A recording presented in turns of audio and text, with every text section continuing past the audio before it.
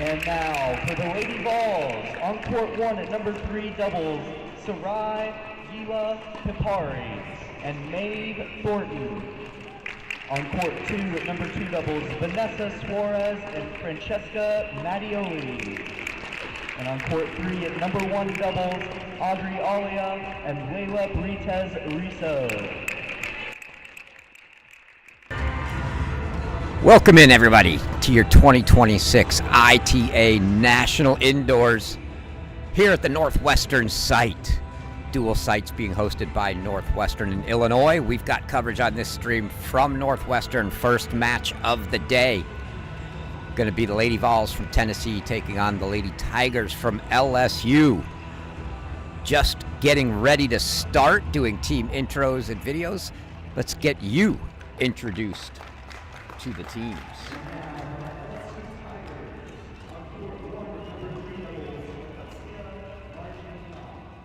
Alexia Marginan, a Romania freshman. Florentine Dekkers, the Netherlands super senior, go Tigers. Addison Lanton, Elgin, Illinois freshman. Cadence Brace, Canada, sophomore, go Tigers. Joanna Sava, Sibiu, Romania, freshman. Indy Patel, Fort Myers, Florida, sophomore. Keena Graham, Austin, Texas, junior, go Tigers. Carolina Kohl, Fürth, Germany, freshman. Ella McDonald, England, freshman, go Tigers. Kenna Erickson, Austin, Texas, junior. Ash Ray, assistant women's tennis coach, LSU. Chris Simpson, associate head coach, women's tennis, go Tigers. Taylor Fogelman, head coach, LSU women's tennis. That was your LSU Lady Tigers. Let's get you introduced to the Lady Vols from Tennessee. Francesca Mattioli, Argentina, sophomore. Sarai Ulipipari, Lithonia, Georgia, sophomore, go Vols. Ayla Mian, Adelaide, Australia, sophomore, go Vols. Maeve Thornton, Knoxville, Tennessee, junior. Kat Olia, Sydney, Australia, senior, go Vols. Audrey Olia, Sydney, Australia, freshman. Vanessa Suarez, Valencia, Venezuela, and senior. Vamos Vols. Leila Brites, Asunción, Paraguay, senior, go Vols. Landry Johnson, San Antonio, Texas, freshman. Robin Goodman, associate head coach for the University of Tennessee, go Lady Vols. Martine Prada, assistant coach for the University of Tennessee, go Vols. Allison Ojeda, San Antonio, Texas, go Vols.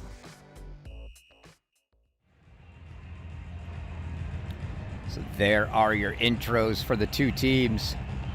Before we even get started, if you're fans of these two teams, questions were abound about the whereabouts or potential whereabouts for a player from each team who are actually playing in the ITF women's event in Orlando today. Neither Katrina Scott for Tennessee or Kayla Cross for LSU here for the match today, as they both have matches down in Orlando today. Remains to be seen when they exit that event if or how quickly they make their way here to the indoors, especially for the team that's still alive, if that's the case. But we will continue without. They're almost through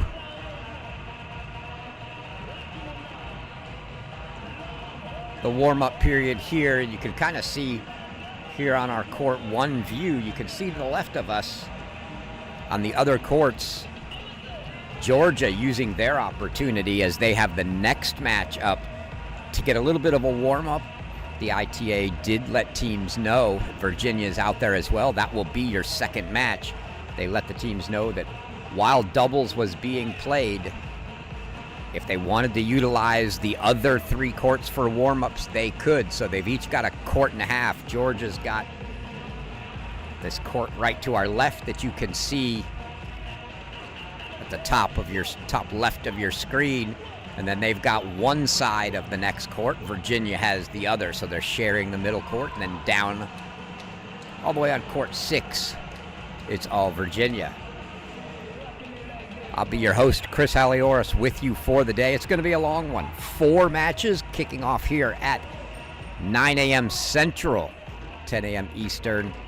We've got 9 a.m. here, scheduled for noon, Georgia, Virginia. I say scheduled. Obviously, this match needs to finish, and they're going to give them a minimum 20-minute warm-up between matches because there's nowhere else to warm up. So should this match go long,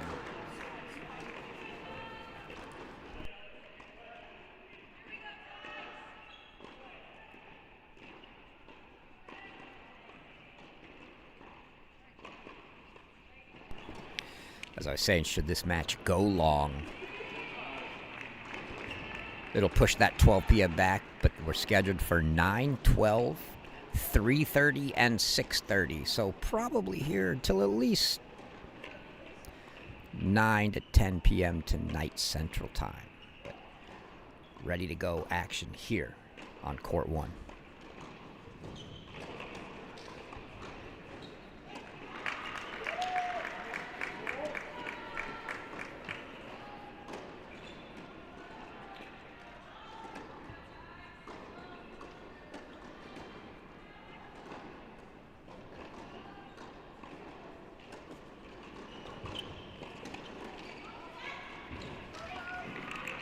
Volley handled by Catolia at the net. It's Layla Brites Riso serving here for the Lady Vols to open it up.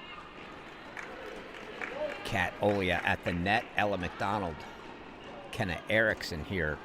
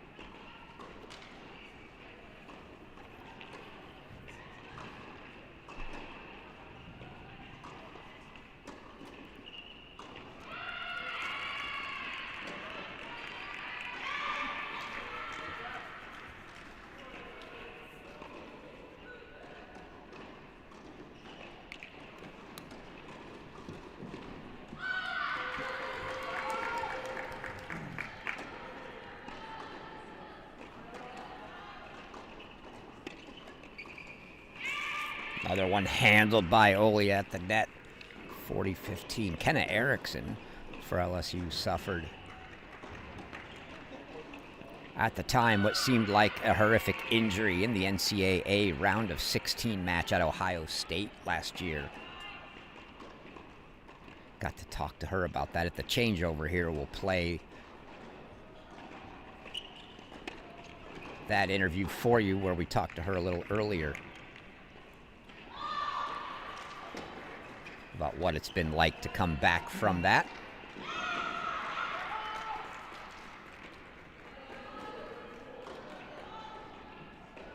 It's Erickson on the left here. Ella McDonald, top newcomer for LSU in the deuce court.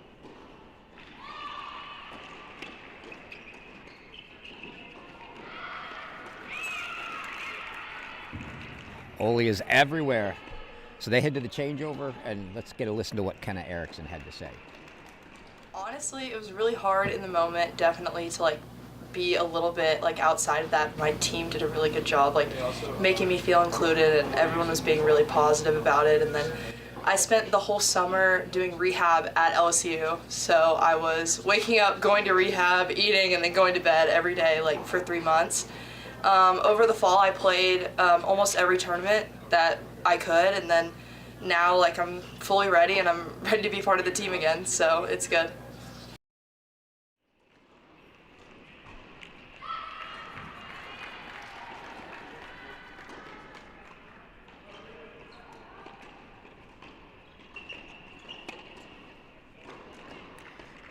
McDonald here.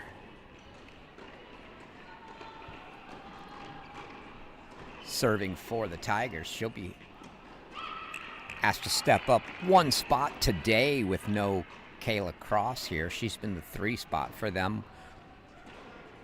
if brace and cross are both in, so it'll be McDonald at 2 in singles today.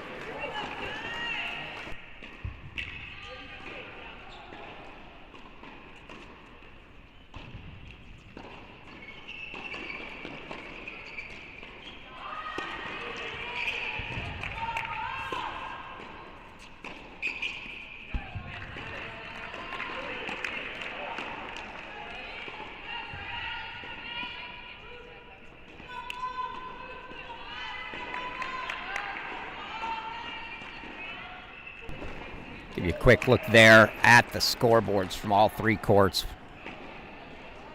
We'll make our way through them at the next changeover here. Stick with this one for the first 3 games. We've also got scores from the other site. I'll pop those up periodically for you as well.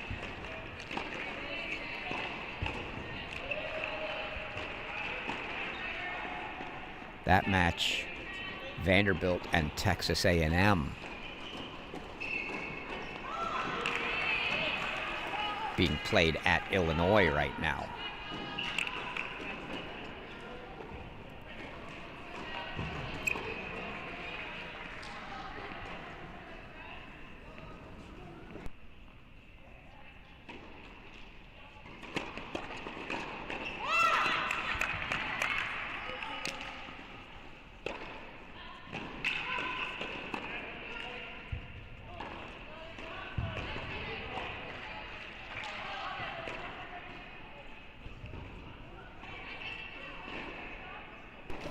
So a couple of holds to get us started here.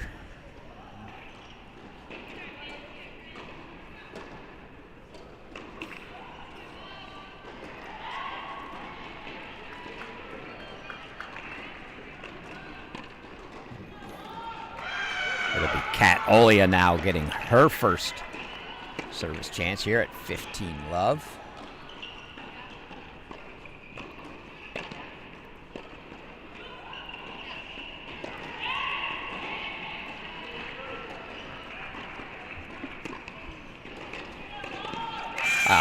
Beautifully handled volley by Britez Riso there.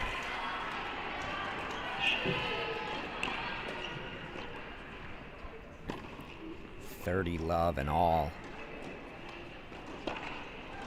Comfortable. Fairly comfortable service game so far here on court 1.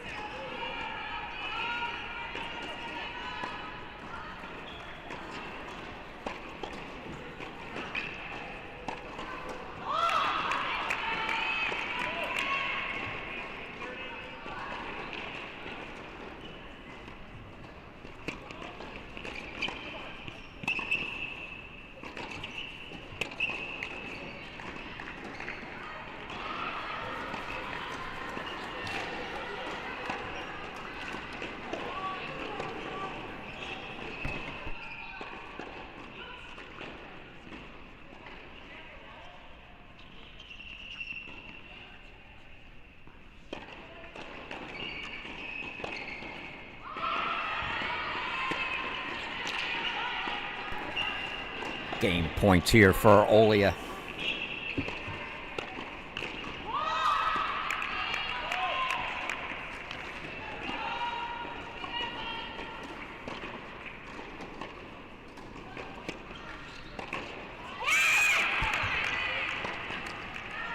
And that's a hold. So 2-1 on serve. Vols there on 1 will go down to court 2. Vanessa Suarez, Francesca Mattioli.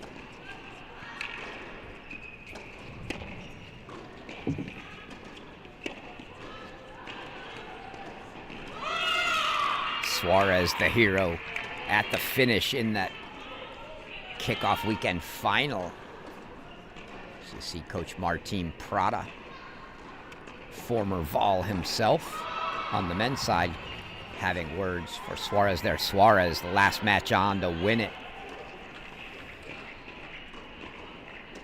for the Lady Vols, and a come-from-behind 4-3 win over Clemson as they trailed 3-1 in that match.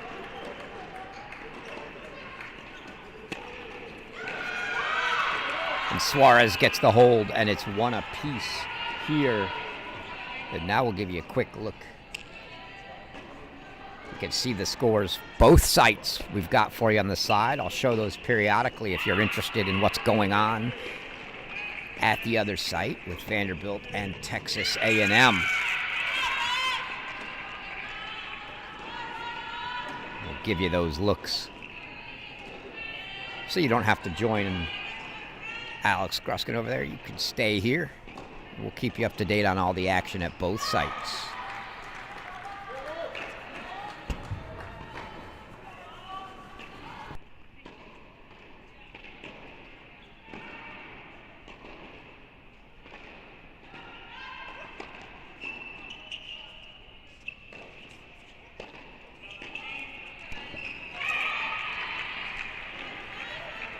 It's been on serve everywhere here, so even a love 15 look early, maybe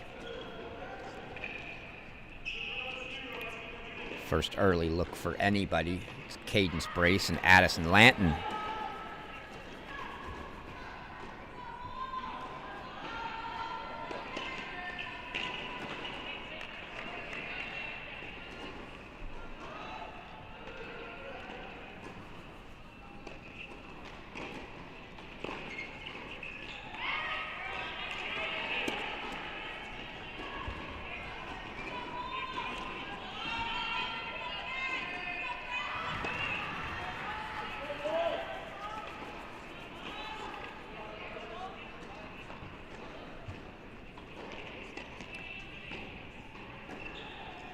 See Prada again here.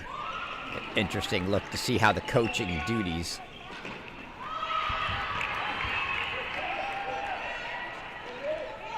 break out across the courts. Right now I can see, looks like Robin Goodman's got 1, Prada's got 2. See if it's Ojeda on 3. Mattioli puts that one away, and now a little bit of a look for the Lady Vols here.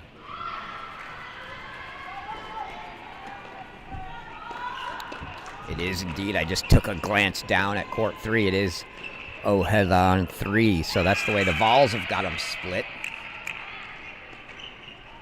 For LSU, it's Chris Simpson on 1.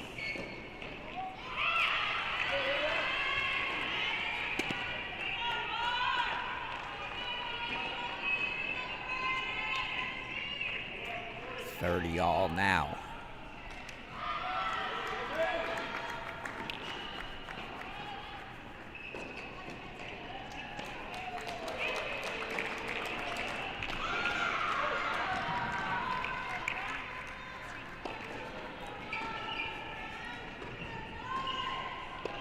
See, right between courts, Goodman and Prada having a chat now.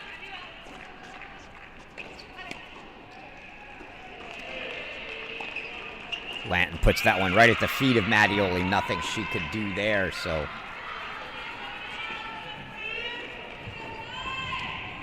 Love 15 and 15-30. They now see a game point.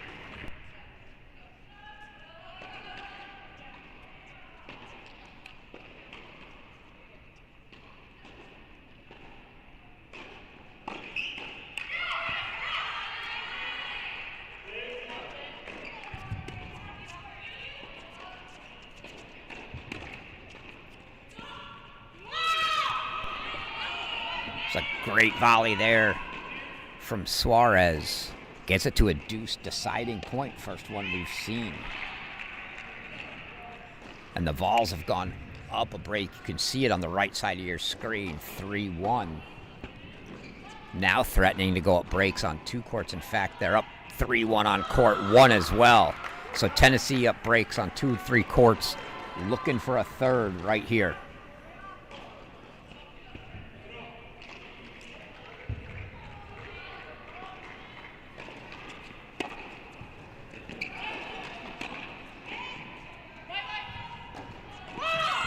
And that one deep, and indeed, the Lady Vols now up a break on every court. So it's all Tennessee early here in doubles, and we'll go down and get our first look at court 3.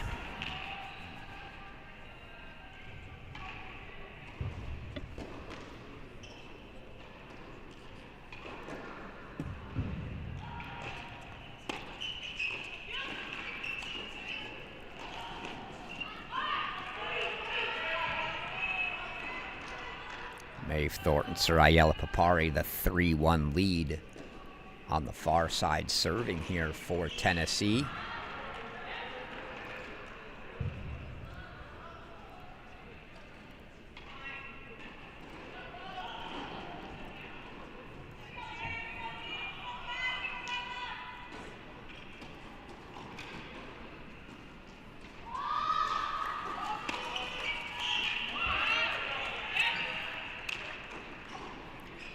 Couple of freshmen for the Tigers here.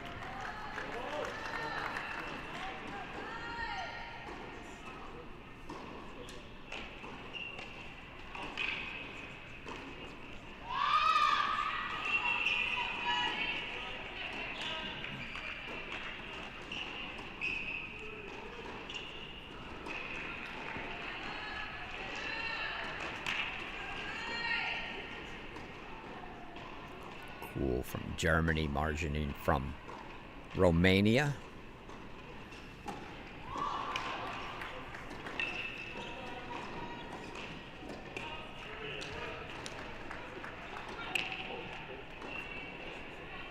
Double fault though there, an opportunity for the freshman to get the break back and get this one back on serve. In what has been an all Tennessee doubles point. First 3 games across the board we were on serve, it felt like everywhere, and now Tennessee's put a big push in. 1 break point fought off, now another deuce deciding point coming up here on court 3.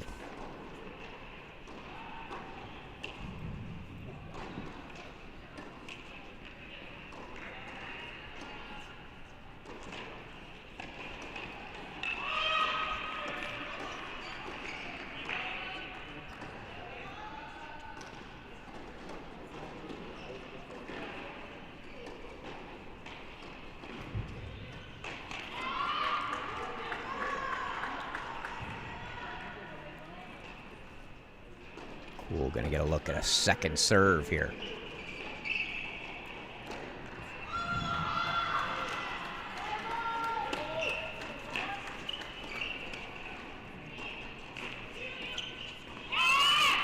And they do get the break back. So the freshmen on 3 get it back on serve for LSU. Can they find it somewhere else? Let's go back to 1. As Olia and Britez Risso maintain their break lead at 4-2 here. And, oh, that was an absolute rip by Ella McDonald. Watched all of the practice sessions yesterday. McDonald was one that stood out. Looking forward to seeing her in singles action. She has all kinds of easy power.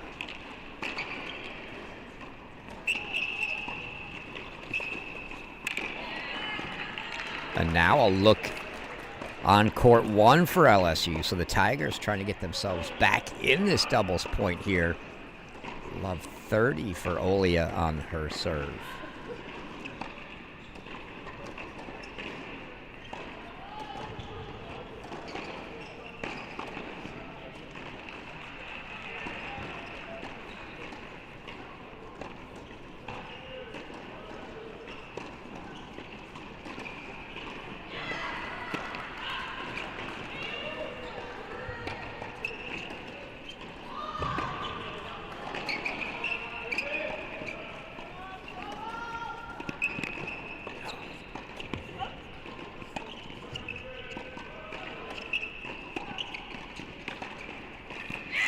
great volley by McDonald.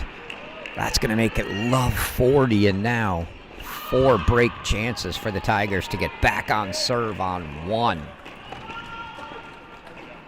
Give you a quick look at the scores.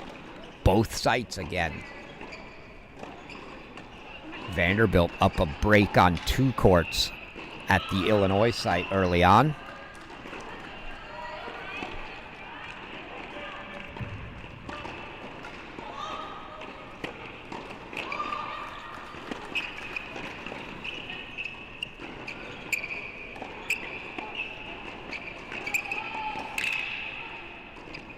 That was a great get from Kenna Erickson to keep that point alive. And the Tigers get the break back on 1.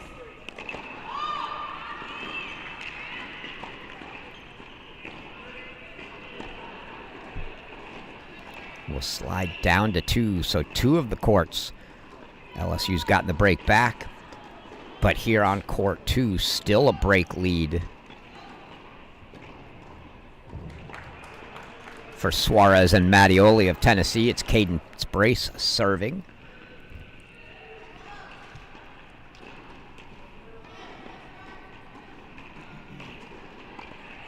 She's teamed up with freshman Addison Lanton.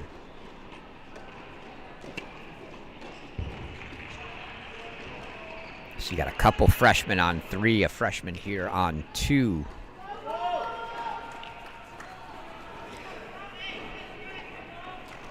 Young team, especially with the absence of Kayla Cross. And there you see head coach Taylor Fogelman. He's got the coaching duties here on 2, although he looks like he's keeping a keen eye on 3 as well.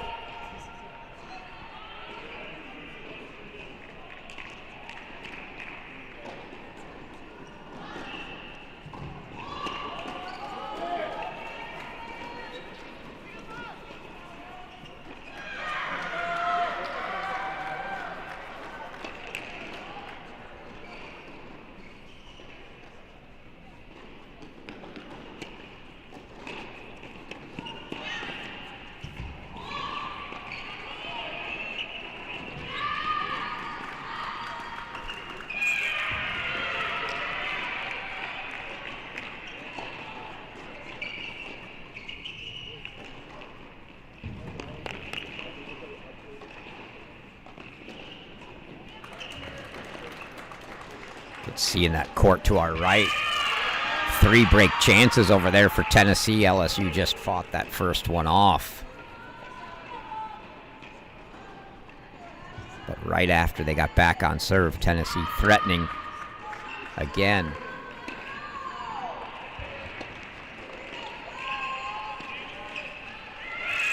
But it's Tennessee threatening here to go up double break.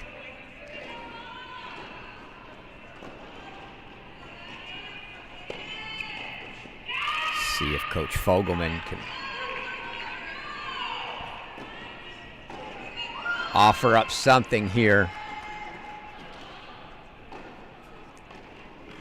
Crucial point for Cadence Brace. Deciding point to avoid the double break. Hole here.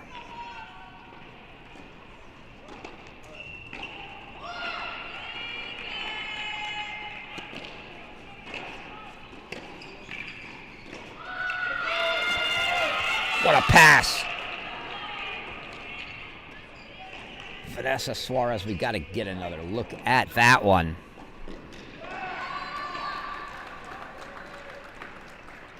Right here. Down the line from Suarez, and the Vols open up a double break lead on court 2. And you can see we just missed that deciding point, but it was Tennessee again on court 3, getting back up a break lead for Yella Papari and Thornton. It'll be Yella Papari to serve now. But the Vols back in control. They are on serve on 1.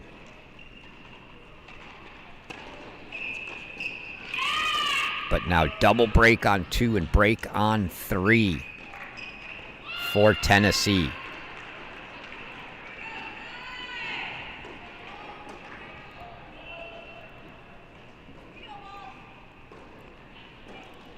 The warm-ups to the left have gone to a single court each for Georgia and Virginia.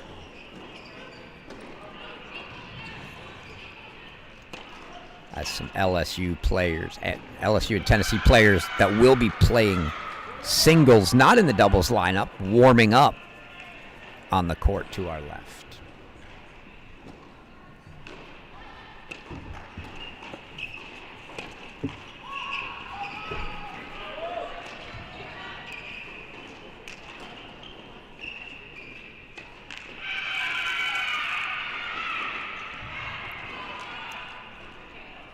Can't say enough about the accommodations here. Beautiful facility, not just the tennis facility here at Northwestern, the entire athletic rec center, the natatorium inside, all the other fitness areas. Beautiful.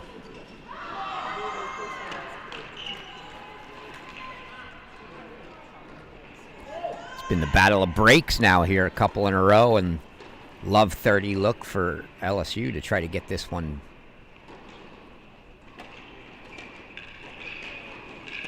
Back on serve again. Oh, just missed.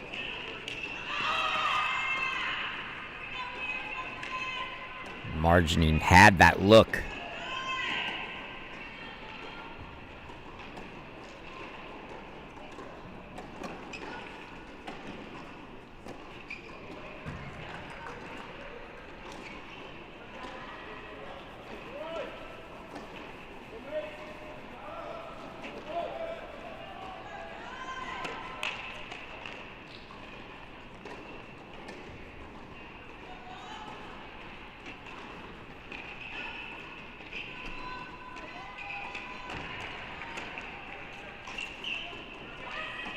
Two missed opportunities in a row there for LSU.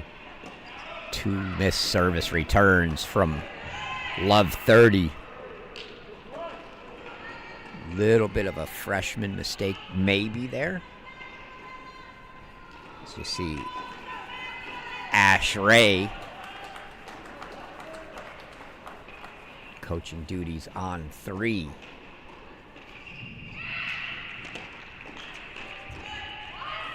Just missing wide, so make it 3 missed service returns in a row from Love 30, and this is going to be the game should they lose it. They look back on where they had their chances. Yellow Papari now 2 game points.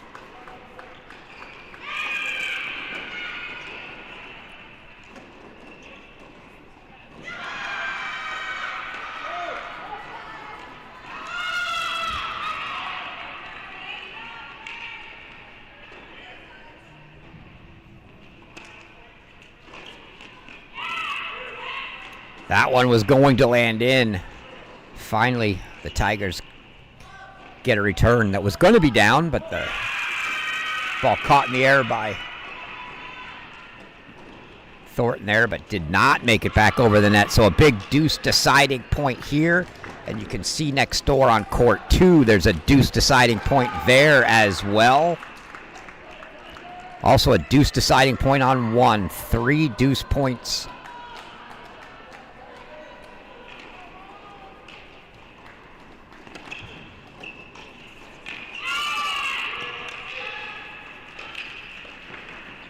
Try to go quickly to 2 to see if we catch it. LSU gets the break back on 3.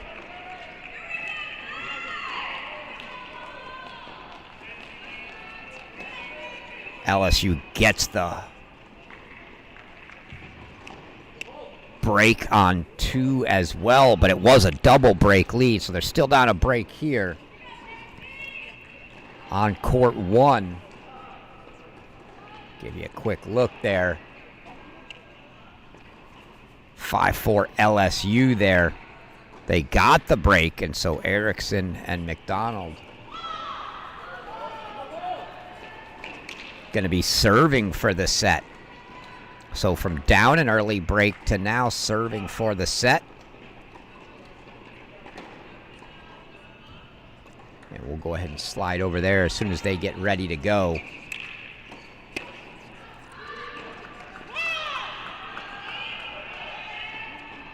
We'll go ahead and move over there now as Ella McDonald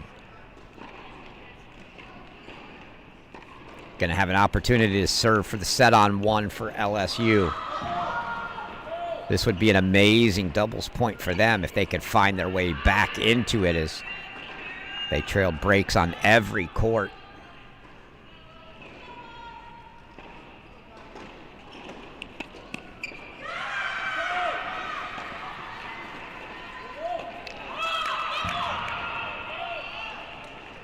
Just missing there. 3 points away here.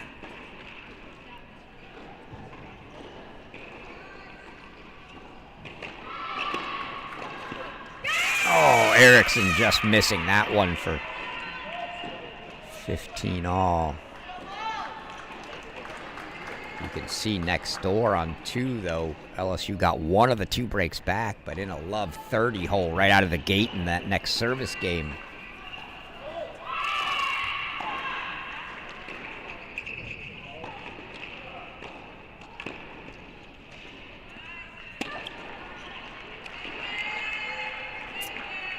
Britez Risso not happy with that return attempt, as that missed return makes it 30-15. And now might see a little extra juice on the serve from McDonald. Now she goes slice wide. Oh, there's the juice on the forehand, and Ella McDonald makes it 40-15. And 3 game chances now. 3 set points here.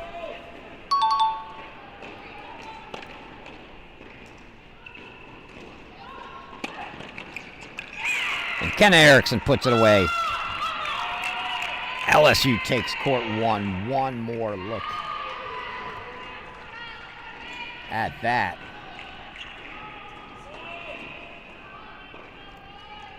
So from a breakdown early, Kenna Erickson finishes it off. 1 set to LSU. We'll go back to court 2, where it's break chances for Tennessee to go back up. Double break here. Certainly feels like court 3 could be the decider.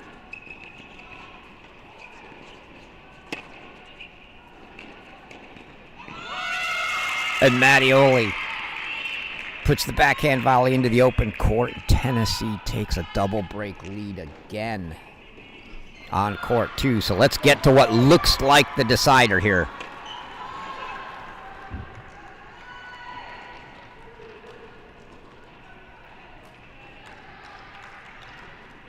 It's a chance to get level on the scoreboard for the first time in a while here on 3 for LSU.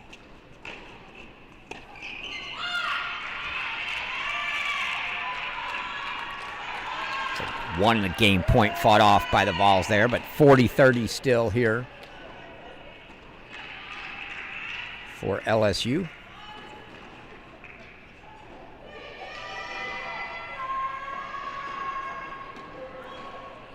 See Ash Ray with duties there. Associate head coach Chris Simpson, as he's backing up to, watching over court 2. And now we've got them all. Taylor Fogelman comes in as well.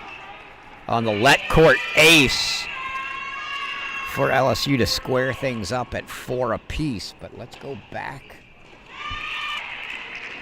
to court 2 now, where Tennessee is serving to make it a set apiece and put it all on 3. It'll be Francesca Mattioli to try to serve this one out for the Lady Vols.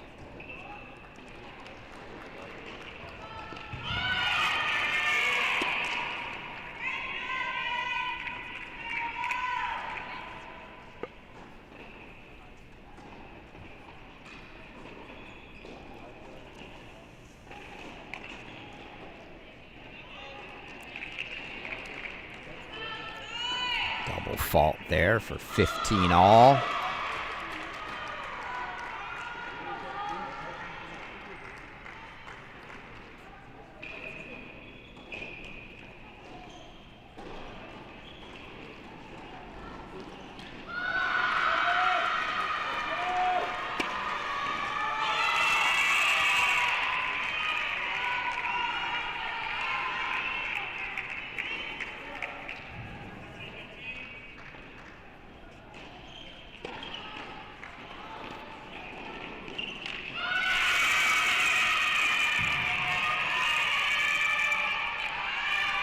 See the scoreboard on that court to the right.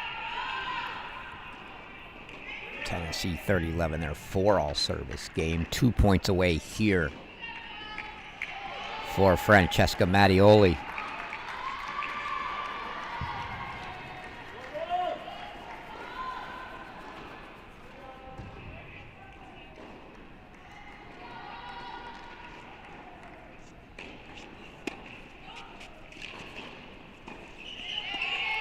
Backhand slice floats long for 30 all, so Mattioli a little frustrated with herself. She gave up one on a double fault and one on an unforced error, just floating the backhand slice long. So 30 all, a little spot of tightness. You see 40 love for Tennessee cruising in their service game on 3. Be a lot of pressure on the freshman duo for LSU. Wow. Cadence brace.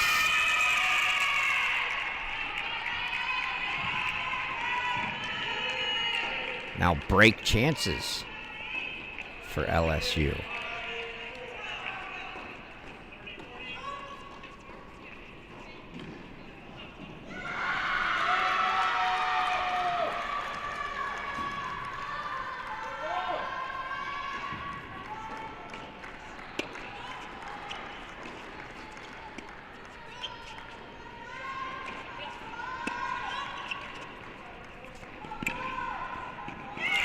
Good volley from Mattioli there. Brace able to get to it, but not able to get it in play. So it's going to bring up a deuce deciding point.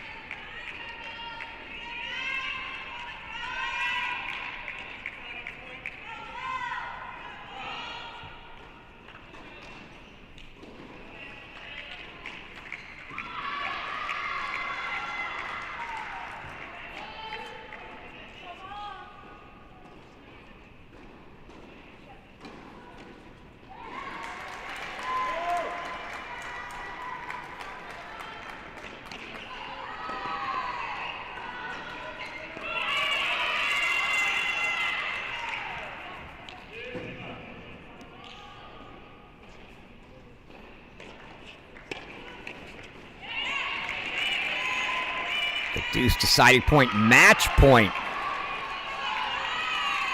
Goes the way of LSU, so they get back.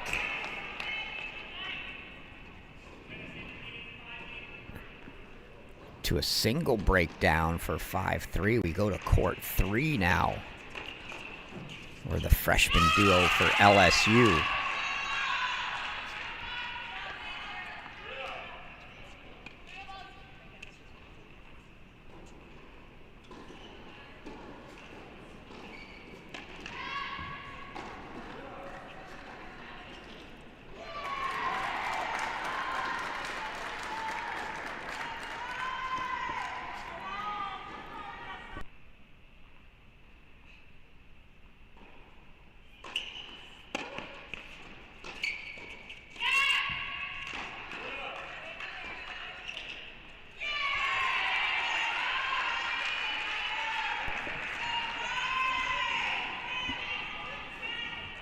Much needed, comfortable start to this service game for that freshman duo at 4-5.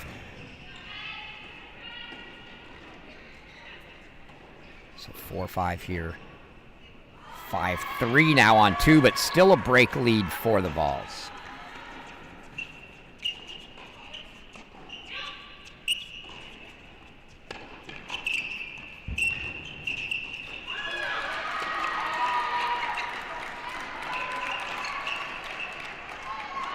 just deep on the lob for 40-15.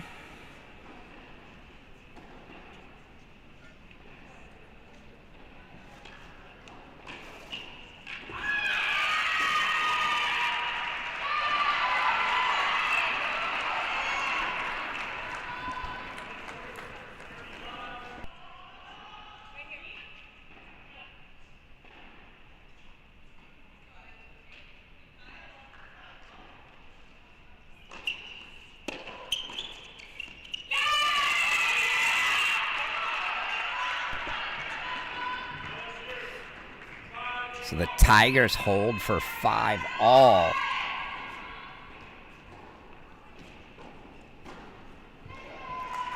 We'll jump back to 2. We'll go split if we get super critical, but 5-all, they've got a couple games to go, at least on 3 now. Let's see if Brace and Lanton can at least force Tennessee here to try to serve it out again.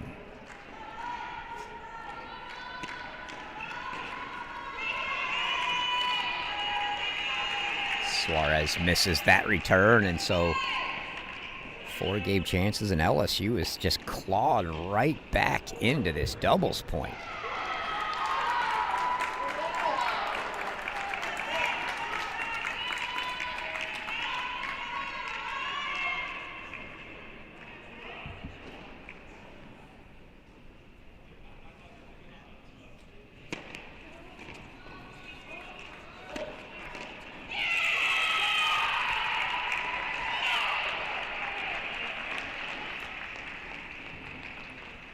So Brace holds, gets it to 5-4. Tennessee to try to serve it out again on 2. We go back to 3.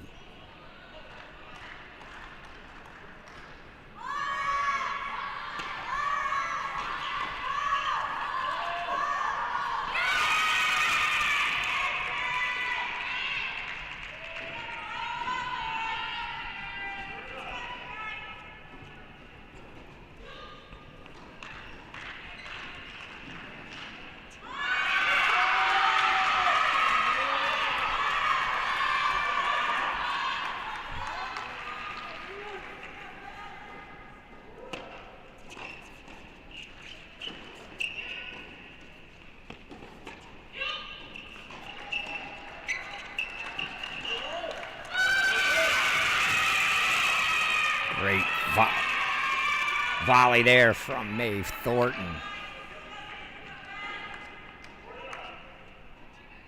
After back and forth break battles, it's been very routine holds from 4-all. Easy hold for the Vols, easy hold for the Tigers, and now 40 love here for the Vols at 5-all.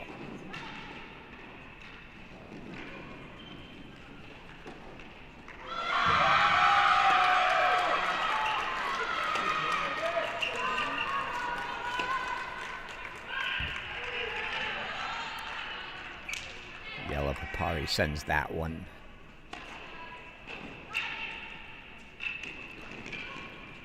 Long.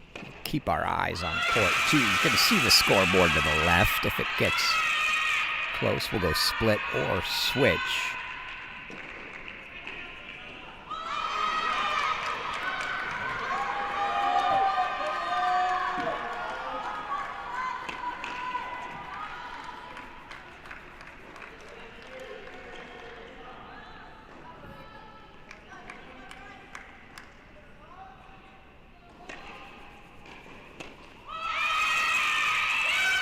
Return long. Yellow Papari holds for 6-5. Go back to 2. Suarez and Mattioli serving for the match to level this one at a set apiece. It's Vanessa Suarez now serving at 30-15.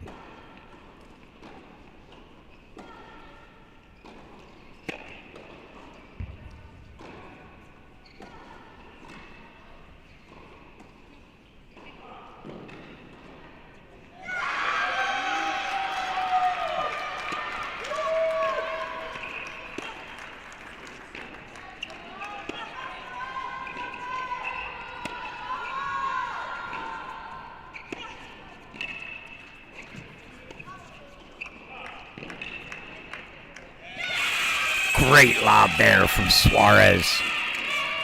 40-15. Triple match point for the Vols. So 3 set points coming, that to put it all on court 3.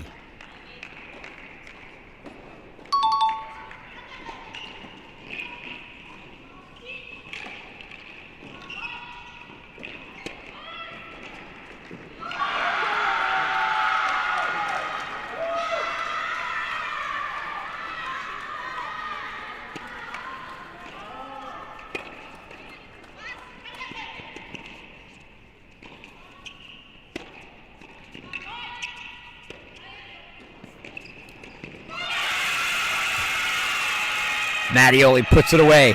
Suarez and Mattioli level us up. One more look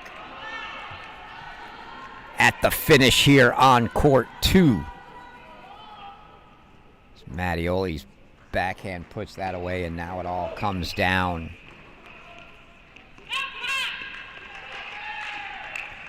To court 3.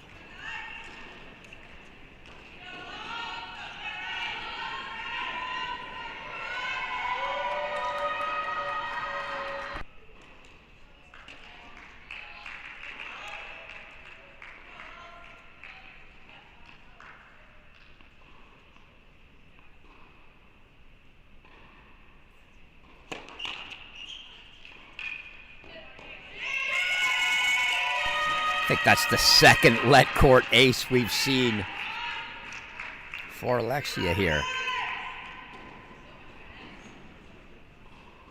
And they will take that for sure. That gets it to 30-15.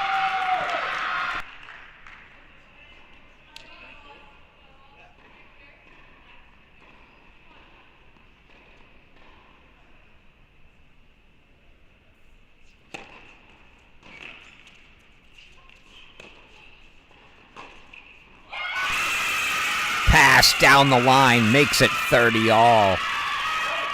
And you can hear the Vols now.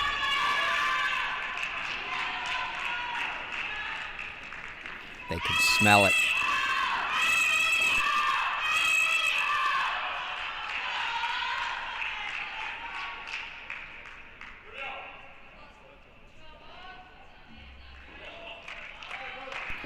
See if the freshmen have the nerves here.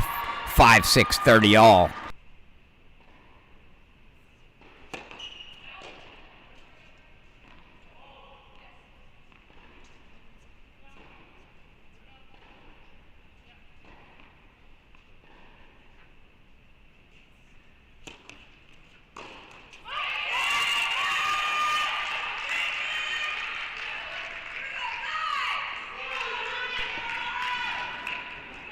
Game points now. 2 of them here for LSU to try to force a break or to decide the doubles point.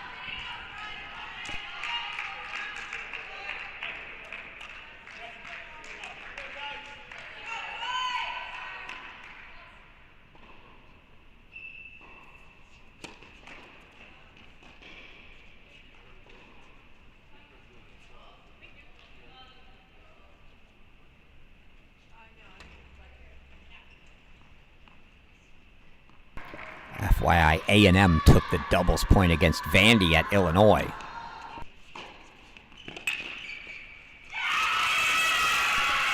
Big return there. It's a deuce deciding point, match point coming up here.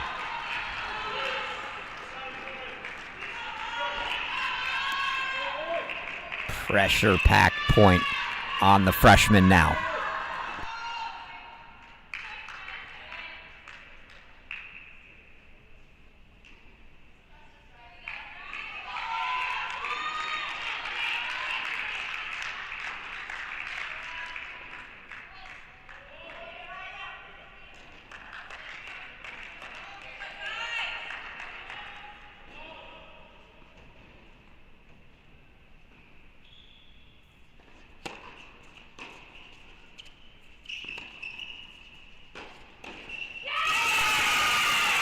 No issues at all. What a great ball on that second one from Marjani. She took that short ball on the rise. Very tricky.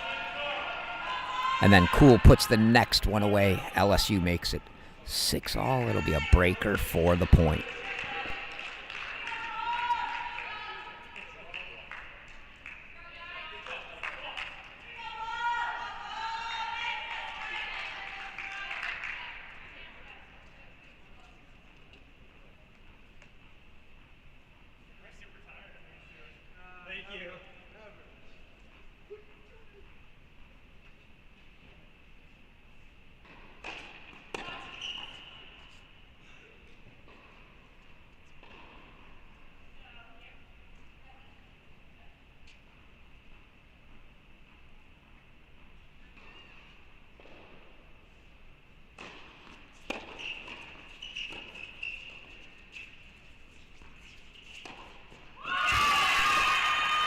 Decided to play that one at the last second after it already really gotten past her, realizing it was going to drop in, and so the first mini break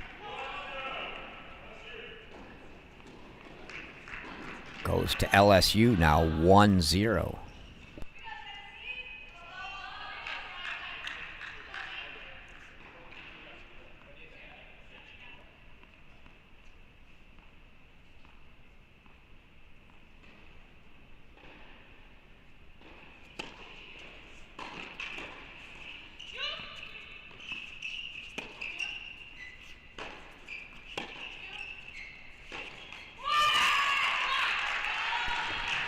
Backhand into the net, 2-0 Tigers, keeping that mini break lead. Another serve coming for Cool here.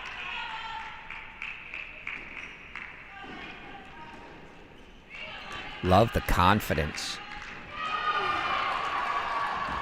for head coach Taylor Fogelman and associate head coach Chris Simpson here, letting Ash Ray stick with the coaching duties. He's had the girls all match. He stays there.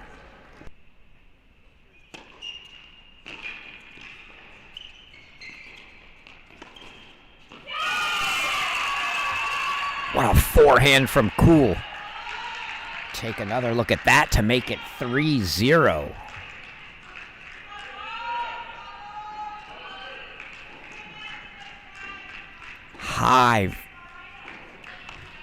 High bouncer. She waits on it and rips the cross-court winner. So 3-0 Tigers.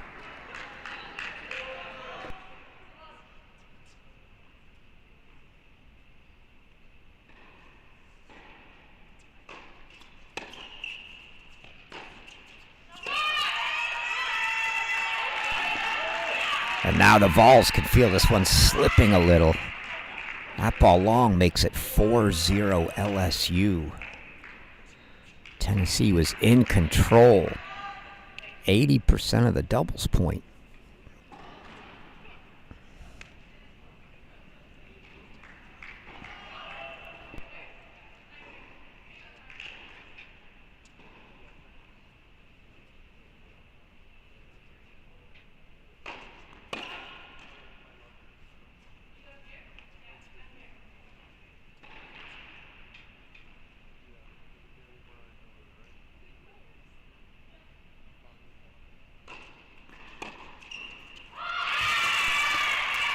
Missed that return. We saw this in one of the earlier games.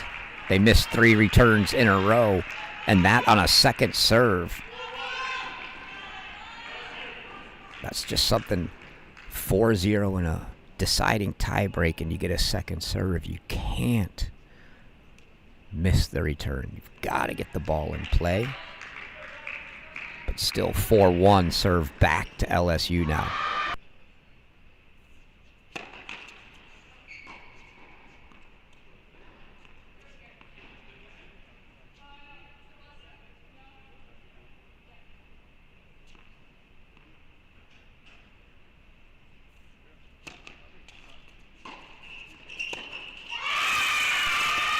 One of the 2 mini breaks retrieved by Tennessee there as they'll change ends. 4-2 LSU. One more serve coming, though, for the Tigers.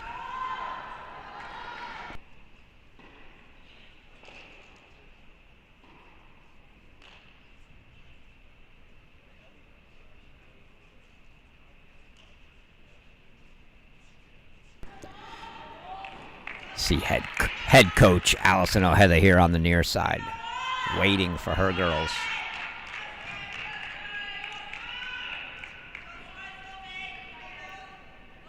You almost wonder if she had an inclination that this could be the one it came down to. She's been here on court 3 the entire time for Tennessee.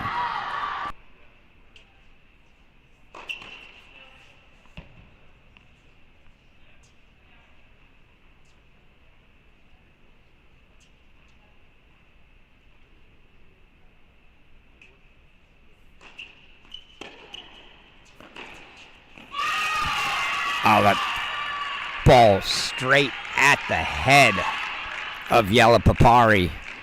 She couldn't hit it. Did enough to just get out of the way, and it lands for a winner. And now LSU 5-2. Just one mini break, though.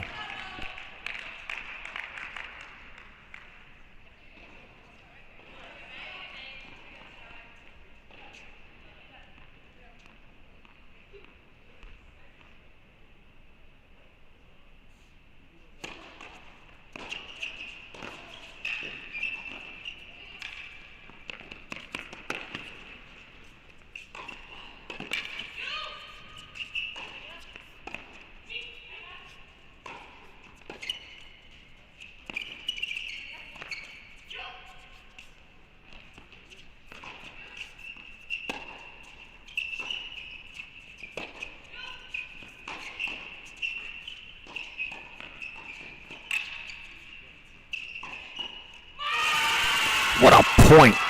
I wish my replay went back 30 seconds, as most of the action was prior to the last few there, but LSU outlasts the Vols there.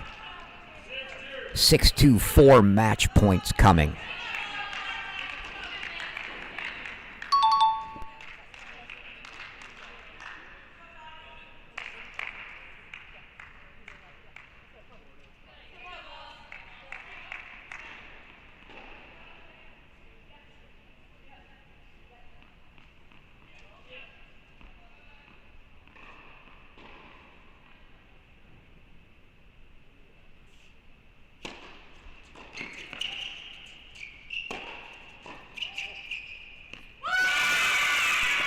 Luckily for the Lady Vols, that one floating just long.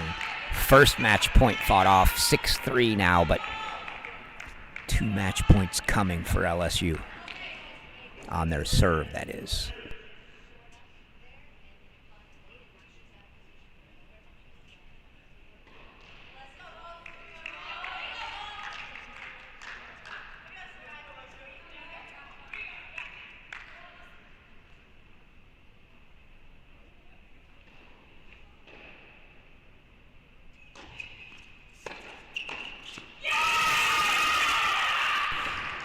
The volley put away, and LSU takes the doubles point. What a come from behind doubles point for the Tigers. They trailed breaks on every court early. Double break on 2. The one they did end up dropping, but they come back. 6-4 on 1, 7-6 from a pair of freshmen on 3, and that's going to do it for the doubles point. We'll take about a 5-minute intermission here as they transition over to singles. And we'll be back in 5 with the singles lineups and first serve of singles. We'll see you in a few minutes, folks.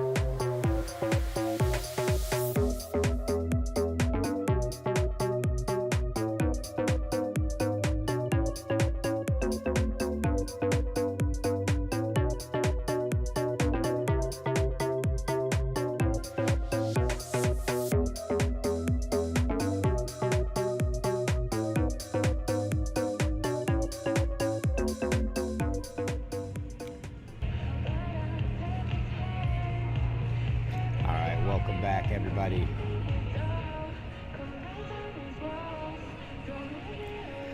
Getting set here for our singles action as we get prepared to get into that. As LSU takes the doubles point, we spoke yesterday with head coach Taylor Fogelman on his hopes and expectations for the year. Let's get a listen to what he had to say.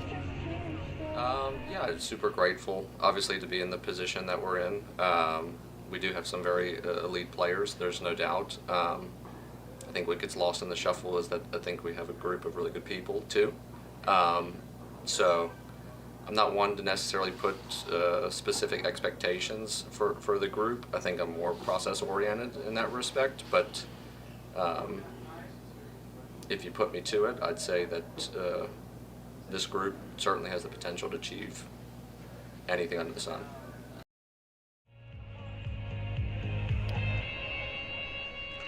That, I think, Coach Fogelman's way of saying, hey, we could win it all. And there's no doubt they are on the list of championship contenders.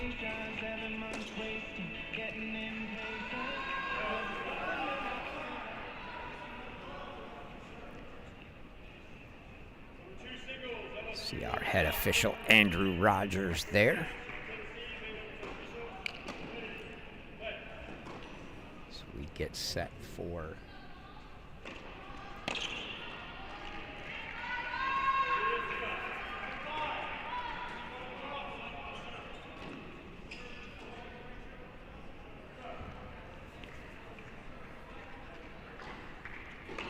singles action just getting underway here now.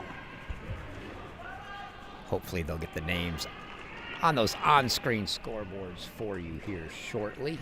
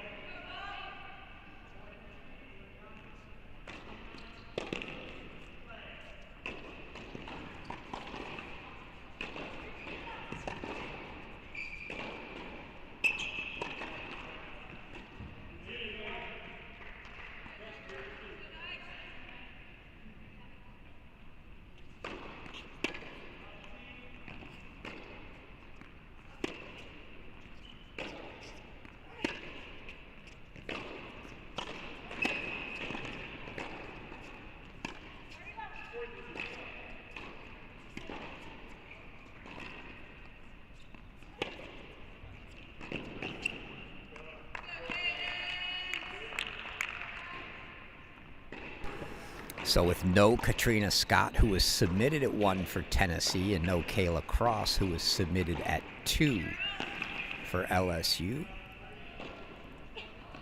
everybody here will slide up a spot with the exception of Cadence Brace. Brace was listed at 1, but all the Tennessee players move up a spot, and everyone but Brace will move up a spot for LSU.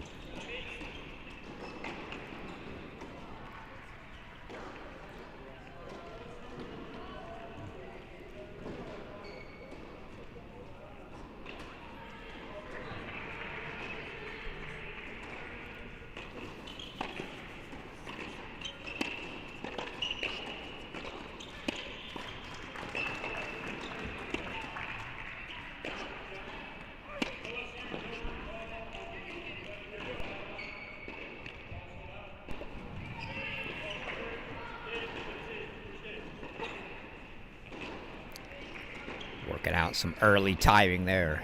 Cadence Brace as that forehand into the net made it 30 all.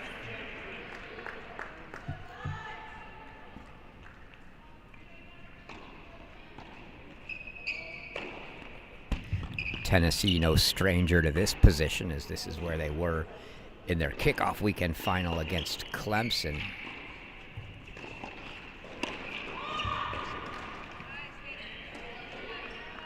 Good deep heavy forehand from Brace there. Caught Suarez on her back foot. A couple break points now. Opening game on court 1.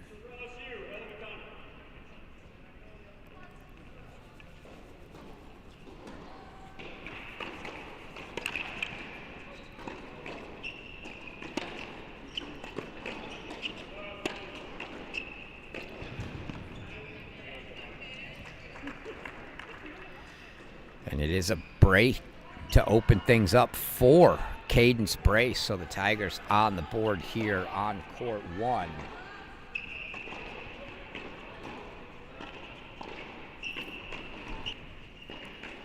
We'll go down to court 2.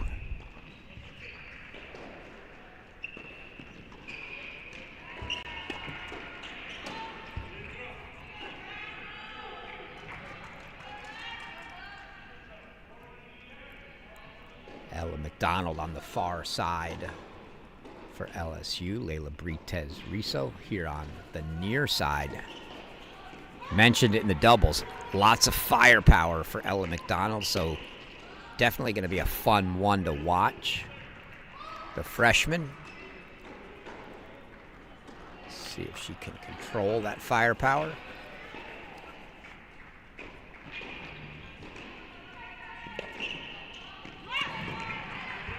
Brites Riso with the winner there.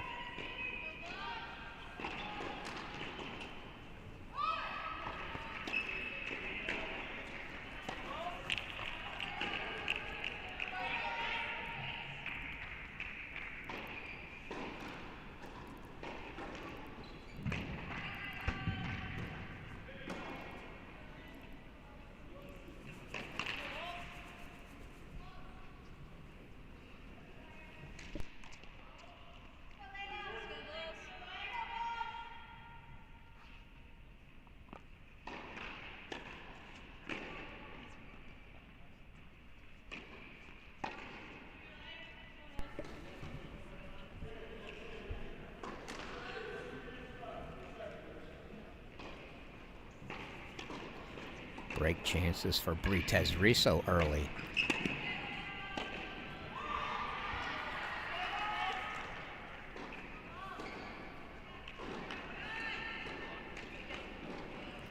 The double fault. Maybe a little nervy from the freshman. I'm sure she'll settle in, but much needed start for the Vols here on 2. We'll keep our eyes on all 6 courts. Our vantage point, just in case you're wondering, is almost about where you're looking here. We're right behind that big scoreboard. You can see maybe 20 feet to the right of the camera here on this court. We're sitting right center of the stadium up top with a good view of all 6 courts.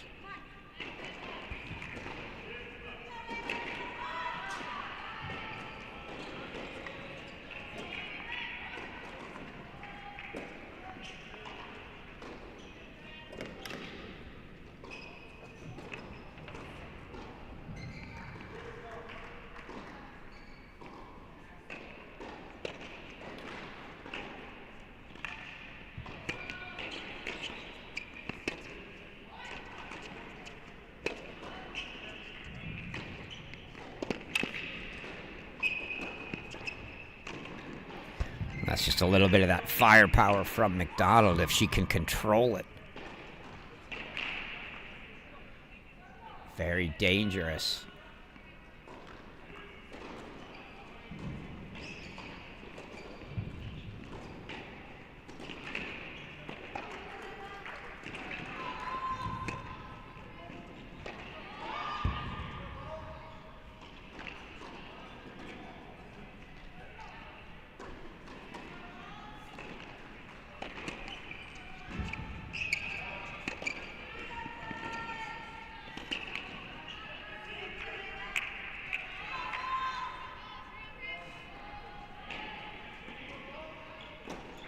Missed by Brites Riso makes it 15-30 and a chance for McDonald early. A lot of freshmen at play here for LSU. Be interesting to see how they come out of the gate.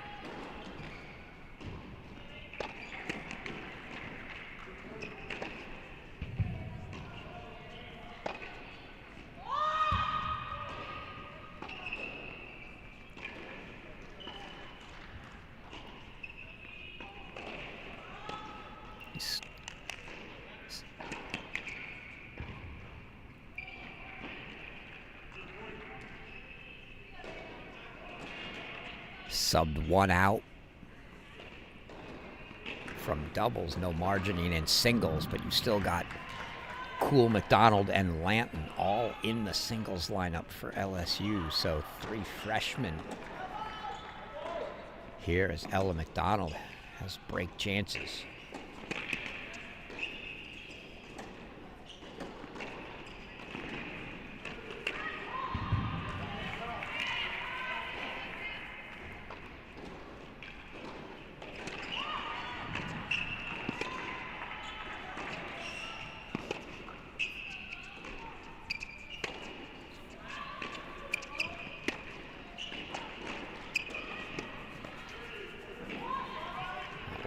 Deep. First one fought off by Britez Riso.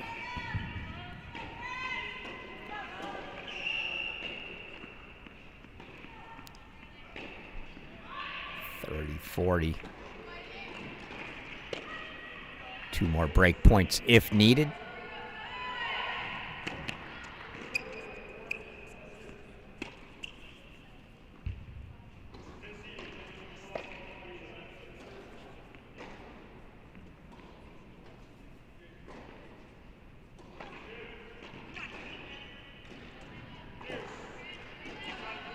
That looked like a challenge from Britez Riso. 1 for make it deuce. We'll see this point, and then I'll let you know how that played out. But a deuce deciding point now for Britez Riso.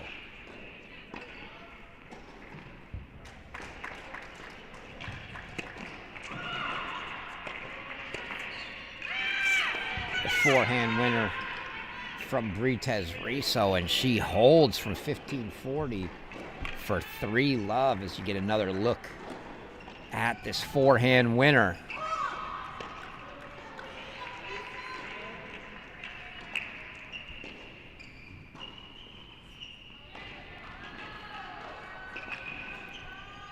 We'll move down to court 3.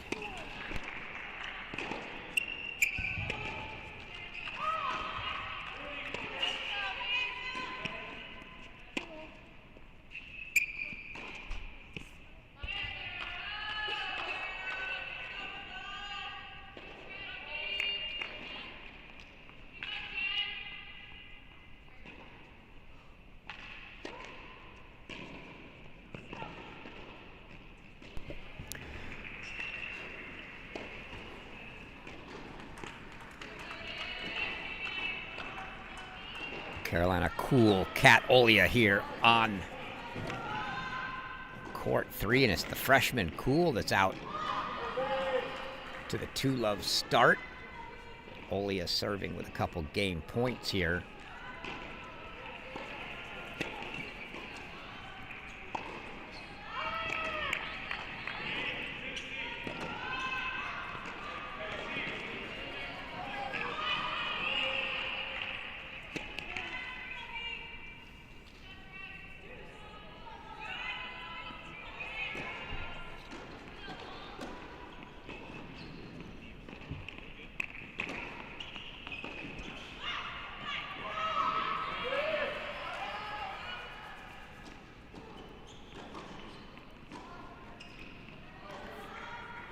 Deuce deciding point for Olia now.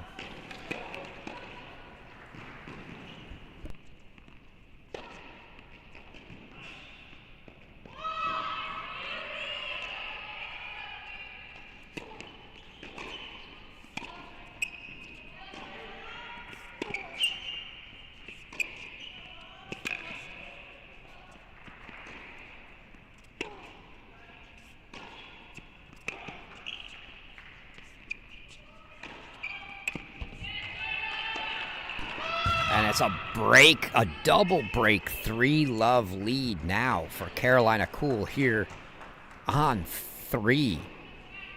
We spoke to Catalia yesterday at Media Day about that kickoff weekend. And she was the first singles match off and then had to watch everything, and asked her if she was a little more nervous playing or watching. And here's what she had to say. Definitely more nervous watching, but I had a lot of faith in the team. I think we were all battling really hard in the third sets, and we know that when it gets to a third set, we feel like we have the upper hand, and when it gets to those tough moments, we're gonna fight. And so I was nervous, but honestly, I felt really good that all the girls were gonna be able to pull through, and luckily we did, and we're here.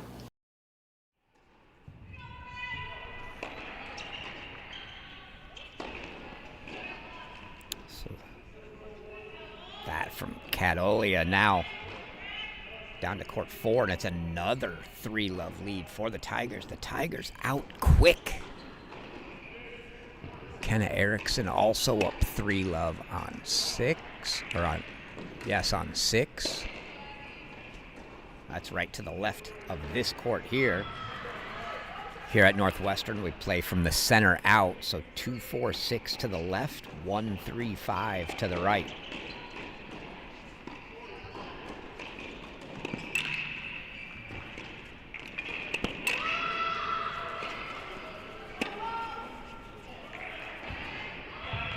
Just missing that forehand. You can see her reaction to it.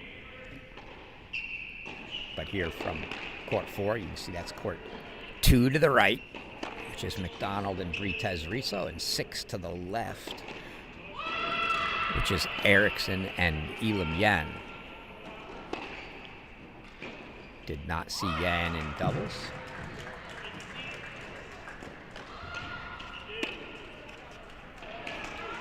But LSU right now, 3-love leads on 3 courts.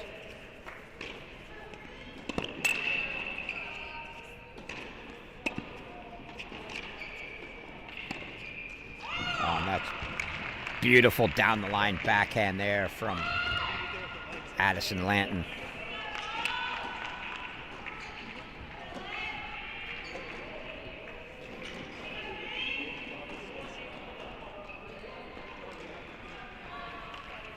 Take another look at that one. Dug it from down low, right up the line, almost pushing it up that line. And now break chances for a double break lead for Lanton.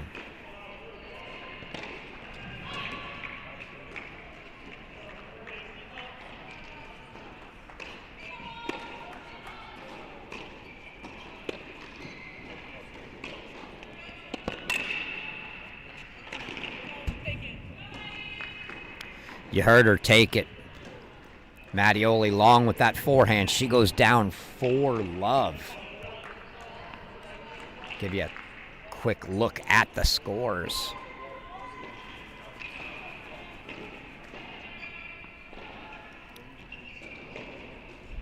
Four love here. 4-love for Erickson. Still 3-love, but 40-love for Carolina Cool, and LSU is off to the races. But this is no strange situation to Tennessee. Very similar to the way they got started against Clemson.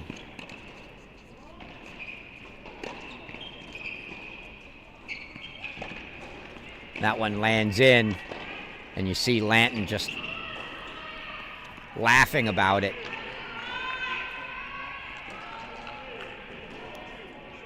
She's been dominant early. I think that's a laugh of, so that's how you're going to have to beat me, huh? And if you have to do that, I like my chances, says Addison Lanton.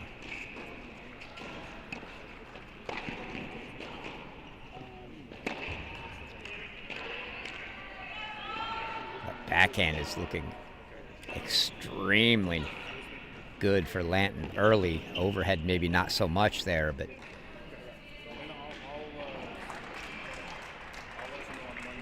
might test. Try to play through that forehand a little more here right now.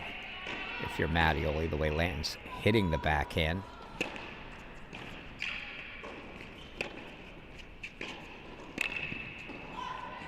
Oh, beautiful volley there. Addison Lanton's got it all right now.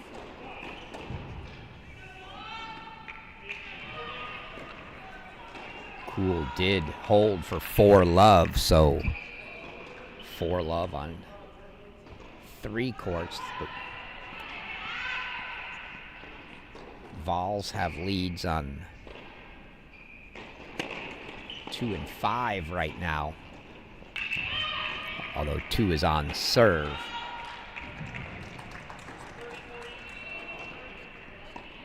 Cates braces up a break on 1, so 4 courts break leads for LSU.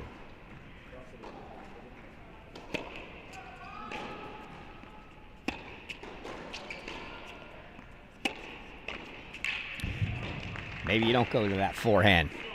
Addison Lanton's just not missing anything.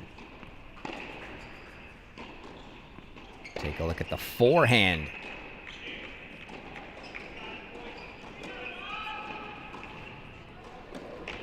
Up the line there from Lanton.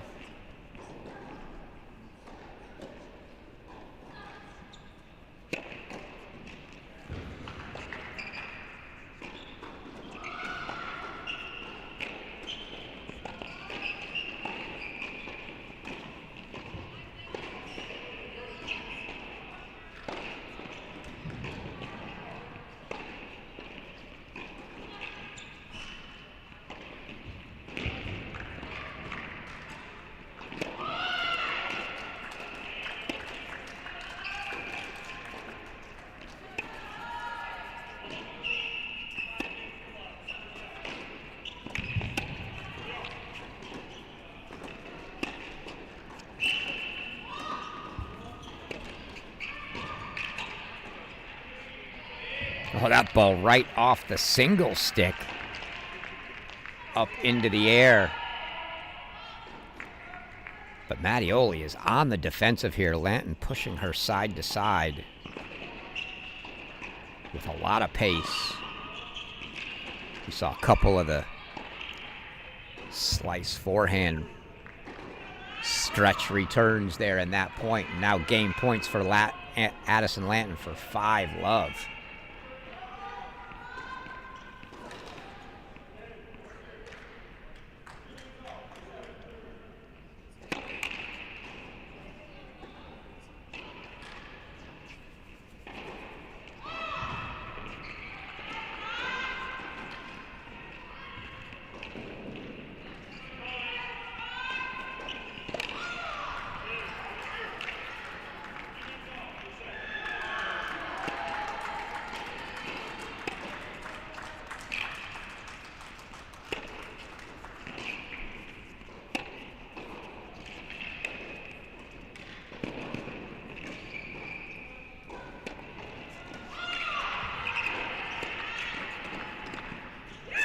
What a point from Addison Lanton. She showed the wheels getting to the short ball, put it down the line.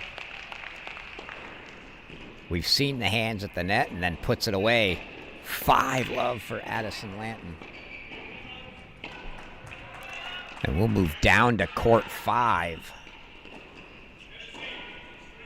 First look in here, Sarai Yelapapari. Looks like they're headed to a changeover, so we'll go to court 6, which actually good timing, because we don't like to miss the ends of sets, and it could be one here as Kenna Erickson puts that overhead away for 30-love. She is all over Elam Yan.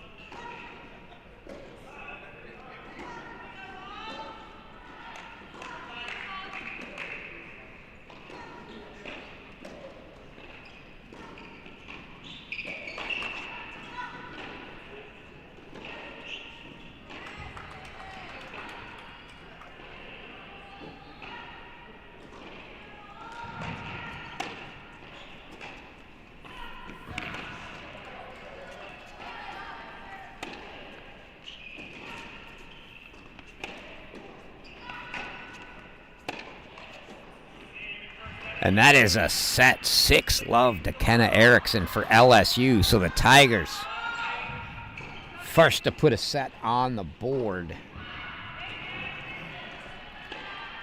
So we'll go back to 5, where we didn't get to check in. Florentine Deckers, Sarai Yelapapari here. Deckers looks like she's gotten warm, has shed the long sleeve she had on. Not going to see any shortage of easy power from Deckers either.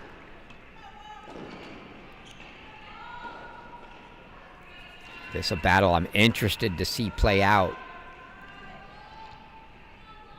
Decker's going to be a little more high risk, high reward, most likely.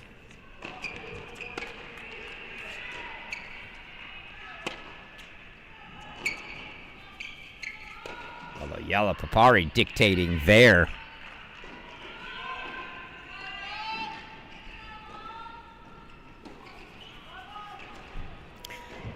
We'll keep a slight eye on scores from Orlando, where each of these teams have a player playing in that ITF. Katrina Scott for Tennessee, Kayla Cross for LSU.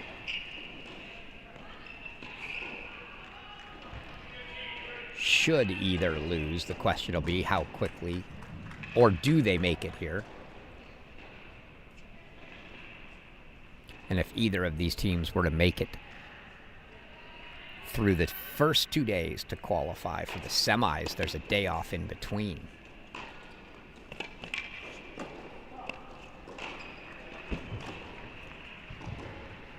Deckers puts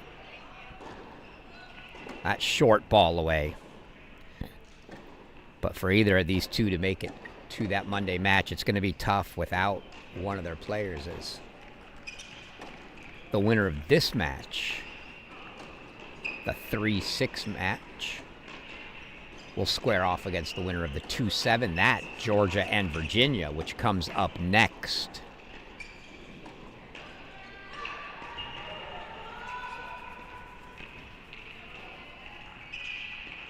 Got to figure Georgia the favorite. They're the 2 seed, but they're a very young team. 5 newcomers, I think.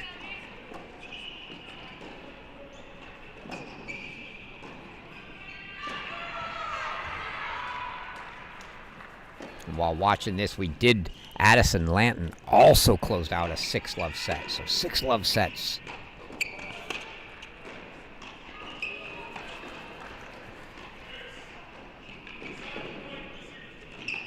On 4 and 6 for LSU. You see Cadence Brace 4-1, Carolina Cool 4-1. It is all Lady Tigers at the moment.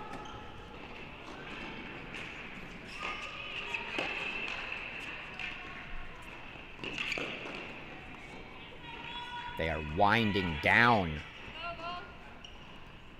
first set play at Illinois.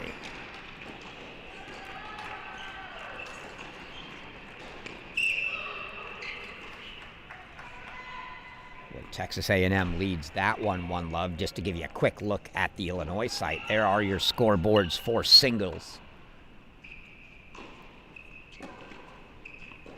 At Illinois right now, 2 sets in the books for Vanderbilt. So that one's shaping up to be very tight.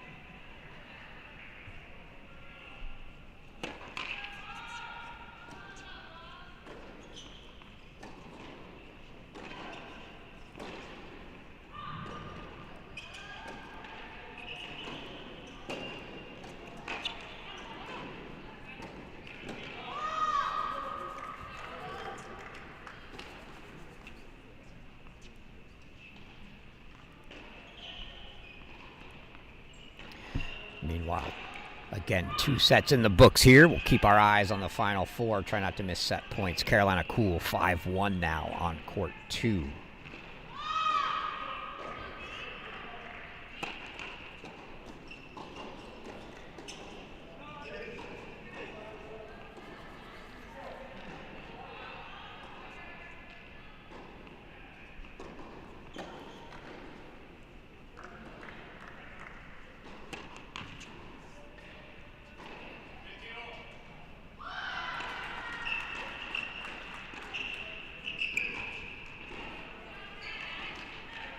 Mentioned Addison Lanton. Took her first set, 6-love Addison from Elgin, Illinois. So, say, good shot. She's got some fans here. Playing closer to home.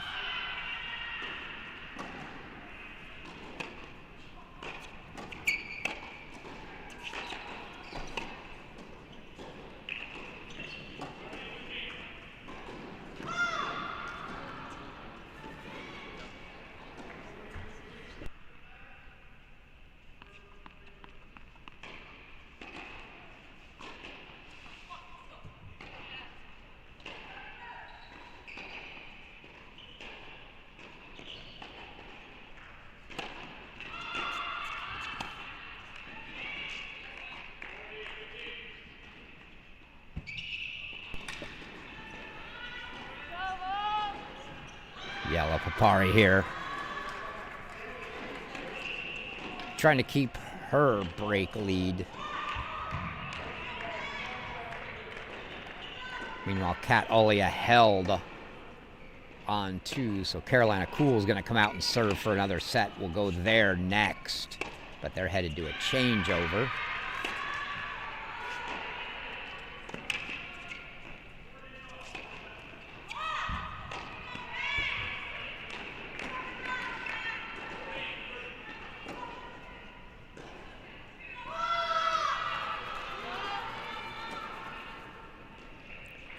Suarez gets a break back. She was double break down 4-1. Gets one of them back for 4-2 on court 1. But the only close singles match right now, court 2. Ella McDonald, Layla Britez Riso. They're 4-all. Game points here for Yella Papari.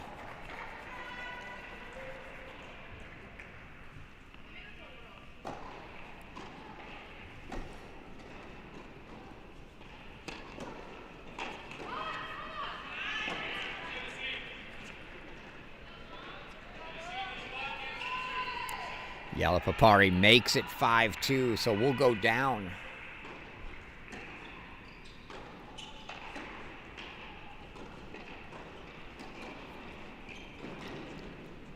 To court 3, where Carolina Cool for LSU is going to serve for the third first set for the Tigers here.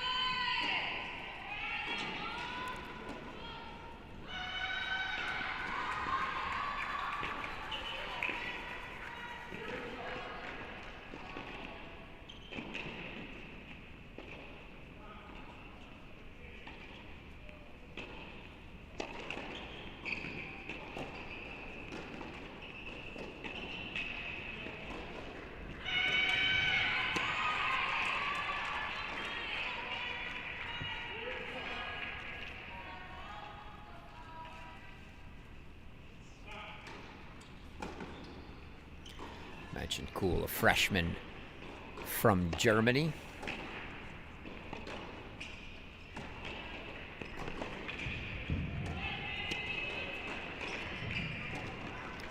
Double fault to open the game from her there.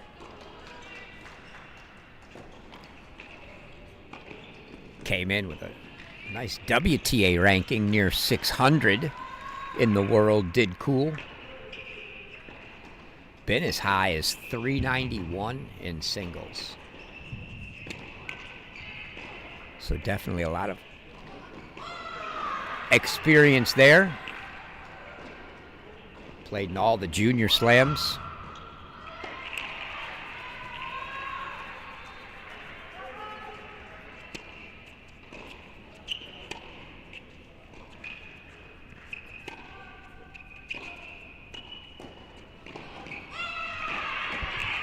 Great pass there from Olia.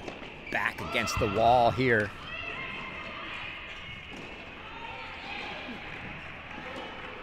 For the set. See the approach. Olia on the run. Forehand down the line. So love 30.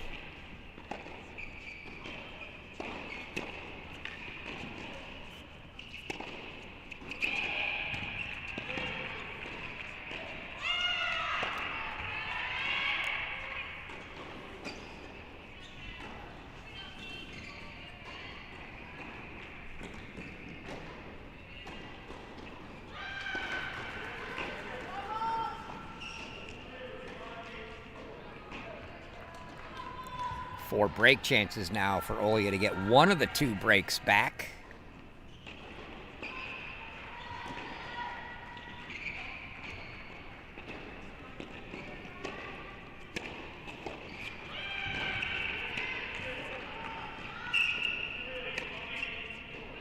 First one fought off.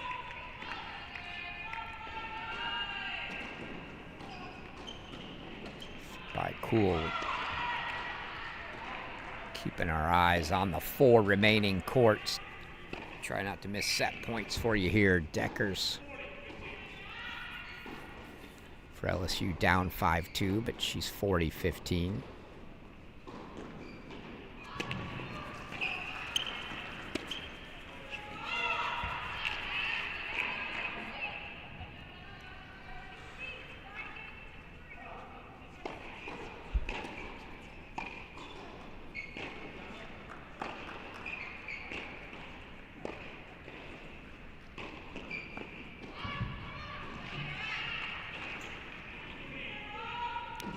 Get that squared off. It's not 6-2. It is indeed 5-3. So the break for Olia.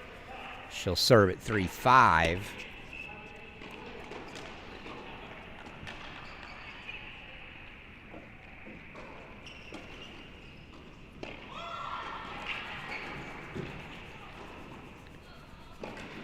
Close everywhere. We may have to go to a split or a triple box here shortly with all these first sets now winding down at the same time.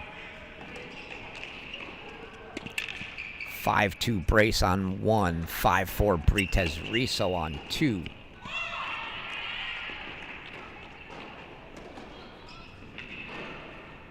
Give you a look here at those final 4 first sets.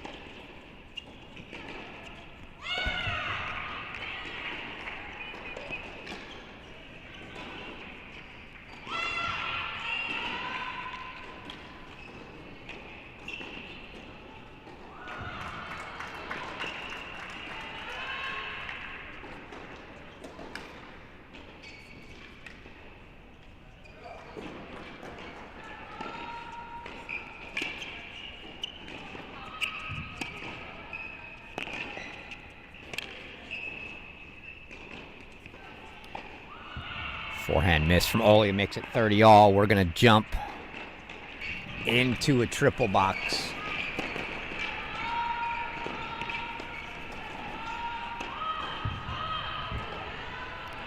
Briefly, but we've got some sets winding down. 30-all here. We've thrown court 5 and court 1 up. Also have court 2, but Ella McDonald has gained points for 5-all there.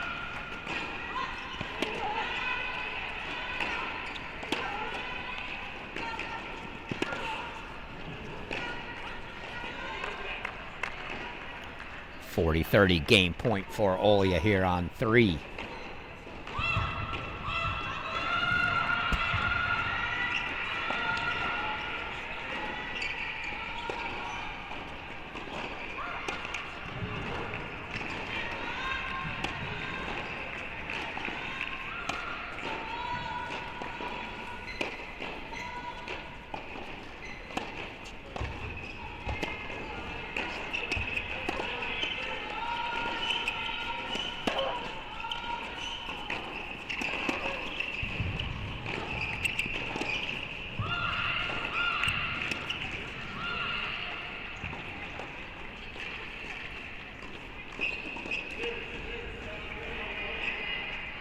Swapped into court 2 in your top left as it's a deuce deciding point, set point now.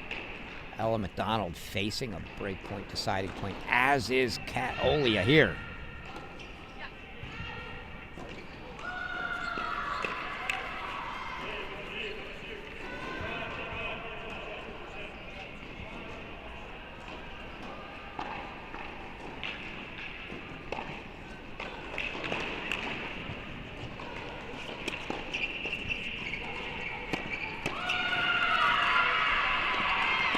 Oh, great volley from Olia. She fights off the set point.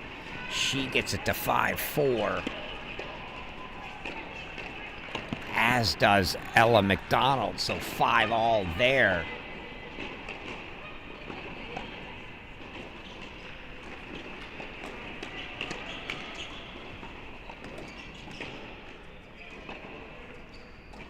Go full screen here to 1, where Cadence Brace has set points to make it 3 first sets.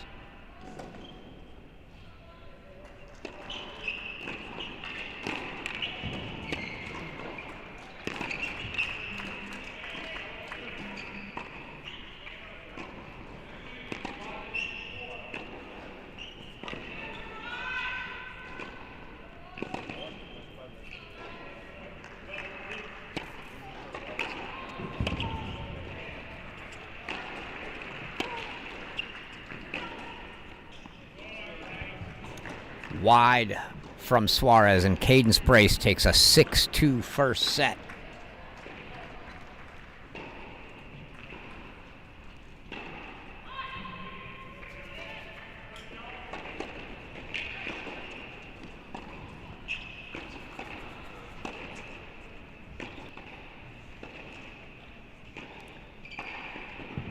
So we go back to court 3. Carolina Cool now serving for the set once again for the second time here. Deckers has gotten it back on serve on 5 for LSU. So 3 first sets in the books. They're serving for 1 here. And now they're back on serve on the other 2. Tennessee, not a break lead anywhere. Tough start for the Lady Vols early.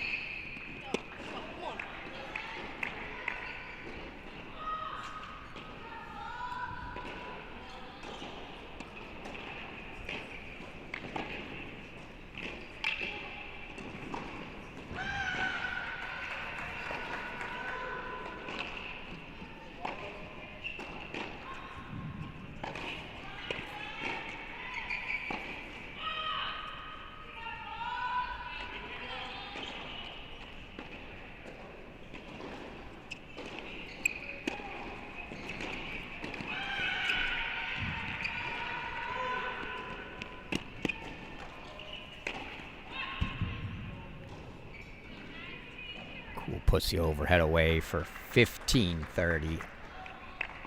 Olia trying desperately to keep this set alive.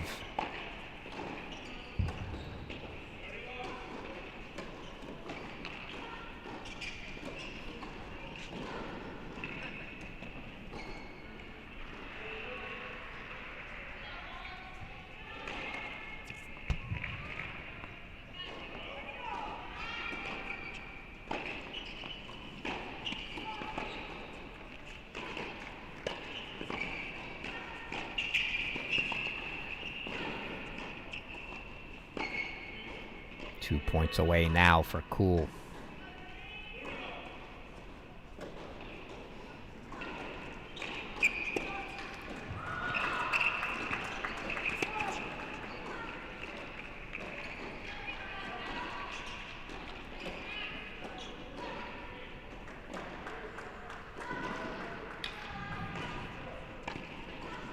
Set points coming. 2 of them here for Carolina Cool to make it 4 first sets.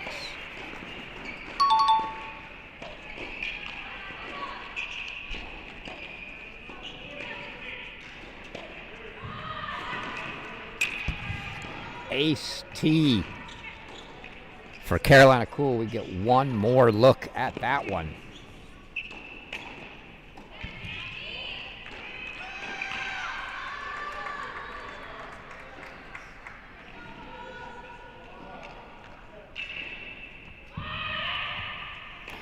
And that makes it 4 first sets for the for the LSU Lady Tigers, excuse me. And now these are your final 2 first sets.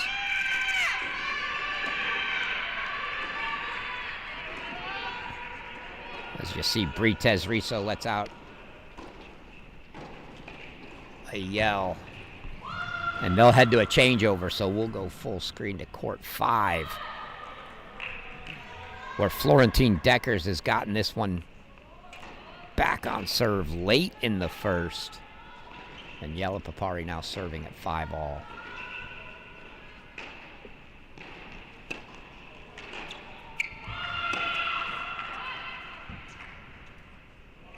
And you can see, I never did get to that, that reminds me. But you can see the challenge coming there from Yella Papari. We do have the electronic line calling system in play here by Play Replay. You get 3 challenges per set.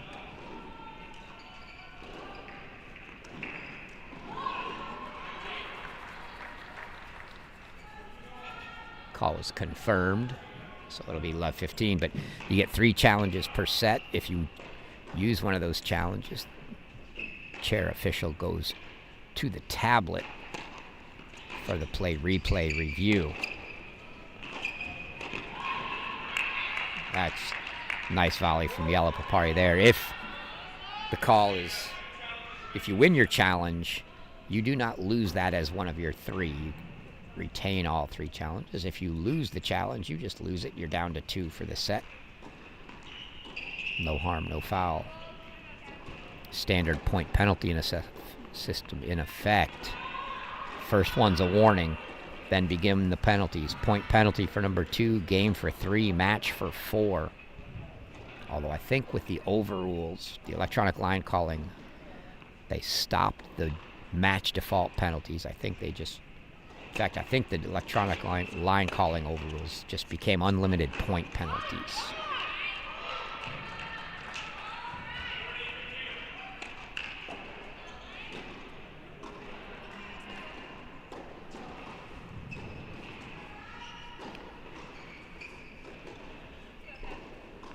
Going to go back to our split screen as Ella McDonald serving here, but down. Love 30.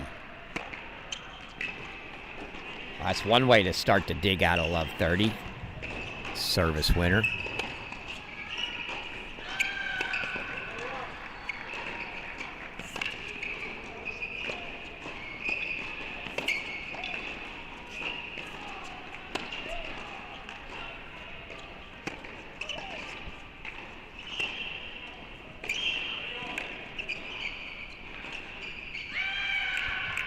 Winner there from Britez Risso. She's got set points now.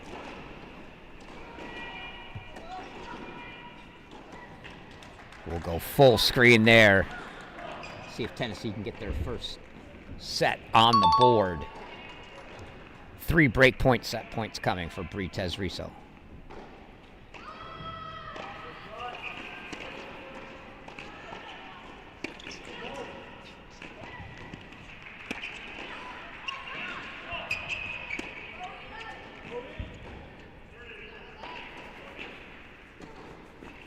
Deep there.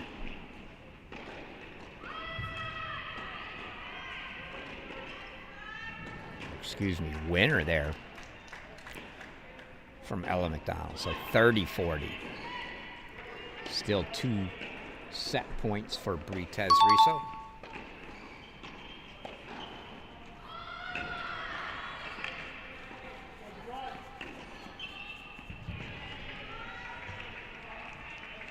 Yella Papari held for 6-5. Britez Risso misses the return, so it's going to be a deuce. Deciding point, set point now here. McDonald trying to force a breaker. Associate head coach Chris Simpson. Quick word of encouragement. Britez Risso changes at the last minute, decides to take this in the ad court. Now a second serve.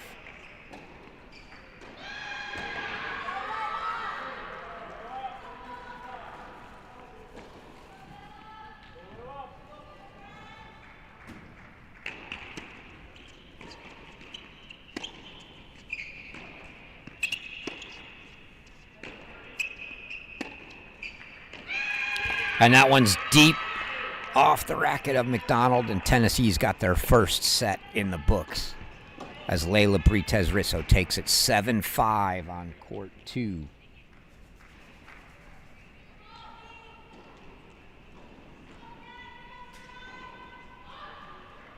And we'll go back down to 5 where they're about to hop up out of the chairs here, out of this changeover. This your last first set.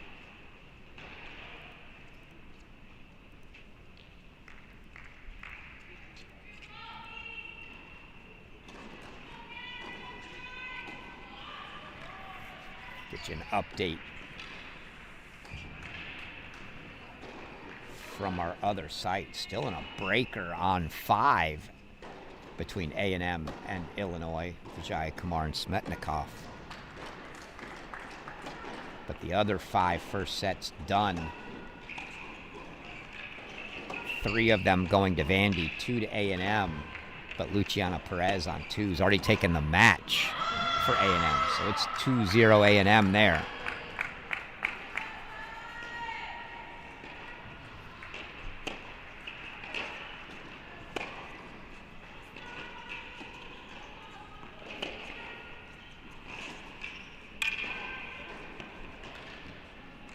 But Vandy's Aaron Pierce just took a match on 6 to make it 2-1.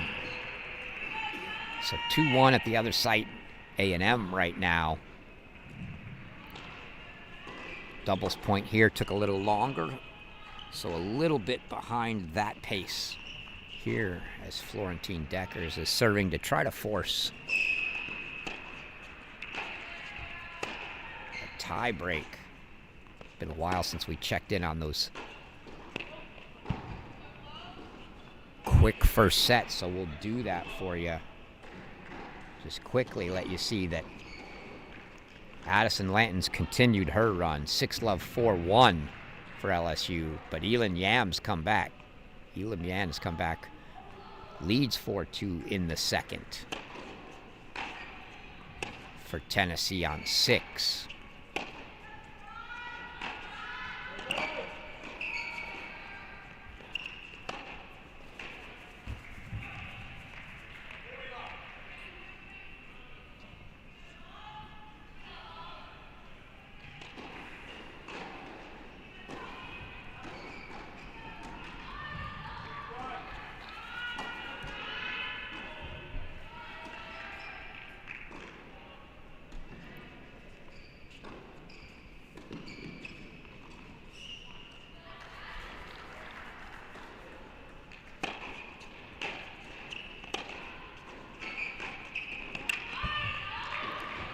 It's a big forehand from Yella Papari at 40-love.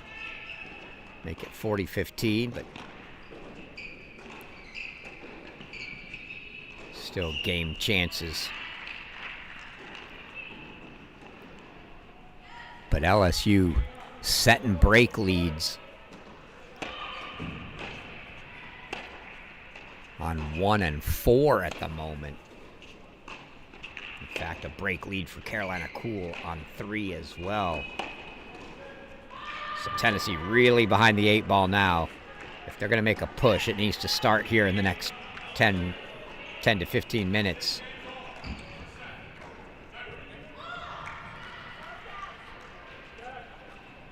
You see head coach Taylor Fogelman. Couple words for Florentine Deckers entering the first set tiebreak, your final first set here.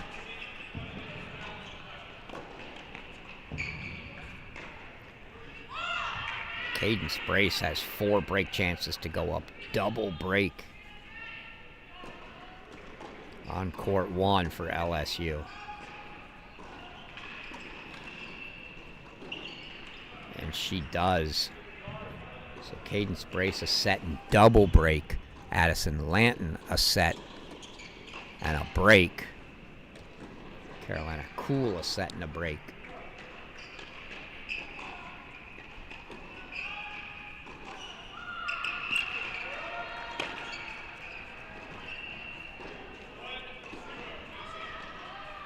Deckers misses that return, so 1-0 Yella Papari here.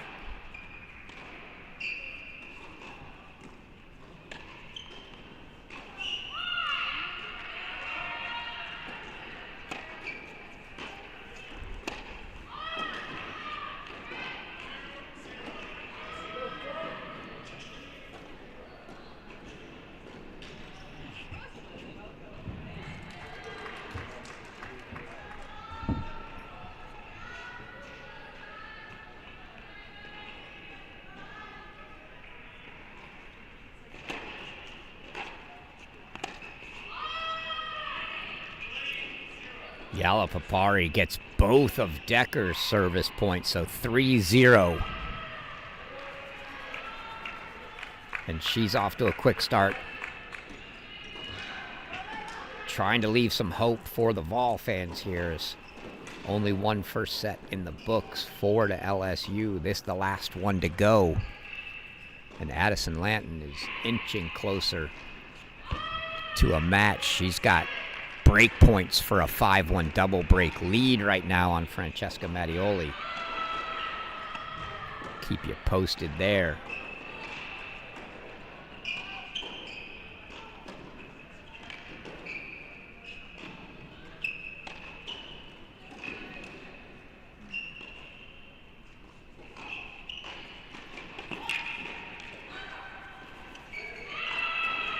All yellow Papari in the breaker, 5-0.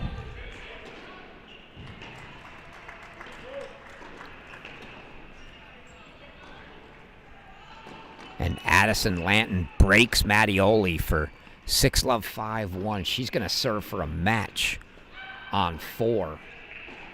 We'll head there. They're going into a change. Not a changeover, excuse me, 5-1. They're just sending the balls to the other end. So we'll keep an eye on that if we need to jump over there from this breaker.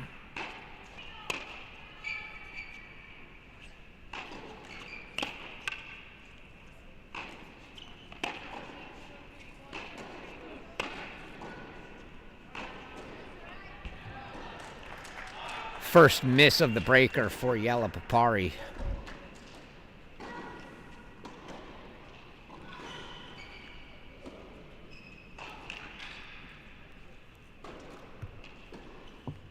While they change ends,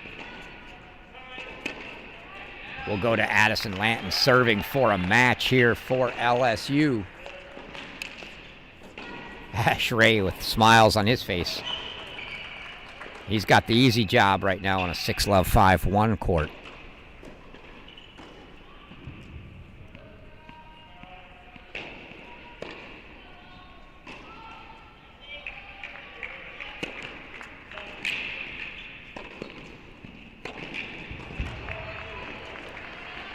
Lanton, 2 easy putaways at the net.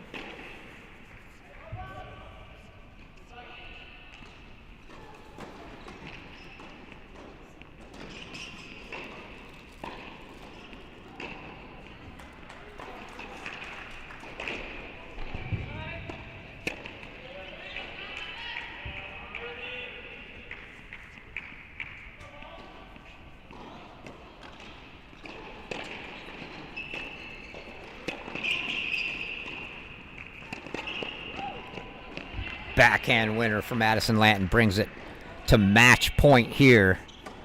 It's 5-2 Yella Papari in the breaker on 5, but match points trump set points.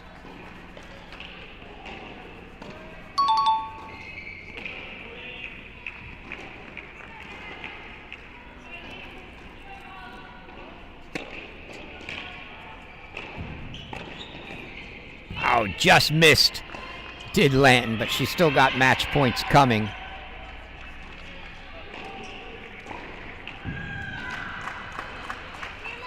Quickly show you a split there. You can see it's 5-2.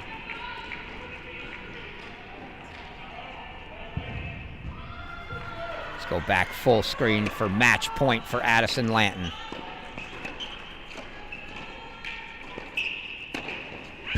And that's how you put a match away. Addison Lanton makes it 2-0 Tigers. And we get a replay on that. Overhead put away for Addison Lanton. 6-love 6-1.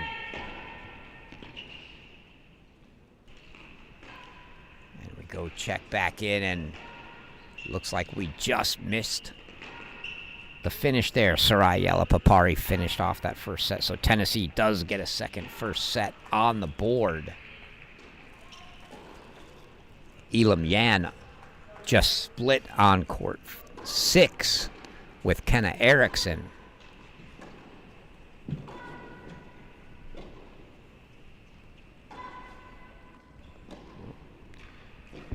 Gave you the wrong graphic, but the right court. Go back to 1, where Cadence Brace 2 games away from making it 3-0. And while Tennessee's got a couple first sets and now a second set, they've got to find something on one of the other courts. And then right now, Brace a set and 4 love, and Carolina Cool a set and 3 love. So either Vanessa Suarez or Kat Olya are going to have to find something. Get back in the second set. Double break here for Brace. Double break for Cool as well.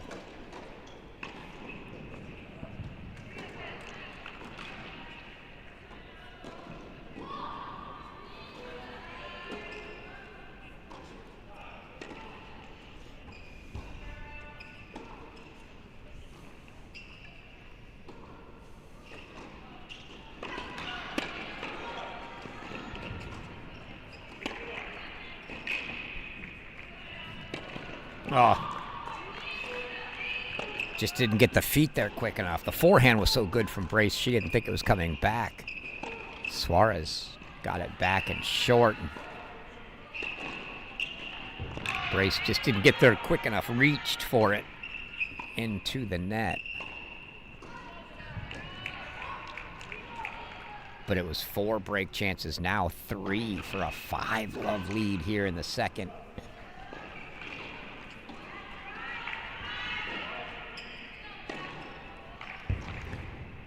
And at 15:40 and a second serve look, does Brace go after it?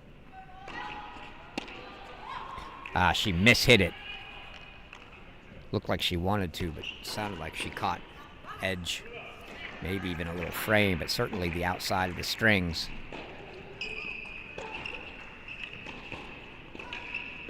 Now 30-40 for Suarez. 5-love would feel like too much, so these feel like de facto match points here.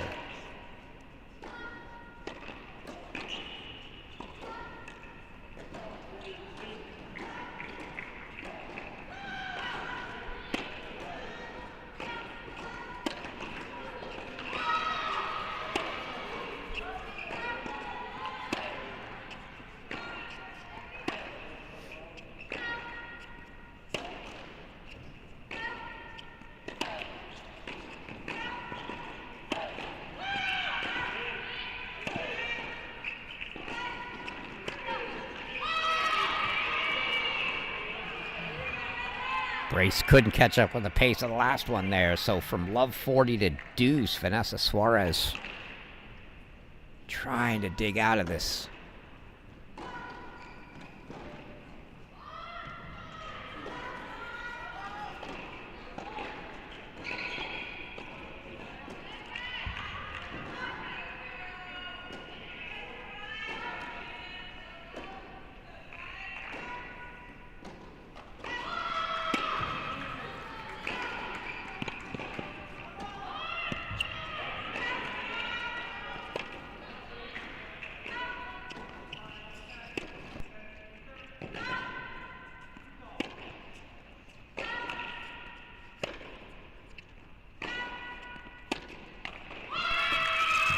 And another long rally won by Vanessa Suarez, and she digs out of love 40 to hold. Still down double break, but had to win that game to stay in the match, and she did.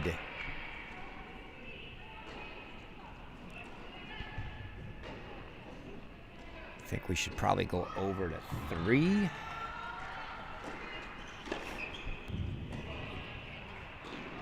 These are the 2 matches most critical right now for Tennessee. They've got to come back in one of them or the match is over. They're down 4-1, double break on 1, 4-love double break here on 3, Kat Olya.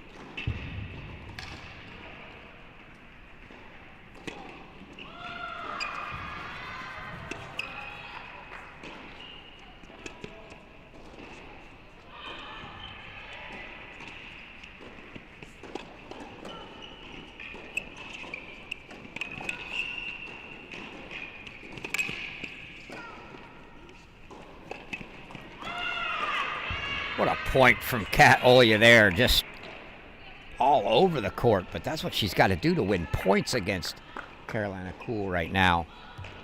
One more look at that one. See her off the court to the left, running forehand pass down the line.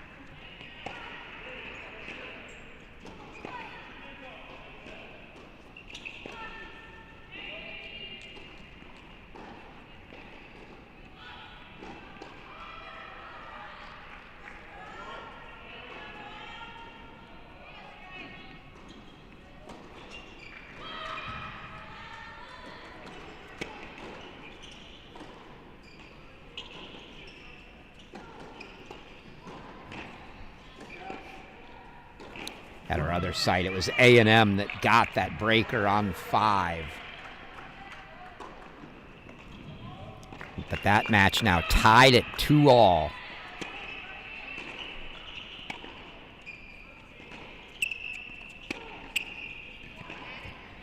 It's a great backhand from Olya there for 40 love.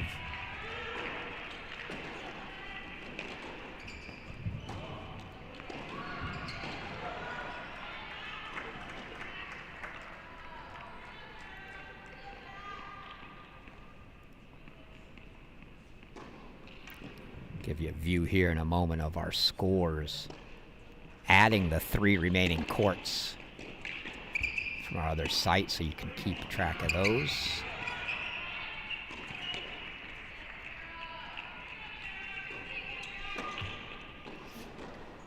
So here you see our 5 remaining courts here,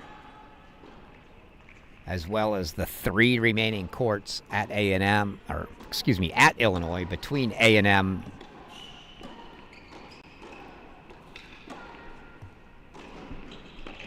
and Vanderbilt. They're tied 2-all.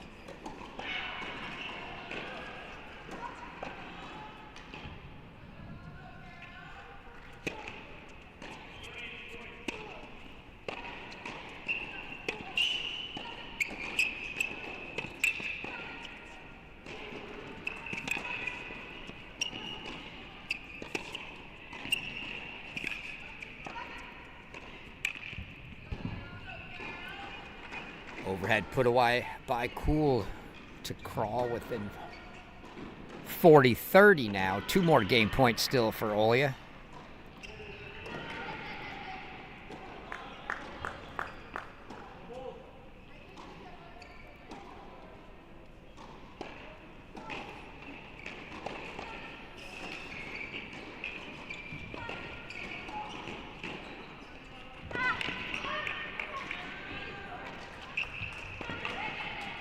Cadence Brace has taken a 5-1 lead on 1, so Tigers inching closer to a 3-0 lead.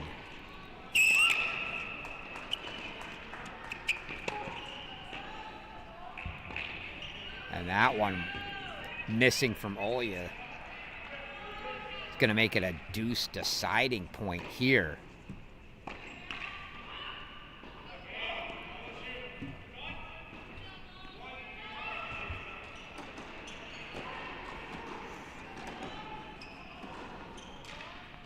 So this court and the court to our left, the crucial ones right now for Tennessee. Got to find a way back on one of them, and it's 5-1 and 4-love deuce here. Must hold for Olya here.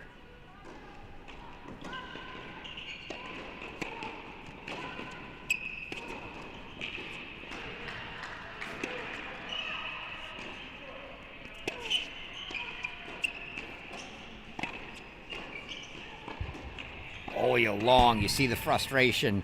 Carolina Cool breaks for 5-love.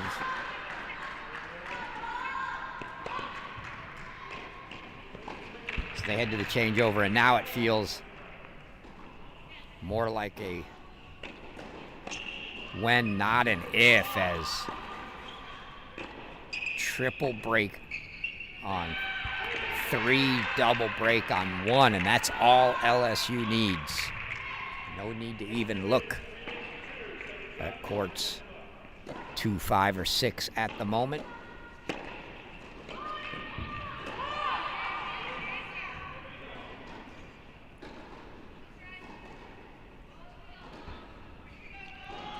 reminder, we will keep our feed going all day. Just throw the break screen up in between matches.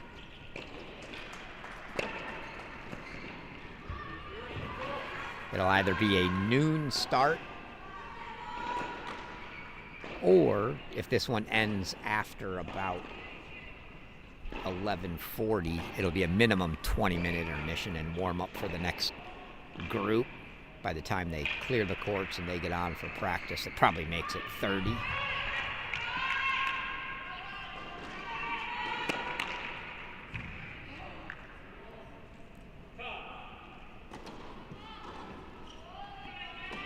Cadence brace now 2 points away here.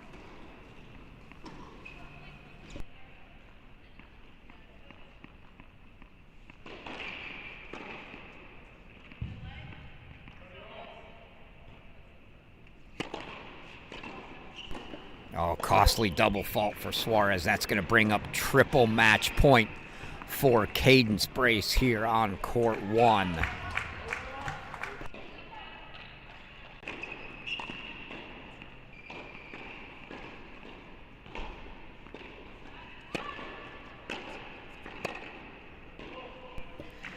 And that's going to do it on court 1. Cadence brace makes it 3-0.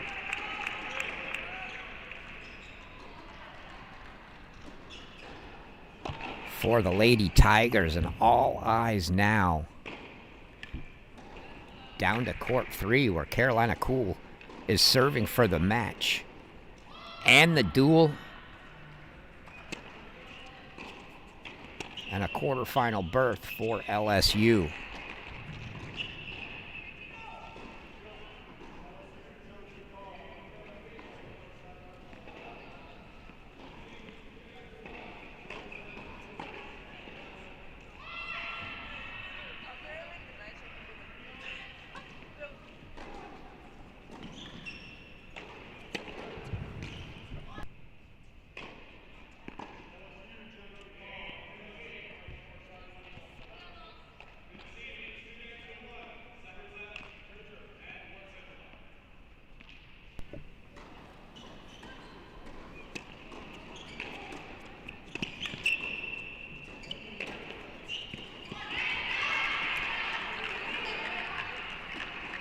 Oh, you're not giving up yet. Still some fight.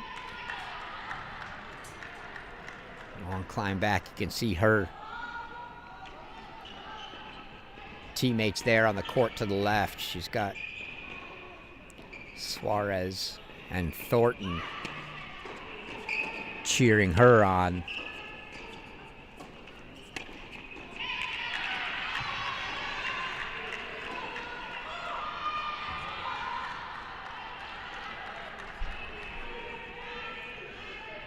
So some break chances coming now for Kat Olya.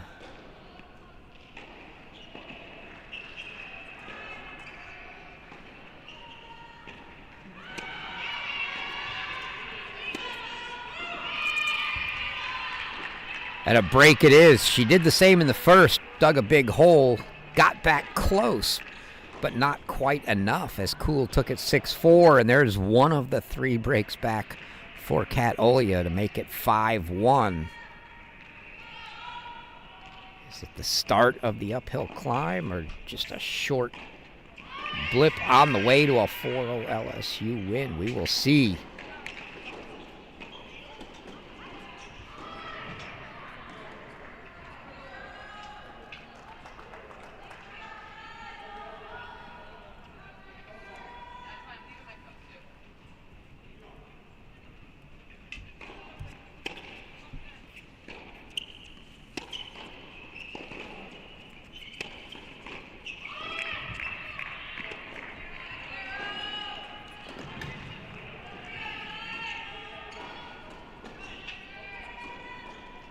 First ball long from Olya to make it love 15.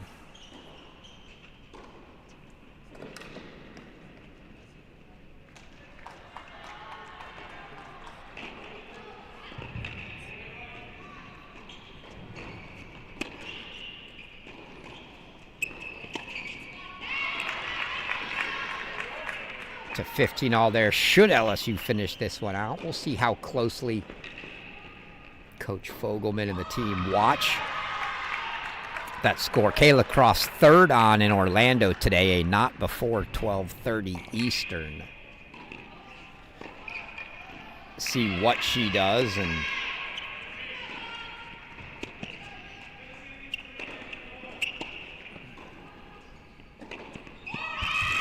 Olia puts that one away for 30-15. Sort of a good news, bad news thing. If she were to lose, maybe a chance she hightails it here for tomorrow's match if they win this. If she were to win, then it's good for your player and you're happy for him. So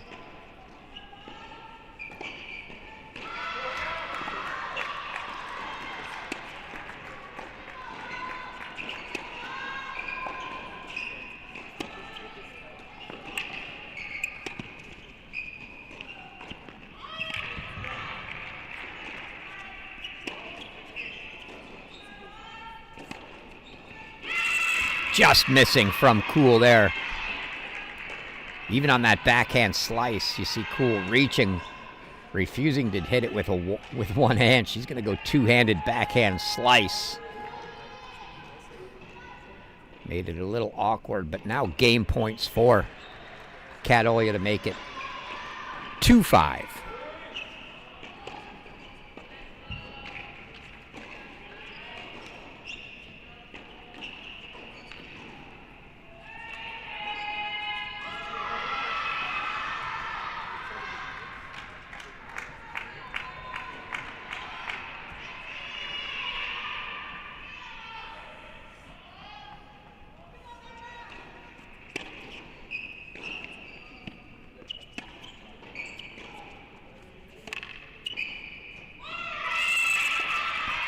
And it is a hold for Kat Olia, so she makes it 2-5. It'll give us a quick chance to check in somewhere.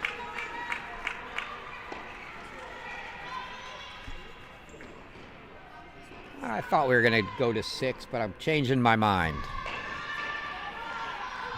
We're going to go to 2 here.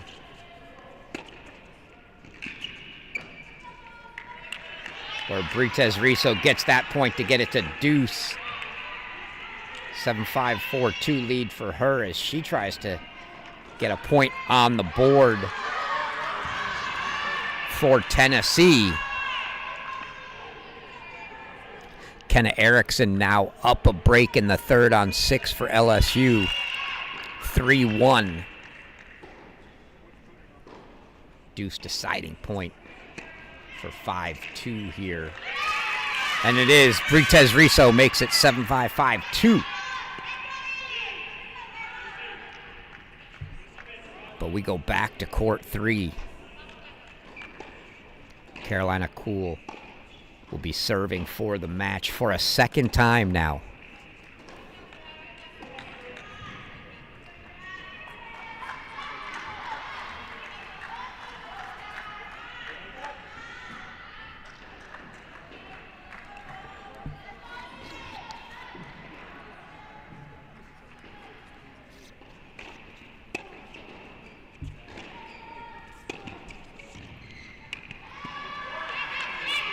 Oh, that ball's called out. Gotta think there's a challenge coming.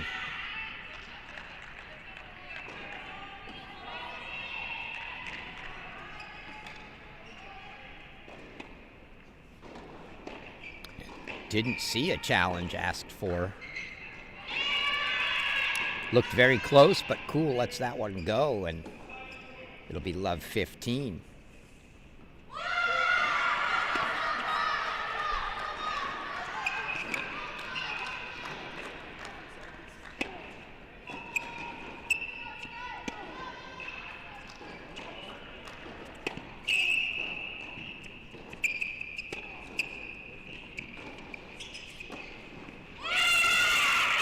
Kat Olia now love 30.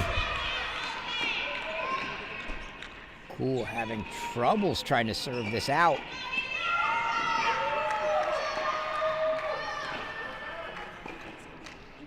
We've seen some crazy things. This would certainly be one of them. If Kat Olia can get back into this match.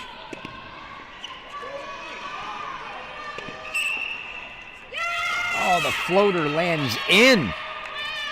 And now Love 40. Another look at that one from Olia.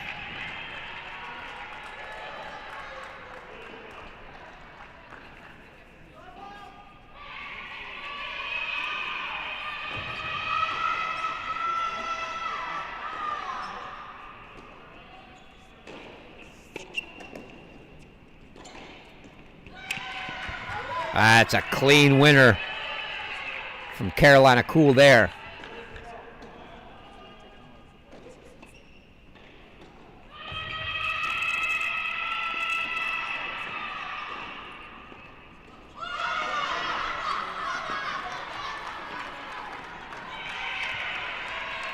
Three break chances still here for Olia.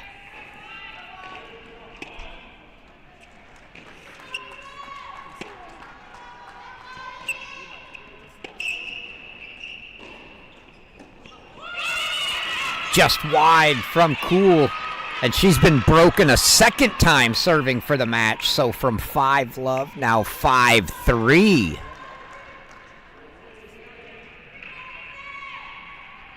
We're going to have to at least momentarily go split screen here.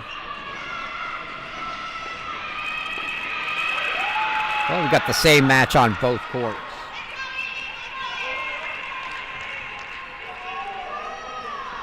There we go.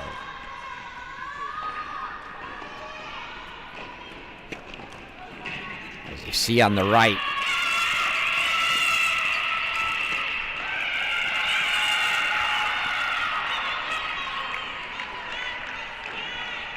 Brites Riso, 2 points away from getting a point on the board for Tennessee against Ella McDonald.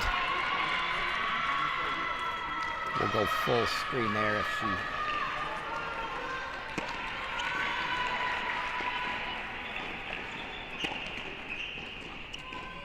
gets that one to a match point.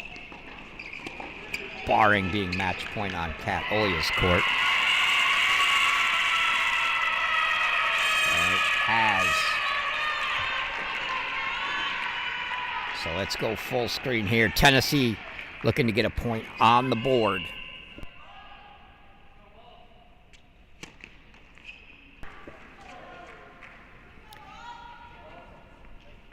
Have our eyes on court 3 as well. Definitely will not miss a match point if we get there, because that would be for the duel.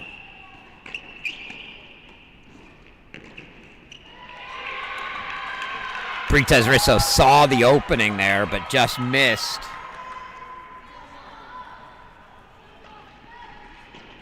Still match point coming. Deuce deciding point. We'll jump back after this point to court 3.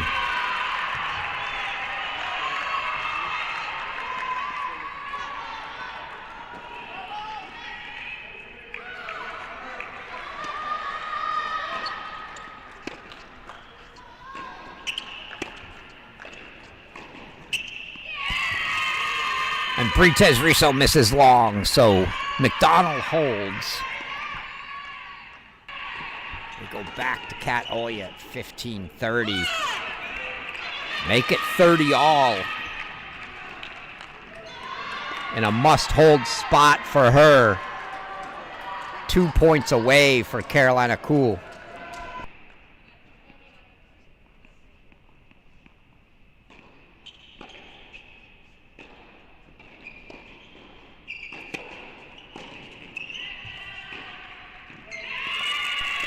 You saw immediately when Olia hit that drop shot, she knew it was short, and that's going to bring up a match point.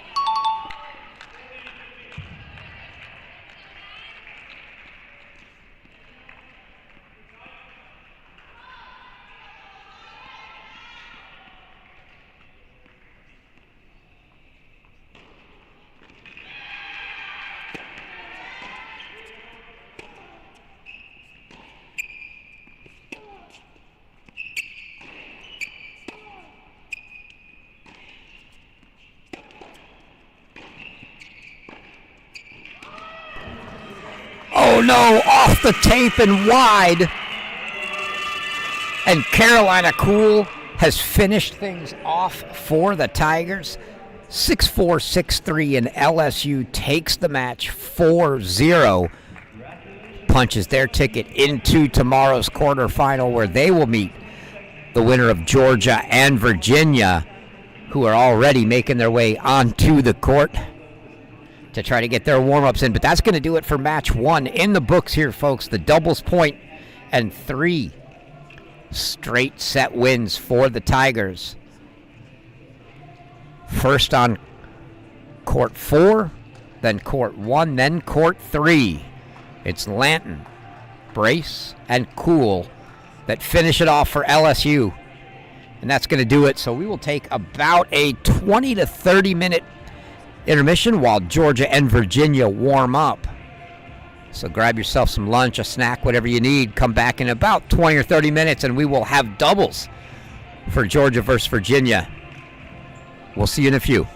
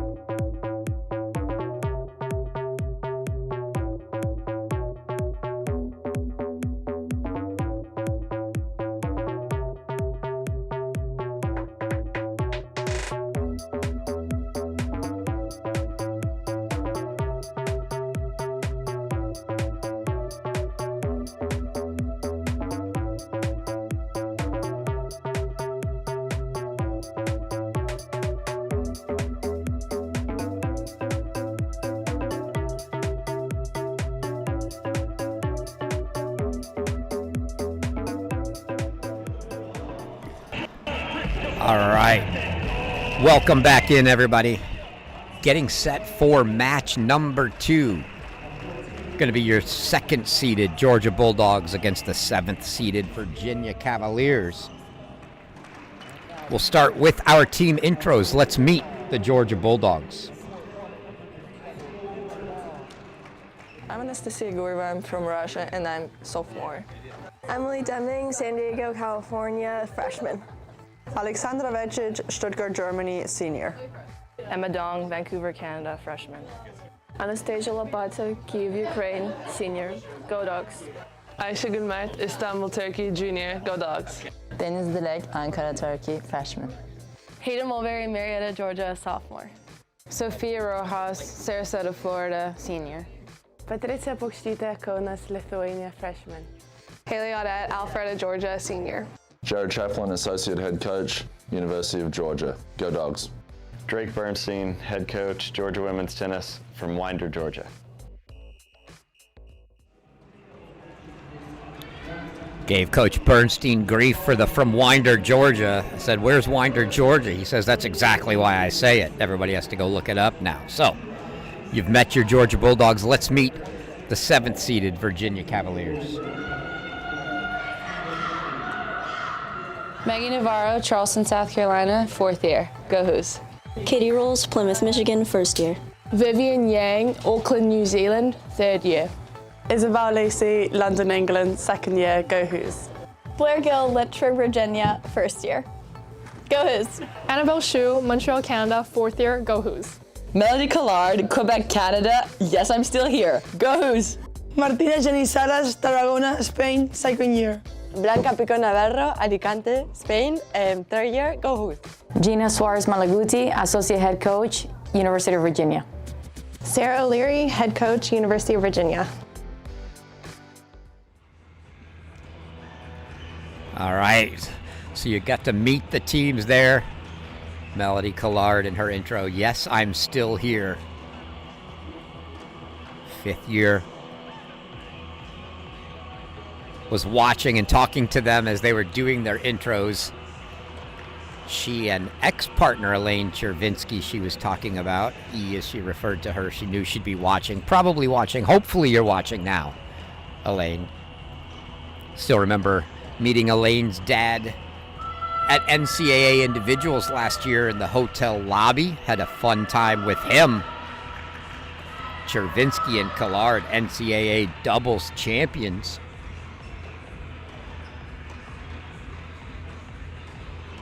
But this one's going to be a good, interesting match. Lots of new faces, especially for the Georgia Bulldogs. They come in the number 2 seed, but a lot of newcomers on this team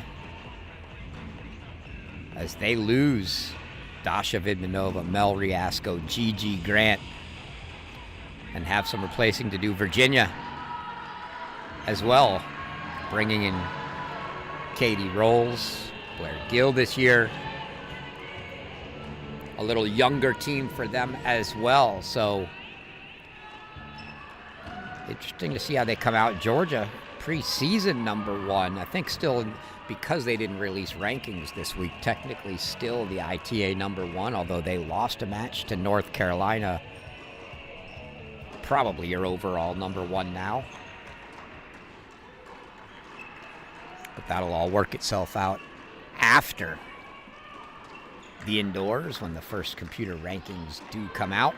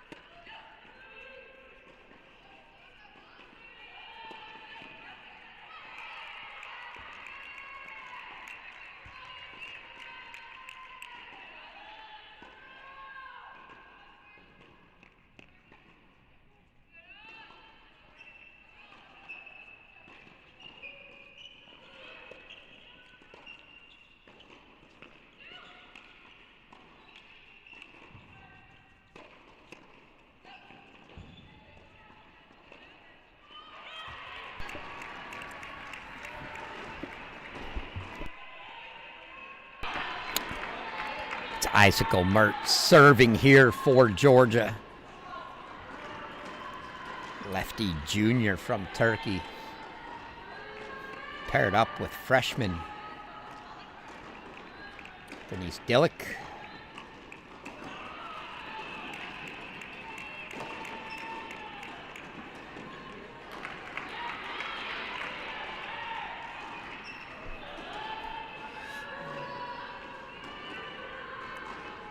Break chances right out of the gate for Virginia here, NCAA doubles champion Melody Collard playing with Vivian Yang. Yang coming over from Pepperdine. These two have been great this year. They made the round of 16 at NCAAs. 7-1 to start the dual match season, I believe.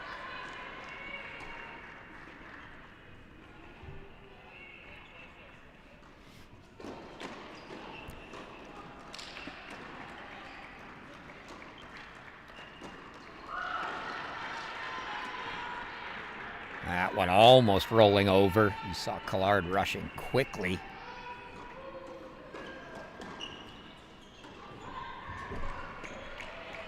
And it's a double fault for Mert to open it up. Virginia with the opening break.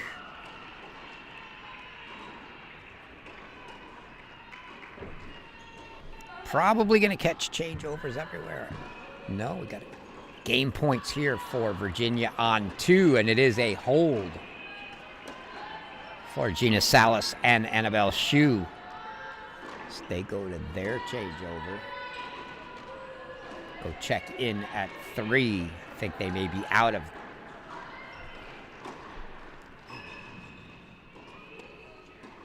Camera a little blurry. We'll see if that focuses in or.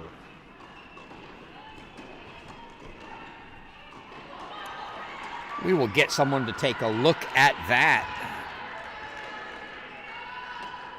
And we will go back to court 1.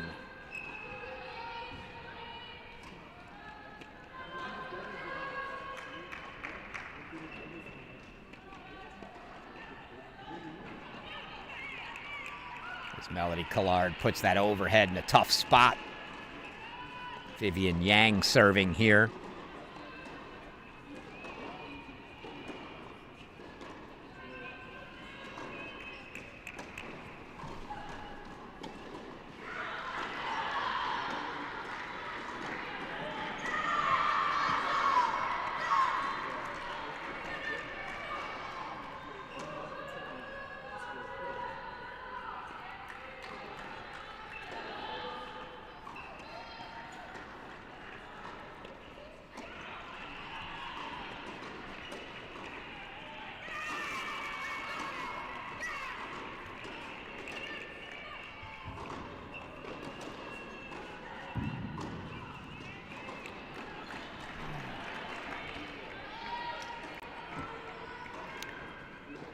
Last word we had from Illinois.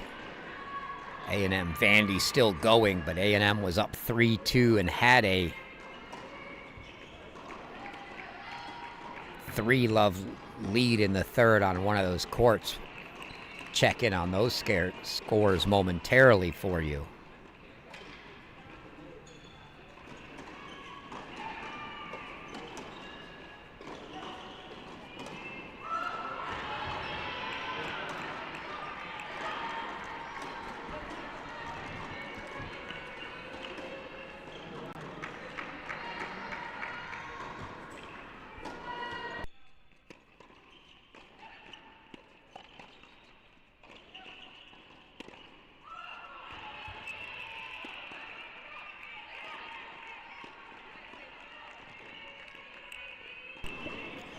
.40-15, quick start on 1 for the Who's.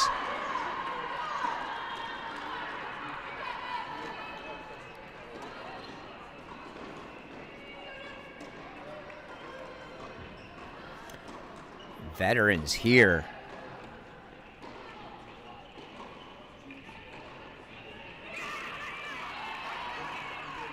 And the Veterans open up a 2-love lead. So a break lead here. It's a break lead for Georgia on 3.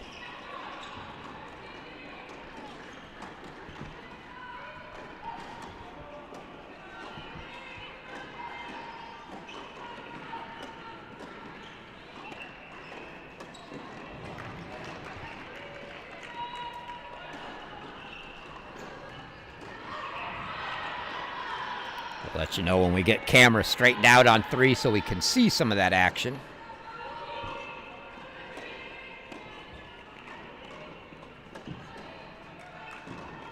That was a good volley by Mert to one side. Dillick followed it up with a nice forehand down the line past Collard.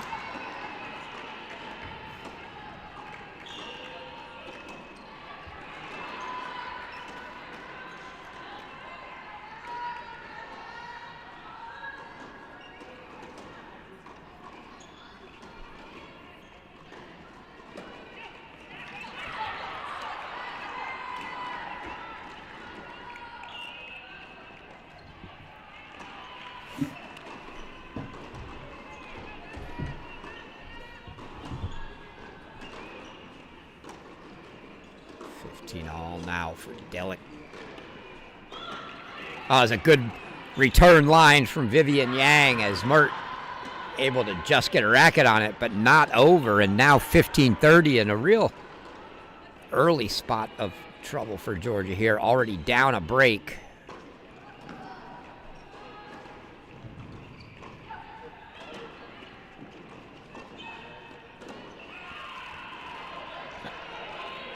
Getting away with the one up, one back. Dillick not looking like she's in any hurry to get to the net. Content to play that one from the baseline.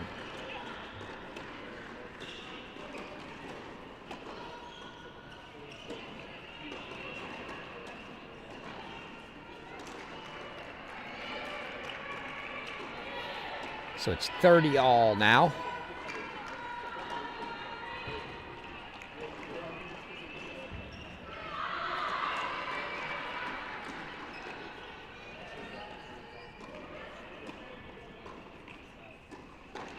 She wisely lets that one sail long. So 40-30, couple game points for the Bulldogs.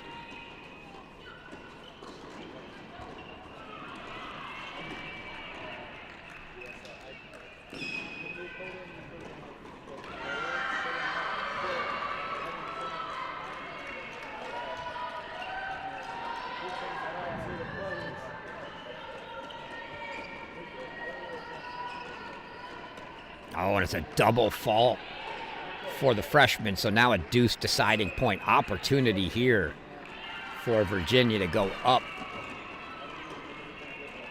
3-love double break.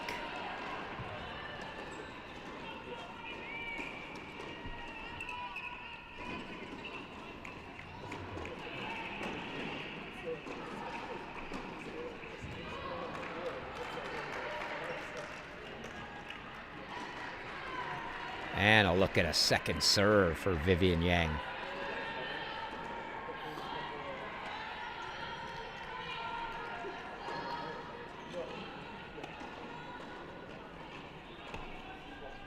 Oh, there's some heat on those balls there. Dillick put a lot on that forehand on the third, and then Yang inside out misses the fourth, and it is a hold. So Georgia keeps it to a single break deficit there. Will slide back to 2. Where Virginia's now up a break here as well. So early break leads on 1 and 2 for the Hoos.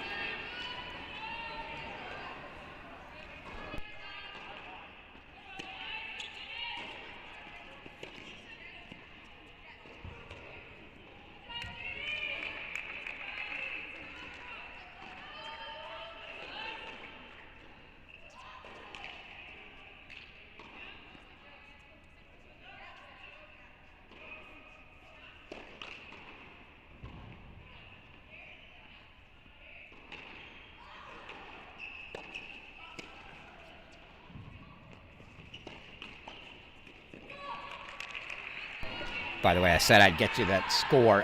Texas A&M 4-2 winners over Vanderbilt.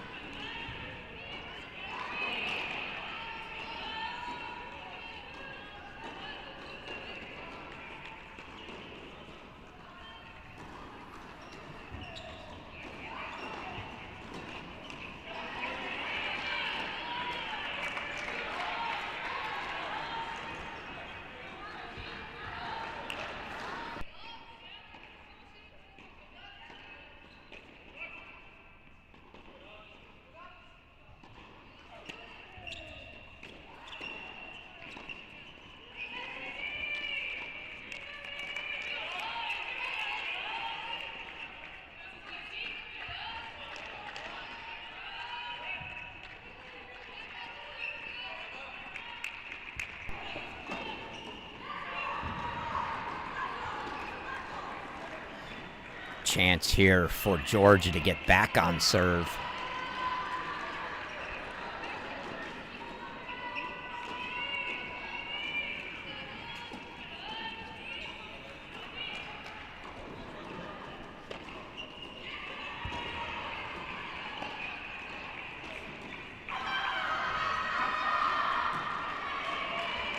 Deuce deciding point here.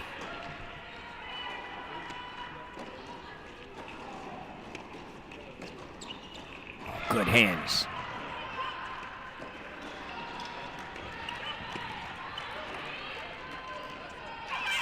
Oh, unbelievable defense from the Who's there. Great hands from Annabelle Shue. And the Who's hold for 3 love. And we'll go back to 3 where I think we've got the camera situation squared away. Indeed we do.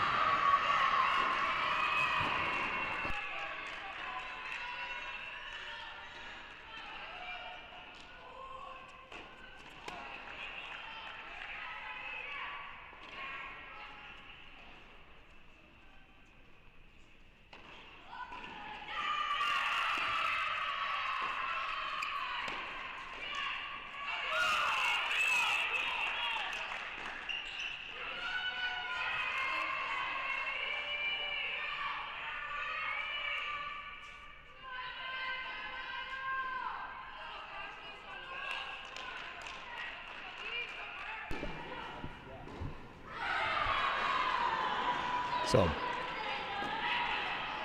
point here for Virginia to avoid going down double break. Chance for Georgia to take a big lead, but it's still Who's on the top 2. And the Georgia Bulldogs do just that. Dong and Gareva go up 4-1 here on 3. Only court with action at the moment is 2, so we'll go there. Changeover on 1 with Virginia still up a break 3-2.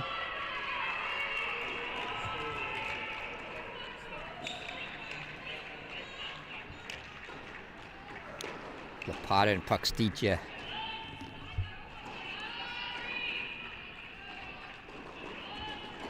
And I didn't notice that, but we do have Will Reynolds here. Reynolds had some things to attend to for Georgia. Didn't make media day yesterday, but looks like he's made it in for the match now.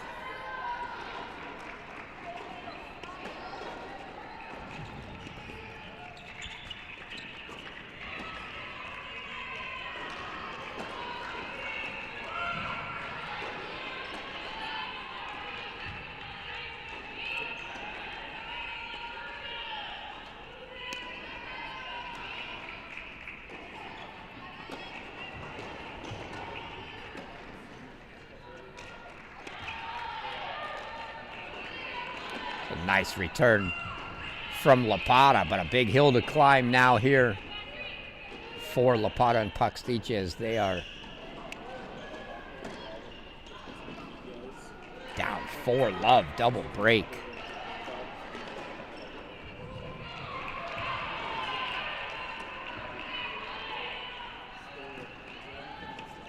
So double break leads on 2 and 3, court 1.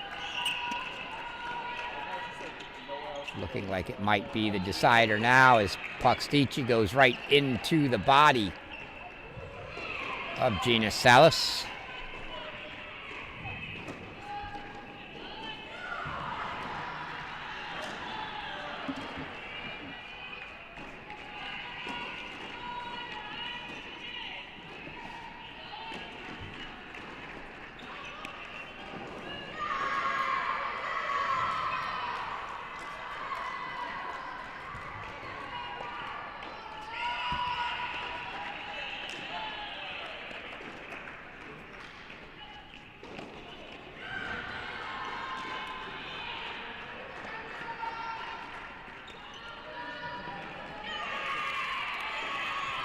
Double fault.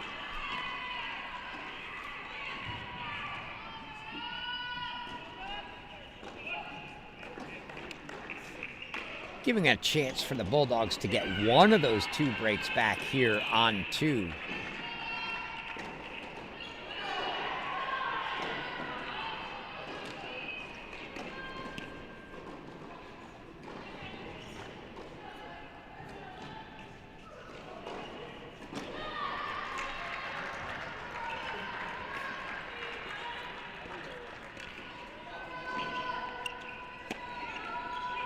And Lapata with the overhead off the volley that didn't quite get put away far enough. And the Bulldogs do indeed get one of the 2 breaks back. We're going to quickly run down to 3, though, as it's now a 5-1 lead for Dong and Gareva. And Love 15, 3 points away.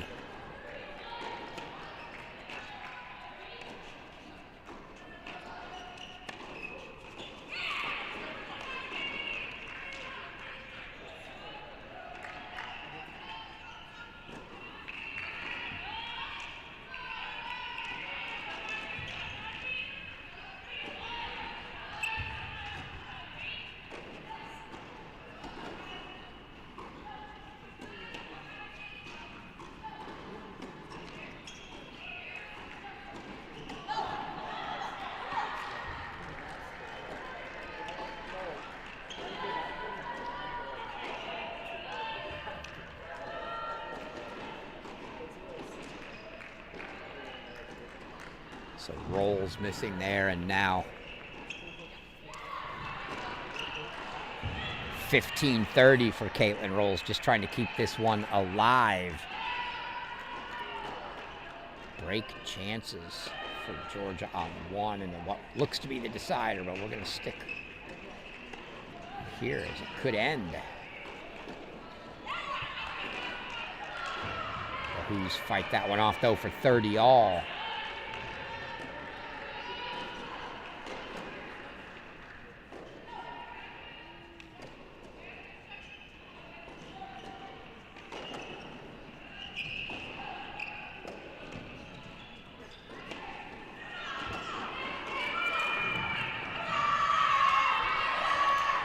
And it's a big hold at deuce on 1. They fought off a couple break points. Virginia keeps that break advantage, 4-2 on 1. 40-30 now here. 4 rolls. Oh, that return is ripped by Gareva.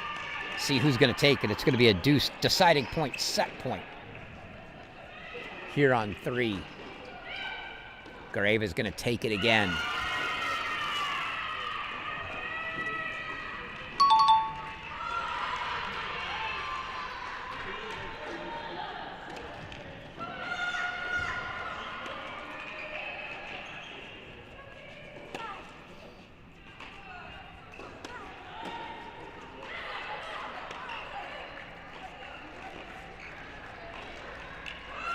And Gareva hits all 6 balls in the rally. Comes away the winner. So Georgia takes court 3. But the Who's leading on the other 2 courts right now. We jump here to 2.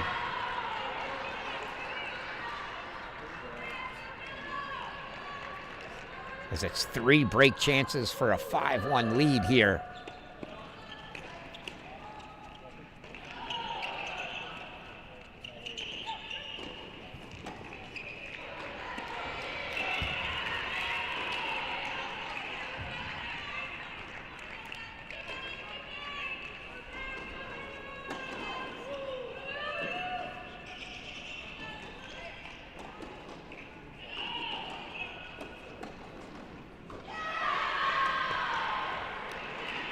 Still 1 fought off, but 2 more coming here.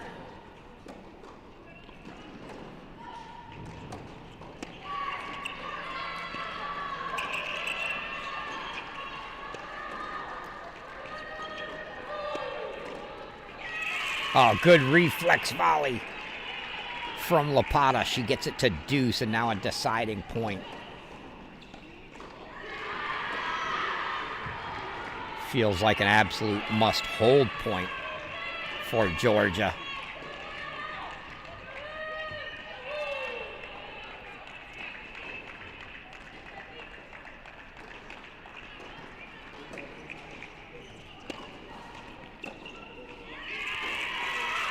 And hold they do. So the Bulldogs keep it to a single break deficit here. Now 4-2 Virginia on both courts. Let's jump back over to 1.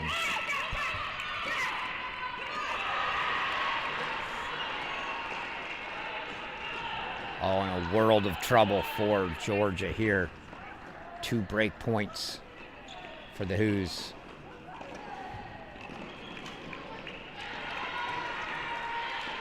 Freshman Dilek gonna have to come up with something here. Managed to avoid going down double break on 2. Certainly can't afford to go down the double break here.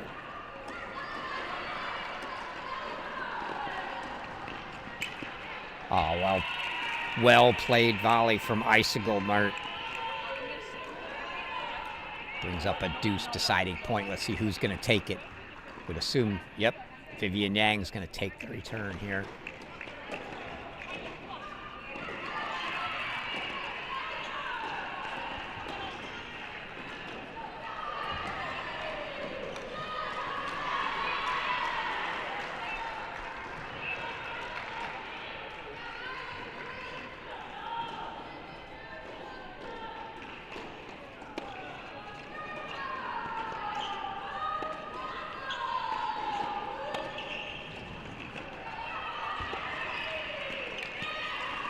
Mert grabs the volley over the middle to keep it to that single break deficit. Big hold for Dilek from 30-40.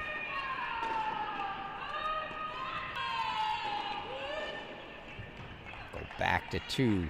So it's 4-3 a break lead on 1. 4-2 a break lead here on 2 for Virginia. Again, Georgia has taken court 3. So Virginia needs the 2 remaining, but has break leads in both.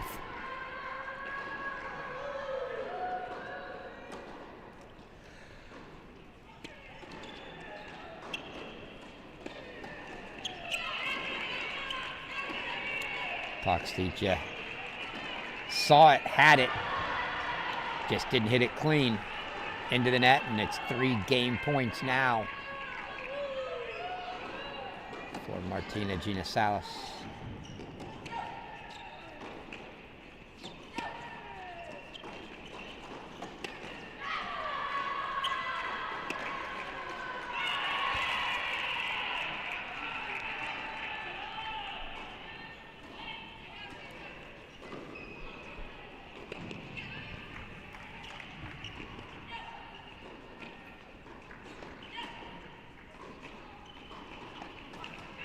Ginasalis and Shu 16-4 on the year so far, 4-2 in dual match play.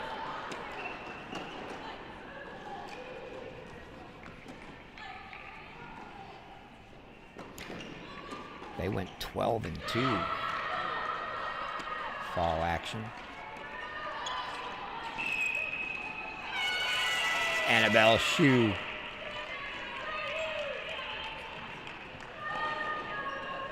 puts that away, and it's a 5-2 lead here.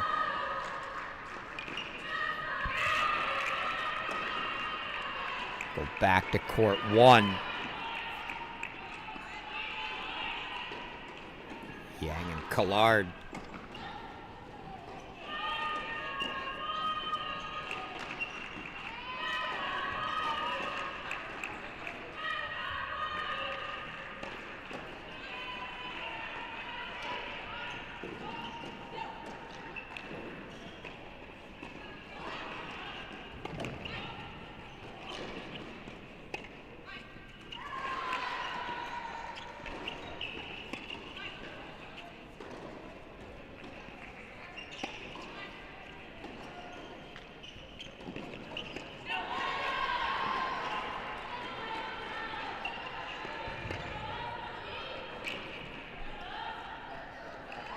Mert ends up putting that one away, but interesting play from Collard there. 3 in a row. She elects to chip lob over Dilek, almost baiting her to try to backpedal for an overhead.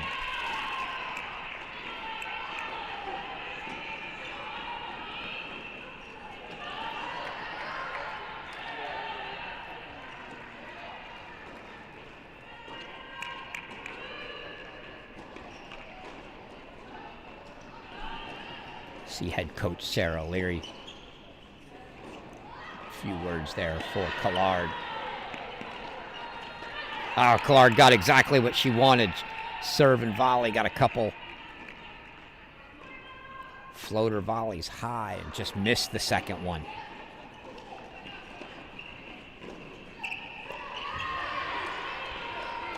So 30 all. If Georgia's going to find a break, this is an opportunity here to get one.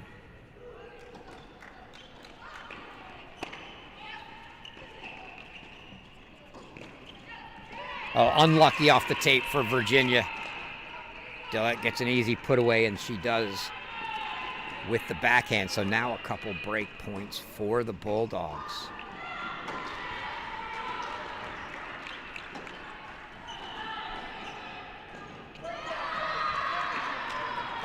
See if they can capitalize to get this one back on serve.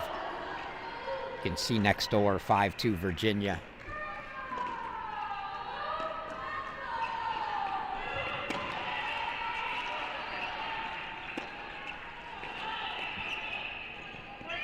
Mert so good at closing. You see her just get that, she sees the ball coming, gets that step in, closes it to make sure there's no chance anybody's putting a racket on that volley. And Georgia earns the break.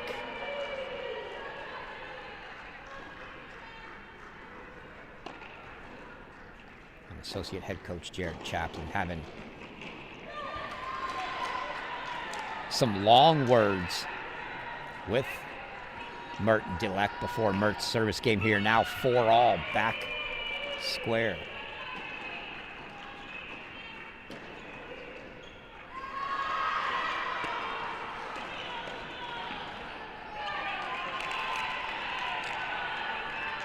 Collard got to it quick one got on her, but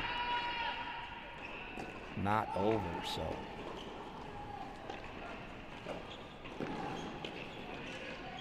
And that was the difference between Mert and the freshman Dilek there. Dilek unable to put that ball away and not cutting it off.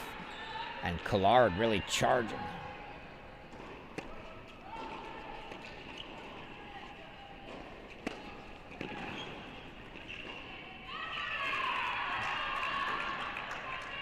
You see next door now, 5-3. Virginia going to serve for the set, so.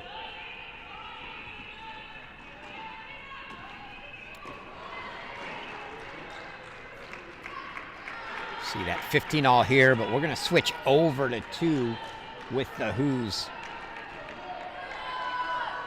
serving for that one. If needed, we'll go split screen.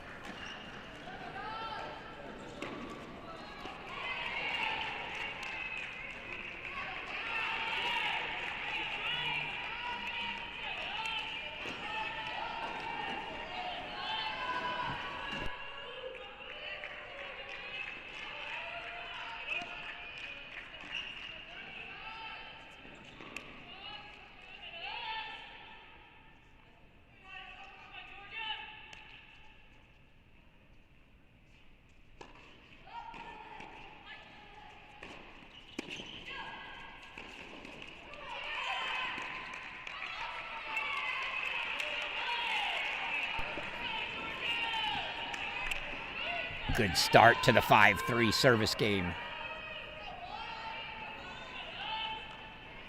for the Who's here. 2 points away from putting it all on court 1.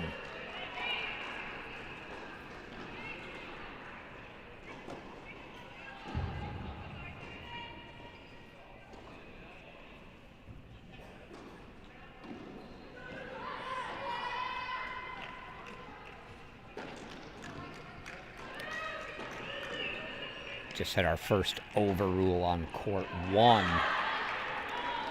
40-15 point.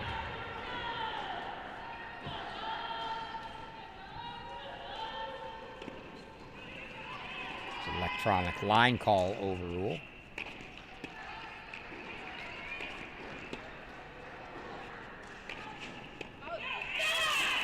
Oh, that overhead from Gina Salas just long.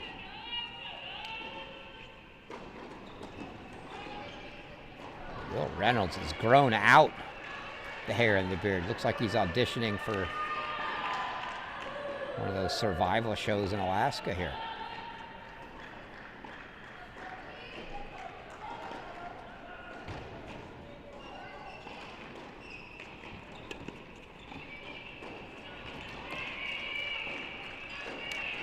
Lapata missing just wide, triple set point now for the Who's. This one to square it up at a set apiece and put it all on court 1.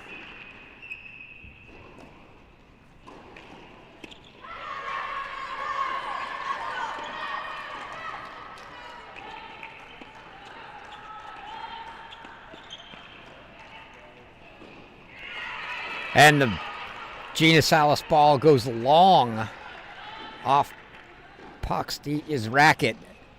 And the Who's have leveled it up at a set apiece. The doubles point will come down to court 1. And it's Vivian Yang serving here.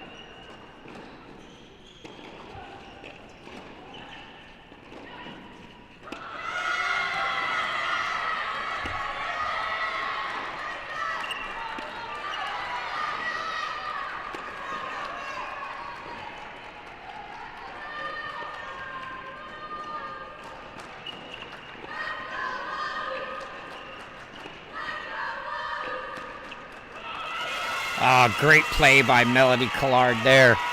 I thought she might have moved a hair early and Mert was going to see it and go behind her down the line, but Mert was forced to try to go even wider with Collard poaching, and she forced that ball wide by Mert. That one on the activity of Collard at the net, so now 3 game points for 5, all here in the decider.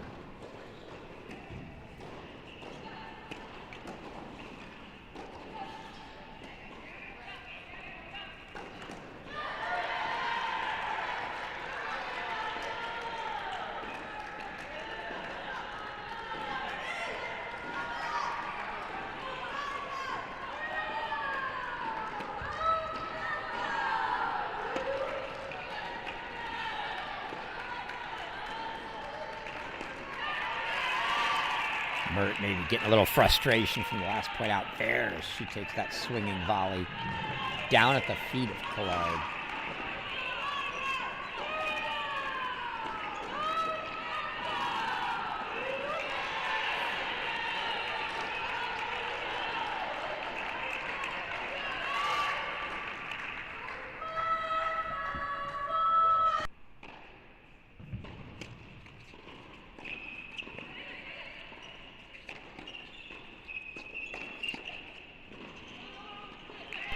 Wow, the reflexes from Collard, great hands as Dillette goes at her twice. But that brings up a deuce deciding point, match point now here for Georgia.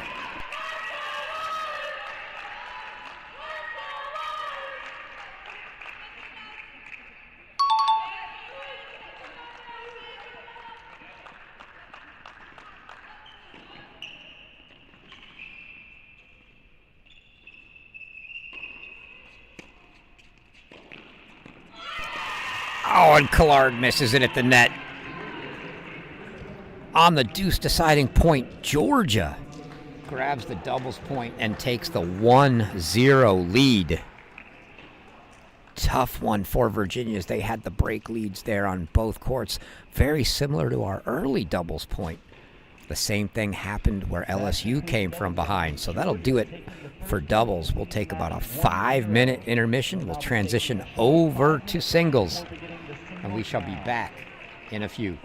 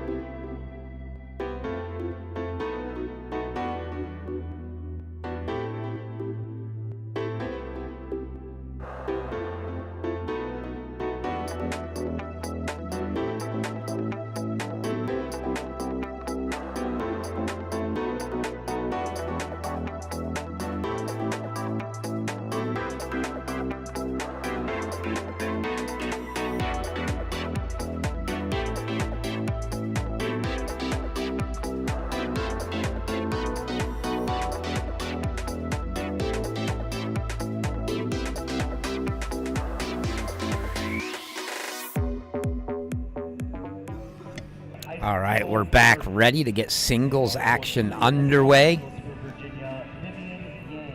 Tough ending to that doubles point. Virginia spoke to Coach O'Leary yesterday on her goals for the season and how she was looking forward to. Let's hear what she had to say. We're always trying to challenge ourselves and reach new heights for the program, but we definitely focus on what we can control, and every day we make small goals for ourselves every day. But of course we have big goals to make Final Four, win a national indoor championship. Those are things that we've never accomplished at UVA, so we definitely have our sights set on doing that. Loved having that talk with Coach O'Leary yesterday. A lot of the coaches tend to give you we take it one match at a time, et cetera, but very honest in that she's really brought that program back into national prominence, and they want to continue to get to new heights they've never gotten to.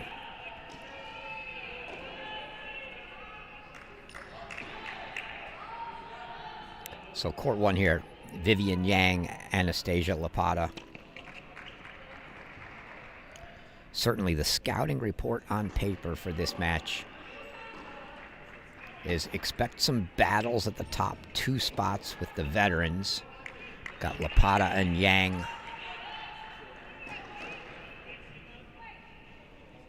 on one, Mert and Shu on two. But it's the next three spots, 3, 4, and 5,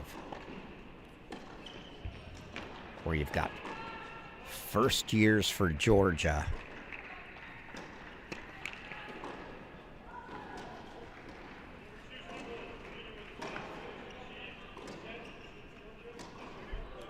And it looks like Georgia pulled somebody, so maybe it won't be 3, 4, and 5.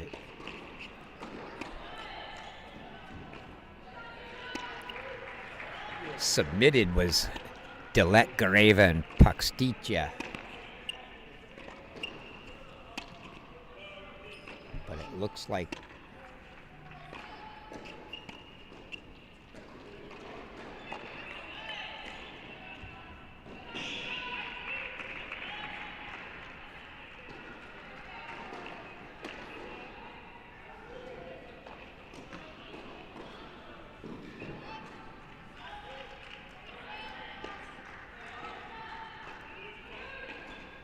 double checking it.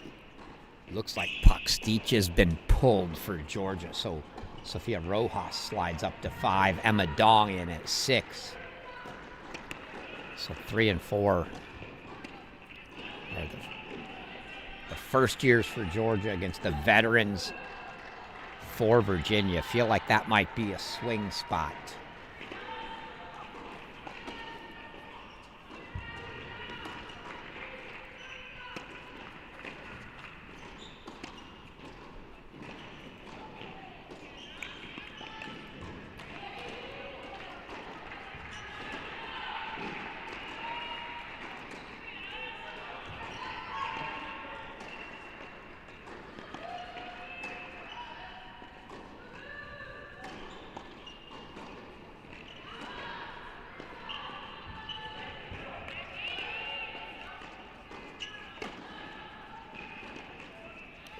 Potta grabs the first game on 1. Check in here. The other veteran matchup, if you will. Icicle Mert, Annabelle Shu.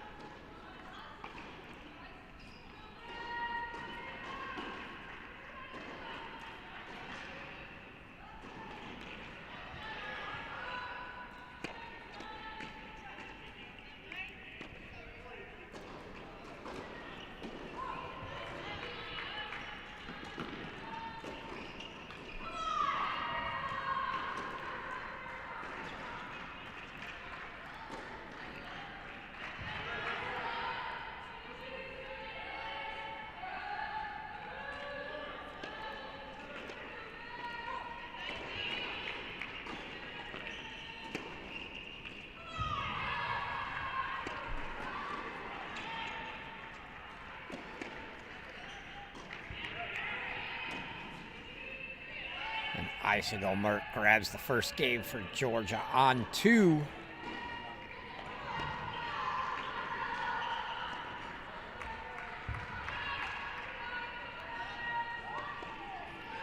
Head into their changeover, and we'll catch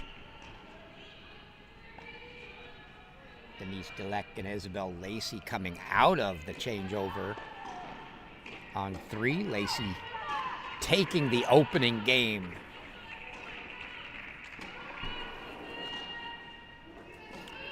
For the Who's on her serve, so it'll be Deleck here serving at love 1. Looks like they're still getting the play site scoreboards on screen going for you, so hang tight for that.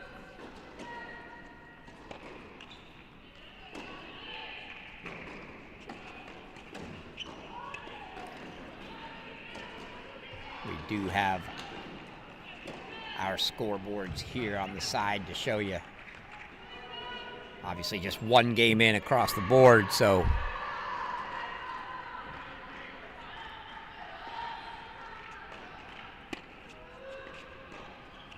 Gina Salas on 4, I believe, the only one to break. All the other courts holds to start.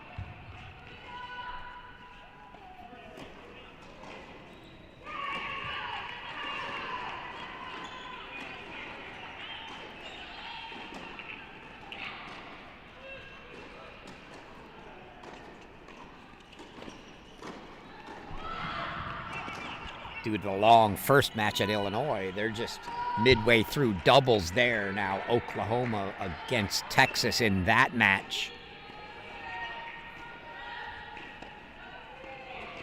Keep you posted on that one.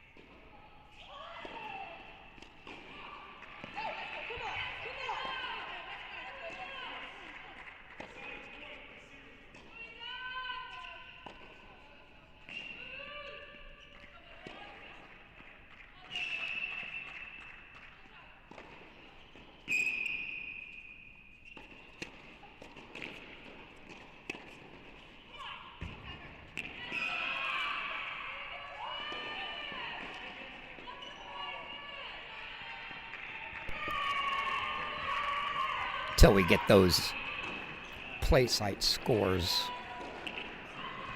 up and working, we'll throw our scoreboard on there for you.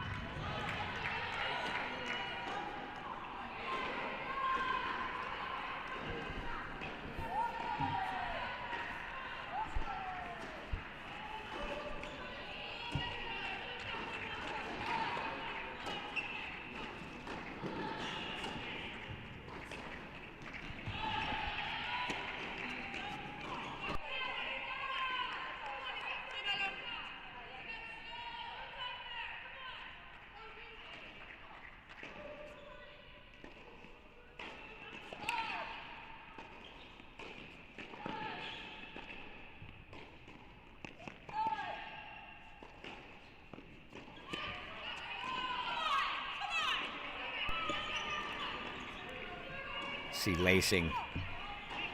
Lacey getting into this one early with the come-ons as Coach O'Leary gives her 5. She takes a 2-1 lead.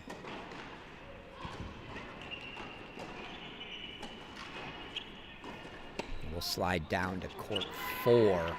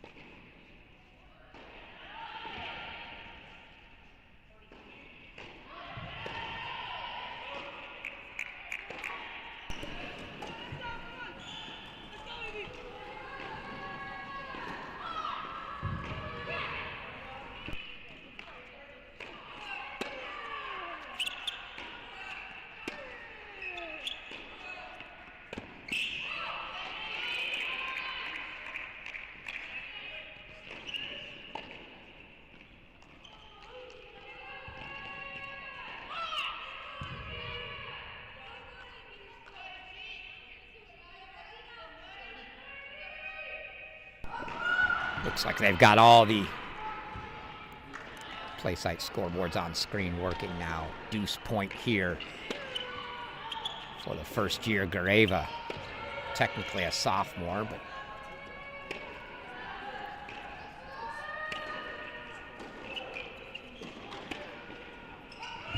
long on the forehand from Gina Salas, and Gareva takes a 2-1 lead. And we'll move down to court 5.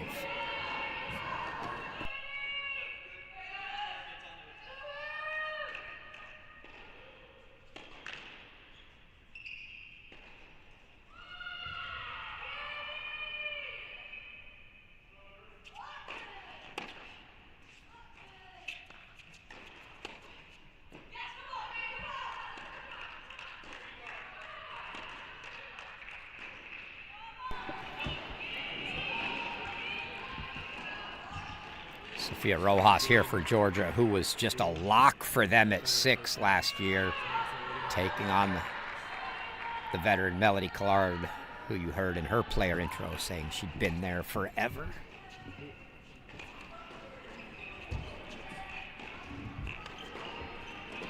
Beautiful backhand pass from Rojas there.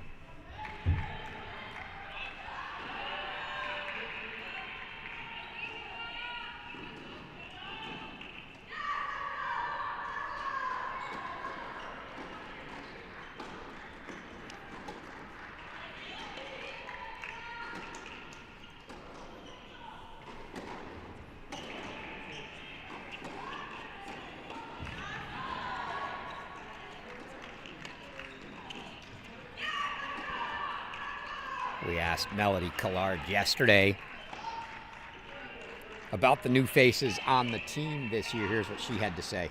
Yeah, I think I do have some goals of myself of what I would accomplish in single. I think I always did. Even though I had a great double result, I think single was always something important. I always wanted to do great for the team, and I think especially this year I could play a big part in that. And no, yeah, I think the team's great. We have great energy. I love them all, so I think it's going to be great.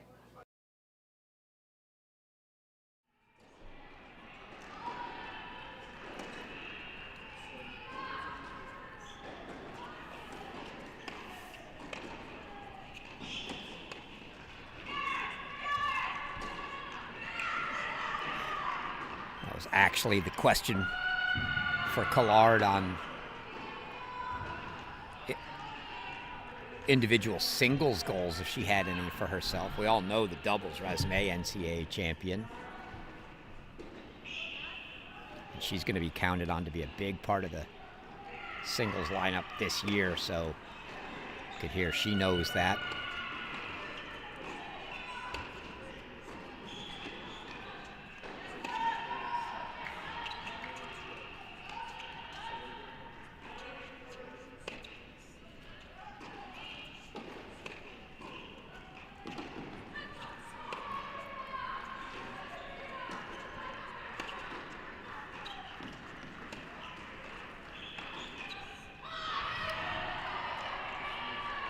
Collard toying with those slice forehands. Rojas staying patient.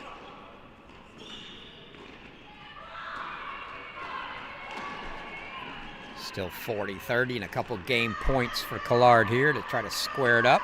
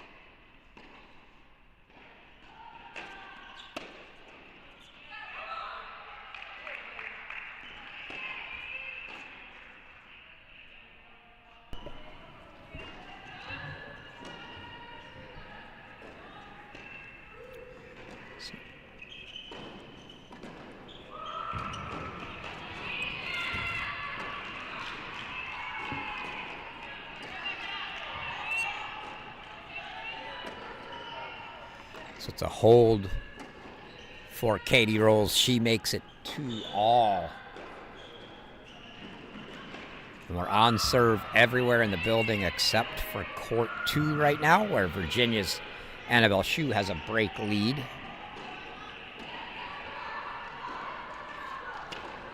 So very tight early singles action here.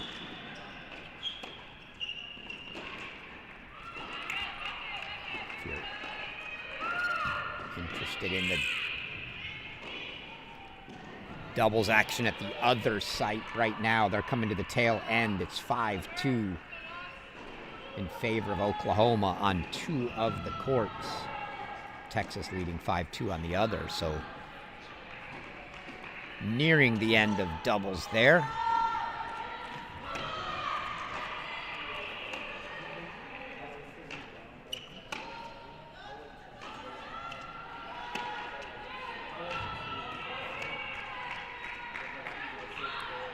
Backhand slice long from Dong. Again, the winner of this match today will play LSU tomorrow. I believe that match at noon. Our 2 quarterfinal matches at this site tomorrow to be played at noon and 3:30. I believe we preserved the order, so this one would come first. The winners of our 2 late matches would be the second match.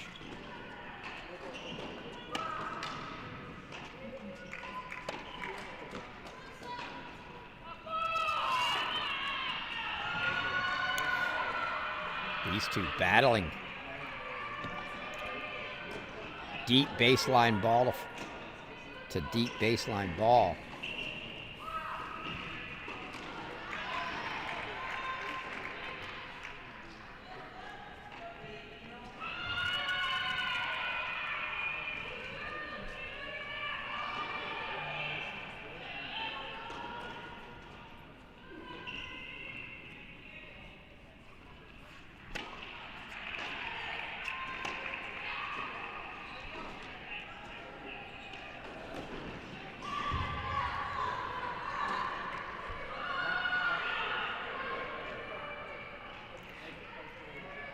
Glancing down all the courts, still very tight everywhere. Just Annabelle Shu with the break lead.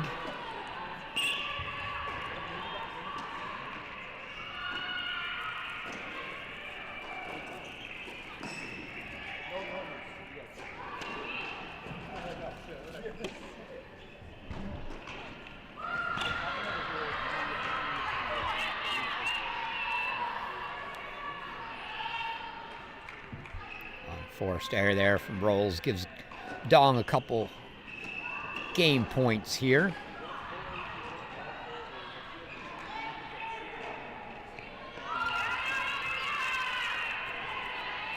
You look at the first-year players.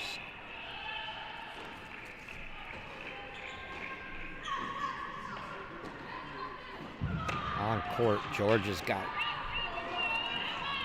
Dilek, Gareva, and Dong at 3, 4, and 6. Virginia just Katie Rolls at 6, so maybe a little more experience. On the Virginia side.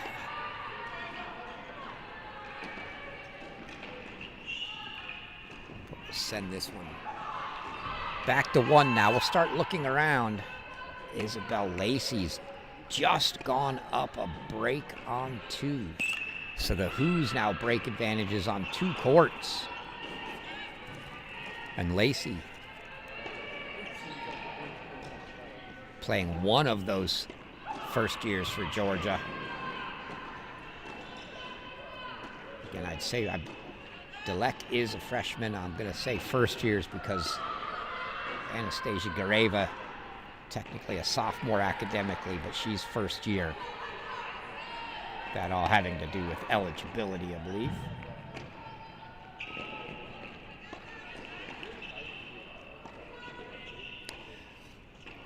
And Vivian Yang threatening to make it 3 break leads for the Who's, so a great start so far in singles. They got off to a good start in doubles too, and it just got away at the end.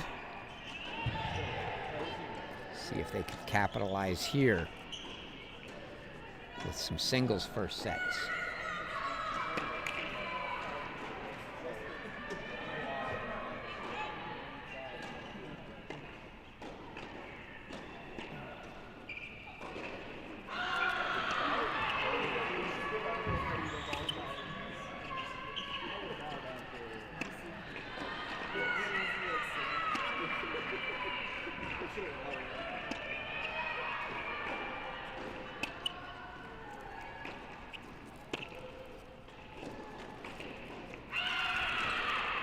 The forehand winner from Vivian Yang gives her the break.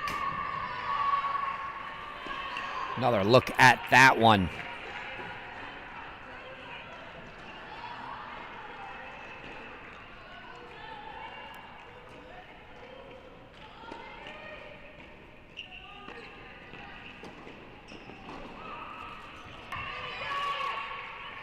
So the break there, and we jump down where Isabel Lacey's gonna quick run from being on serve to 5-2.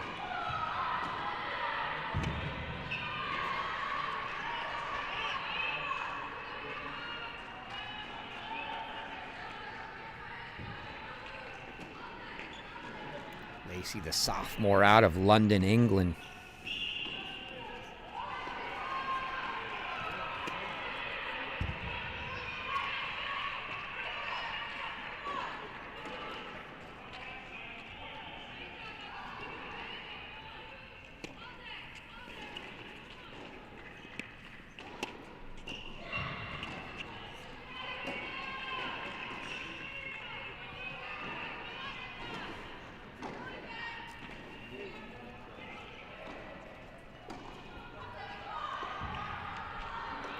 between courts 3 and 4.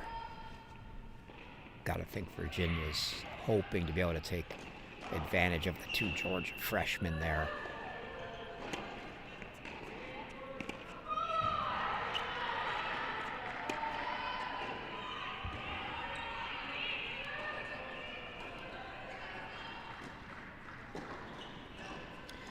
Sophia Rojas.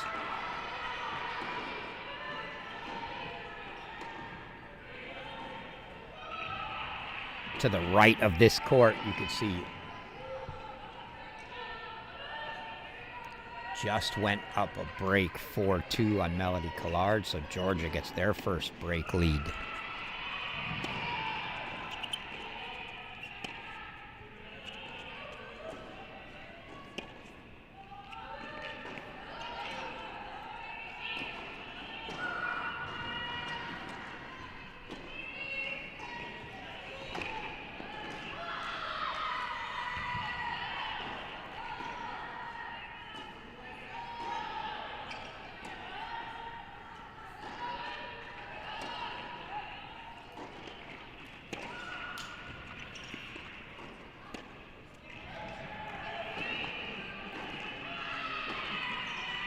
Little fight from Dillek here, not wanting to let this one get away too easy.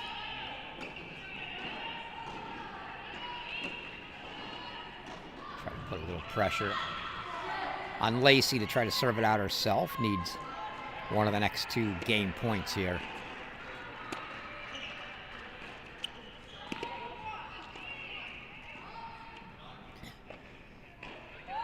Forehand deep from Lacey does make it 5-3 now, and she's going to serve for the first set. This one furthest along as we show you the scores across the stadium here.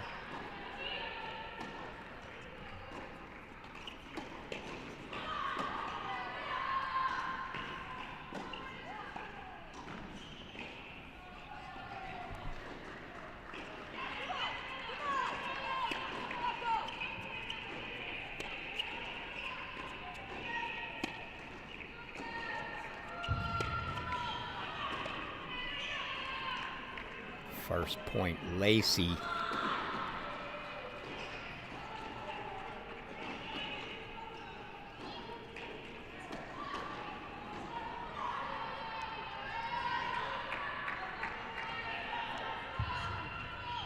Starting to see some break advantages now. As we get to the latter half of these first sets. It's Yang a break lead on 1. Shu still a break lead on 2. Lacey the break lead here on 3. Rojas a break lead on 5. And Dong a break lead on 6. So we went from being on serve everywhere but one court to only one court being on serve.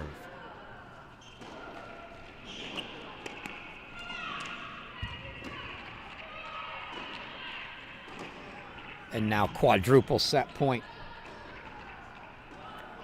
for Isabel Lacey, trying to get the first set on the board in favor of the Who's.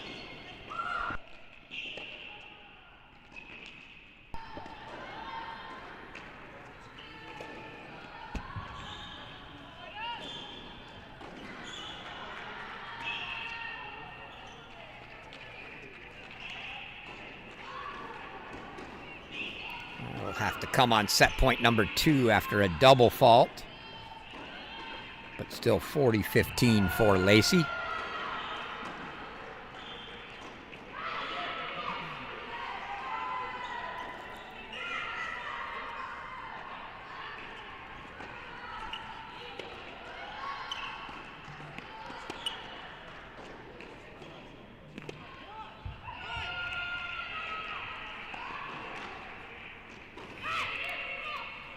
Forehand long from Lacey makes it 40-30 now as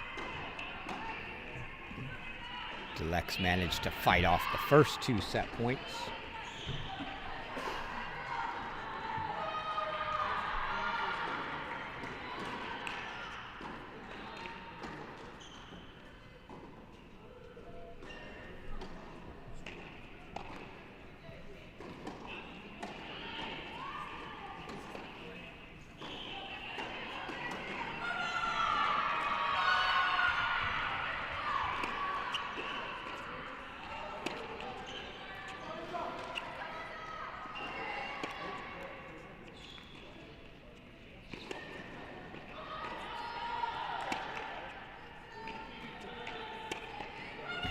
And there's the first set to go down. Isabel Lacey on court 3 for Virginia.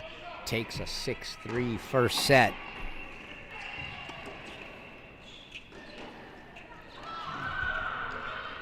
And we go down to 5, where Sofia Rojas looking to level it at a set apiece.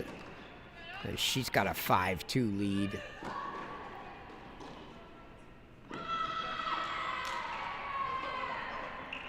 And Vivian Yang, by the way, has just gone up double break on court 1 for Virginia.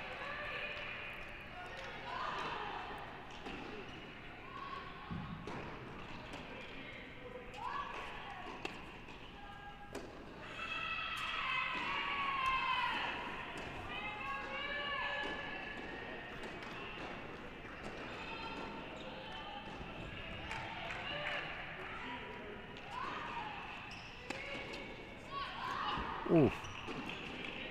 Great return there from Rojas.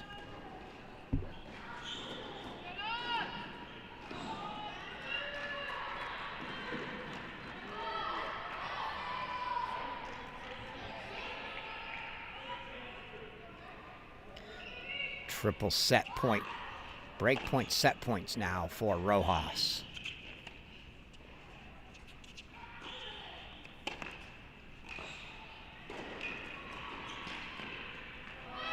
Oh, are you kidding me? The wheels from Sofia Rojas. She takes a first set. It's a set apiece now. We've got a couple of them. We're going to have to go into probably the triple box here.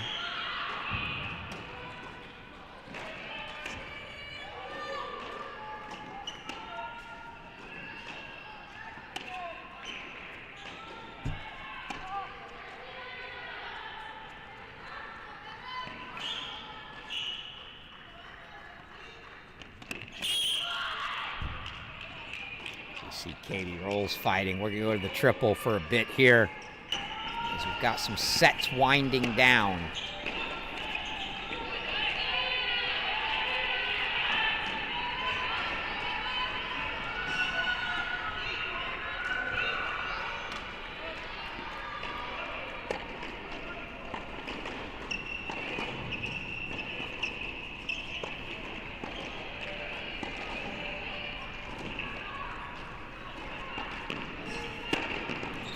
All here on 6 as Emma Dong has a 5-2 lead.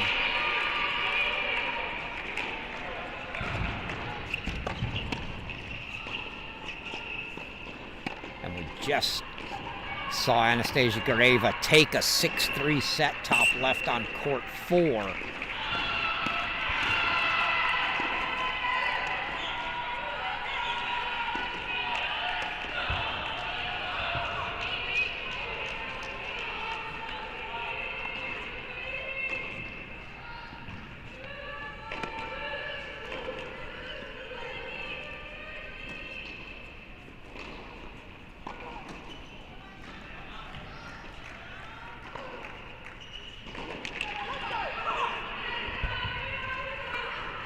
Emma Dong doesn't look thrilled with the delay here.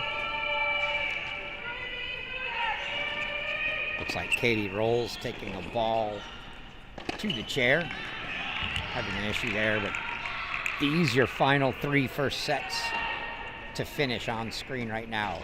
2 to Georgia, 1 to Virginia so far.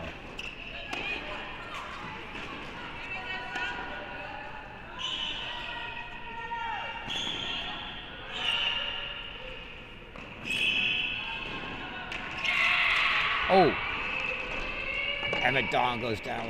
Hopefully that was not a rolled ankle and it was just a trip.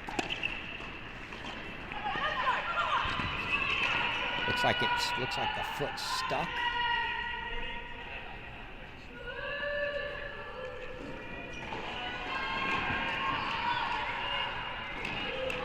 Looks like she's worried more about the hip and the side than anything else. So that's a good sign. Hopefully no ankle issues there for her.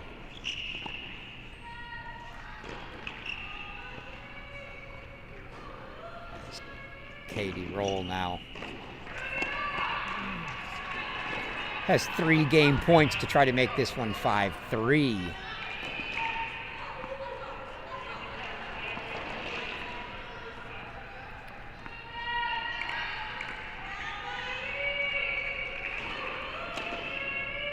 Anastasia Lapata got 1 back on 1, I believe. But 1 and 2 both going the way of Virginia right now. Those are the 2 big battles I expected, and it's all who's in both of them so far.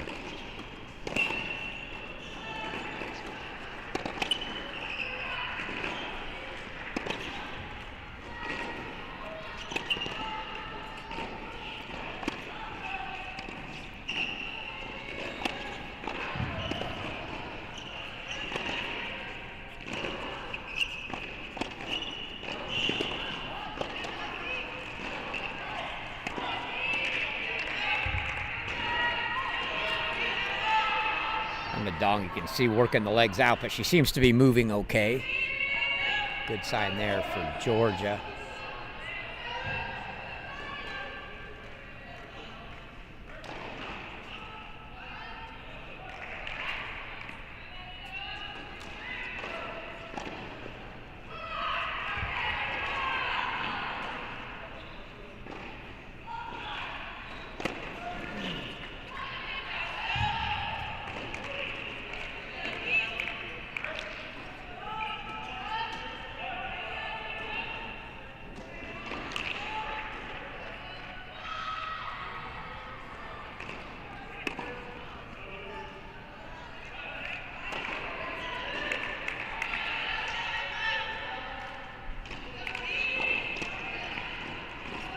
Love 2 points away for Dong on 6.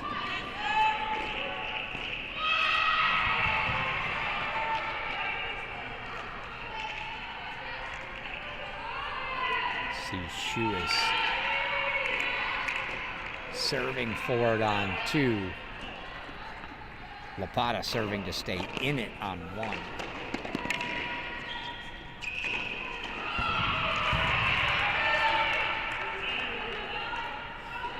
Love triple set point for Emma Dong now.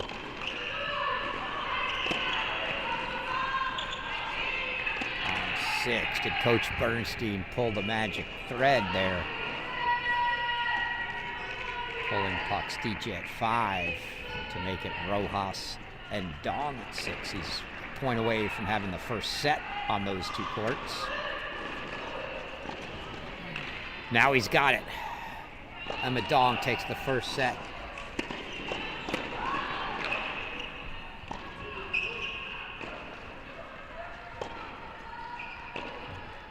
Wrong 2 courts there. So these the final 2 first sets.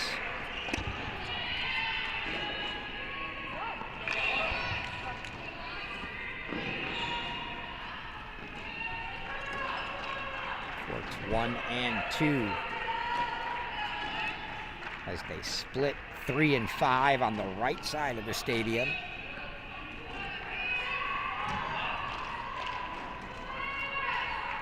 But 4 and 6 on the left, both going the way of Georgia. So Virginia needing both of these to make it an even split in singles.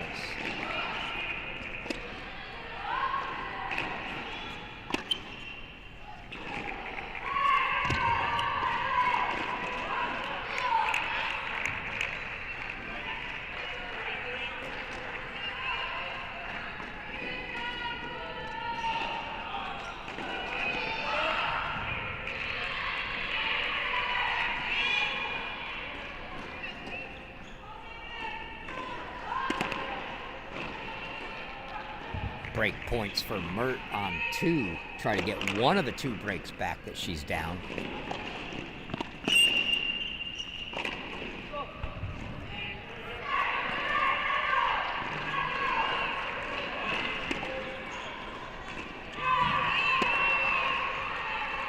Lapata gets the hold on 1 for 4-5. Yang will serve for it, but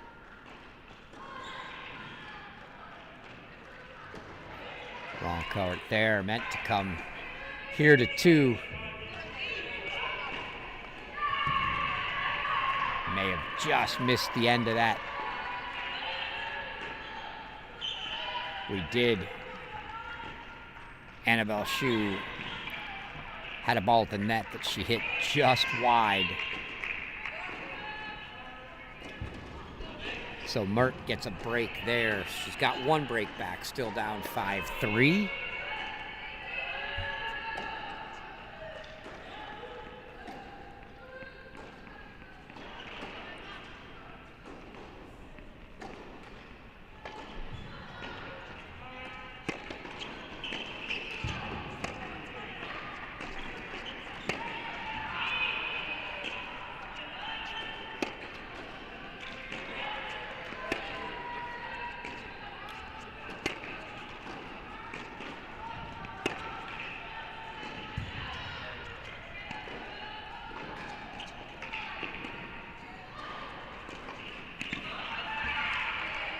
Good patience from Annabelle Shu there.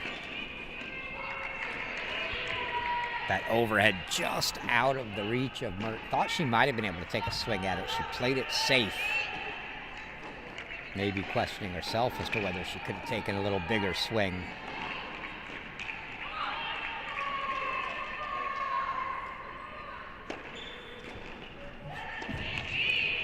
Again, we're down to courts 1 and 2 for our last 2 first sets. Vivian Yang serving for it on court 1. We'll go split screen here.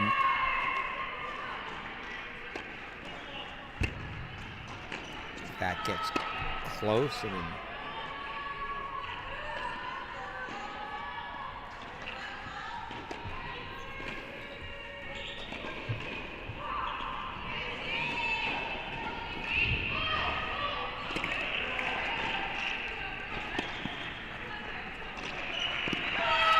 Lapata sends that long, and now 30 love, 2 points away for Vivian Yang.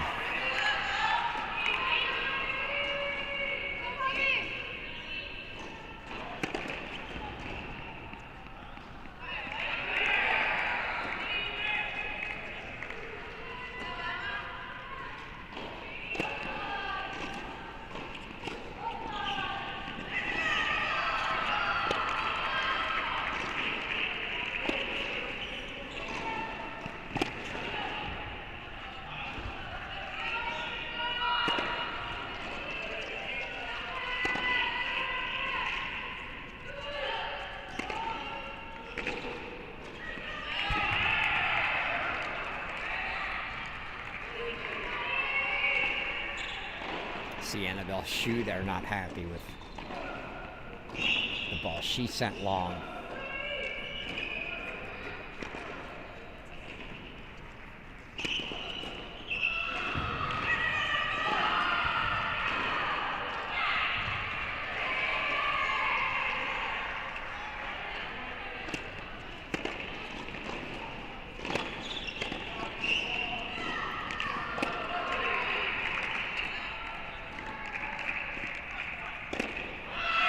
On the overhead, almost a 3/4 overhead there from Vivian Yang is put away to make it 40-15 and triple set point.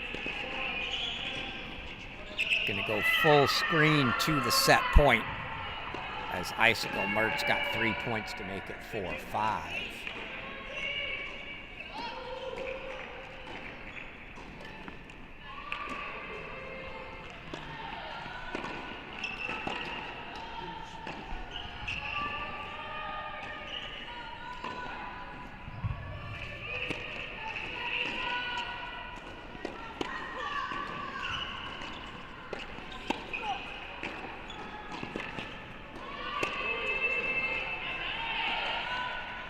First one fought off by Lapata as Yang nets a backhand. Still 2 set points coming.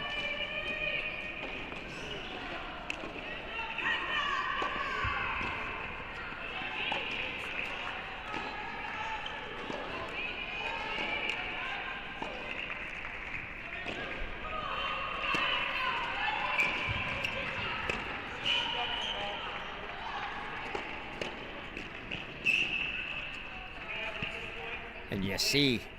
I'm surprised the let wasn't called earlier there.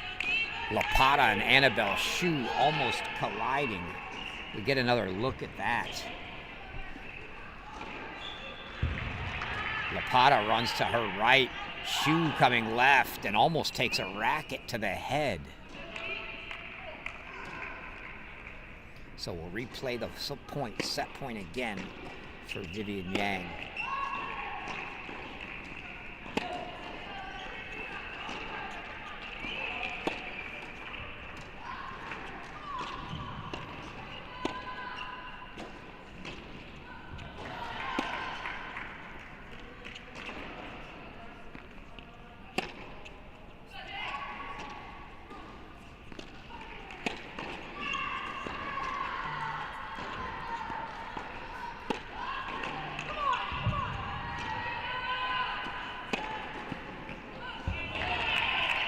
Vivian Yang elects to get out of that moonball rally.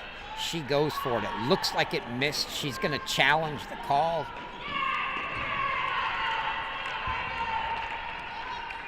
Call confirmed. So now it's going to be a deuce deciding point, a chance for Lapata to get back on serve, or Yang to take the first set.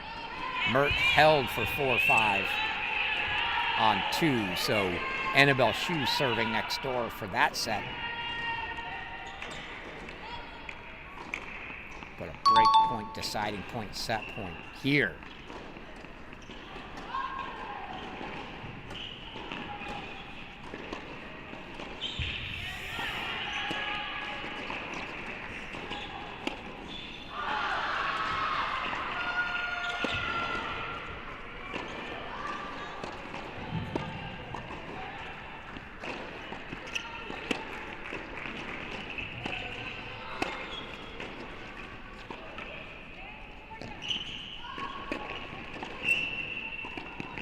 Oh, Lapata guessed right, but couldn't do enough with it, and Yang puts the next one away. Another look at that.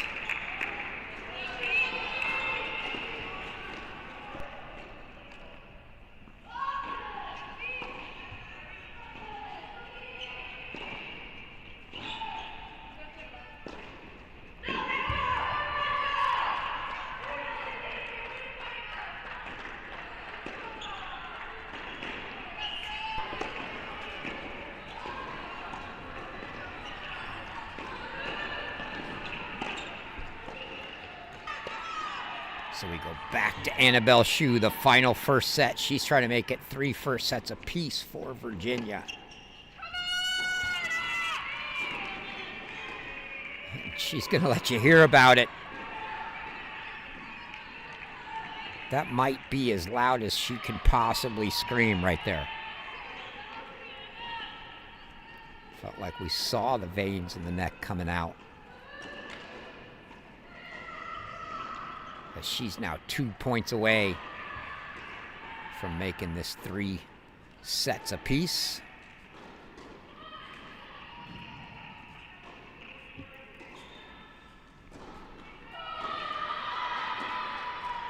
Some of these second sets now starting to get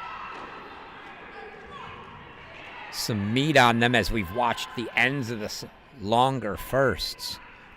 We'll catch you up here. Show you that scoreboard between points here. Coming up. Be ready to look if you're wanting to see scores on certain courts.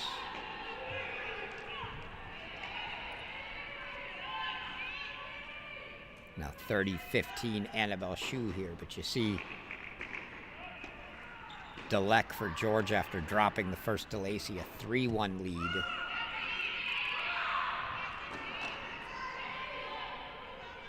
Everything else in the second is on serve so far. So Delek the only break lead in the second, and that would only be for a split, so nobody running away with anything yet here.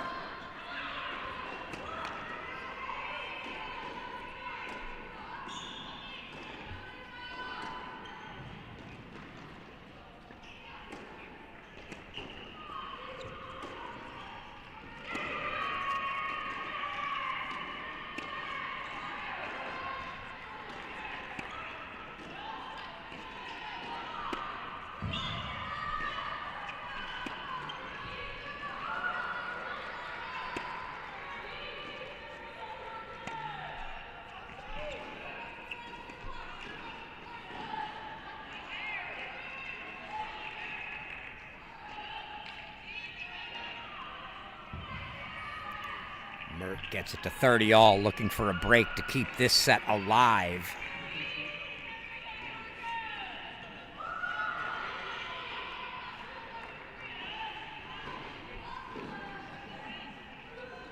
If you're on Orlando watch, Katrina Scott up a set.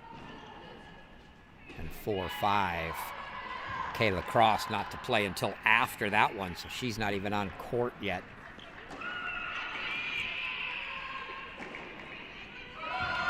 Gonna make it tough to catch a late flight, even if she is in the unfortunate spot of losing and trying to do so.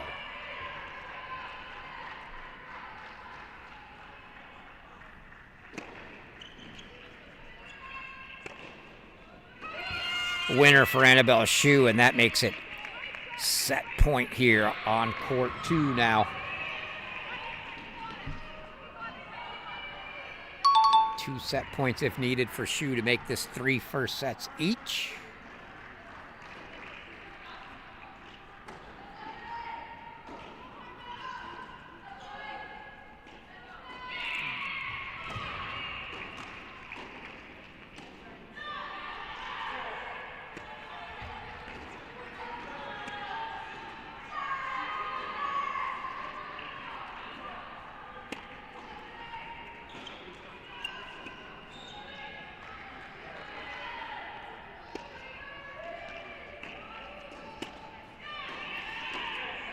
Change of pace there from Mert, and Shu couldn't catch up to the backhand, so it's going to be a deuce deciding point.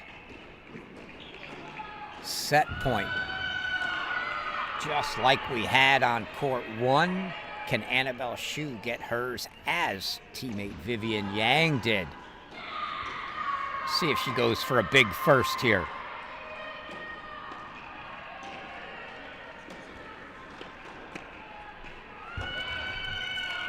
She does just that. It's an ace for Annabelle Shu to finish the set. Another look at that one.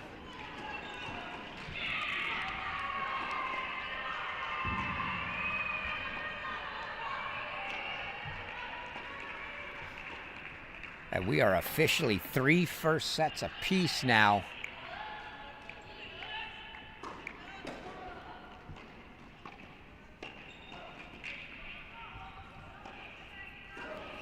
We're going to go down to court 4.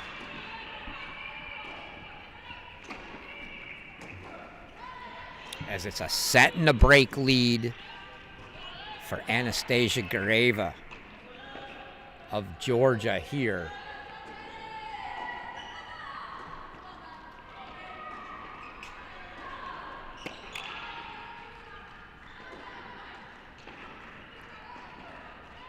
The other second set's all on serve right now. I take that back. Melody Collard has taken a break lead on 5 for Virginia.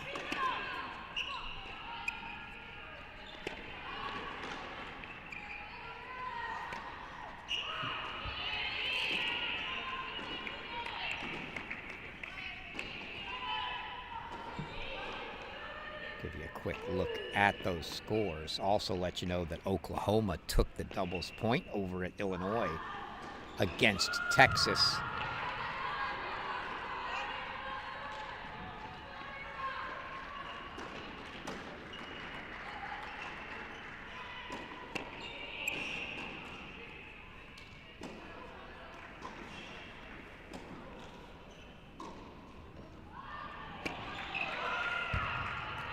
It's an ace there for Gareva. Now 3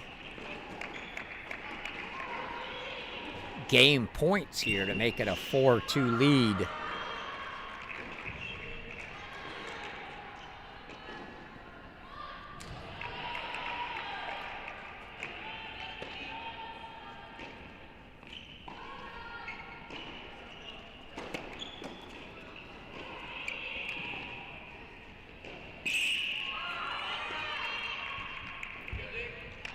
Gareva does just that.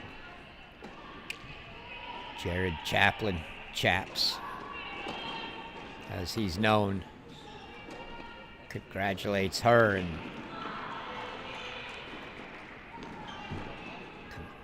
keeping that break lead now at a set in 4-2.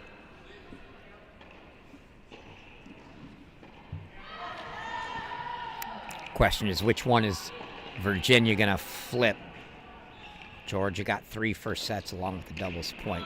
Virginia has to get at least one of them in the second. Right now, Katie Rolls has a 2-1 lead on serve in the second.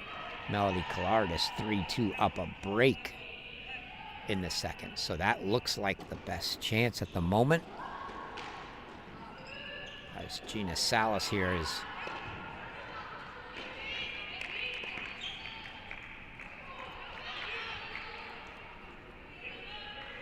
didn't hear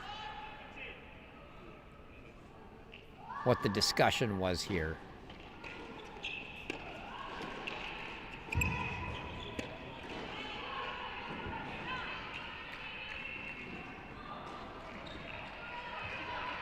But you see head official Andrew Rogers making his way over, as it sounded like there was something going on, but doesn't seem to be too much discussion. He might, nope, thought he might stop and ask Jared Chaplin what was going on, but he just moseys back away.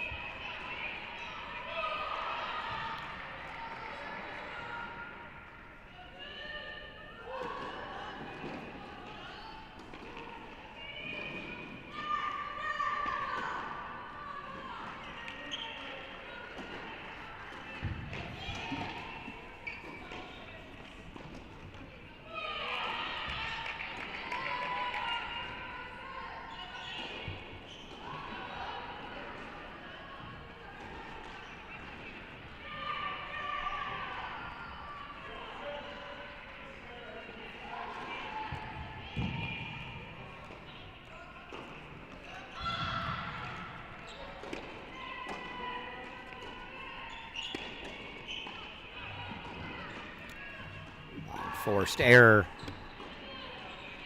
from Grava there makes it 30 all.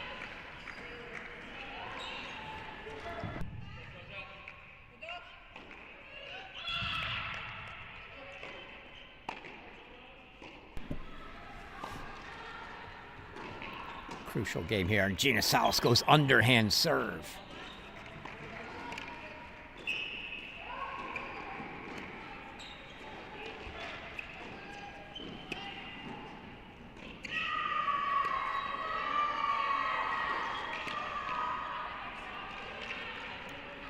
Gets the point, but didn't really catch Grava off guard too much with that underhand serve.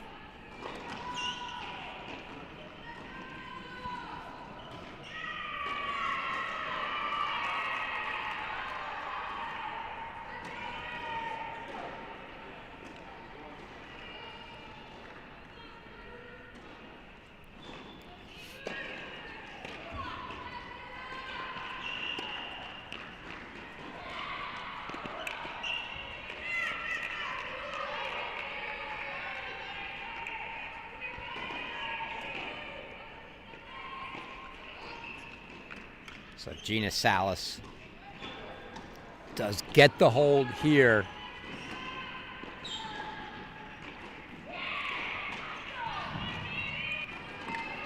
We're going to move down to 3, where Denise Delec has turned things around in the second set for Georgia. She's got a 5-2 lead. Virginia's Isabel Lacey took the first 6-3.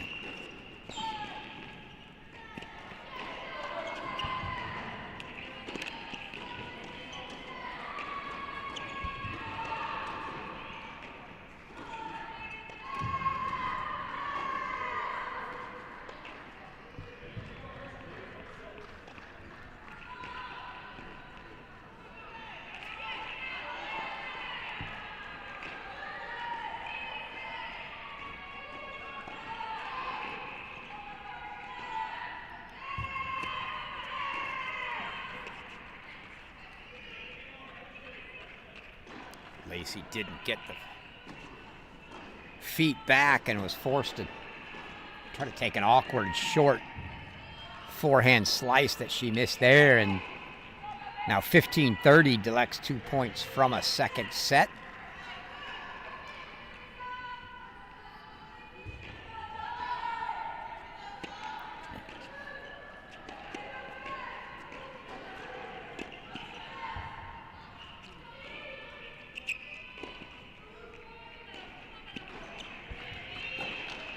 Big forehand winner there down the line from Delec, and she's now got 3 set points coming here.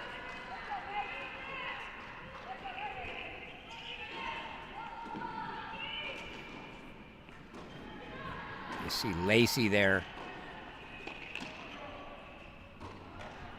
talking to associate head coach Gina Suarez-Malaguti.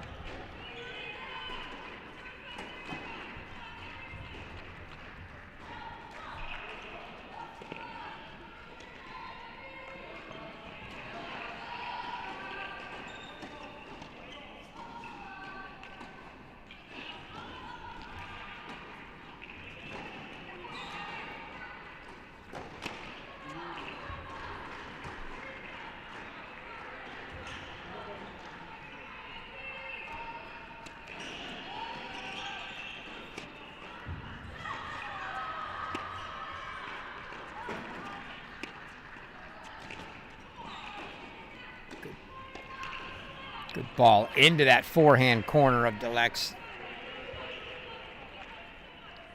Took sort of a half-hearted slap at that forehand line attempt, did Delec, and it's going to be a deuce deciding point, set point here for Lacey.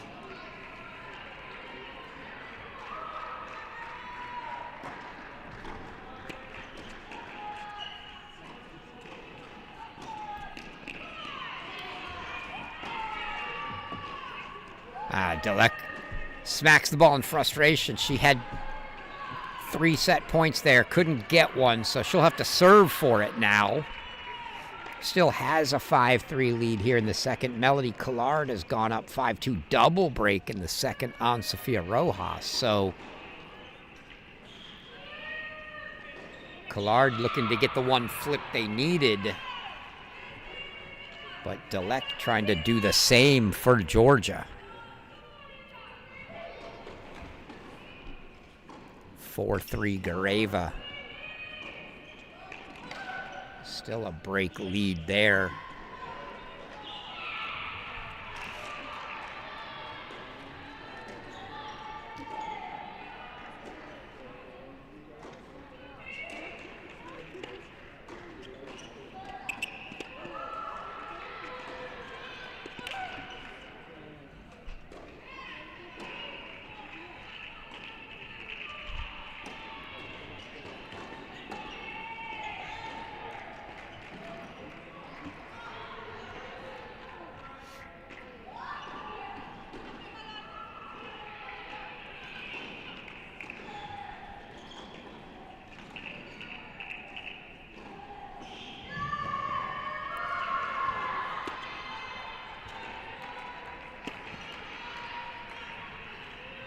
Love Delec now 2 points from a set.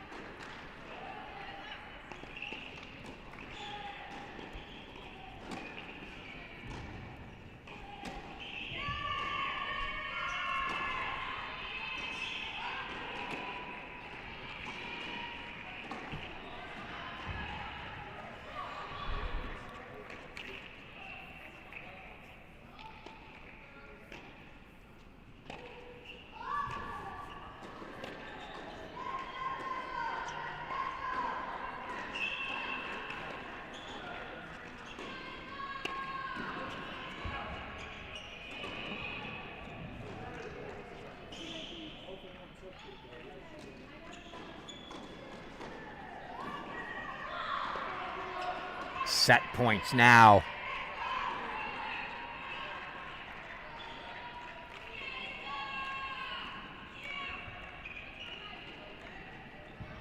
For Delec.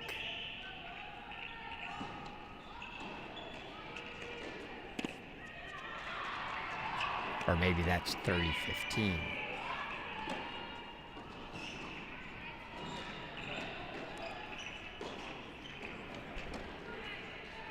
Must have been 30-15, so 40-15 now. Set points coming for Deleck.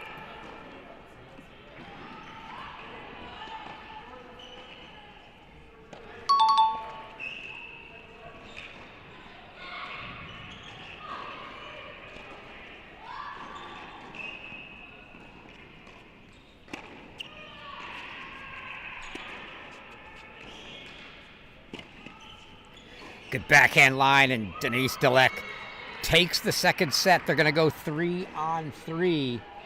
And we're going to jump down to 5, where Virginia's Melody Collard is going to try to force a third here as well. As she's now serving up double break 5-2 here for the Who's.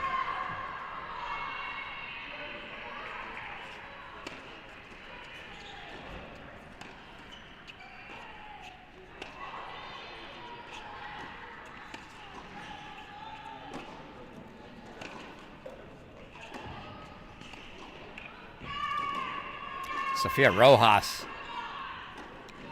a little bit no man's land there, halfway between the baseline and the service line, and Collard wasn't making it easy for her to choose which direction to go.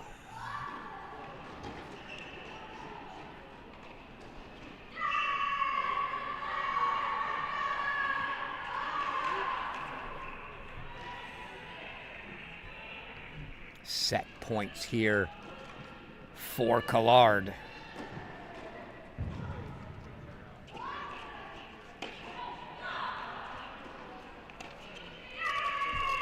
And it is a set for Melody Collard, so they're a set apiece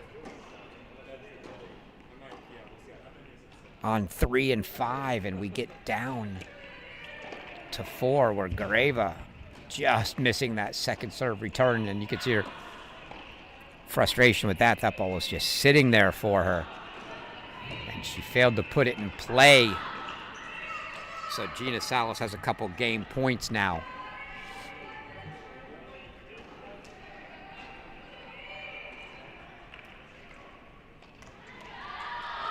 So somebody's got to win a 3-setter to win this match no matter what. They split the first sets 3 apiece, and 2 of those, 1 each direction, have already gone to 3.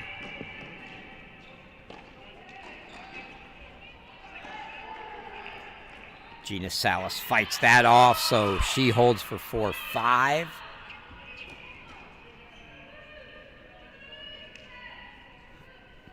Check in on 6, where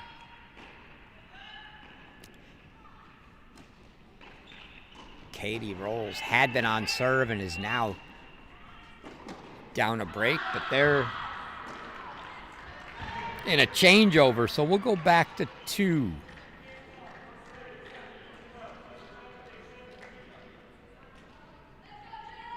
Where Isagal Mert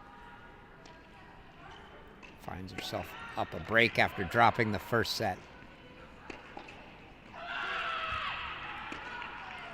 And she puts that one away for a 3-love lead.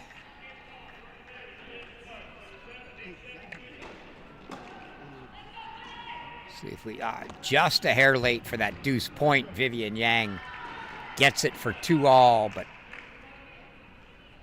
let's go back to 4. Anastasia Grave going to serve for a match for Georgia.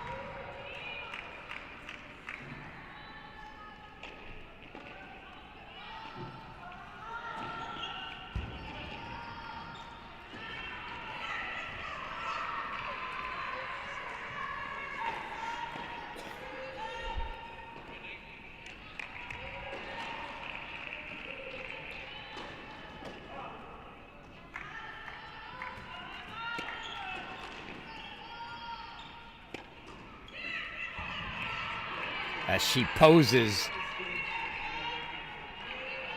for the forehand that sails long. She knew it when she hit it. Love 15, Gina Salas. Must break situation here.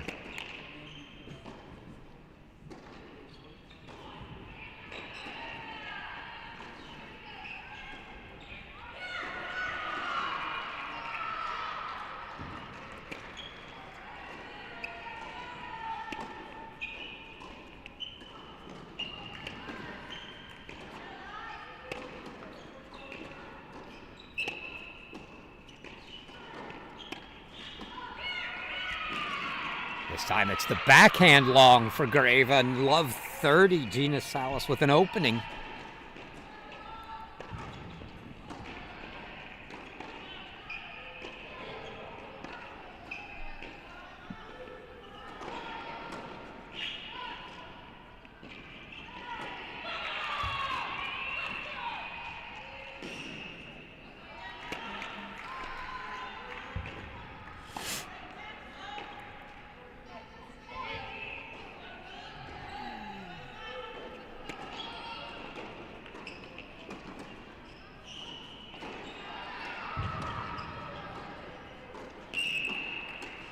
So the double fault makes it love 40.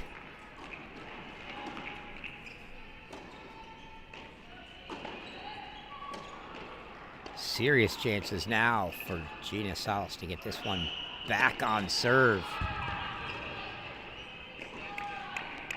Greva fights the first one off with an ace.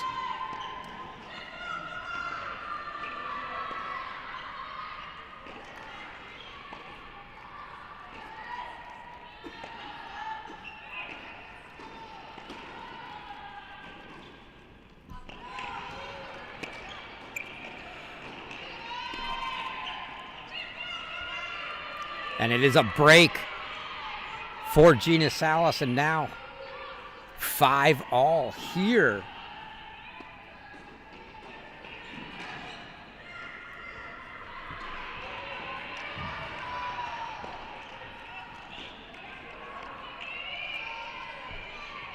We jump over to 6, where Emma Dong's got game points to try to take a set and a 5-3 lead.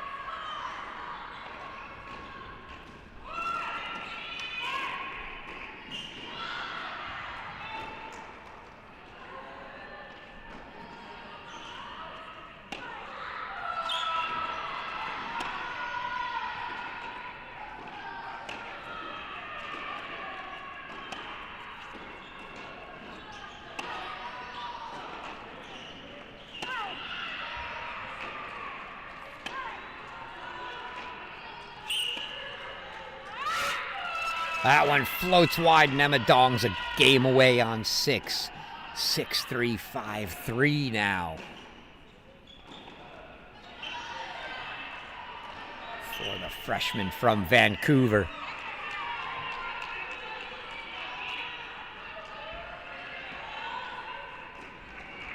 They're underway in the thirds. On 3 and 5 at the right end of the stadium. Holds to open it for Lacey and Rojas.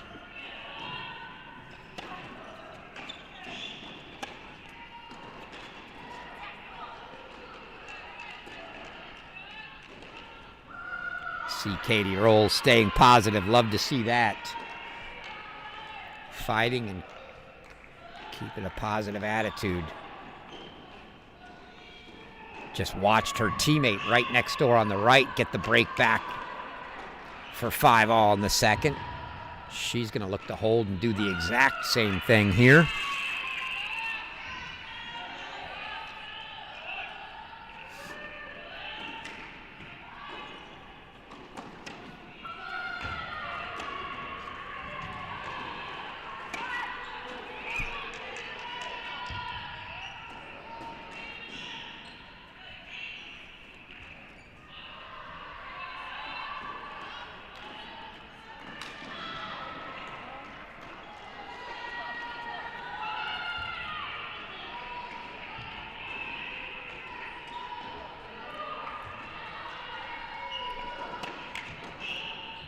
See there in a 5-all, 30-all point next door to the right. now 40-30. Gina Salas serving there.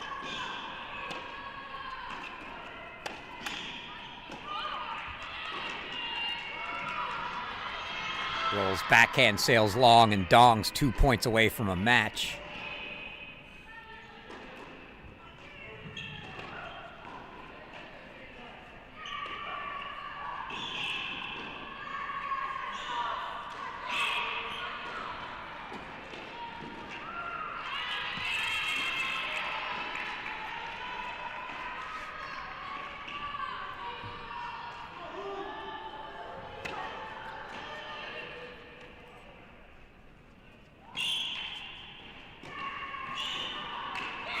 Beautiful drop shot and follow-up combination from Katie Rolls there to get to 30 all.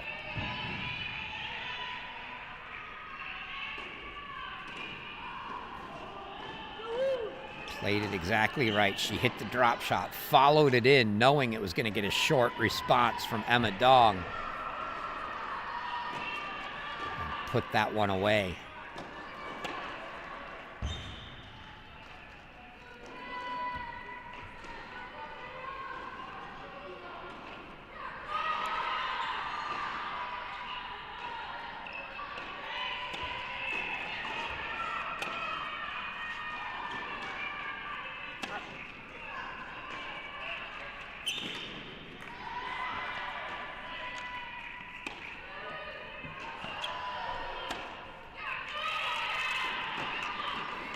Balls from Dong that have just a little extra get in quick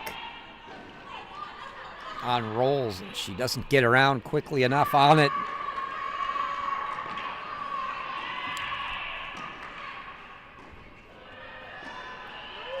And that one makes it double match point now for Emma Dong.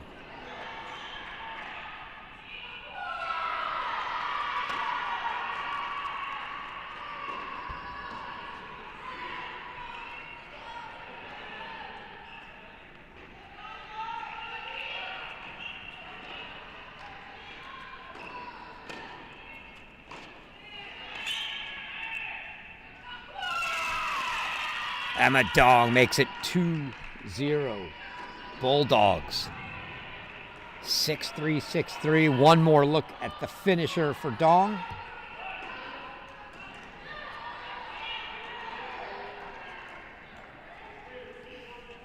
One sneaks just wide after the big forehand from Dong.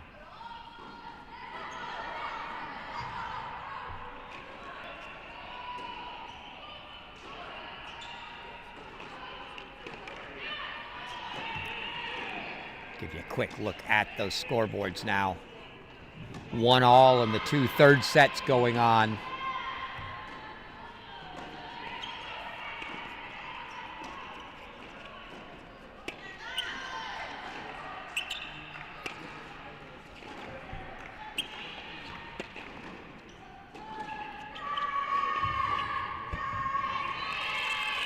Oh, it looked like that could have easily been called out. Gina Salas, very generous there. Maybe she's already got the overrule under the belt. But she lets that one go. Might have clipped the outside of the line. Certainly close. Gareva 15 love after serving for the match. She's now serving to try to get to a breaker.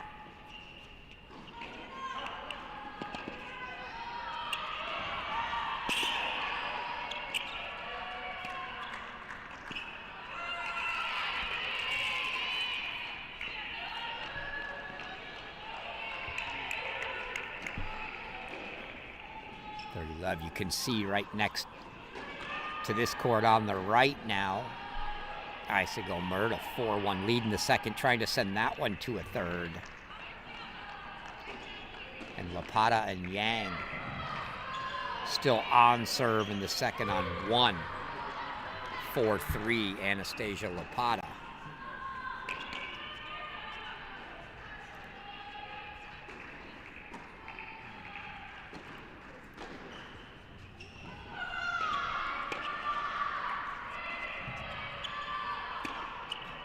That's a big forehand there from Gina Salas. Makes Makes it 30-15, Gareva.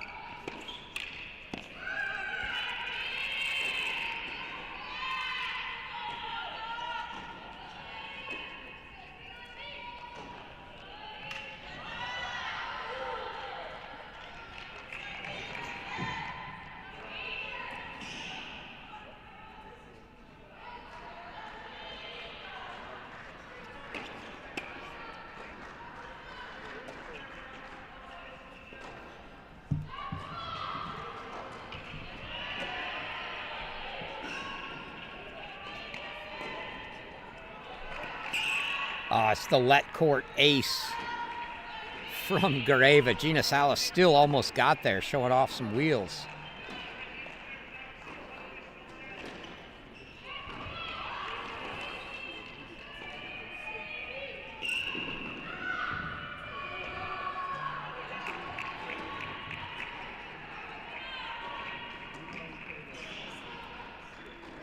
But that ace sends us to a breaker now, where Gareva's got an opportunity to make it 3-0 Georgia if she can find 7 points here.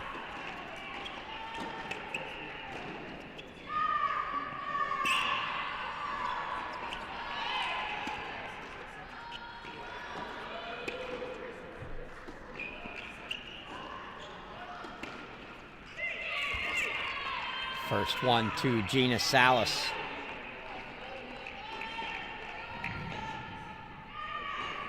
I like the play of moving Gareva side to side there for Gina Salas. Gareva bigger and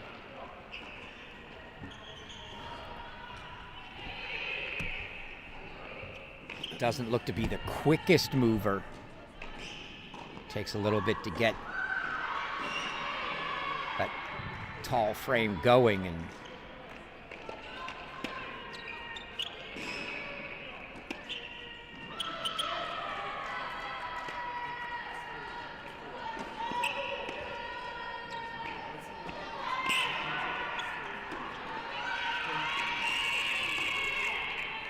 couple of holds to start the breaker, one apiece.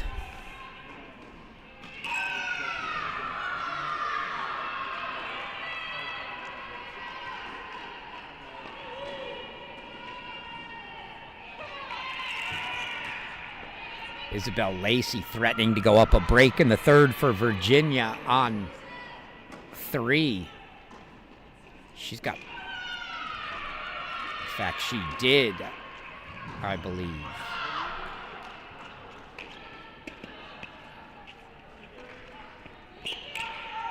Yes, 3-1 Lacey now.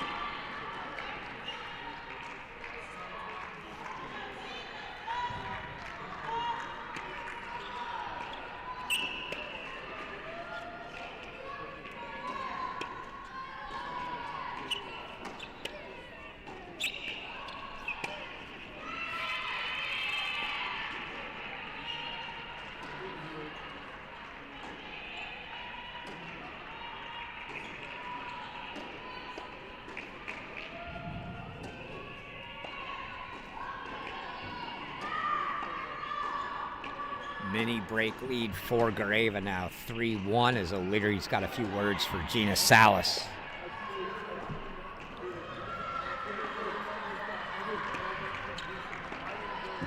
Just wide. Almost returned the favor with the let court ace.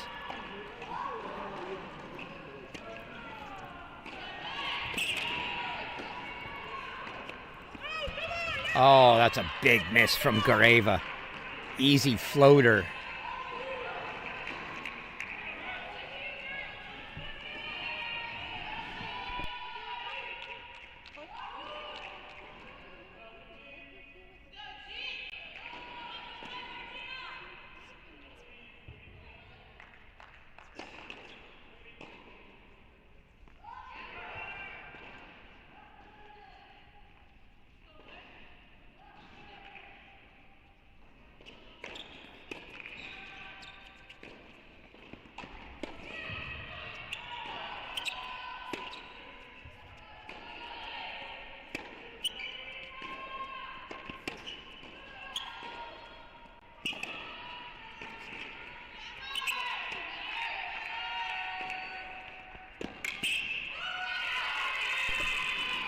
Good recovery from the missed forehand for Gareva.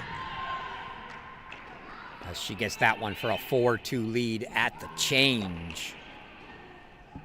We'll take a quick jump over to 2 as they change ends. As it's set points here.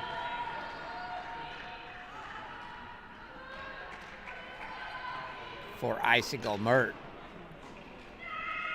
Isabel Lacey now has a 4-1 lead on court 3, so that one starting to look good. Lapata and Yang still on serve in the second.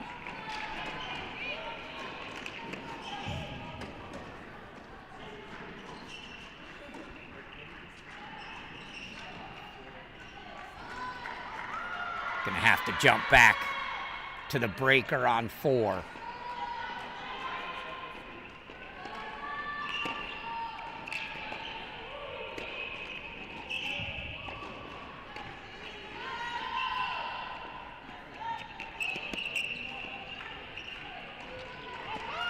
Oh, this time it's Gina Salas missing a short one at the net. Gives Gareva a 5-2 lead, and the Bulldogs now 2 points on this court away from a 3-0 lead.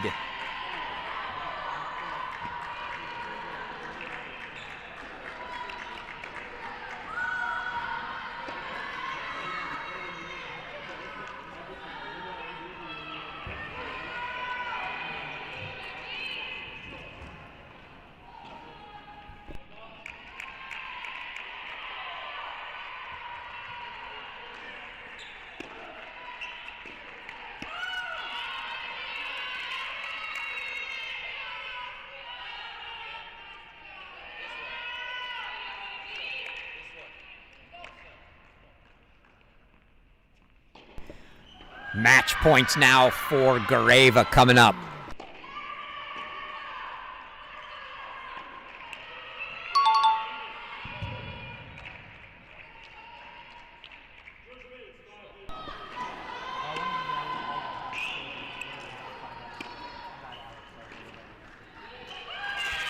That one's deep, and Anastasia Gareva makes it 3-0 for the Bulldogs. So Virginia needs all the remaining matches now.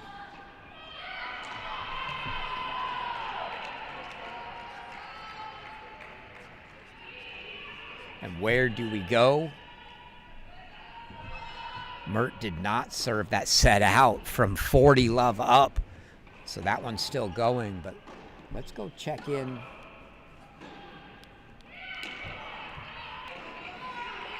On 3, as it's been all Isabel Lacey here in the third. Trying to get that first point for Virginia on the board.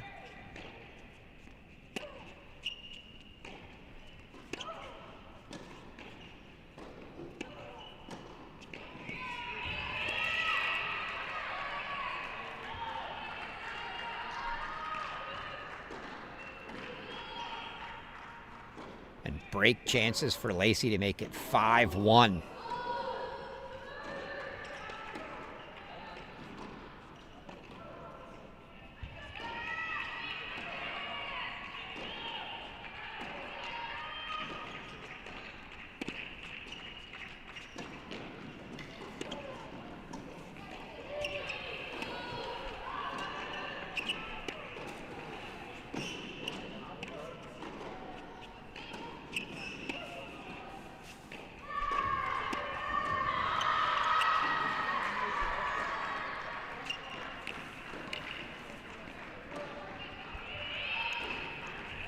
Delek forces a deuce deciding point here.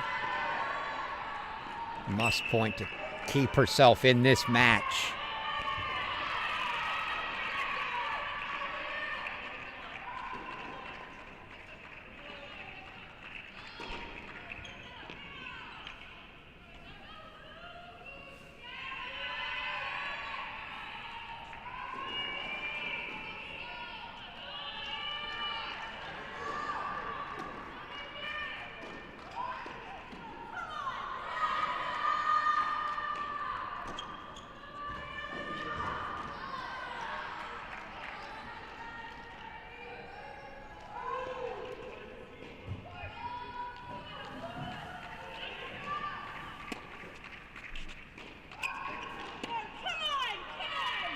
That ball called out by Lacey for 5-1. It looks like we might get a challenge here.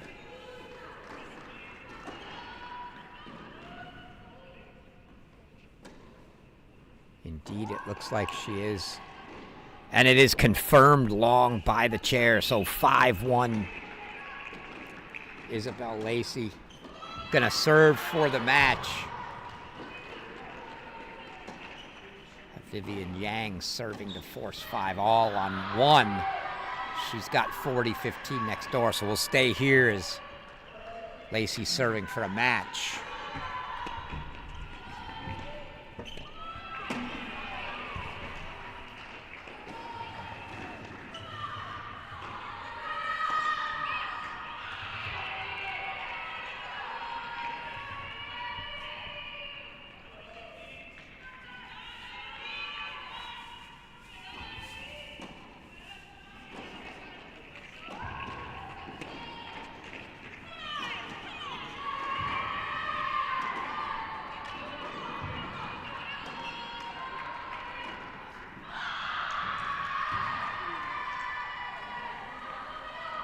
Vivian Yang makes it 5 all on 1.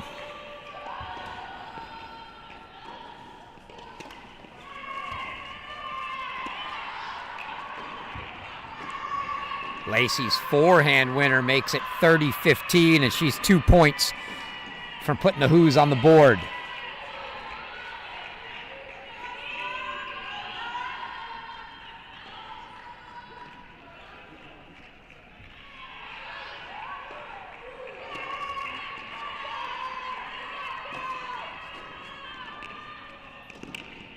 That was a great backhand cross, having to get that up and over for Delek. She gets it to make it 30 all.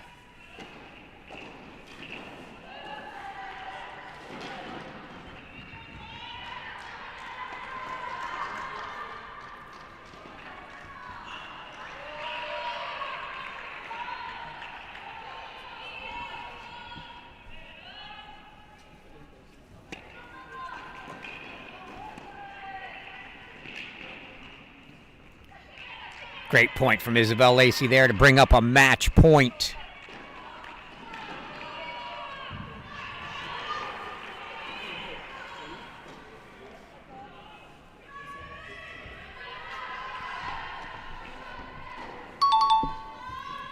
Two match points here for Lacey.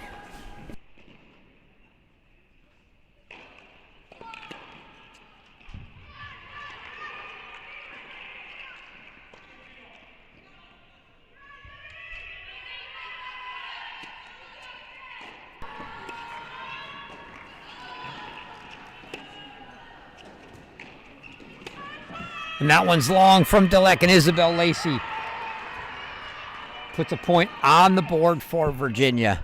3-1 Georgia now. And we will go quickly.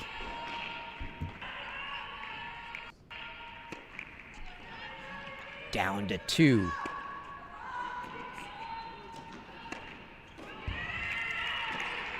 As that miss there from Annabelle Shu makes it a deuce deciding point, another set point for Icicle Mert to send this one to a third.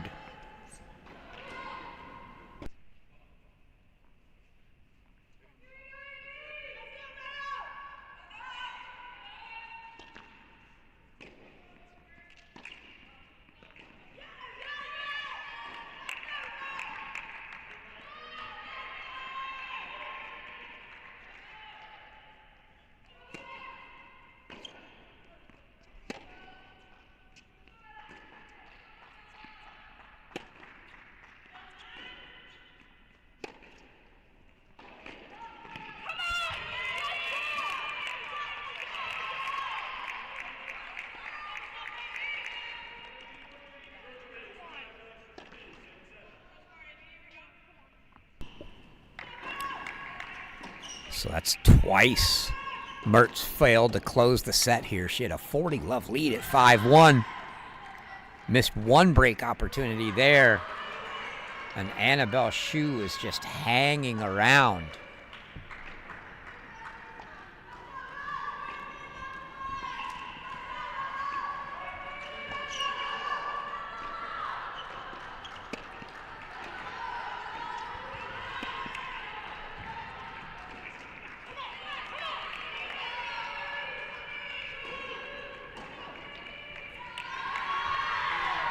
Give you a look here at your 3 remaining courts. Won't stay in this view. We'll jump around, but Virginia needs them all.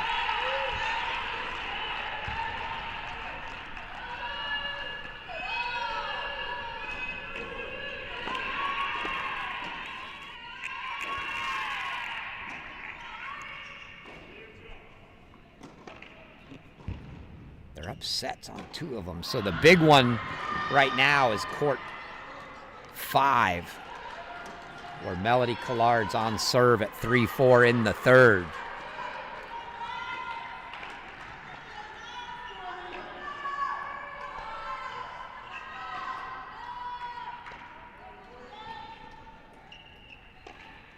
And let's actually go back to that triple box just so you can see court 1 top left. Break chances for Vivian Yang to give her an opportunity to serve for a match.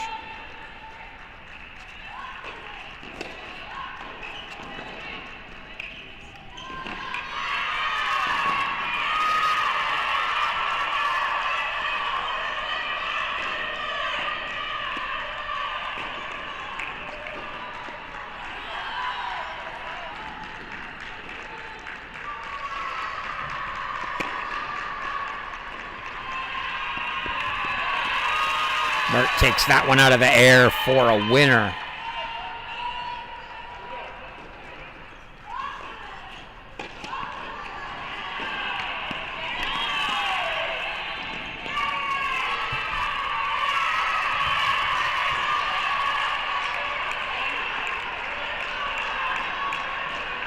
Let's put court 1 in the big boxes. It's a huge deuce deciding point here for Anastasia Lapata.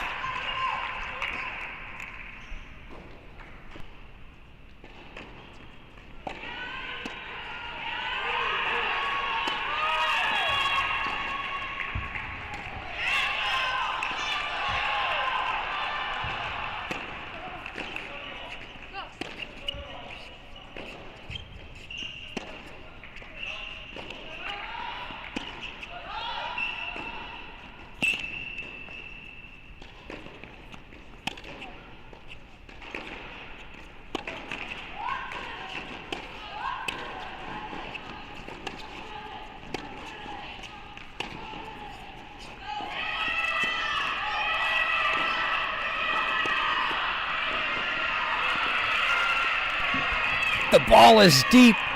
Lapata doesn't believe it. She challenges. They're going to go to the chair. It's overruled. Electronic line calling says the ball is good, and Lapata holds for 6-5. Vivian Yang can't believe it.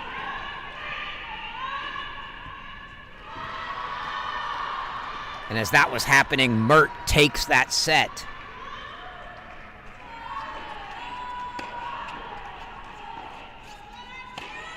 So we'll go to the 1 court with action right now.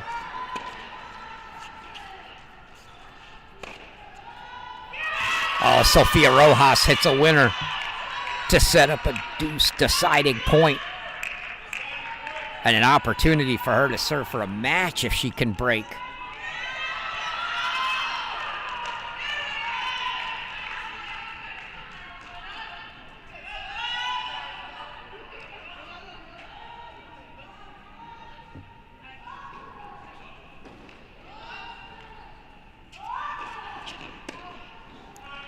And she's going to get a look at a second serve from Collard here.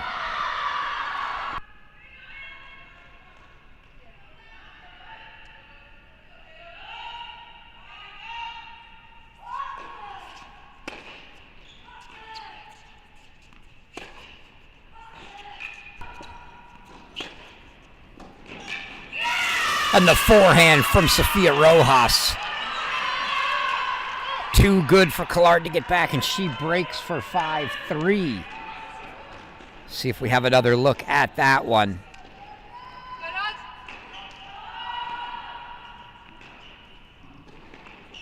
And Rojas sets up the opportunity to serve for the match here. So they've split on 2. They're still on serve on 1. But Rojas now serving for the match and a Georgia win.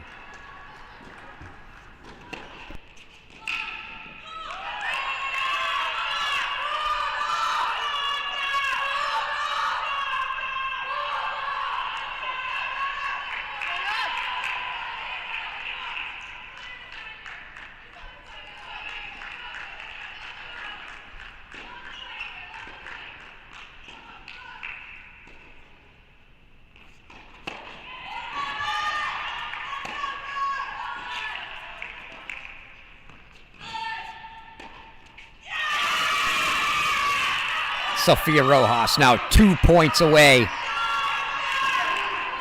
at 30 love here.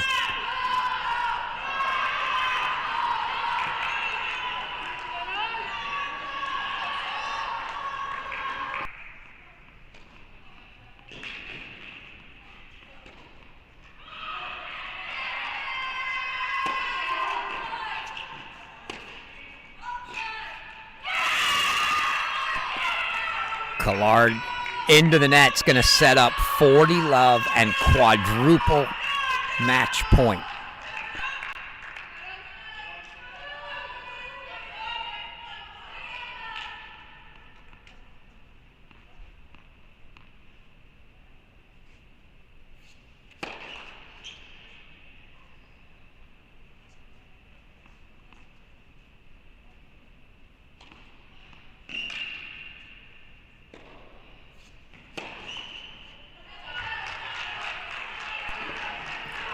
Double fault from Rojas makes it 40-15. Still match points here for the Bulldogs.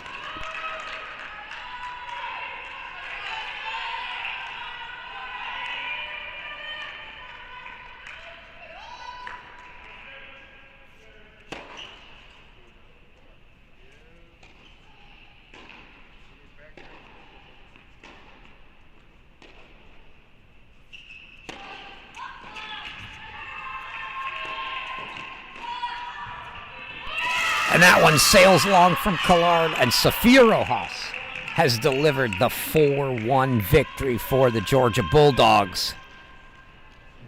And that'll wrap up the second match. Give you an up-to-date look here at the draw with these 2 matches and the first one at Illinois in the books. You can see Texas A&M advancing 4-2 over Vandy earlier at Illinois, and our first 2 matches in the books here. It's LSU 4-0 over Tennessee, Georgia 4-1 over Virginia. So it'll be another all-SEC matchup like we had earlier this morning tomorrow with Georgia squaring off against LSU. That'll be the noon match tomorrow.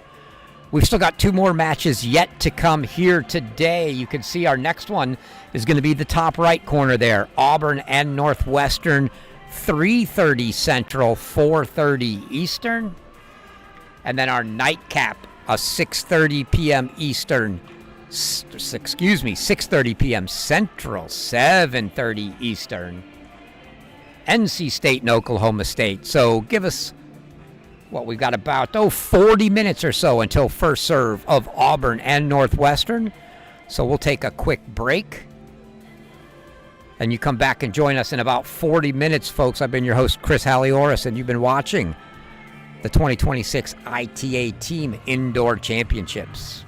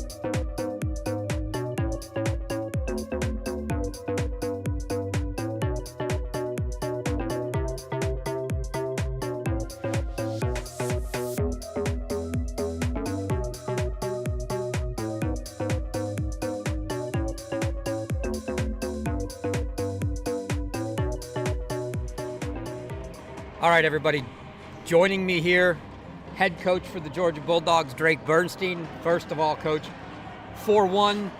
Hard to complain about a 4-1 win. I'm sure you're going to have complaints. It wasn't the prettiest 4-1 win in the world, but just general thoughts, what'd you see? Yeah, first off, happy to be moving along and staying in the main draw. Very pleased with the way that we started doubles, particularly at 3, and then a little bit slower starts on 1 and 2, but I mean, for 1 to come back and find a way to get that against 2 top 10 teams, I mean, they have great doubles, Virginia. It's good for the experience to have a deciding match on the doubles. Yeah, I mean, anytime you're going to take down Melody Clark and Vivian Yang, Yeah, coming from a breakdown as well. So that was a good start. I don't know if you got to see any of the early match. Obviously, you're probably warming up and doing things. It felt very similar as Tennessee went up breaks on all 3 courts and then ended up losing doubles. You guys were down breaks on 2 for a while before you turned it around. So a good turn there. Then the singles. I mean, there were some rough spots there. I think my impression coming in was we were probably going to have battles on 1 and 2, both veterans there. And what I was looking forward to was 3, 4, and 5. Before we get into that, talk first about the fact that lineup-wise, you had somebody else submitted at 5. You pull, you play Sophia 5 and Emma at 6. What went into the thoughts there? Yeah, I mean, really kind of just matchup based, and we felt good about what we had there, and I think Soph did a great job of kind of calming down in that 3rd set and just letting the tennis come to her. I think 2nd set got away, some deuce points got away a little bit, but then very good down the stretch there. And I didn't get to see Emma, but I heard her, which was nice, and that's another quality player she played. So at this point of the year, we're still kind of figuring ourselves out. That's our 3rd dual match, right? And we've got a young team. We've got, I feel like we have a lot to prove, and that's the exciting thing about moving ahead. But yeah, we're just gonna have to sharpen up a little bit. Yeah, I mean, 2 of the 3, I have to keep pausing and not saying freshman. Anastasia Gareva, technically a sophomore, I guess, but your first years in Gareva and Dong, both straight set winners. Didn't go so well for Delek, but by and large, you get 2 out of 3 wins out of your first years. You got to feel good there. It felt like the struggles were more on the top 2 courts, really. And they're like you said, they're very experienced up there, great competitors up there. Nothing against when you're playing Virginia, nothing's going to come easy. They compete hard, they compete well, they make you earn everything. Pleased with those freshmen getting some results there, but that's the expectation too. I mean, they work hard. We expect them to come out and let that show. And Sofia Rojas last year was a virtual lock at 6, and to have that, you got to feel really good about her spot, whether you're playing her at 5 or 6 in the lineup every match. Yeah, she does what she does, and it's again, when she's in that comfort zone, it's hard to keep up with. It's a lot of speed to keep up with. So tomorrow, LSU, who had a very comfortable win this morning over Tennessee, going to be honest, I have to ask, did you immediately check the Kayla Cross score when you got off court? Not yet. All right. Yeah, we got LSU's a great team. Everybody here are great teams, and so the most important thing right now is that Georgia comes ready to play tomorrow, and that's what our focus is going to be on for the next 24 hours. Regardless of who lines up on the other side of the net, we know it's going to be a challenge. Yeah, most places you play, usually if you come off a match like that and there are some things you want to work on, you can go find a court and have a few girls hit some volleys or have somebody work on a serve. You don't really have that opportunity here, do you? I mean, there's no chance to get any court time between now and the morning, is there? Yeah, I mean, I guess the good part is I think that we hit the ball just fine. I think that our players know how to hit the ball, and it's just getting experience in this setting, understanding what it takes every day in this setting is really what we've got to learn the most. But yeah, we can do that through conversation and experience. The only way to get experience is to get experience. All right, and I see the bonus today, as I mentioned on the broadcast, I saw Will Reynolds was here. He Made it. Yep, out of jury duty. I didn't we say. We believe in civic leadership in Athens, and you know, there's Will nothing was wrong there. with the jury. I didn't say the jury duty aspect on air because I wasn't. I didn't ask, hey, can I say that? And I wasn't sure, so I just said he had some things to tend to. But that's what it was. He had jury duty. Had to do his part. Yep. So, but he made it, and I told him he's looking like he's ready to audition for like the Alaska Mountain Man or something. That's his thing. It's getting a little full. He's got the dad beard going on. He's doing his thing, but we're glad to have him here today. All right, well, congrats on the win today. Good luck tomorrow. And let me have a go Dogs. Go Dogs. All right. Thanks, Chris.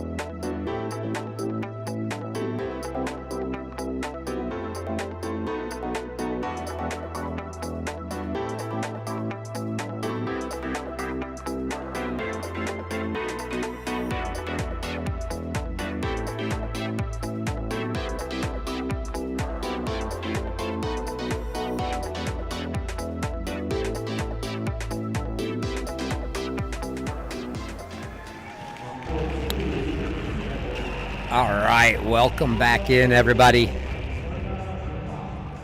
They are finishing some player intros here.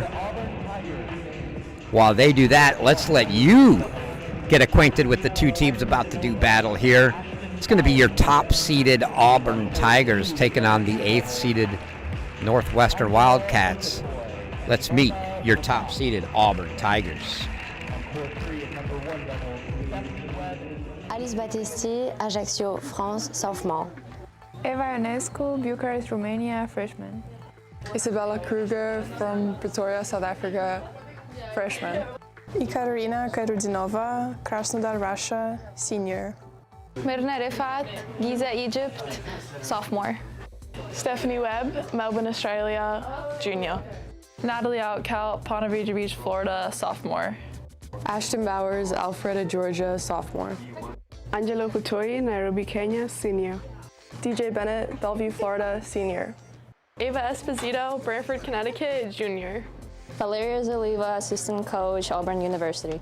P. Francis, assistant coach, Auburn University. Jordan Zaba, head coach, Auburn University.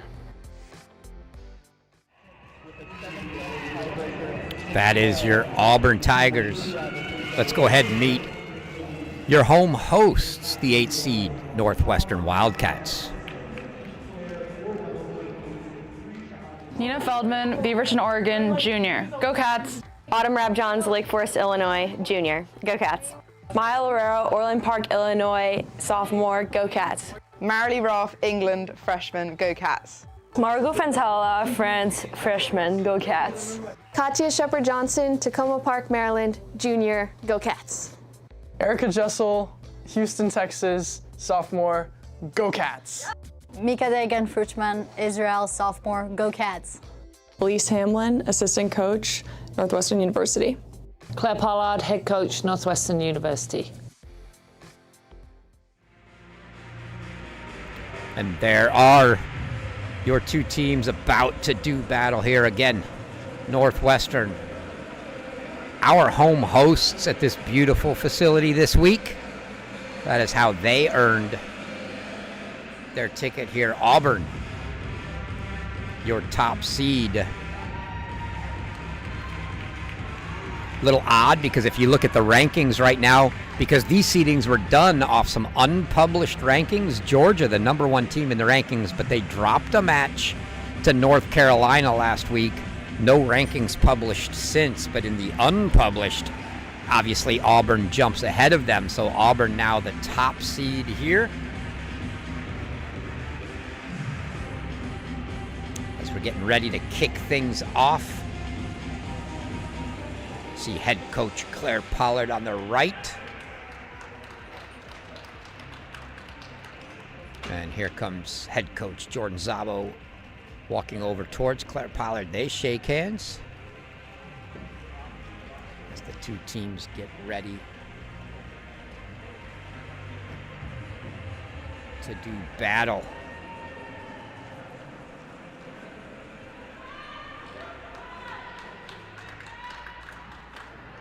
It's going to be DJ Bennett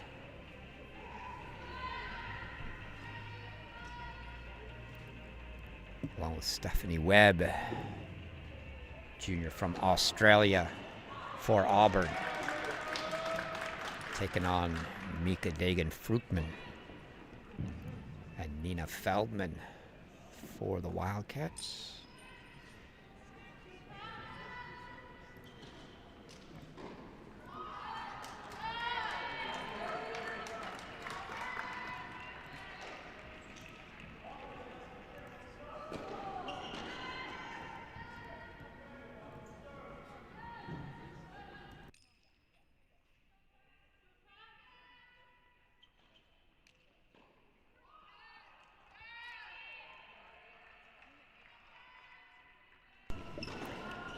So it's Auburn in the white here, Northwestern in the black.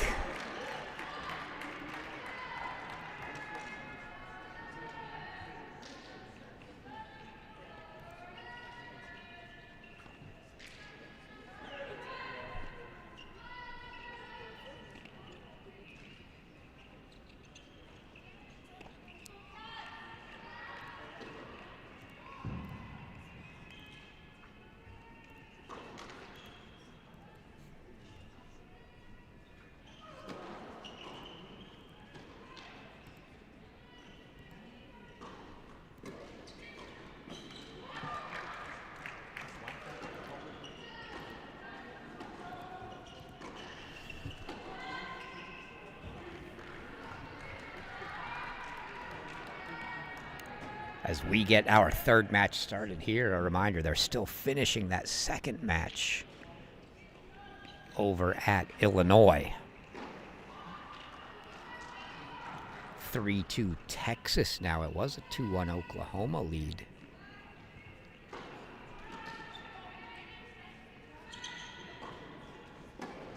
But it's Oklahoma on 5 and 6, 4-love and 4-2 in the third.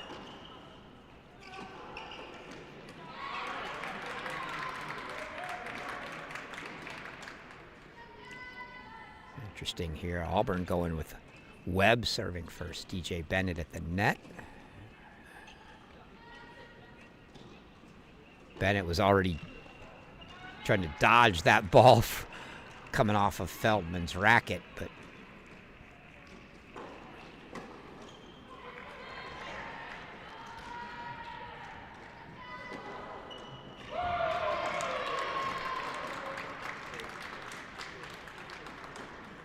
it's a Friday, and the earlier matches were during the day, so for two reasons, maybe expect a little more noise here. A, it's starting to get later in the day, and B, we got the home team on the courts here, so expect to see some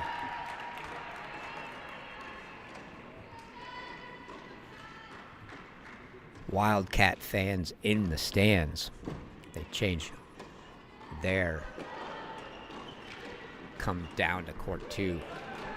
Angela Okotoye, Myrna Rafat on the far side. Erica Jessel serving here. Margot Fantala, her partner. Jessel can bomb if she chooses, so look for the big serves there.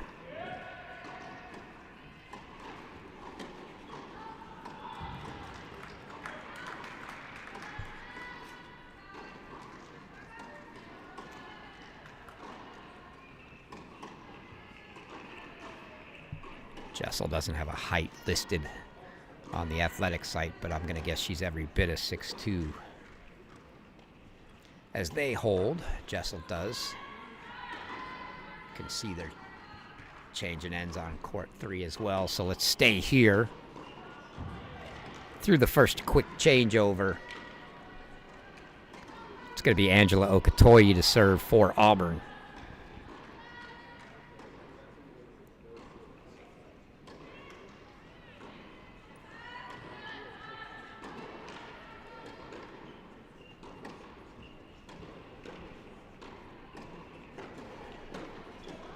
Just wide. Reminder, our nightcap here going to be Oklahoma State and NC State. When we show court 1, you might see some of them warming up to the left as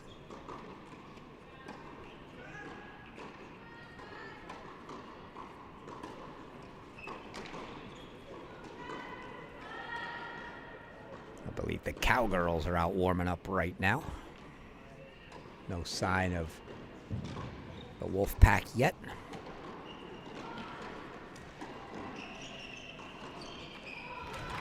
There's Coach Pete Francis.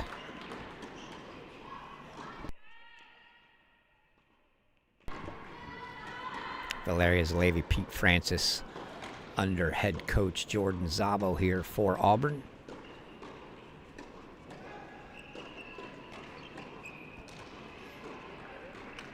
And yeah, Rafat just popped that one straight up.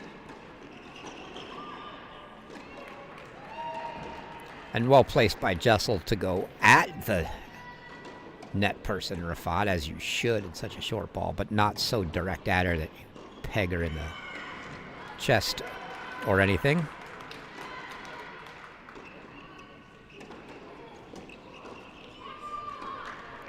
She was going at her again there with that forehand, but it finds the net. So 30 all now.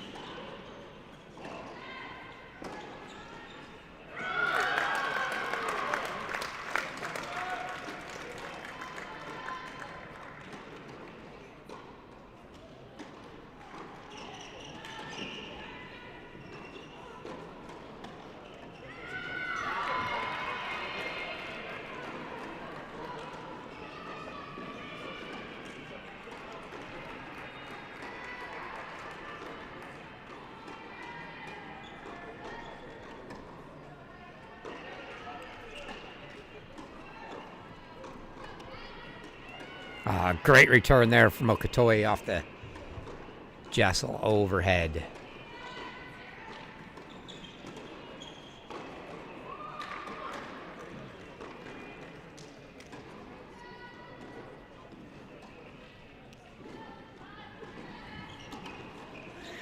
It's one apiece here. Slide down and get our first look at court 3.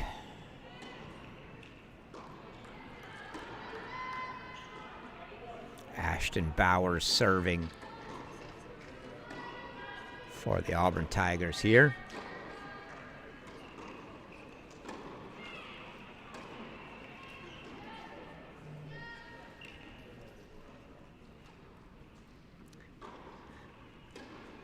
That volley just missed.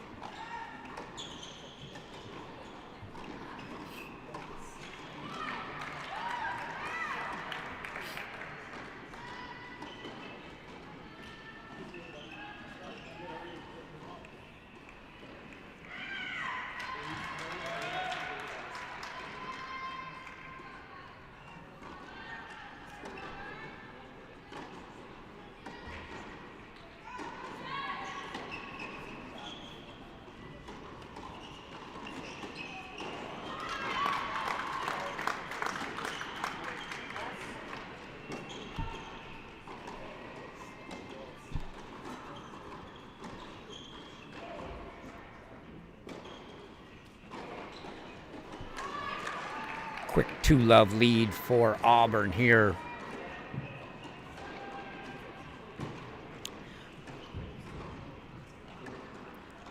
Bowers, an interesting story, is she had originally committed to Auburn out of high school. They had some coaching changes and things going on there. She decommitted, went to Texas.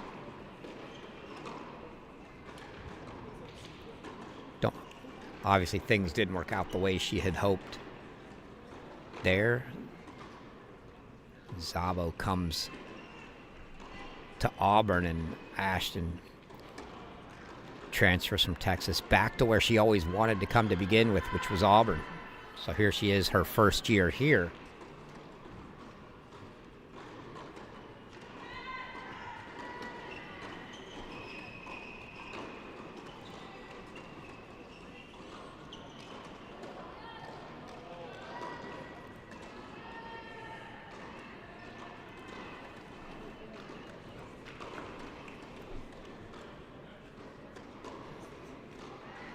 Had a chance to talk to her yesterday during media day about that. We'll let you hear what she had to say at conclusion of this game here.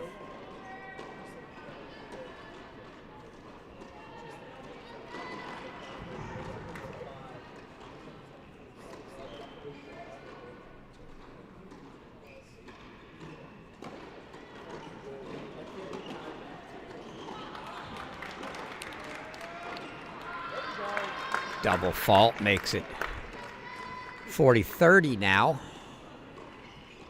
As there you see Valeria Zaleva.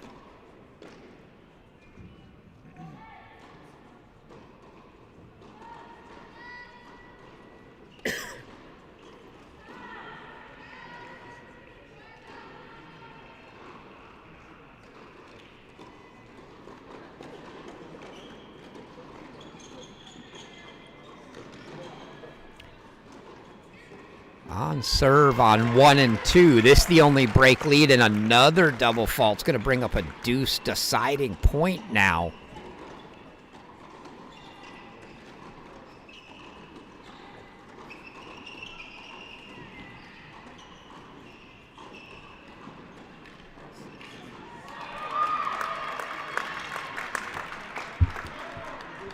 give you a look at the scores, and the bottom one you'll see on the right there is the final match on at the Illinois site between Oklahoma and Texas.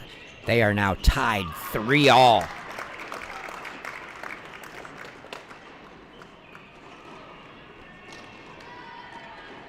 And that's Brunkel for Oklahoma, Ionescu for Texas. To decide that one. And the Wildcats get a hold for 1-2. But let's hear what Ashton Bowers had to say about the transition back to Auburn. It's honestly been a lot smoother a transition than I was expecting. Of course, I love Auburn. Like, I wanted to go there from the start, and I think it's just kind of where I really fit. Like, the girls feel like family, the coaches, everything just fit pretty quickly within a couple weeks, and so I couldn't be happier being here.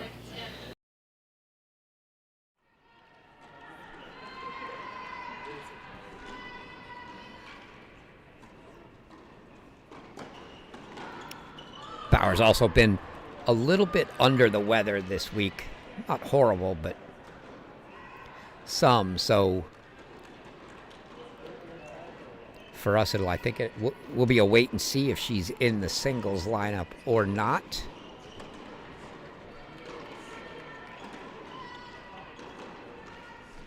I'm definitely not Coach Szabo, but top-seeded Auburn against a heavy underdog Northwestern here. You got to like your chances. I think I might give her a day of rest to try to get better, but we'll see. May also depend on how the doubles point plays out.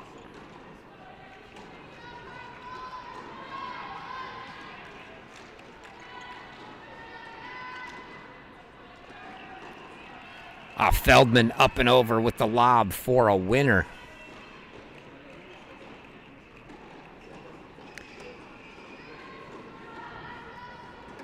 Two apiece on 1 and 2. Auburn a break lead at 2-1 on 3. So still just one court with a break lead for the Tigers.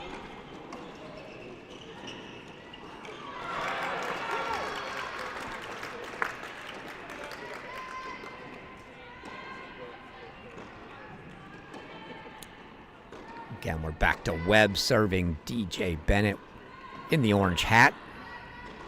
Always easy to pick Bennett out.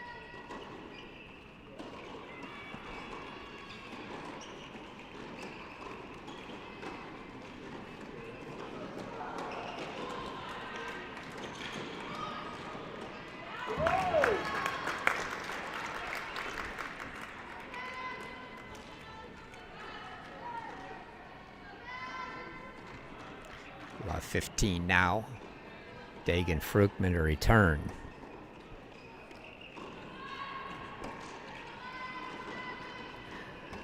A kind net there for the Wildcats. And Feldman puts another one away for Love 30, and a little look now for them to try to find the first break here.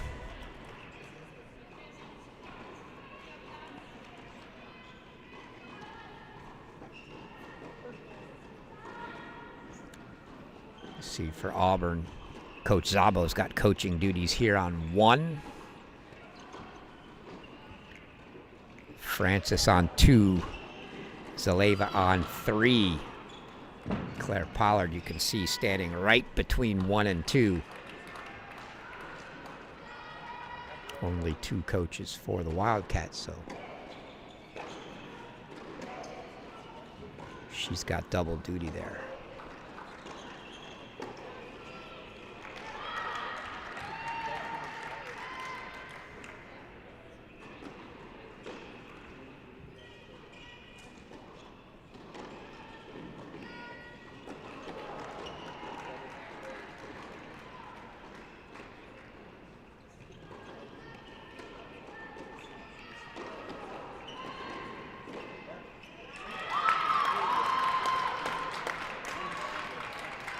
So that Love 30 has become 30 all now for Webb. Feldman has been very active here.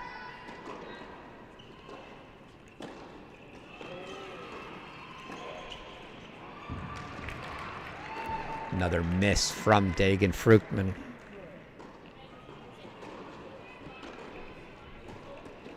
You see, if you're watching those scores on the right now, looks like it's triple match point for Oklahoma at the Illinois site. There's a miss from Dagan Fruchtman. That makes it 40-30. So a couple game points now for the Tigers.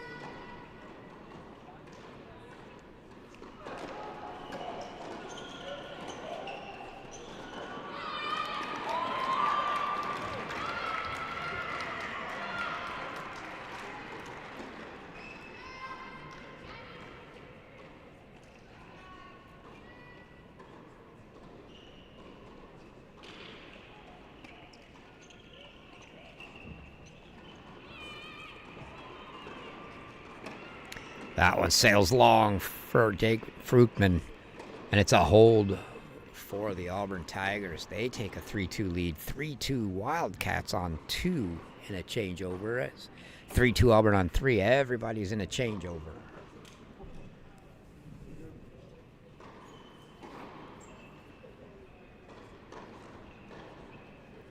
Maybe a good time for us to hear some of our chat with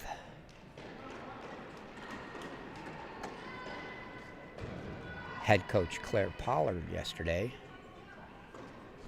And Oklahoma has just finished it off 4-3 Sooners.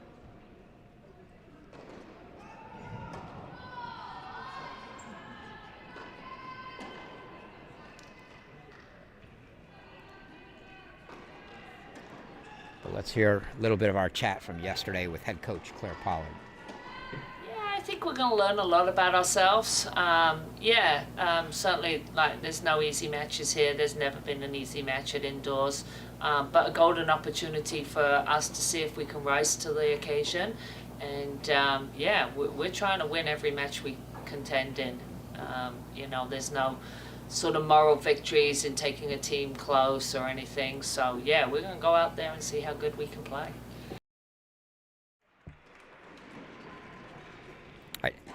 Hands up on me for the poor video quality there, folks. They taught me how to use a mic, not really how to use a camera. I don't know what else to say.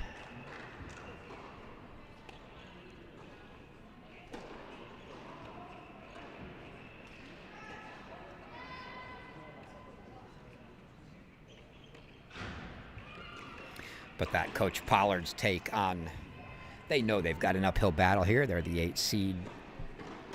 Didn't win their way in. They and Illinois, as the 2 hosts, get automatic berths. But they're still looking to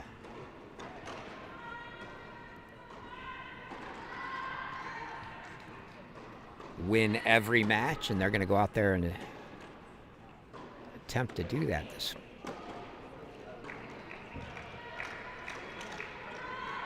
great opportunity to learn a lot about your players.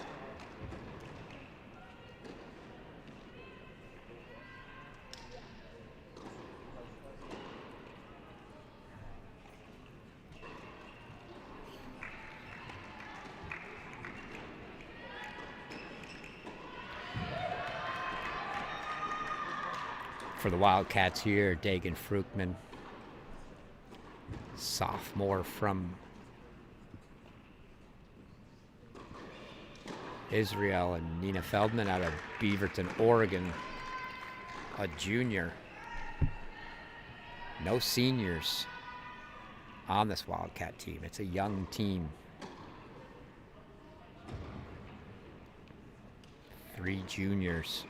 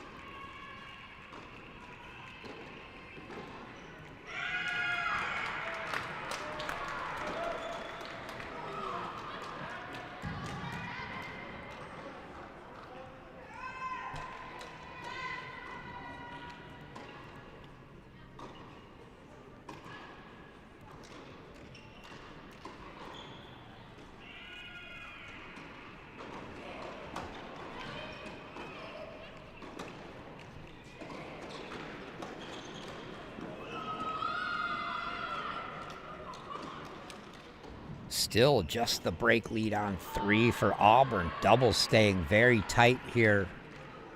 Oh, let's take a quick move over to 2. I don't know what's going on.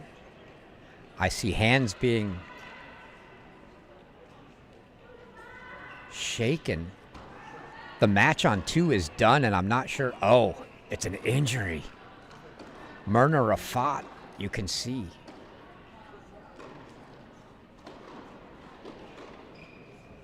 Oh, and this is a blow for Auburn. Not only a key doubles player, but you can look, Rafat being helped to the bench. Let's go back to 1. Not going to dwell on that, but clearly a leg injury for Rafat. And as we come back, it's now a break lead here and a break lead on 3, but Northwestern takes the doubles on court 2. As Auburn forced to retire.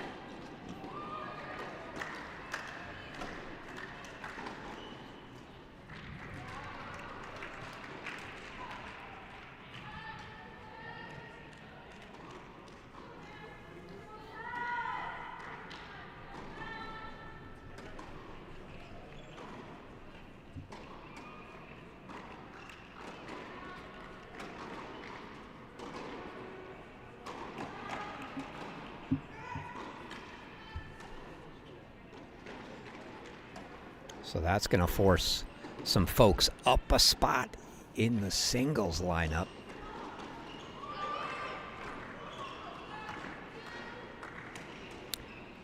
And now if Coach Szabo was thinking about sitting Ashton Bowers a little under the weather today, that decision may have just gotten a little tougher.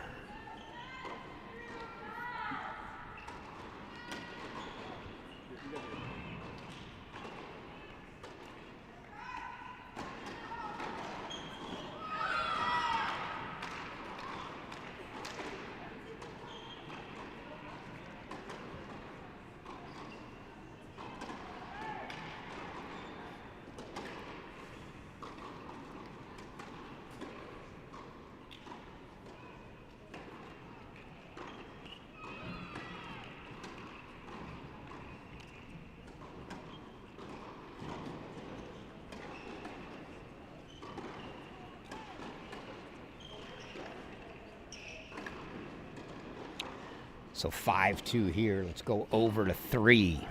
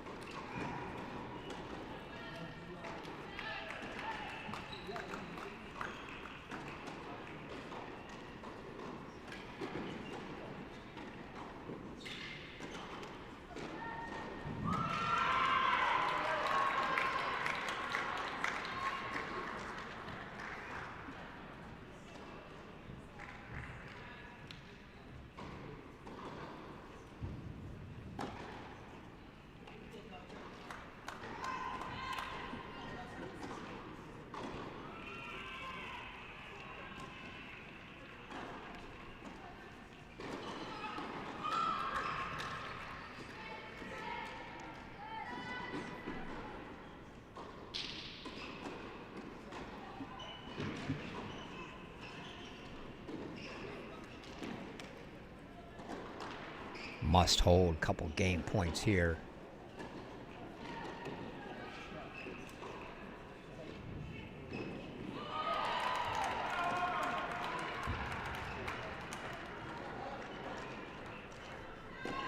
Oh.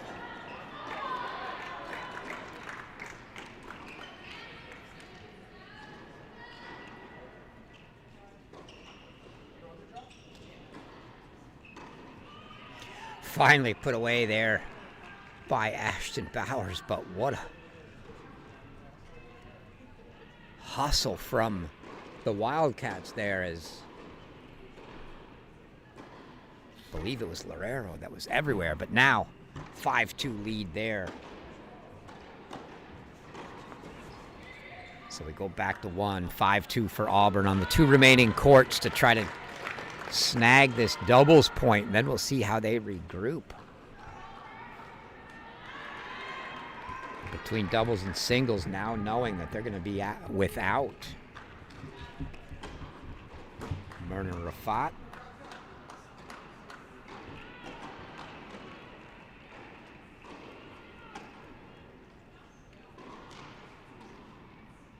Rafat, the number 4 player in the singles lineup for Auburn.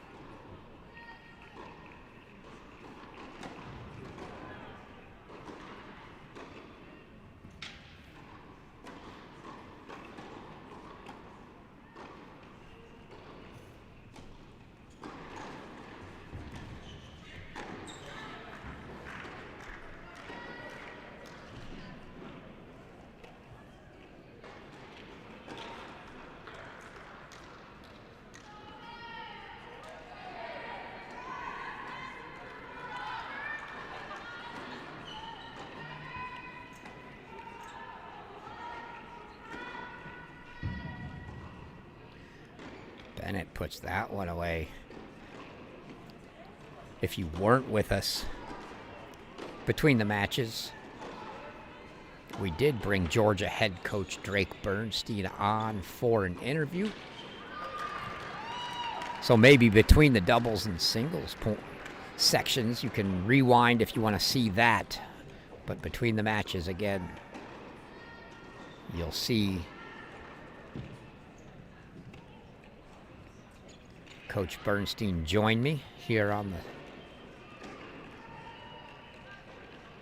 up on the stage that we've got set up right above court 1.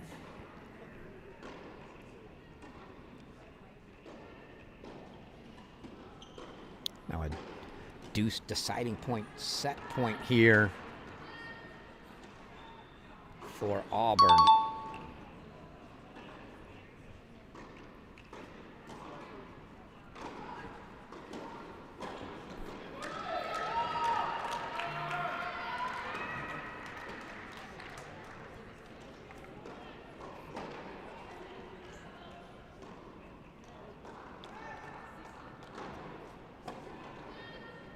Feldman lined up very wide.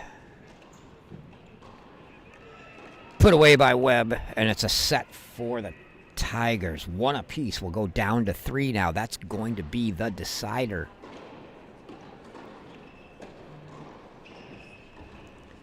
As you see, Karatinova and Bowers, a 5-2 lead here. Trying to serve it out now. Match points.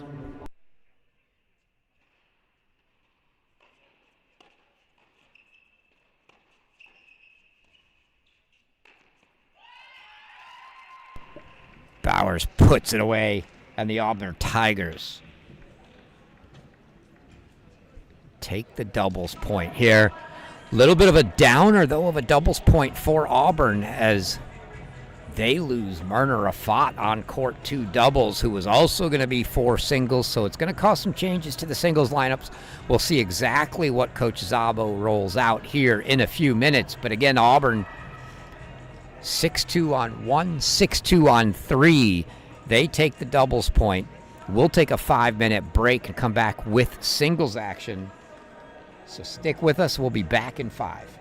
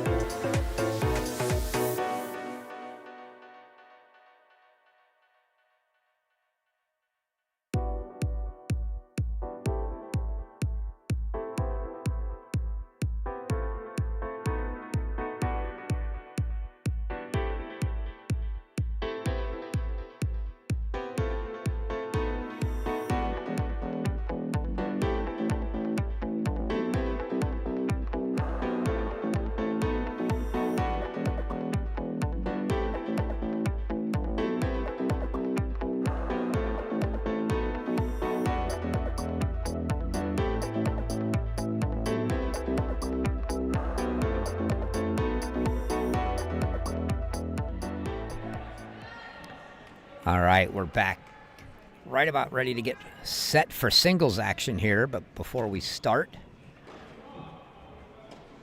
let's hear what Coach Szabo had to say when we talked to him about his prospects coming up.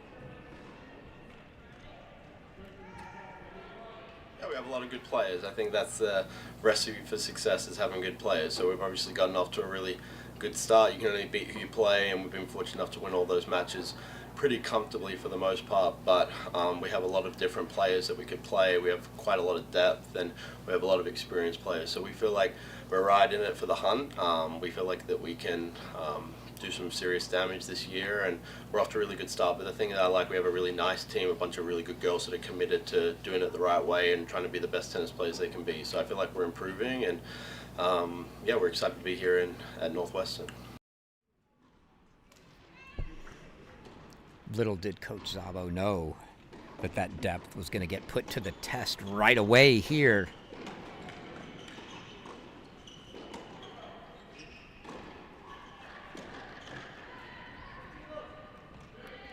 As no Myrna Rafat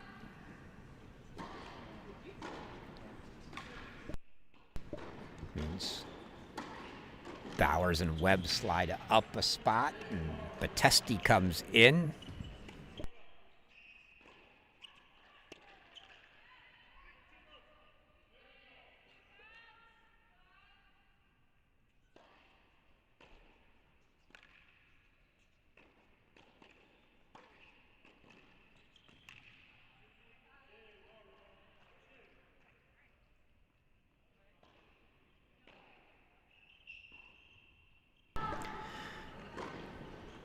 But before we get down to where those changes are, Margot Fantala, DJ Bennett here on court 1.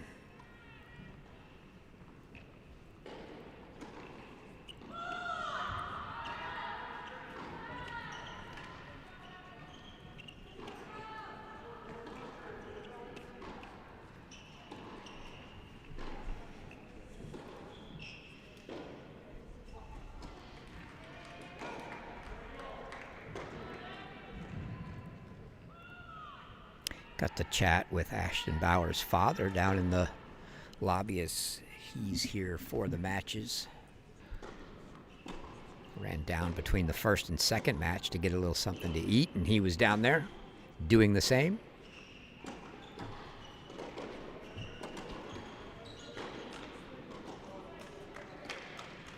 Or maybe he was just coming in, getting comfortable, waiting as he had a few hours.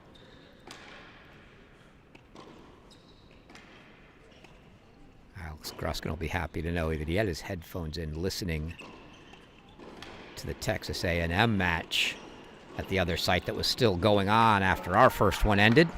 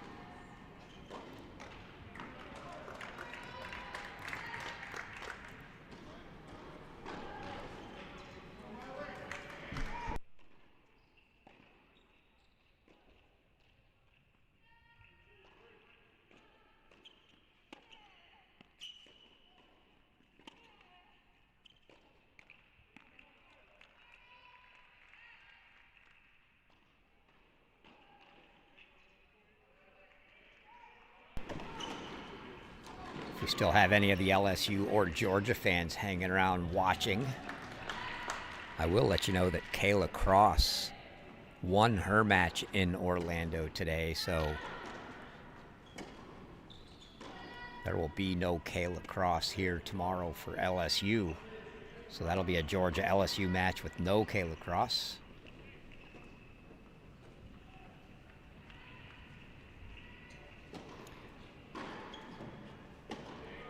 DJ Bennett opens for One Love here.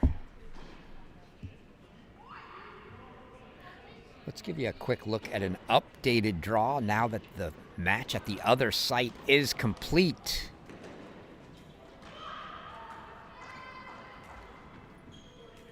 Alex Gruskin getting his money's worth at Illinois. 4-love, 4-1 here for LSU and Georgia.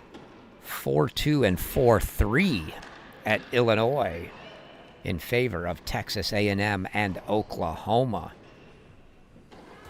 So all SEC matchups at noon tomorrow. A&M, Oklahoma at Illinois. LSU, Georgia here. 4 of the 8 SEC teams through. It had to be that way at Illinois because that was 4 SEC teams playing each other.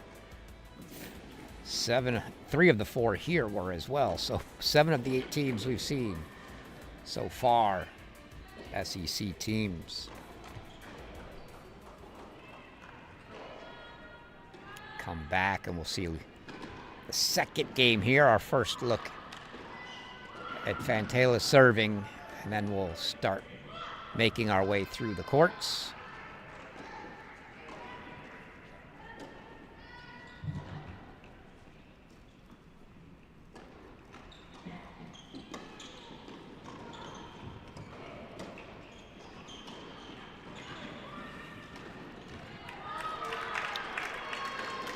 Yes, as Sonny Darth just posted in the chat, it was Cadence Brace, Carolina Cool, and Addison Lanton straight set singles wins that gave LSU that win. They're going to need something like that again tomorrow with no Kayla Cross.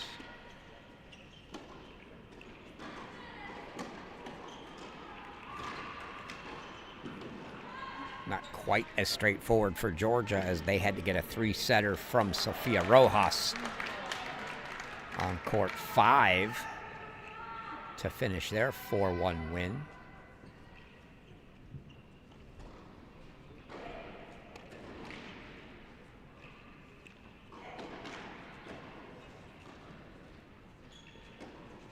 A little lazy backhand slice there for Bennett. She knew it as soon as she hit it.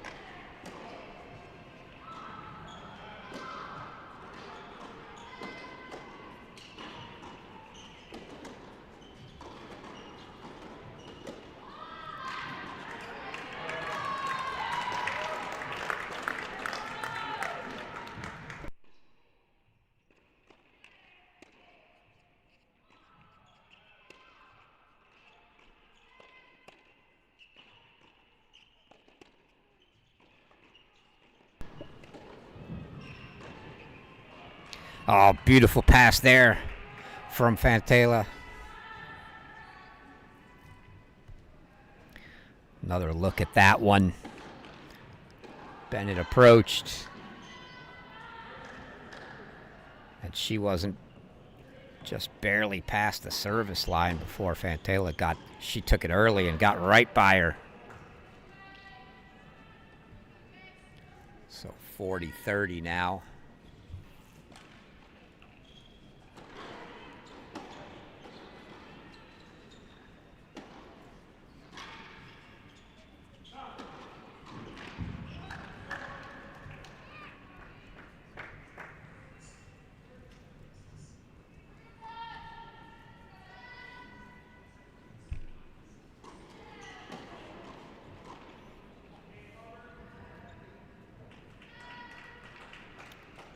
It's going to be a deuce deciding point here.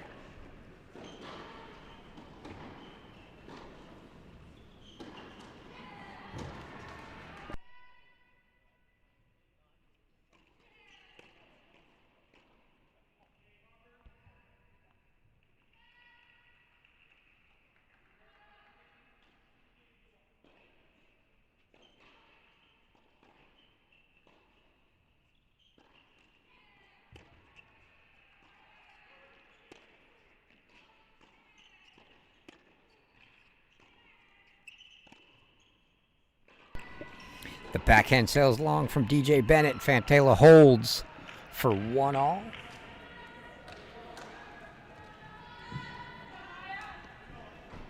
And we will start our move through the courts and introductions here. Karatanova. A 2-1 lead on Nina Feldman. On serve here early.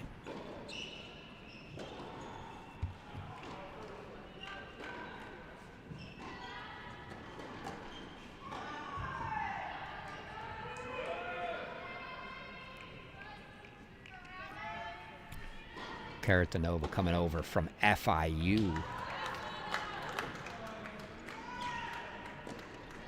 As Coach Szabo lands couple good transfers for this team as he got Karatanova from FIU, got Ashton Bowers from Texas.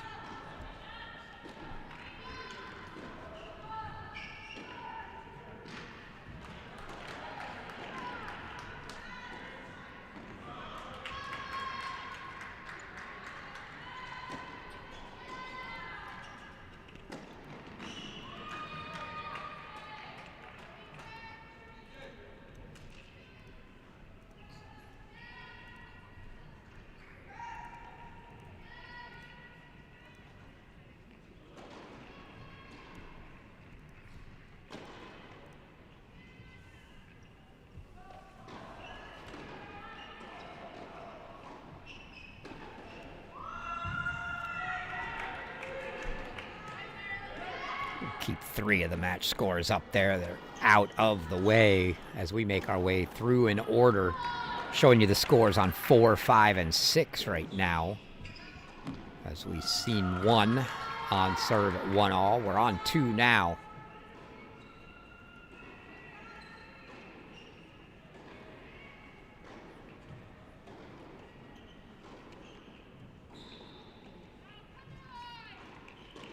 That one deep from Karatanova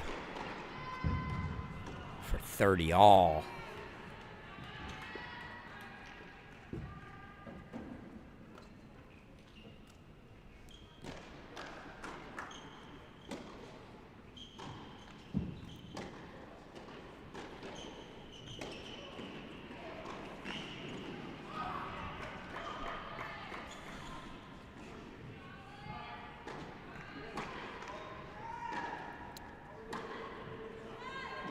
There for Feldman. Brings up break points now for Karatanova. 2 of them if needed.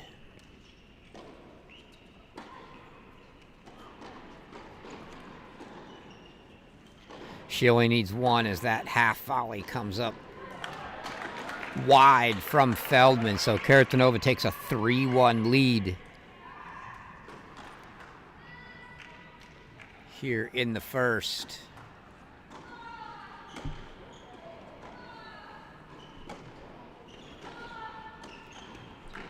Slide down to court 3. First look in at Angela Okatoy and Autumn Rabjans.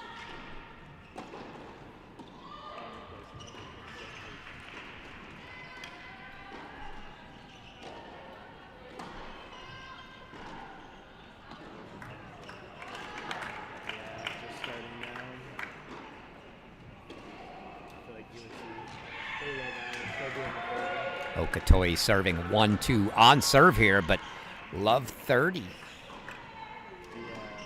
We've used some clips. They've ended up looking really nice. Just on the final changeover of this match.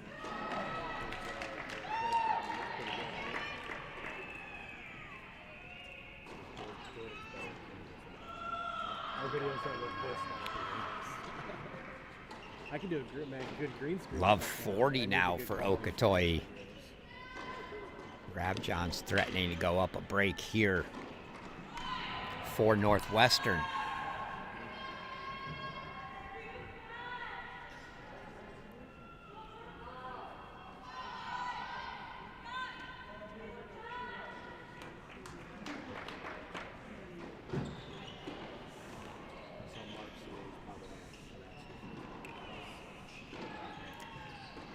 I think that ball may have been called long. I'm not sure if we saw a challenge or not.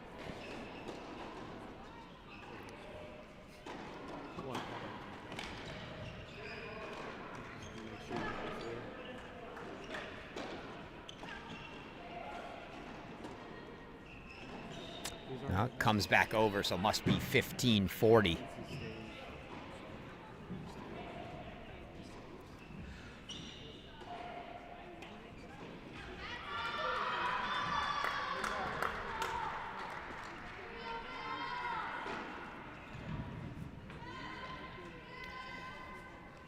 Now 30-40 for Okatoy, trying to fight back from Love 40. Scoreboard's not updated, but that's okay. 30-40. There, let's see. Got it on the scoreboard behind. Play side will catch up.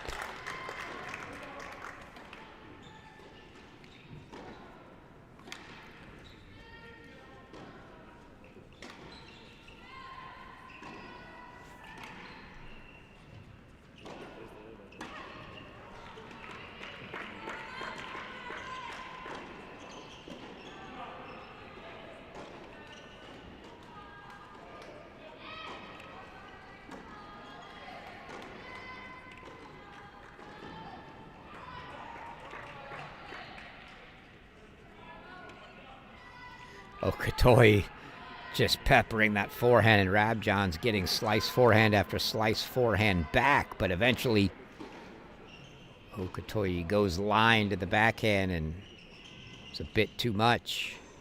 And she draws back to deuce. It'll be a deciding point here.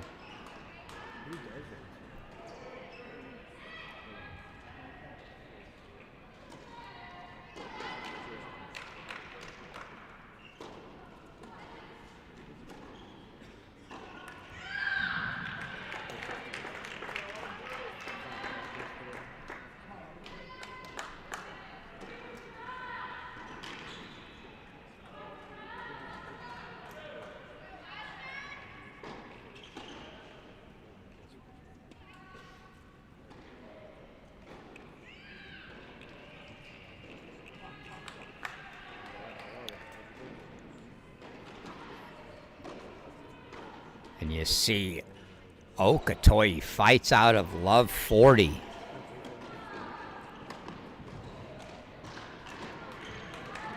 She gets it to 2-all. Let's go ahead and slide on down 2-4.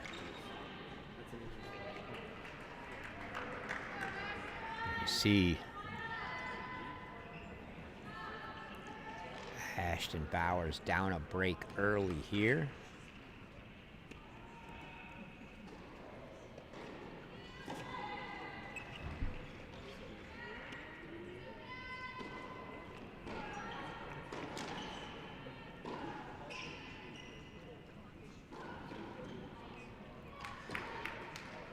She gets the hold there, 4-2-3, but they're going to head into a changeover. So let's move down to 5.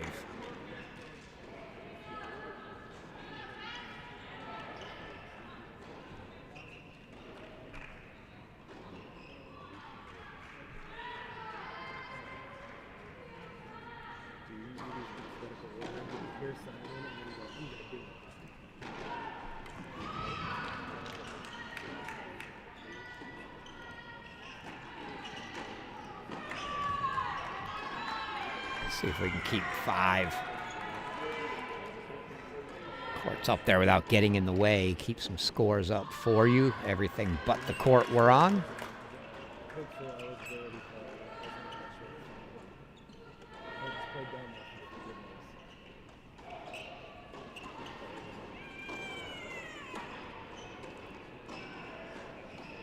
Marilee Rath here for Northwestern, serving 2-all against Ava Esposito.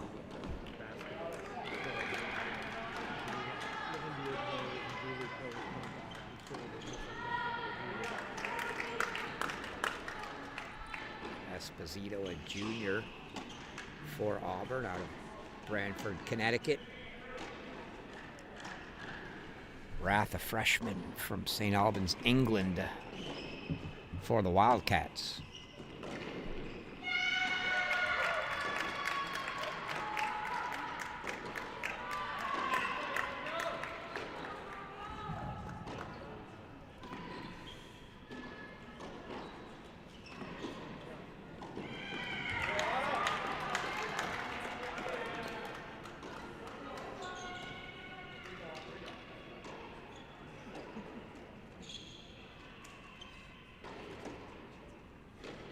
Every time, one's blurry and one's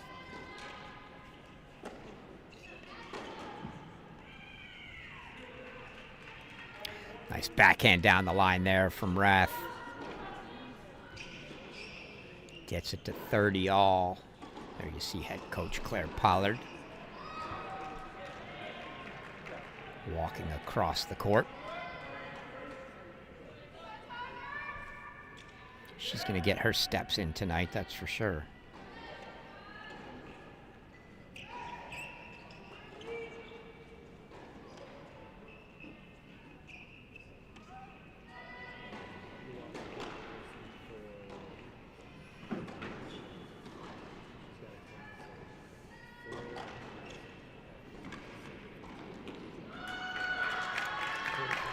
.40-30, couple game points now. Northwestern hanging tough everywhere. The only big leads for Auburn right now are court 2 for Cardinova and court 6 for Battesti.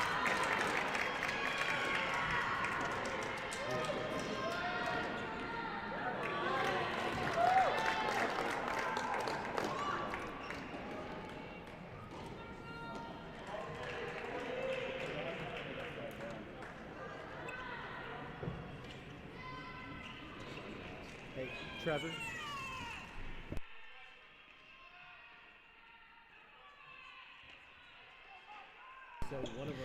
So that's a hold for Rath. She takes a 3-2 lead, and now we'll get our first look here on court 6.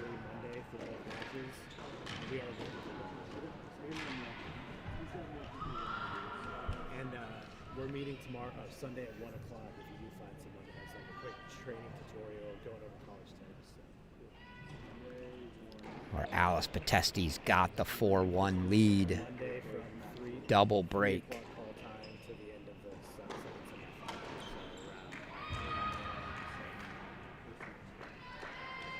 I thought it'd be both matches Monday.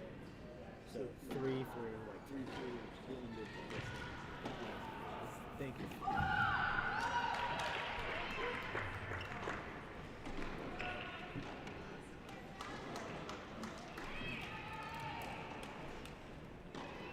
Dagan Fruchtman sent that ball off the backhand into the alley, and now 3 game points for Battesti to make it 5-1 here.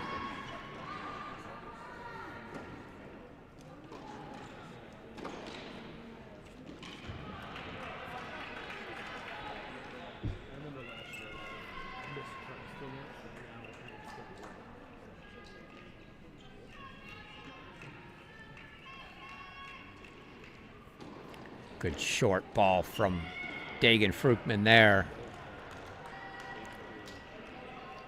Got Battesti on the run.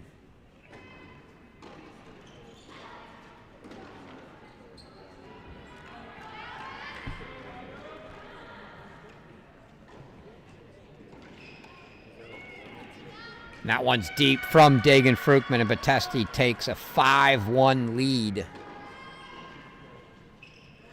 And we've done our intros on all the courts. We'll stay here as this is the closest to an end of a first set.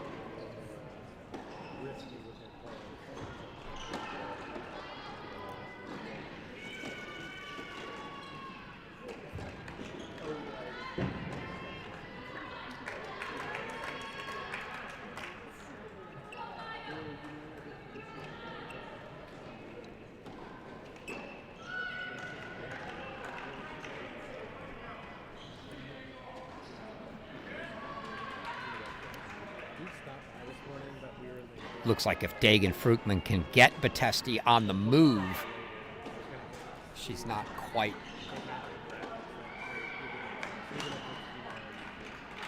as good as when she's got her feet set.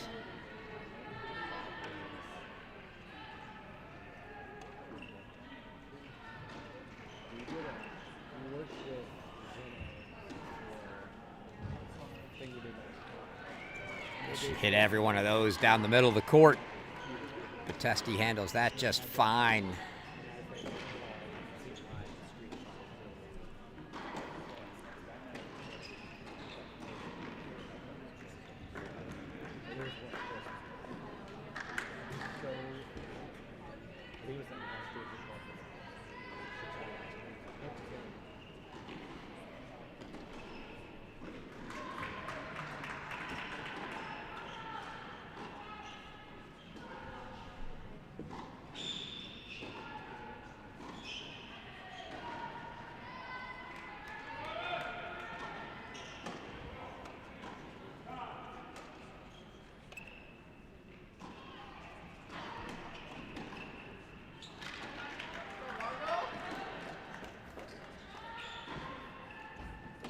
Little tricky two-handed backhand drop shot from Batesti there.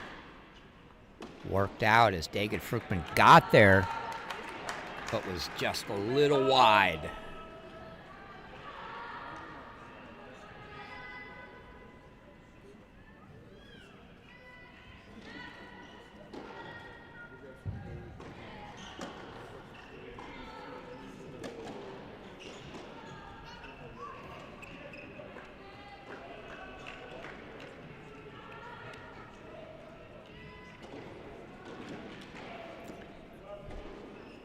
So 2 points away, now a point away for Alice Batesti here from a first set. 2 set points for the Auburn Tiger.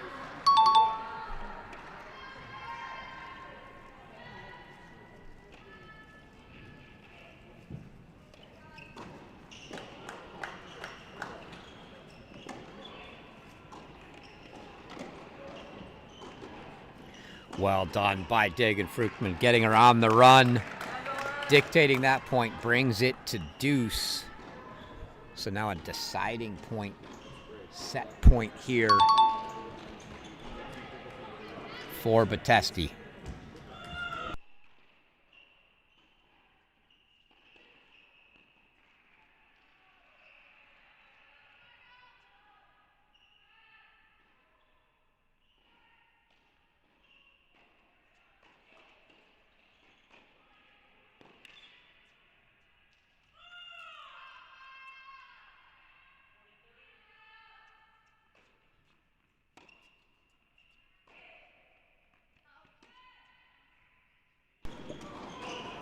That one wide, I don't think.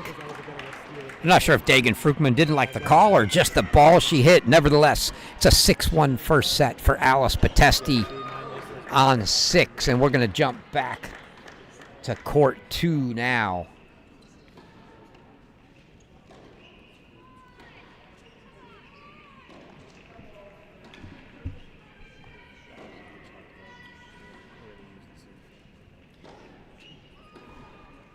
Karatanova's got a 5-2 lead on Nina Feldman.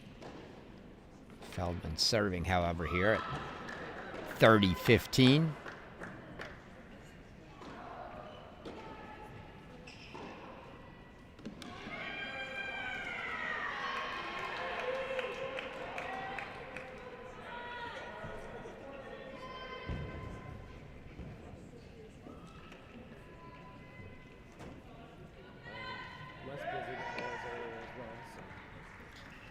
You see, courts 3, 4, and 5, all 4-3 for Northwestern right now. Some opportunities there. 2 of them on serve, 1's up a break, but opportunities to try to finish a few sets here. Keep this one close.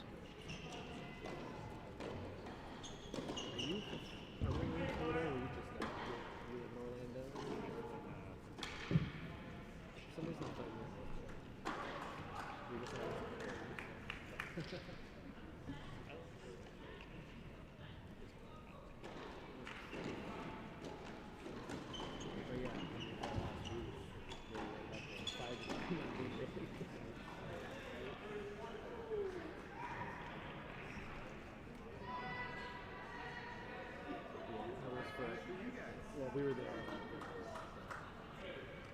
I was, my parents live in Florida, so I was dropping the ball off. It's way cheaper than just picking up people.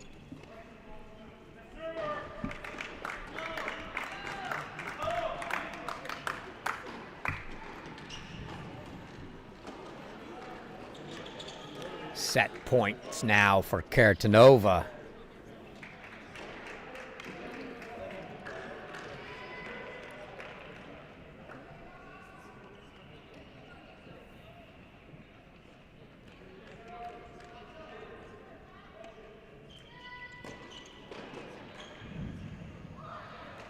Called long. Looks like a challenge coming from Feldman. See what the chair says.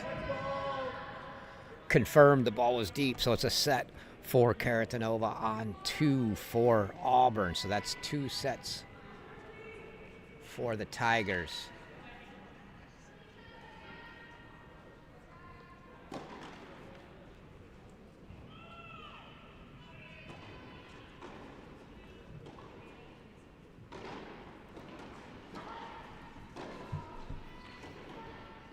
We'll go to court 4.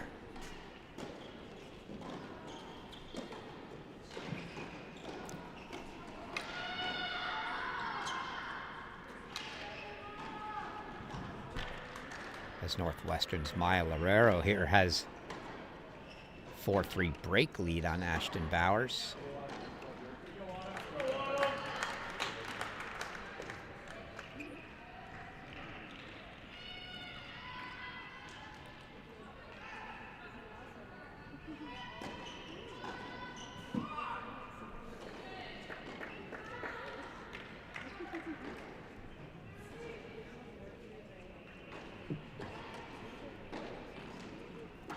Game points for Lorero to try to make it 5-3 here.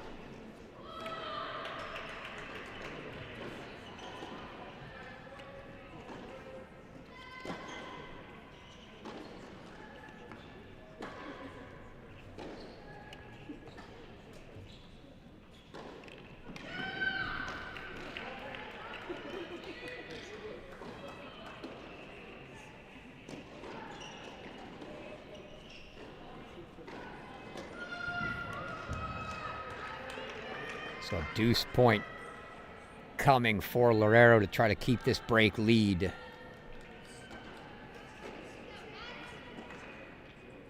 So you see assistant coach Elise Hamlin there. A few words for Lorero before the deuce point.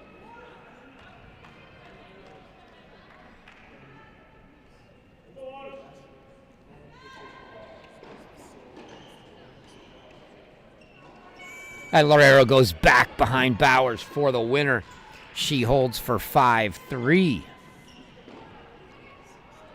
Inches closer to giving Northwestern their first set.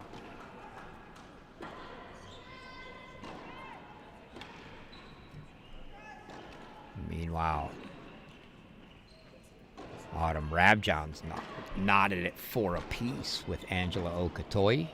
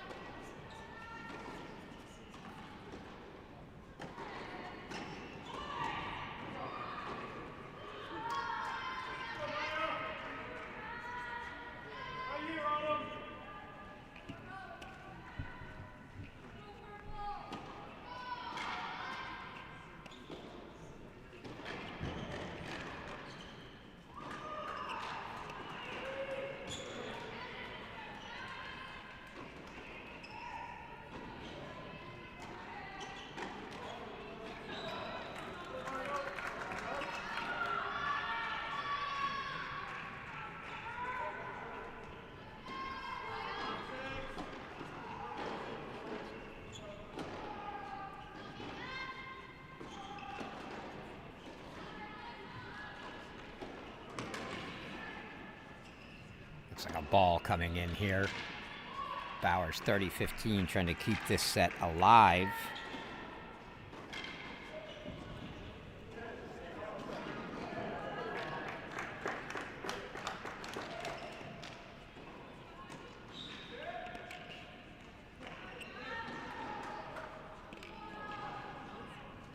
Good forehand there, makes it 40-15.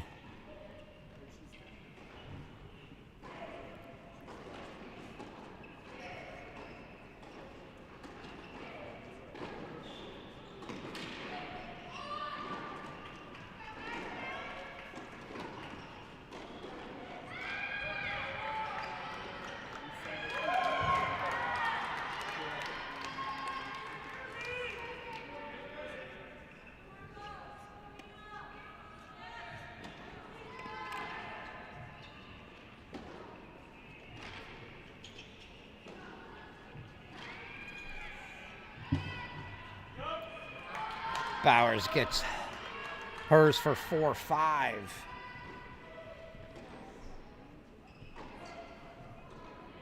jump to 1 here.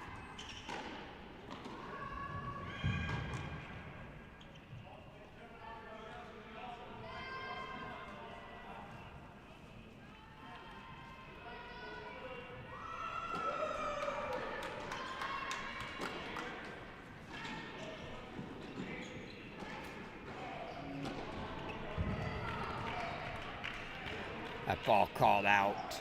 DJ Bennett doesn't like it. She's going to challenge the call.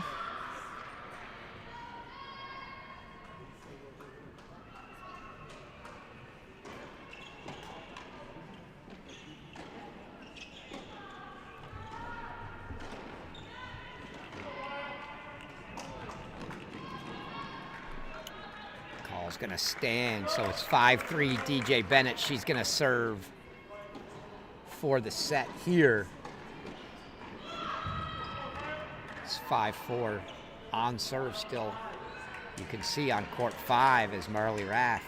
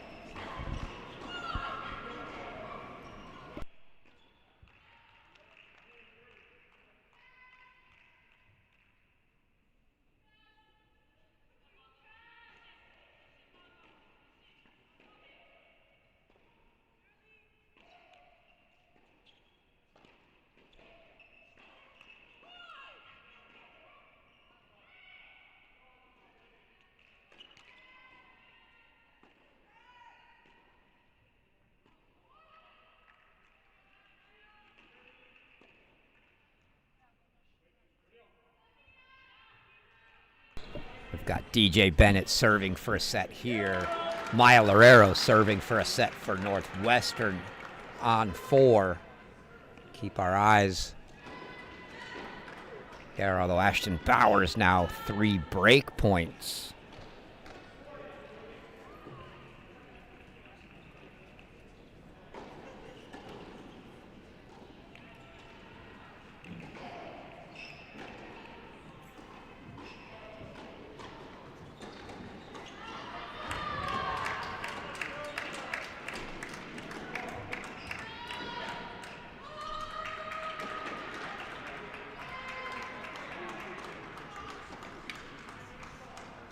Bowers gets the break on 4, so they're at 5 apiece.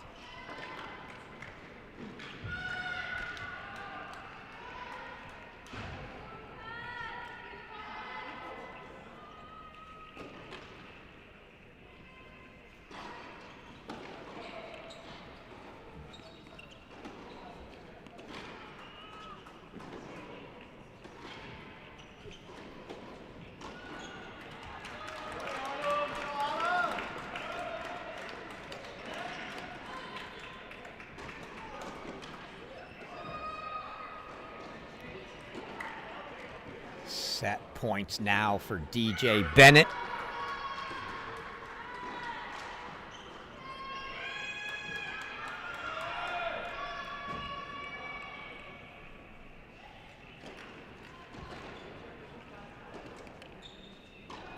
Big serve, and it's a set for DJ Bennett. So it's another set in the books for the Auburn Tigers. And we'll go to 3.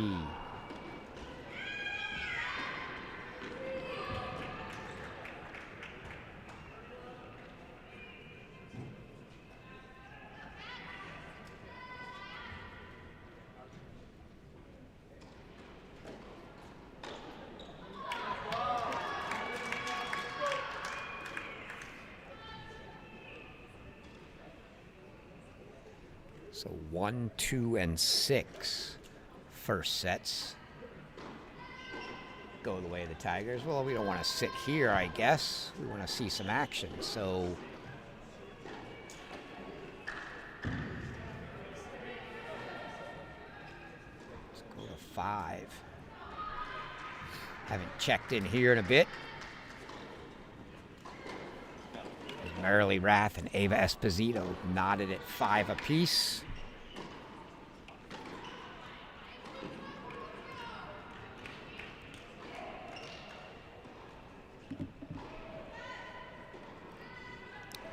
Keep the other 2 first set scores on the screen for you, still to go.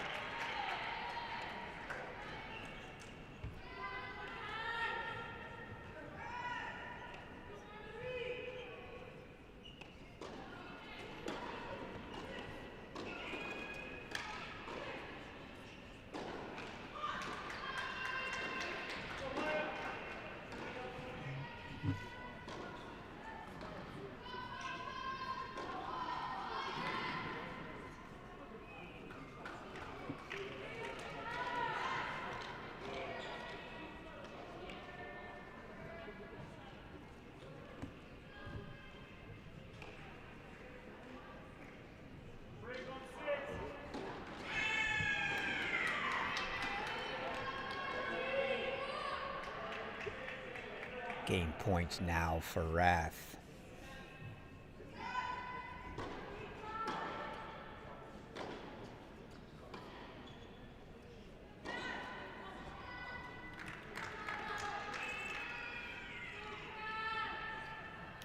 And it is a hold for 6-5 for Rath.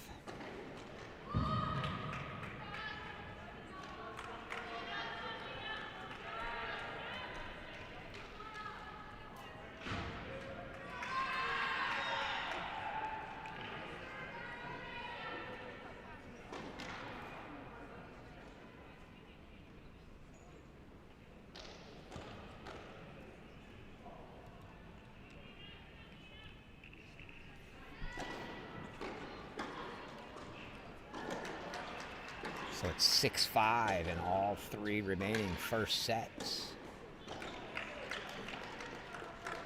2 in favor of Northwestern, 1 in favor of Auburn.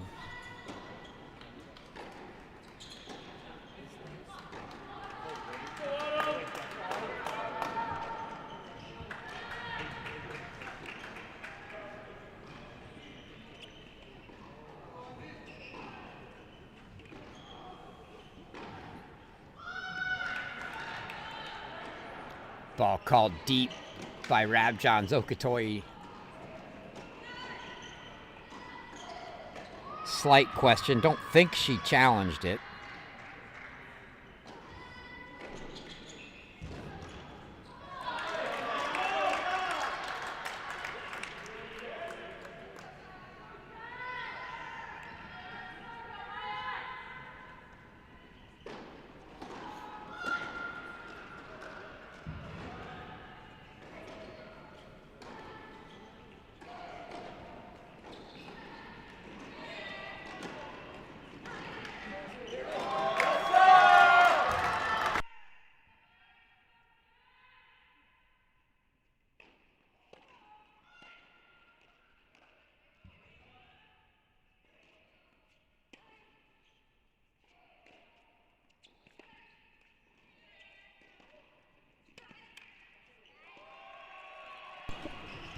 What a pass there from Autumn Rabjohns. Let's get another look at that one.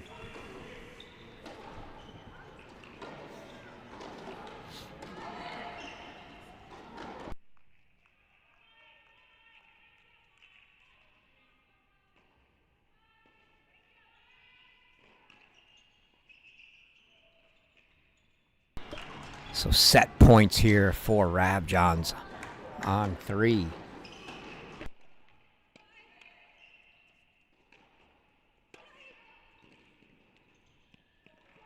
And another passing shot. Doesn't quite get by her, but Okatoyi can't handle it, and Rabjohns takes the first set on 3. Northwestern's got one in the books. Let's jump down to 4.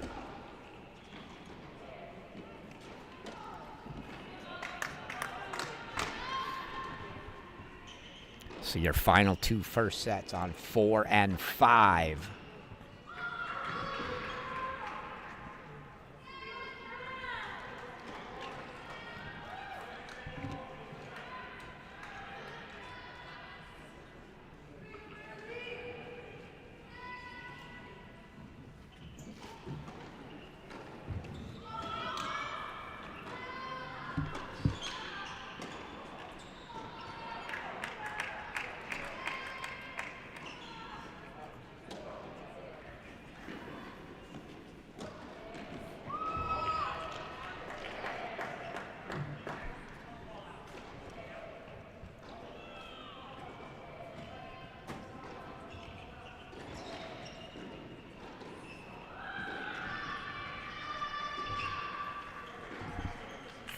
All here for Loureiro. Tight spot.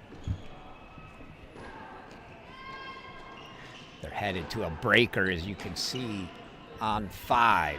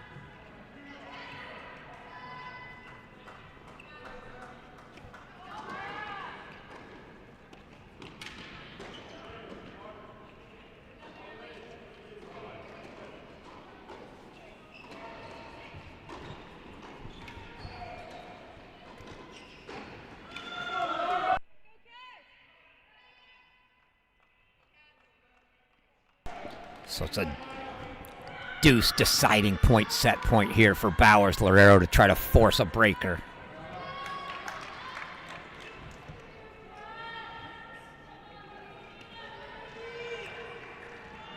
Into the net from Bowers, and Loureiro does force the breaker.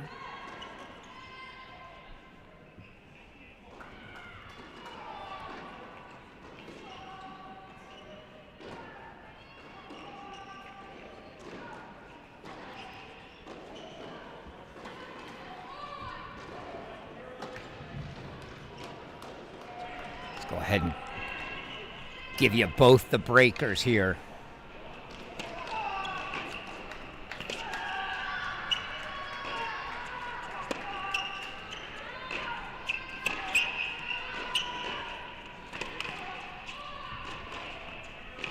As Esposito makes it 3-1 on 5.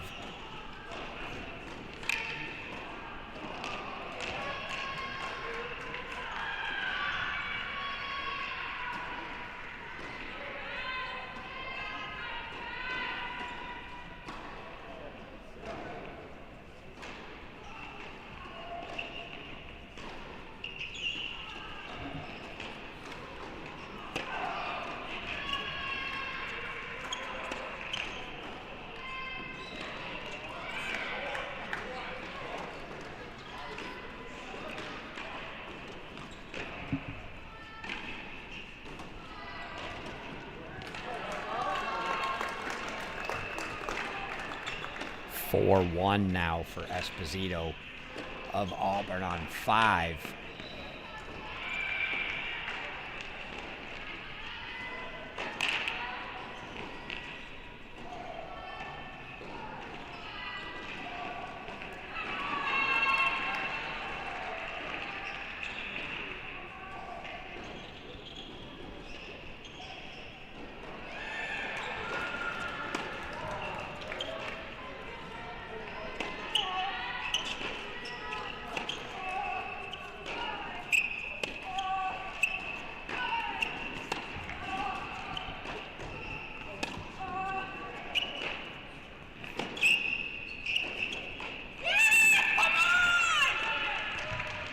Rath gets the error for 4-2.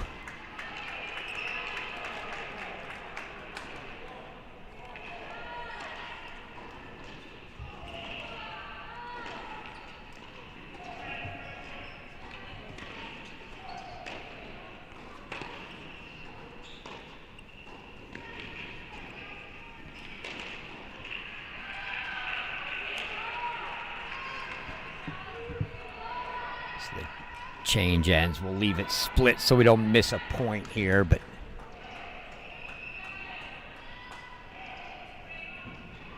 now 3-1 Bowers on 4. 4-2 Esposito on 5.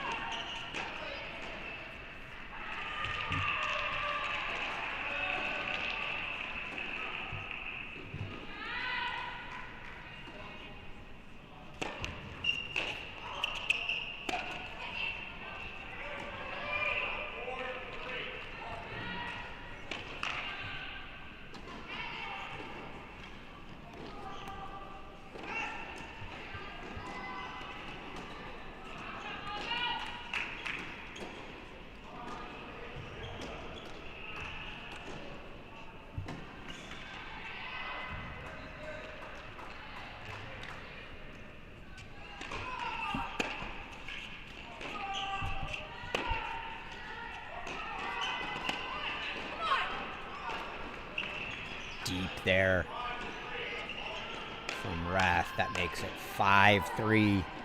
5-1 Bowers at the turn. Wildcat fans looking for anything in one of these two here, trying to get something other than the one set they've got.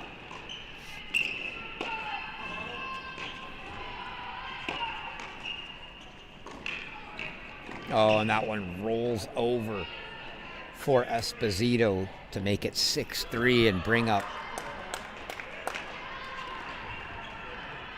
3 set points for her.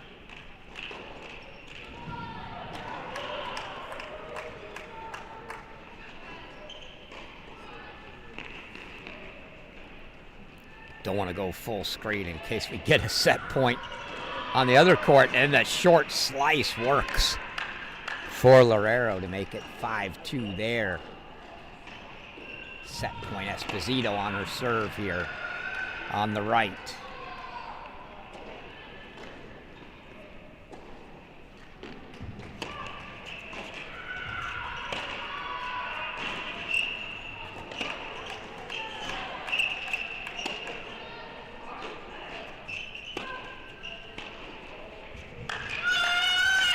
Esposito makes it 4 first sets for the Tigers. And that forehand from Bowers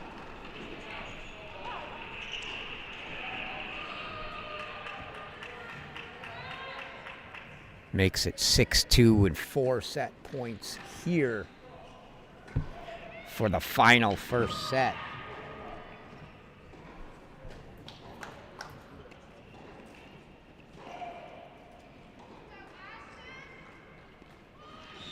And that one misses in Ashton Bowers.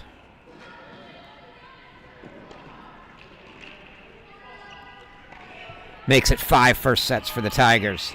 So we'll reset here. All first sets in the books. We jump to the match furthest ahead in the second. And that is here on court 2.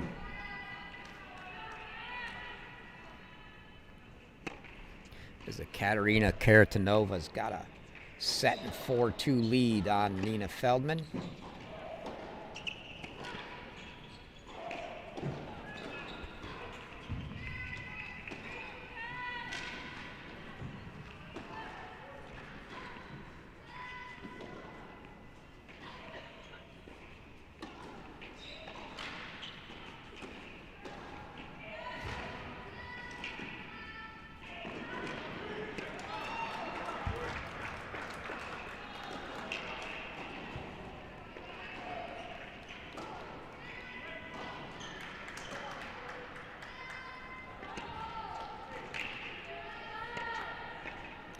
Beautiful serve +1 there from Karatanova makes it 40-love now.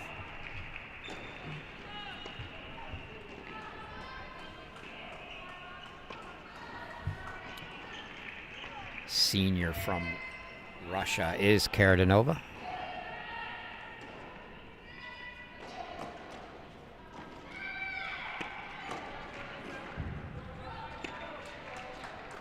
Oh, that one missed wide. Inside out forehand, you saw her shrug the shoulders as soon as she hit it.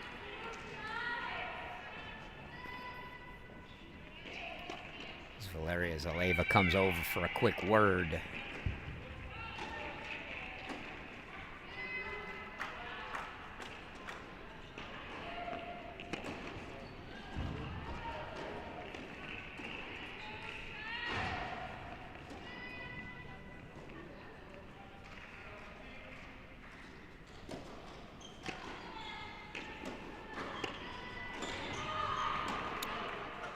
Game point fought off by Feldman.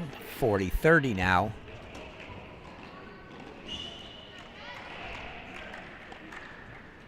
Zaleva played her college tennis at UCF.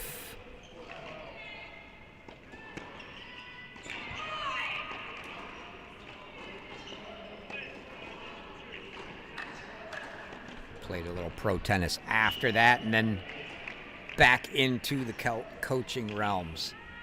Karatanova makes it 5-2 here.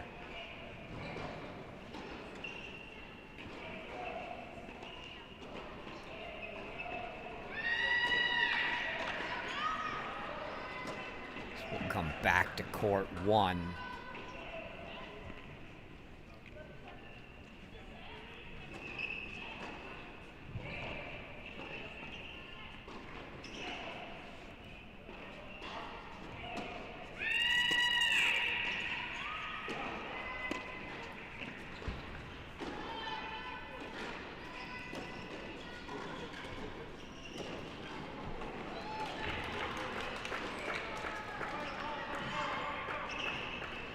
Keep a couple scores furthest along in the seconds on the screen for you.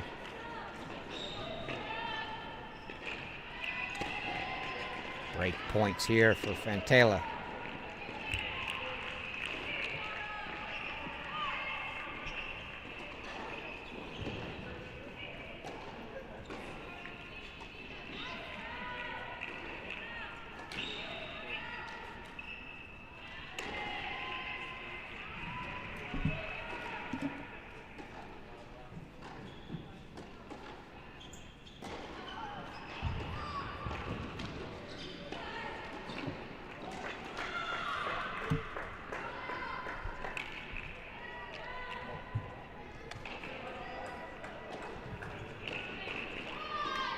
Still 2 breaks for Fantala here.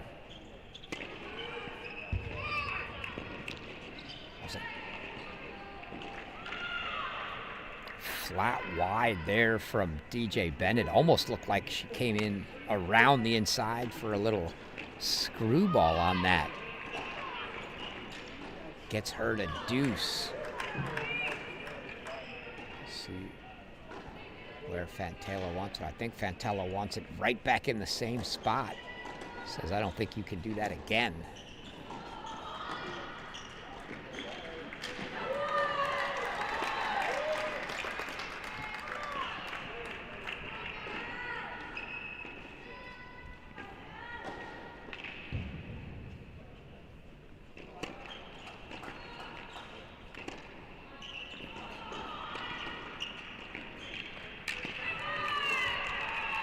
And the pass by Fantella gives her the break. So they're back on serve. Another look at that one.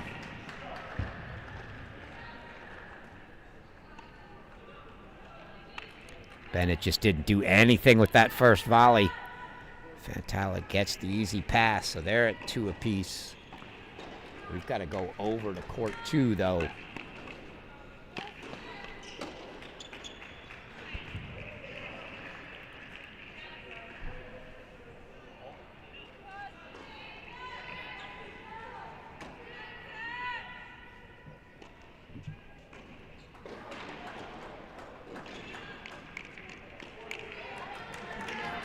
As Feldman is serving to stay in the match here on 2, 2-5, 30 all.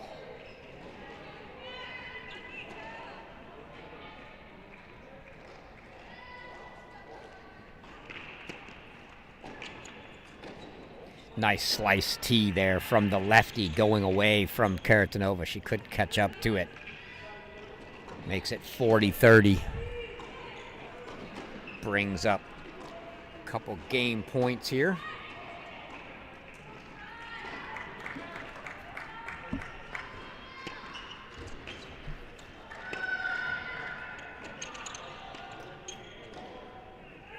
Oh, she misses that volley just long, and it brings up a deciding point, match point for Karatanova now.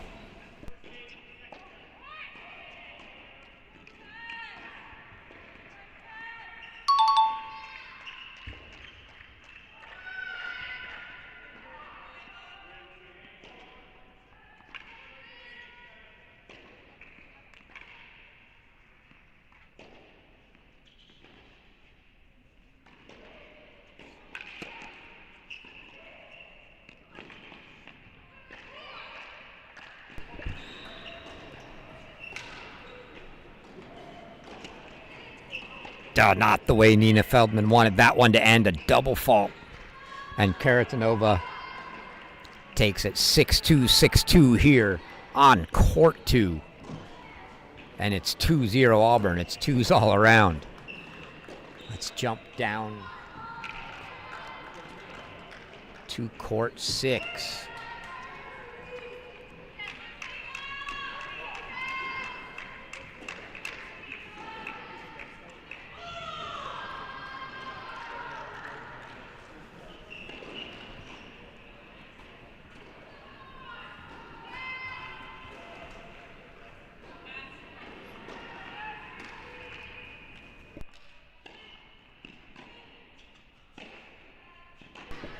Again, we'll keep a couple of the scores furthest along in the second on the screen for you, but it's Alice Batesti here. They're on serve, but she's a set in 4-3.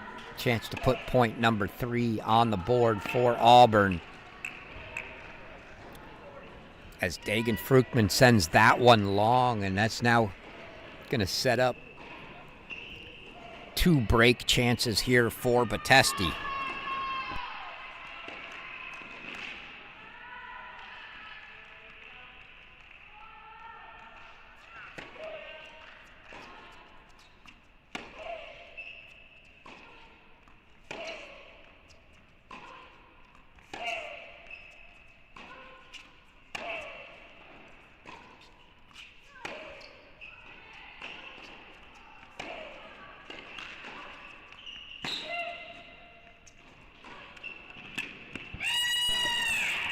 Big forehand from Batesti. She gets the break, and she's going to have an opportunity to serve for the match now.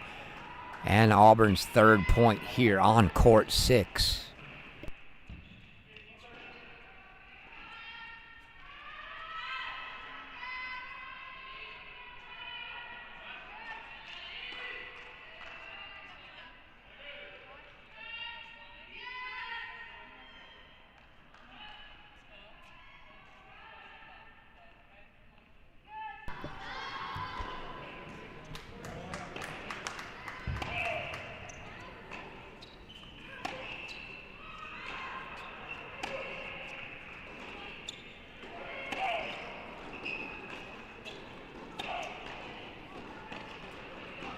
Frustration starting to mount for Dagan Fruchman there.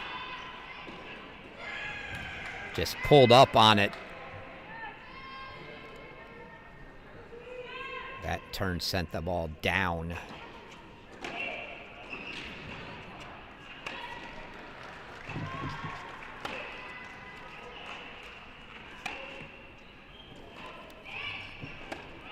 And that one, she stayed low on, but too much under it sends it long. And now 30 love and 2 points from a match is Alice Potesti.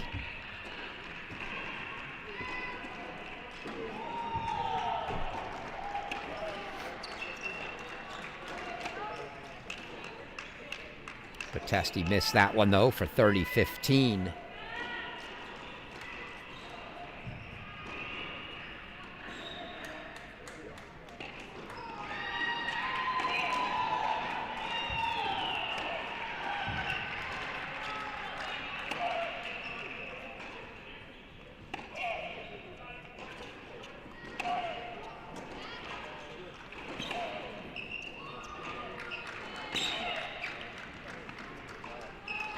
Oh, it's great side to side from Potesti there to bring her to a match point. 40-15 here. Triple match point for Potesti. This to make it 3-0 Auburn.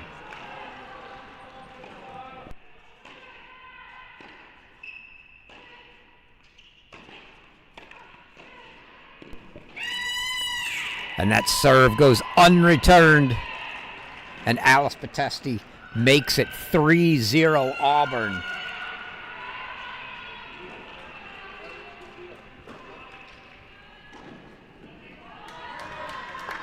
Let's see where we go. Furthest ahead is one, so we'll go back there.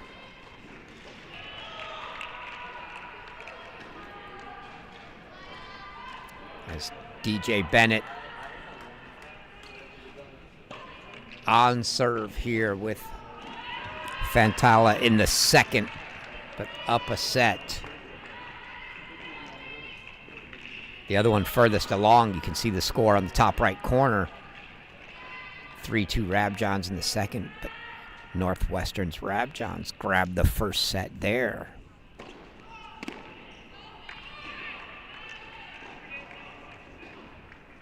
So 3-all now here between Fantala and Bennett.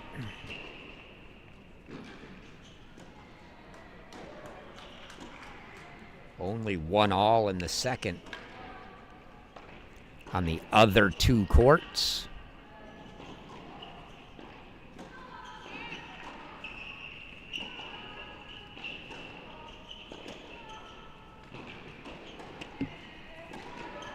Got room to show those. Maybe we'll just put those scores up as well.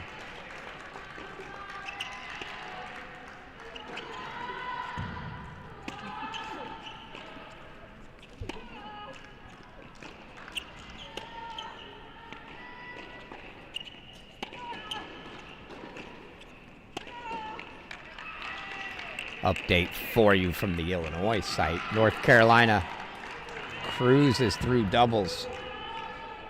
6-1, 6-1, and a 5-2 unfinished on one to take that doubles point. They lead Illinois 1-0.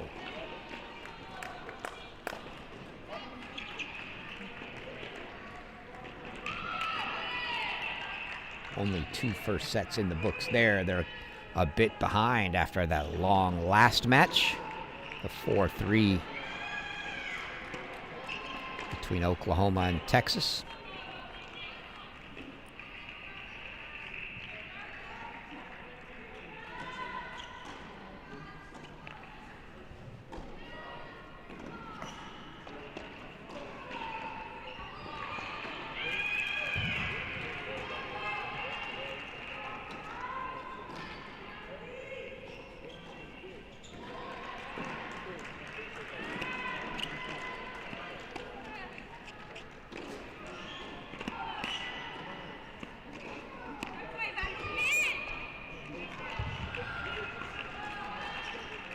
See Fantala letting out a few words after leaving that ball for DJ Bennett in 15:30 now.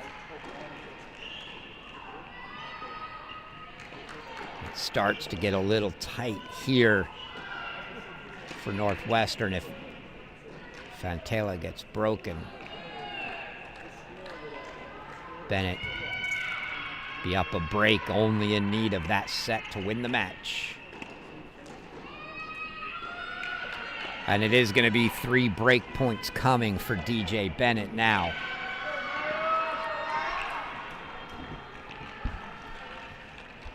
Can hear a little bit of the crowd looking for anything to get excited about here right now. Trying to get into this.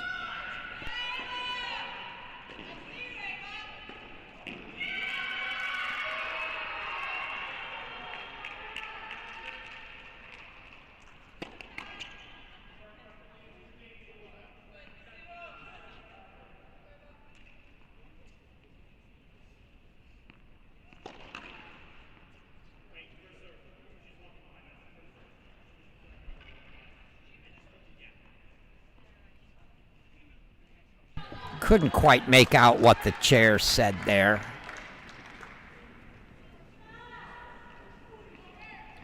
But still 3 break chances now for DJ Bennett here.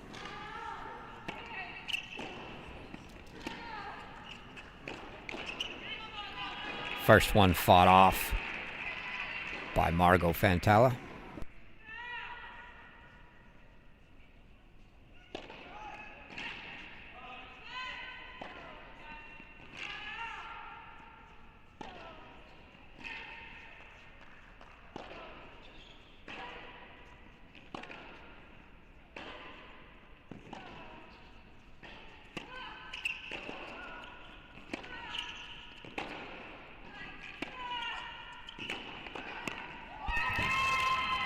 Oh, and Fantala just left too much open court there, and DJ Bennett takes advantage.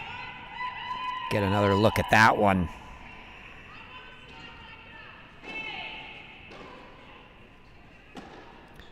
Just didn't get back to the center of the court, did Fantala, and DJ Bennett's going to make you pay if you do that. So 4-3, a break lead now for Bennett here.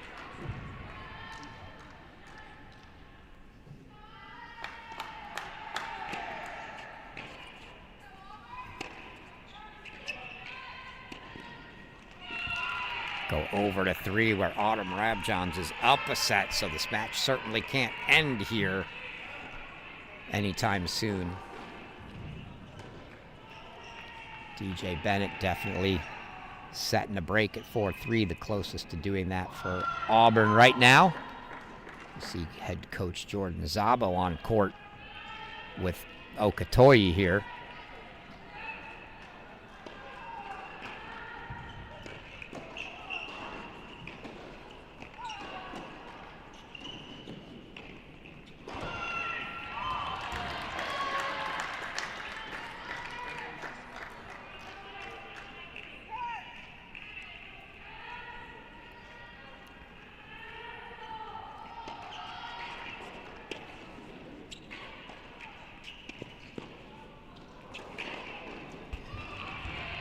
Good setup from Rabjohns there. Ball into the backhand corner. Gets a short one, puts the overhead away.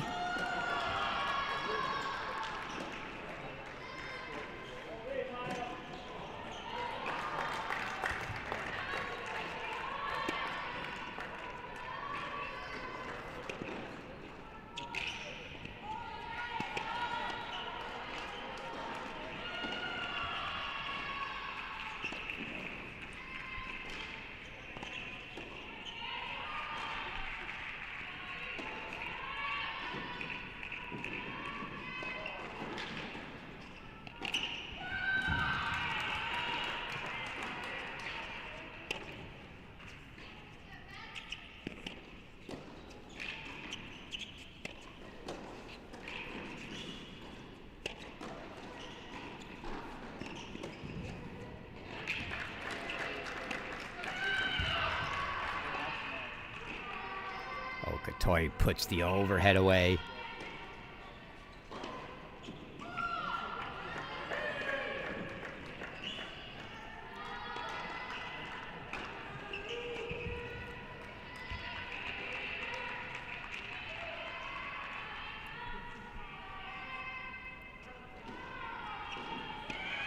Underhand serve.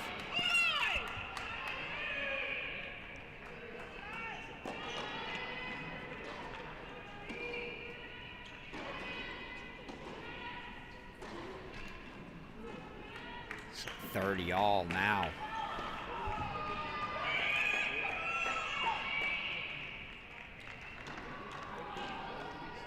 DJ Bennett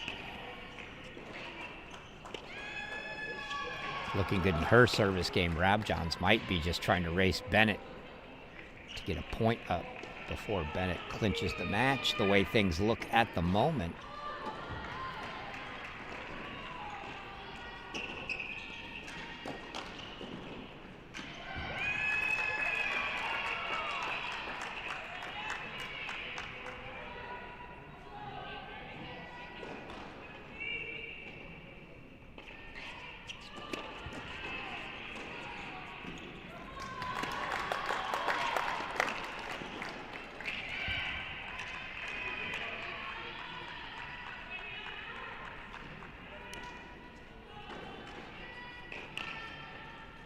Okatoy gets the hold for 4-3. We'll go back to 1.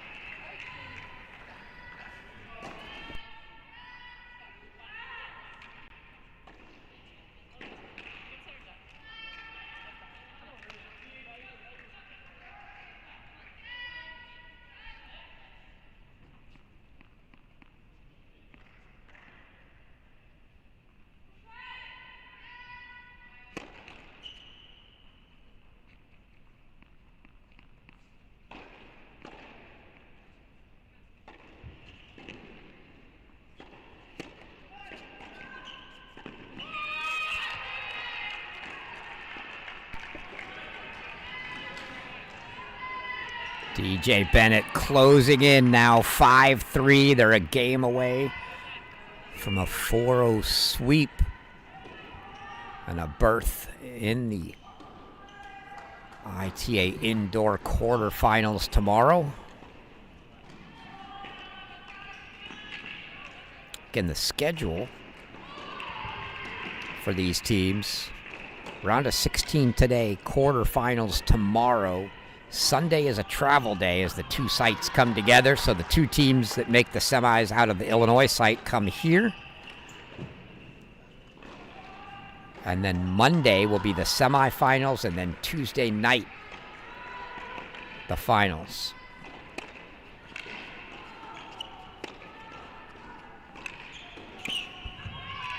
It's a good ball from Fantala there.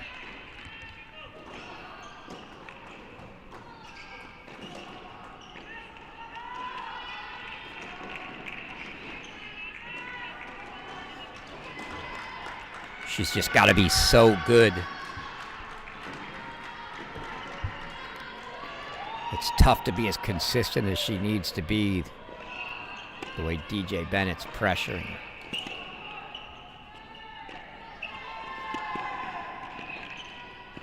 Like that. That volley down the middle of the court isn't going to do against DJ Bennett. She puts that away. 15 all.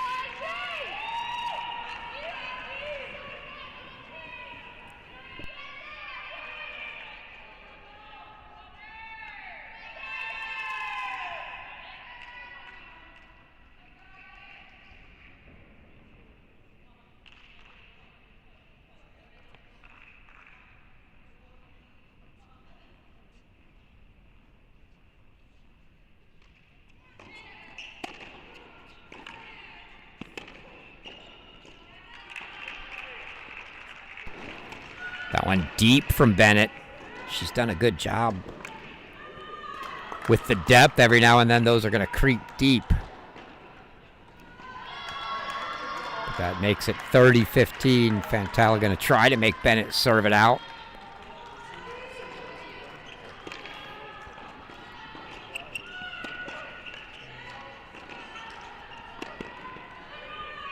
Another nice ball down the line there from Fantala. Draws the error out of Bennett. So 40-15, 3 game points.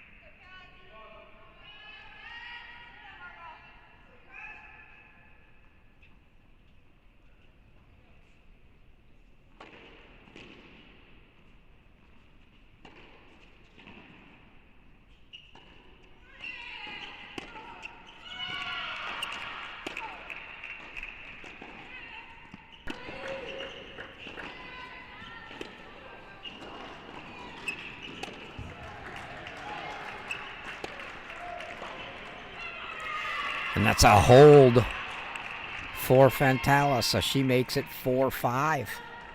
Gonna force DJ Bennett to serve it out while they hit the changeover.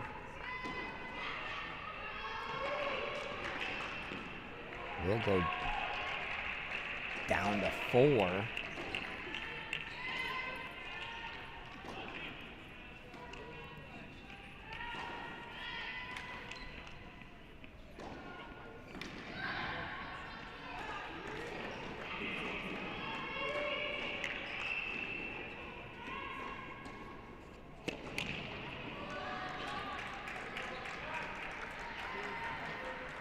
Bowers finds herself down a break here, as she was in the first set before she got a late break to get back on serve and eventually get into a tie break. But DJ Bennett's going to be serving for the match, and we're going to go back there.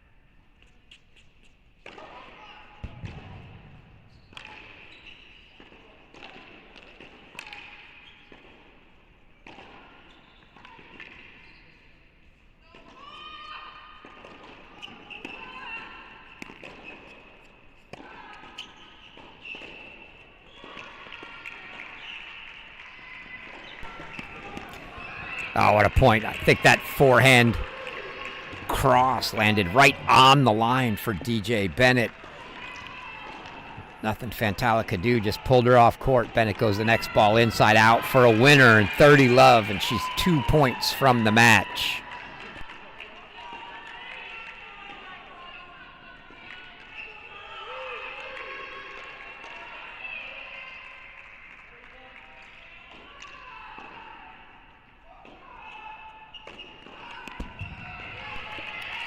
ace for DJ Bennett. That sets up 4 match points now.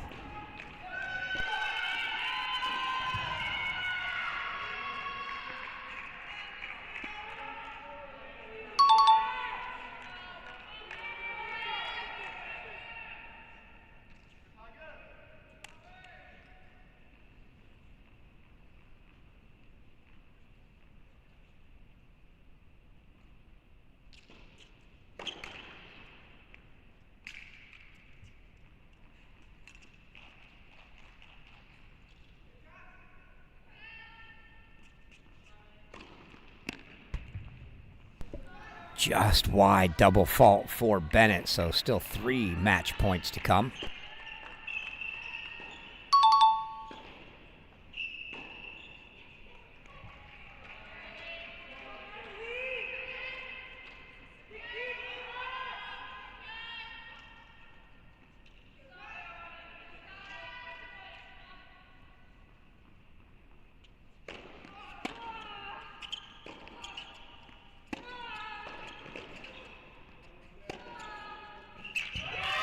Oh, Fantella goes back behind her, fights off 2 match points. 2 more to go here.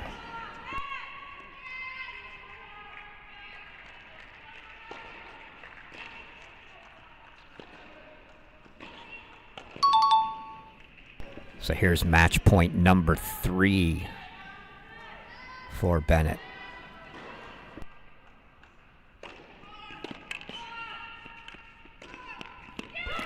Oh, she sails the swinging forehand. Swinging forehand volley. And that gets it to deuce. So from 40 love to deuce, match point number 4. It'll be the last one of the game here. See if Fantella can fight off another one.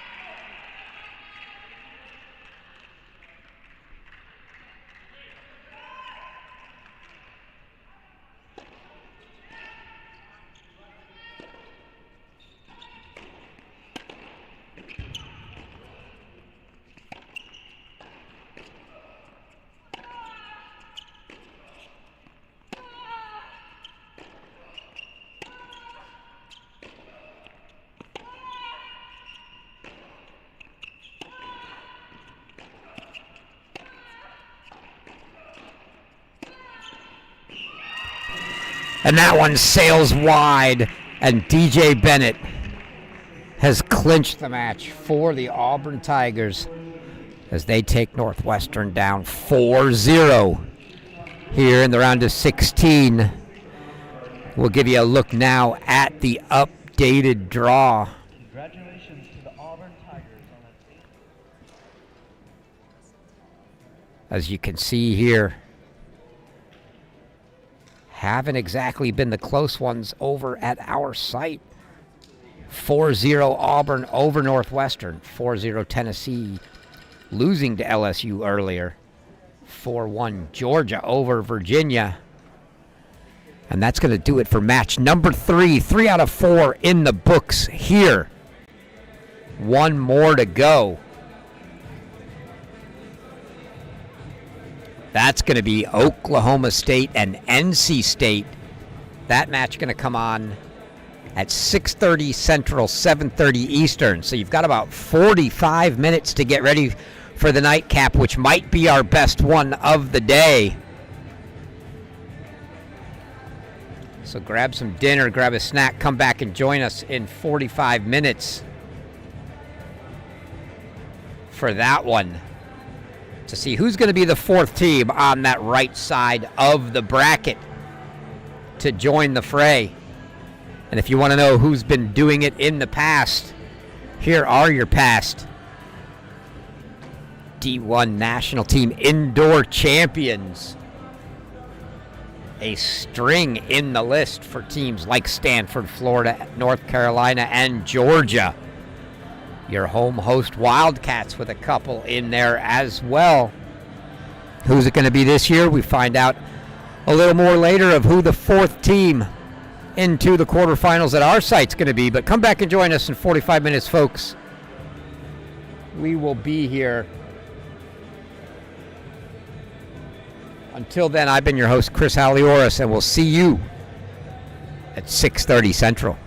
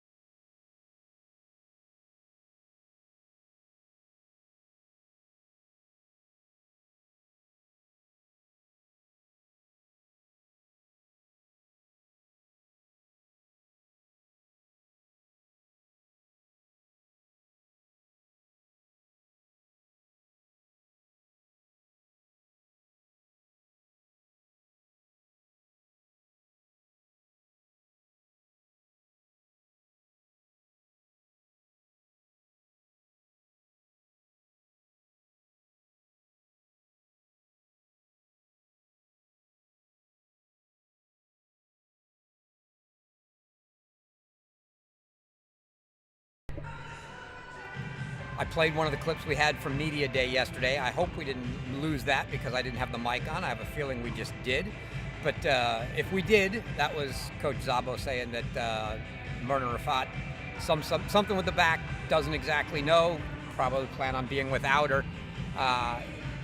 But that being said, I was getting back to, I played the clip from Media Day. One of the points you brought up, I don't think you knew how telling it was going to be, was you talked about how good your depth was. And I said immediately after doubles, well, we're going to find out about the depth right away because you were going to get, obviously, be without her at the number 4 singles spot and had some choices to make.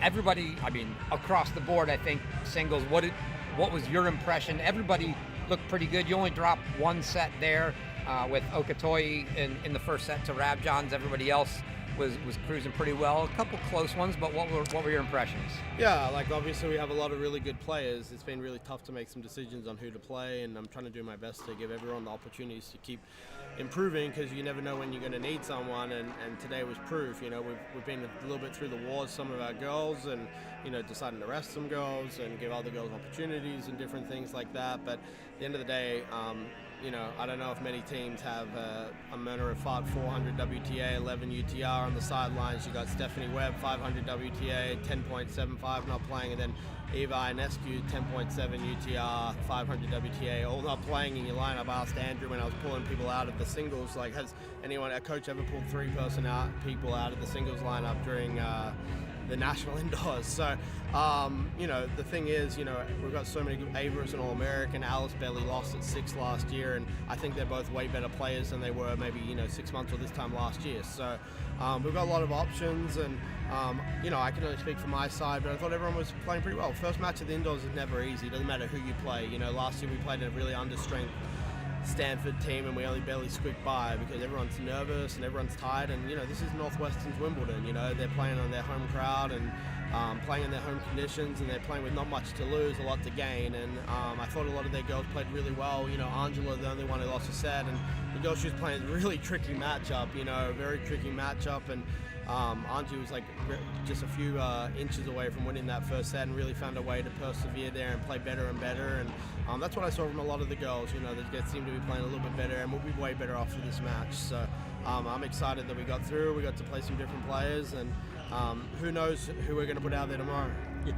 So I have to ask, I don't know, I don't think there's a relation, but as you guys were going on for doubles, Texas and Oklahoma were still playing the second match at the other site, and it came down to Ionescu. Not related to your Ionescu, is she? No, I don't think they're related. There's no relation. I think maybe like we had the other Ionescu on a recruiting visit, and they both got the Romanian kind of background, obviously, and I think they did some recruiting visits at other schools together. So it just happens to be that way. So there's no connection, but it is a little confusing. Both Ionescu as well. So I think there's no relation, but I think, you know, obviously Elizabeth came on a visit to Auburn, and she's a great player, and she's going to do amazing things at Texas. And you know, I don't know who won that match. Oklahoma. Oh damn. 4-3. Yeah, it's a took that one in the third over Ionescu. Yeah, but she's a great young player, and they're both two very good. Yeah, but it's kind of a funny one. I remember even in the recruiting, like, I think I submitted something to get him on a visit, and they're like, "Didn't this girl already come on a visit?" Like, you know, because you can't have 2 visits. So, but yeah, no relation. But I do think they both got, obviously, Ever's from Romania, and I think Elizabeth maybe dad or mom, one of them's from there. So gotcha. So you're going to get the winner of the next match coming on. What do you do now? Do you get back to the hotel with the girls? Do you stay and watch a little? What's the plan? Yeah, me and Pete are going to stay and watch a little bit. Val and, you know, we've got lucky to have some extra staff here, are going to take the girls to, I think they're cold tubbing and taking care of their body. And it's a little unique as well with Myrna's situation. You know, the girls worried about her and checking on her. So they're spending some time with her, and we'll get her back and everyone back to the hotel. But me and Pete will stay and watch a little bit. You know, it's going to be a really close match. It's probably, I don't know, probably match of the day, I would assume, at this side. And, you know, Simon Earnshaw, he's obviously I don't want to sound rude, but he's quite a bit older than me, but he's probably my closest friend in the coaching world, I would say. Like, he's been a bit of a mentor to me. I can assure you I wouldn't be the coach at Auburn if it wasn't for Simon. You know, during the hiring process, he really stuck up for me and stuff. So I've never actually played a dual match against Simon since I've been assistant coach or a head coach. We've played in some fall stuff, but so, you know, I'd like to play them just because, like, I've never played against Simon, but obviously the Cowgirls have a great team. We were meant to play them last week. We didn't get to, but I think it's going to be a really close match. Probably that doubles point is going to, you know, really shake some things out, but I feel like they've got a very balanced team, both of them, and you know, obviously Oklahoma State hasn't played for a little bit, and you know, there's a reason why they didn't play us, so hopefully they're ready to go. And but it would be interesting because, like I said, Simon's, at least I consider him my closer. He probably has like 10 or 15 more, but I really confide in him a lot, and I see him as a mentor, and I think personally he's the best coach in the nation. So now I'm saying all these things. I don't know if we want to play him because he's going to do a really good job. So, but we'll see. It's going to be a close match, and whoever we have to play is going to be really tough for us. Yeah, I'll let you know. You may think that Simon had a lot to do with it. I'll tell you this.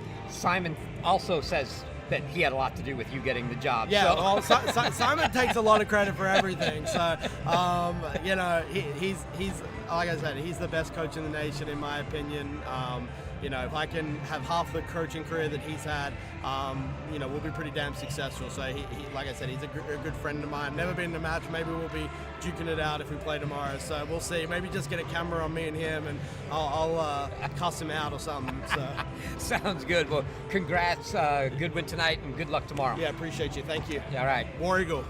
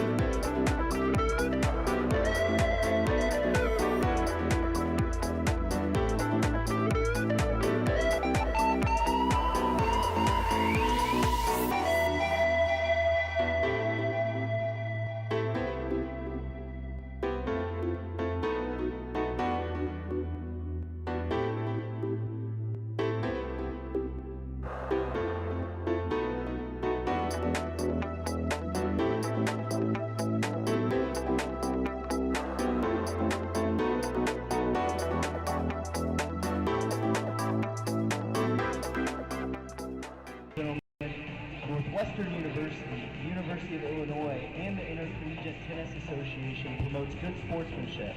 Please support the participants and officials in a positive manner. Profane or other... All right, everybody, welcome back in. Getting set for the nightcap. It's going to be your 4th-seeded Oklahoma State Cowgirls and your 5th-seeded NC State Wolfpack. Before we get things kicked off here, let's go ahead and meet the teams, starting with your Oklahoma State Cowgirls. Olivia Linser, Windsor, Connecticut, junior. Rose Nijkamp, Netherlands, Apeldoorn, sophomore. Nas Comer, Belarus, senior. Lucia Beide, Argentina, redshirt, junior. Lutzo Edvardi, Hungary, freshman. Marcela Lopez, Frisco, Texas, senior. Maggie Kane, assistant women's tennis coach, Oklahoma State women's tennis. Sergey Avdeyev, head coach, Oklahoma State University.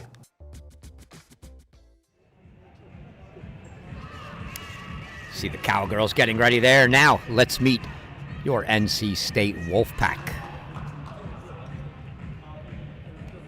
Mia Slama, Boca Raton, Florida, sophomore. Gabriela Broadfoot, Johannesburg, South Africa, junior. Anya Zirinova, Moscow, Russia, senior. Victoria Osegue, Bradenton, Florida, freshman. Michaela Lackey, Larissa Grace, sophomore. Georgia Cranford, Scottsdale, Arizona, freshman. Lavinia Tanasie, Craiova, Romania, freshman. Jasmine Conway, Henley-on-Thames, England, junior. Amelia Shmekalova, Zlin, Czech Republic, sophomore. Dave Secker, assistant coach, NC State Tennis. Simon Earnshaw, head coach, NC State. And there you see Coach Earnshaw. If you weren't with us during the break, we had a nice interview with head coach Jordan Szabo of the Auburn Tigers after their victory. He had some very kind words to say about Coach Earnshaw. Don't do it now, but maybe between doubles. If you missed it, you could rewind and go back and catch that interview during the break. But for now, we're about to get things going. A few things of note. One is you saw the intro there for Amelia Shmikalova for NC State. As of the coaches meeting last night, she was not eligible yet. She's a transfer from Clemson, still waiting for that eligibility. Coach Earnshaw was expecting that any day, possibly even today. Unfortunate for him, there is a rule that at the coaches meeting the night before, you have to state whether players are eligible, and if they are not, at the point in time of the meeting, they must be pulled from the lineup and have to sit the entire tournament. So Smeshkalova not available for the entire tournament here for the Wolfpack, and we've yet to see Michaela Lackey this year. Don't expect that to happen either. On the Oklahoma State side, no Melissa Urcon here. She was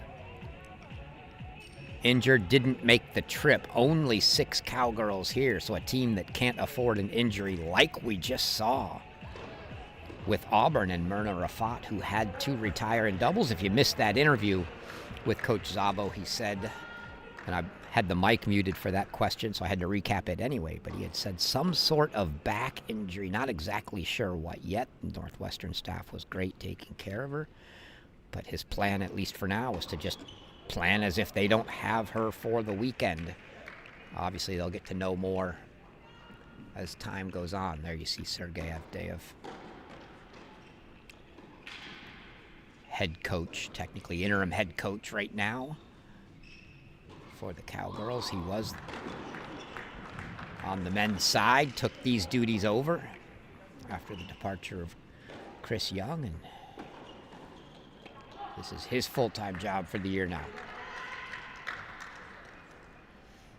Kick things off here. Naz Kamar, Rosemary Nijkamp on the near side for Oklahoma State. Be your NCAA champions.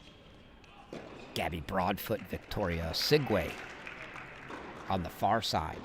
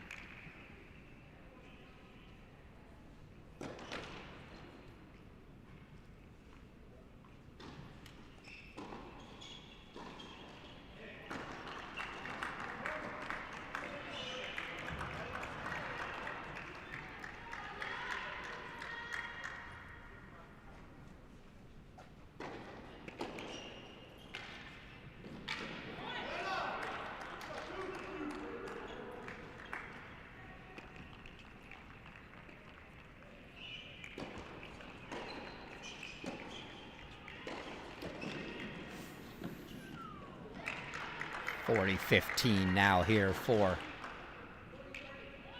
Kamar.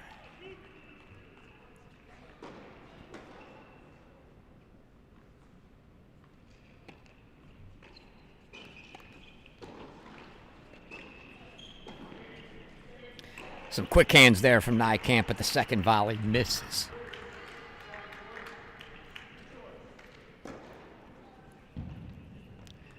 It'll go to 40-30.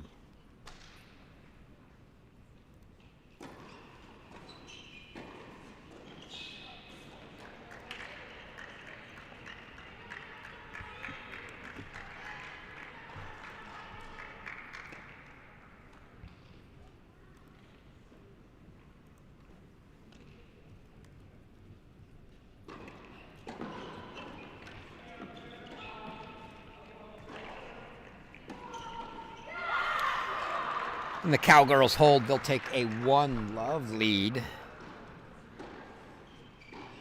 We'll move down to court 2. Before we do that, let's take a listen to what Coach Earnshaw had to say about his thoughts on the team for this year.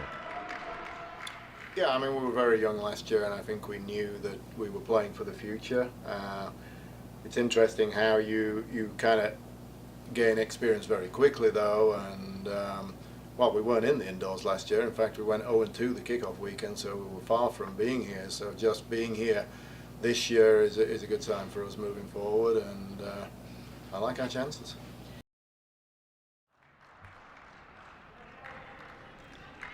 See here. Coach Earnshaw's thoughts. That was a team with no seniors on it last year. A young team, still really a very young team. I think one senior this year for them.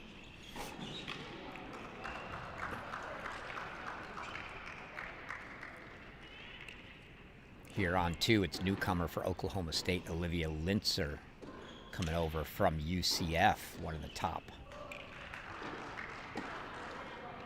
Certainly probably the top transfer portal get on the women's side this year. With Marcela Lopez, they're taking on Jasmine Conway and Anya Ziernova.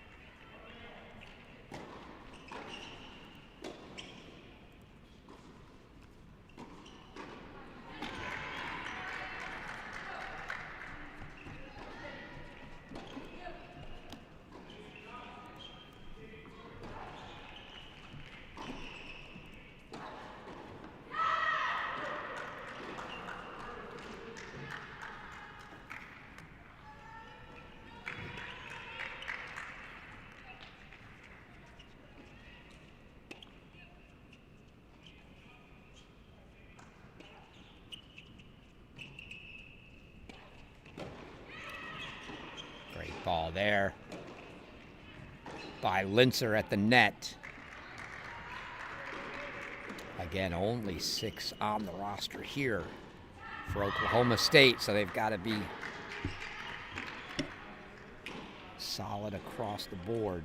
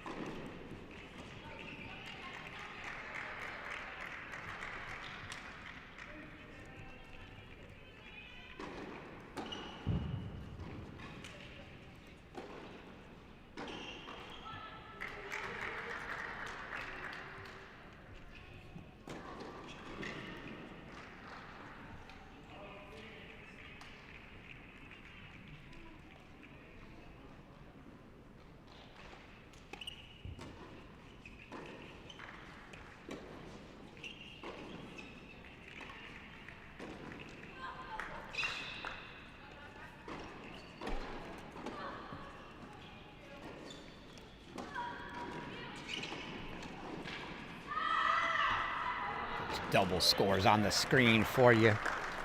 Keep track of the scores on all 3 courts. Although we take off, just in case they're a little ahead, take off the current court.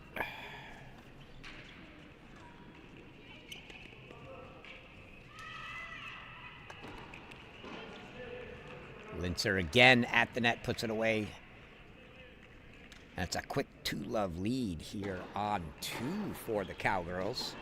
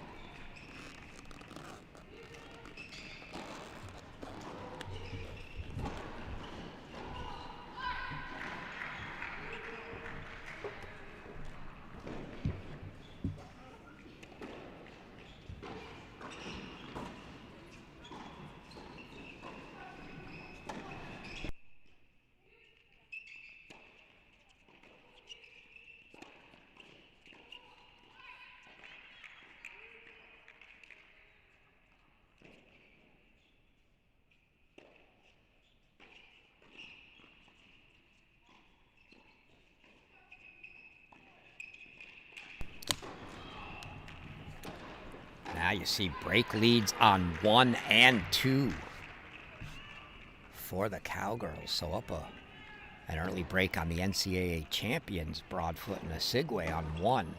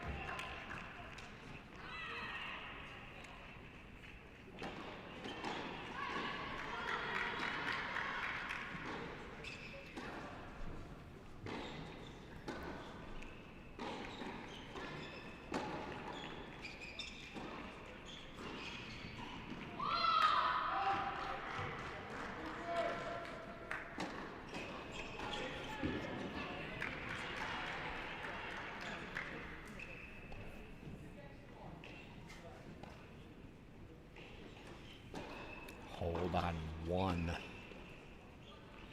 for NC State to keep it to a single break 2-1. Points here for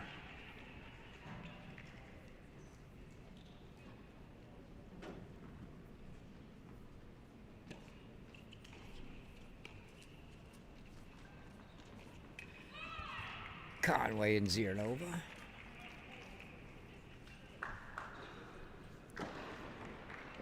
But it's going to be a deuce deciding point here on 2 and an opportunity for Linzer and Lopez to take a double break lead.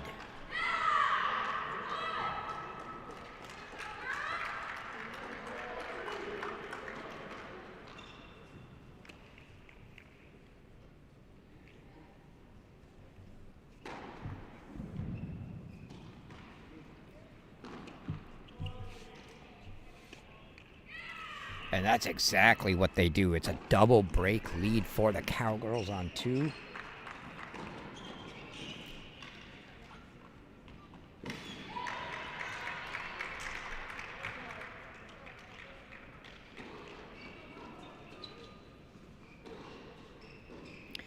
Slide down to 3.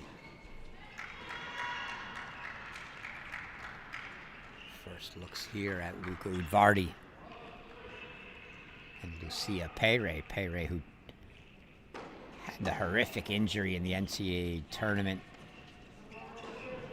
2 years ago when it was hosted at Stillwater, and they didn't make the final site. Round of 16.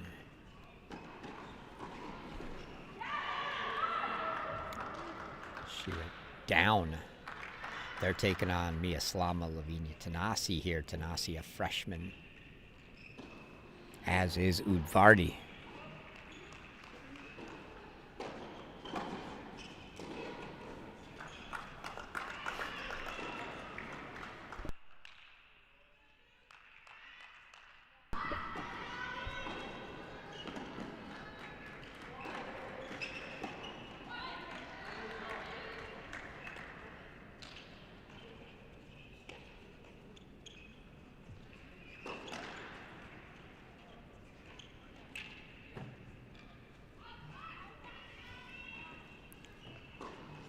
Just didn't do enough with that.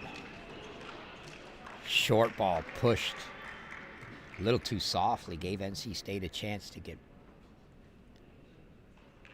back on it. And so now 4 break points for the Wolfpack to get back on serve here on 3. They're down breaks on every court. Take it back. They got the break back on 1.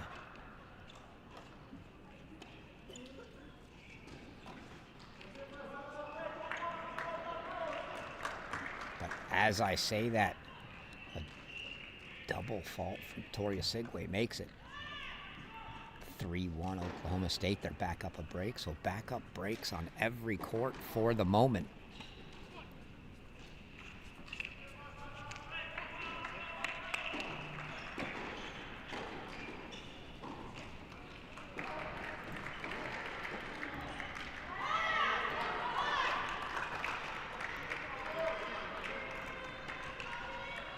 Your nightcap at our other site at Illinois is Ohio State and Duke.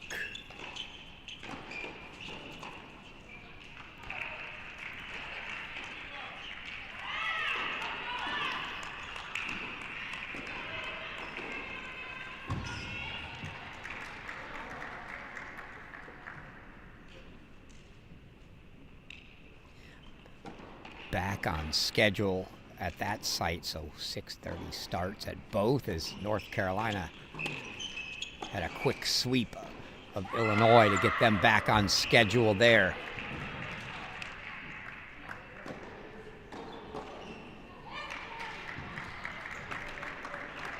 And we're on serve here, but it's now a double break lead you can see on court 2, 4-love for Oklahoma State. 3-1 break lead on 1. Uncharacteristic to see NC State doubles down semi-big early here.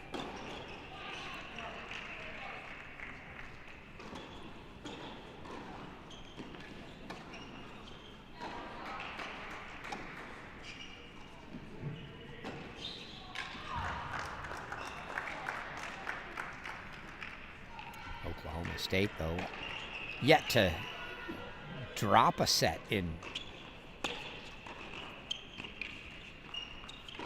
doubles this year. Only a few matches for them. They had to miss their last one. I think they were called either for hitting or being over the net there.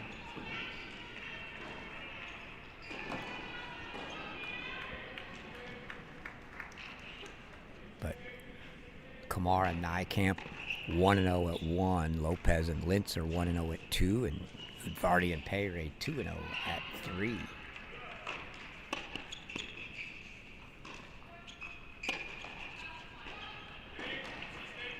Payre misses that one.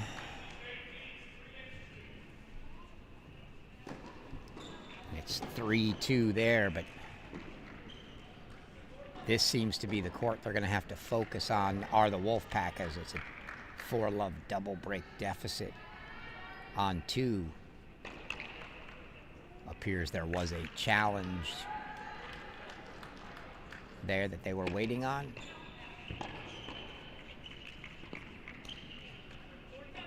And based on that miss, it must have been a challenge on a first serve that was called out that Kolar didn't think was. So she got one more and missed, and it was a double fault. So now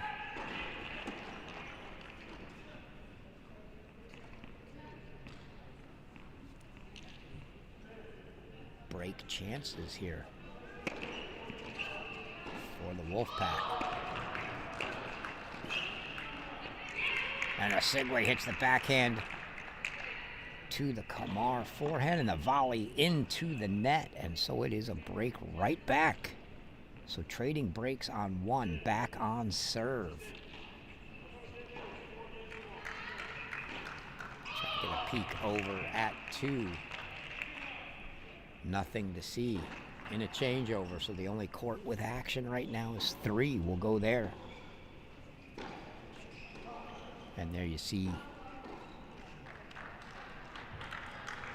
Coach Earnshaw.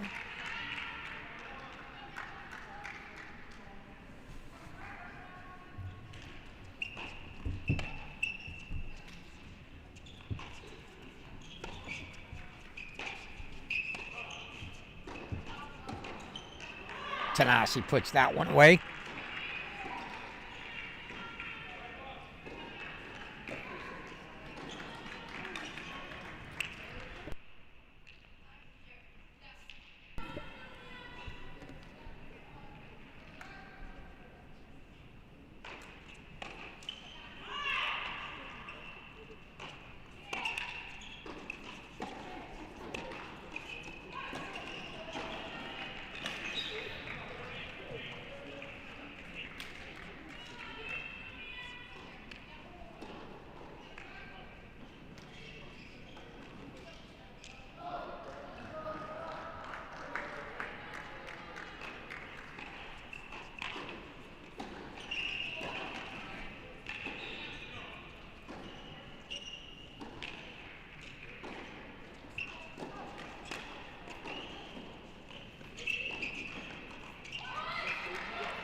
Slama pushes.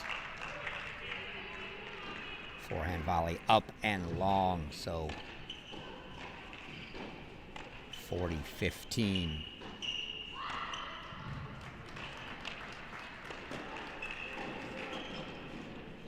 For Pere here.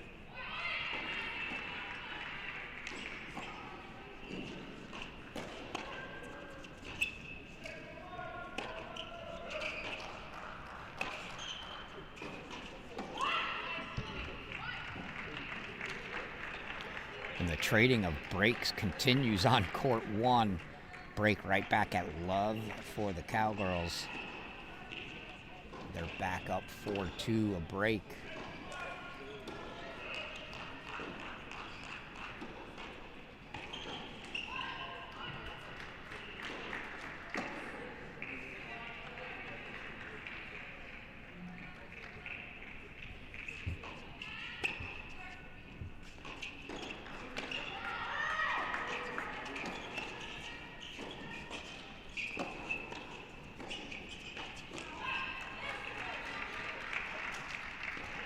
Pack are going to force a deuce point here, deciding point.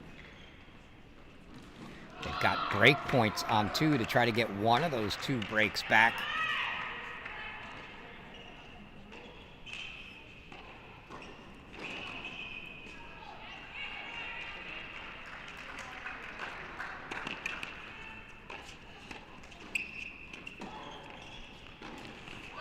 Too good there from Udvardy. And the Cowgirls hold for 3-all. Let's go to 2.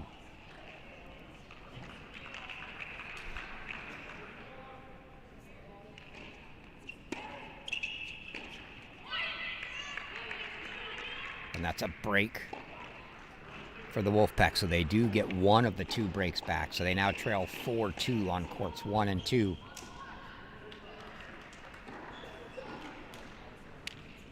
And at least one of those two will have to come back. Still on serve on 3, but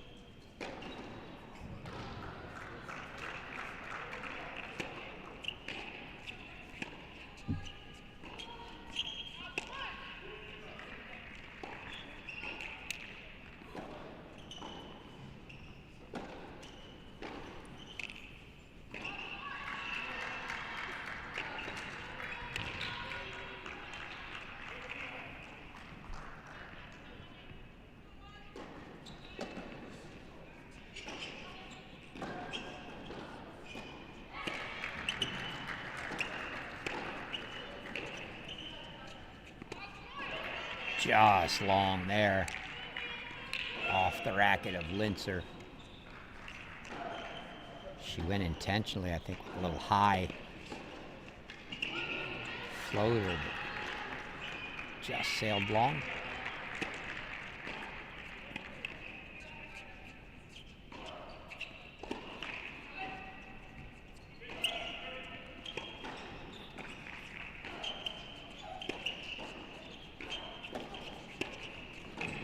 Down the line. Great ball there.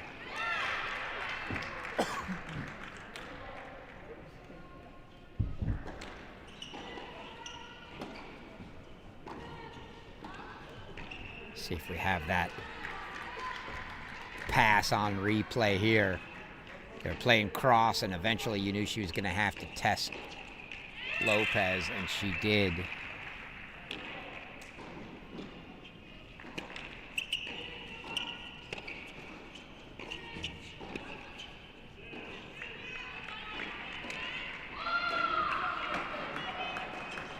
And so Conway and Ziranova get it from 4-love back to 4-3. But right as that happens,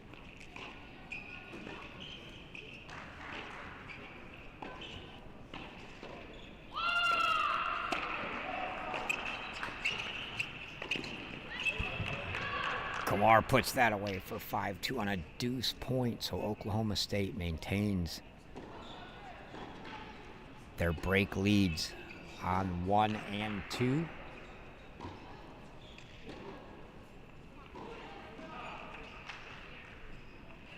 Go back to 3.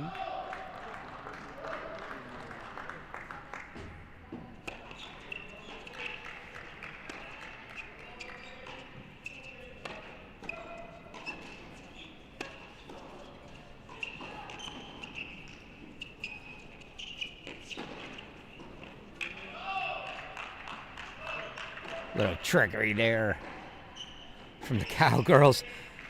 Chasing it. Didn't want to take the chance on anything too hard. Just knocked it back over. Short winner.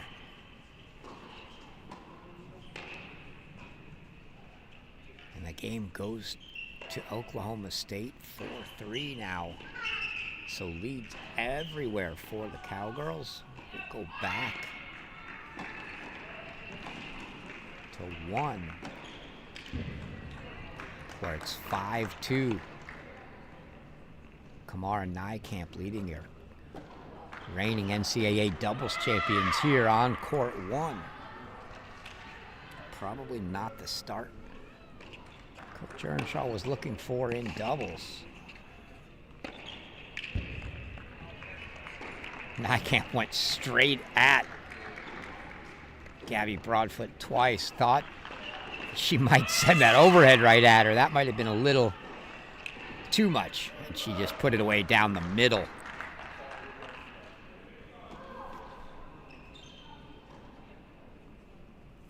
But break leads on every court now for the Cowgirls. 4-3 serving on 2 and 3, and 5-2 returning here.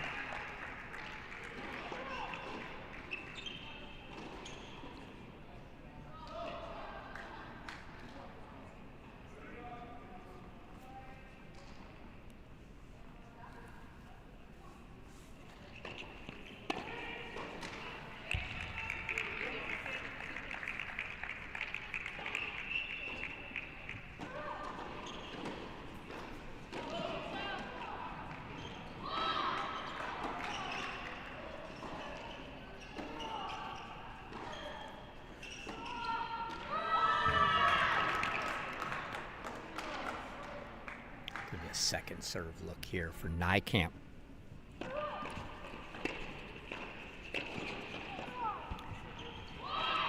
Segway sends the backhand long, so 30-all, and now Oklahoma State 2 points from a set here on 1.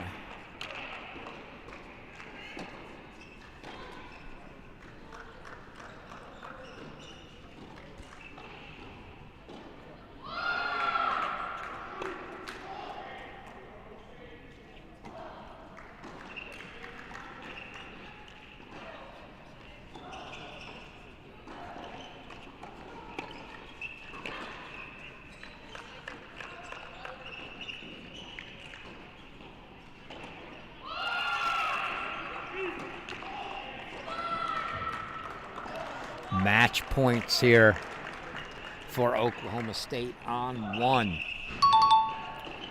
Set point, if you will, on the Osigwe serve, and they're going to get a look at a second serve here.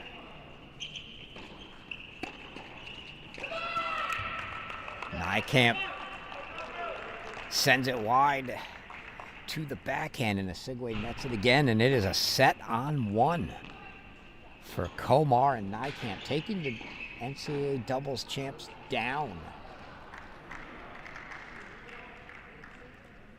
So 1 set for Oklahoma State. Actually, let's go to court 3.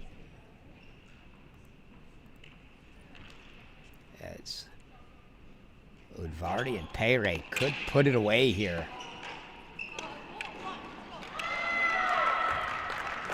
15 all.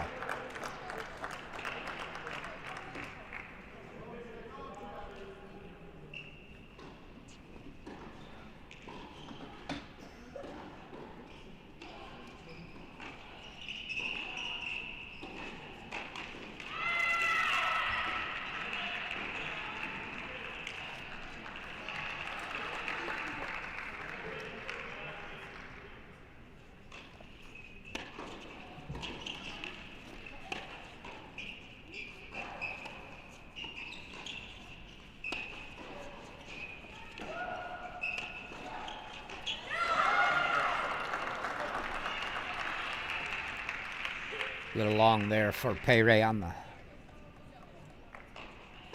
short, almost half volley there. But they're racing each other now on courts 2 and 3. It's 5-3 for the Cowgirls on both.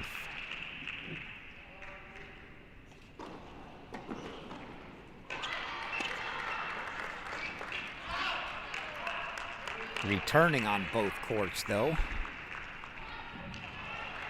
Wolfpack gonna have to have a couple holds and a couple breaks.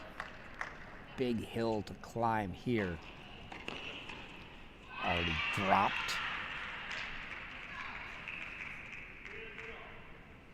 Put that one up there so you can see they've already dropped court 1. Have the Wolfpack.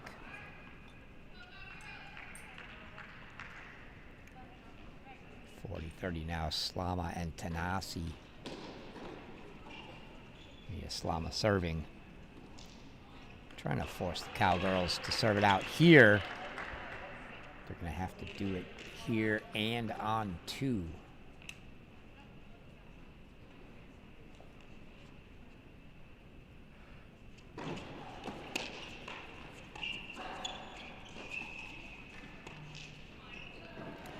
They do get the game here.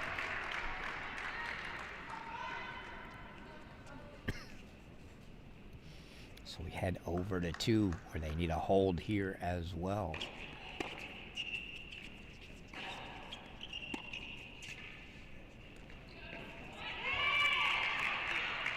That ball just wide from Olivia Linzer.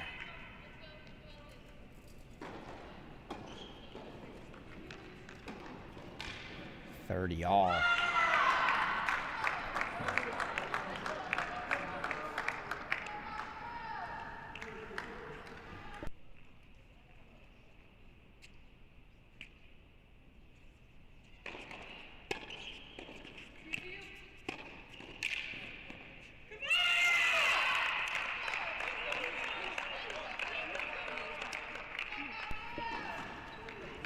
It's going to set up match points for the Cowgirls here.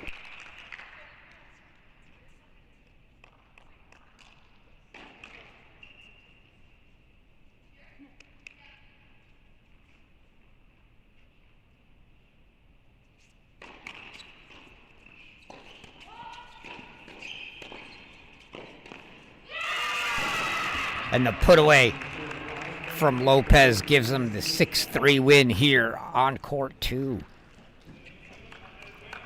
And Oklahoma State sweeps the top 2 courts, and they take the doubles point here from NC State. they'll transition over to singles. So it'll be about a 5-minute intermission, and we'll get our look at the singles lineup. So don't go away. 5 minutes, and we will be right back.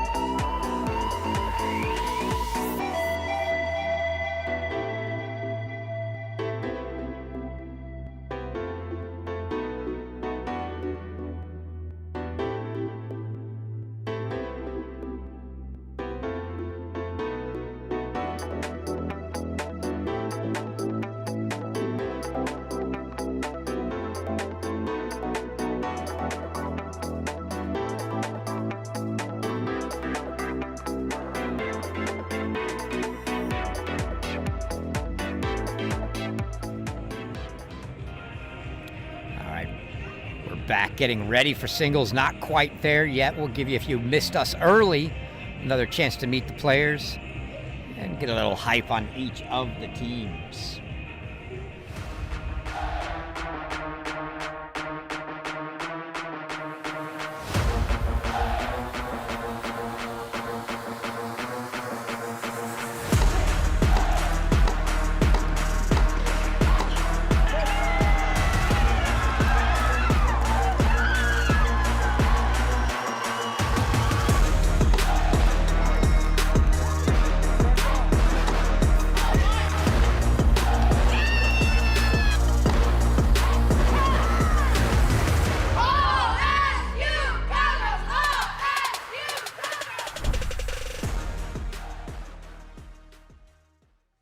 Olivia Linser, Windsor, Connecticut, junior. Rose Nijkamp, Netherlands, Apeldoorn, sophomore. Nas Comer, Belarus, senior. Lucia Beide, Argentina, redshirt, junior. Luca Edvardi, Hungary, freshman. Marcelo Lopez, Frisco, Texas, senior. Maggie Kane, assistant women's tennis coach, Oklahoma State women's tennis. Sergeyev Dave, head coach, Oklahoma State University.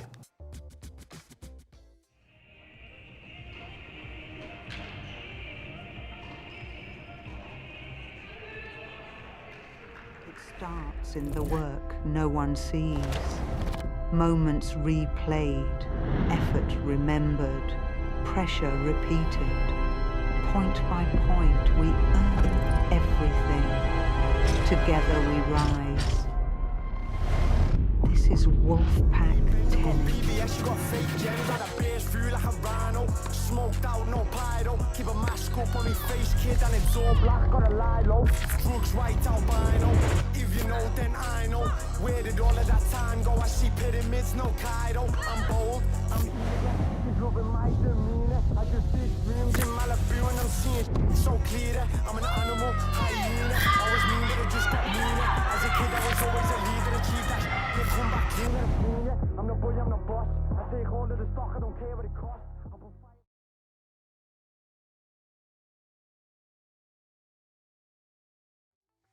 Mia Slama, Boca Raton, Florida, sophomore. Gabriella Broadfoot, Johannesburg, South Africa, junior. Anya Zirinova, Moscow, Russia, senior. Victoria Osegue, Bradenton, Florida, freshman. Michaela Liking, Larissa Grace, sophomore. Georgia Cranford, Scottsdale, Arizona, freshman. Lavinia Atanasiak, Craiova, Romania, freshman. Jasmine Conway, Henley-on-Thames, England, junior. Amelia Shmekalova, Zlin, Czech Republic, sophomore. Dave Secker, assistant coach, NC State Tennis. Simon Earnshaw, head coach, NC State.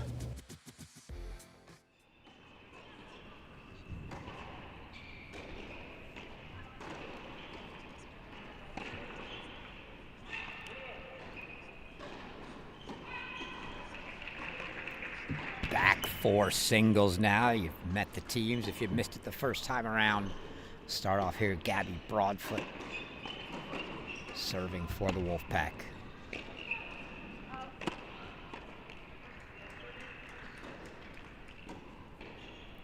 She's taking on Olivia Linser, the UCF transfer.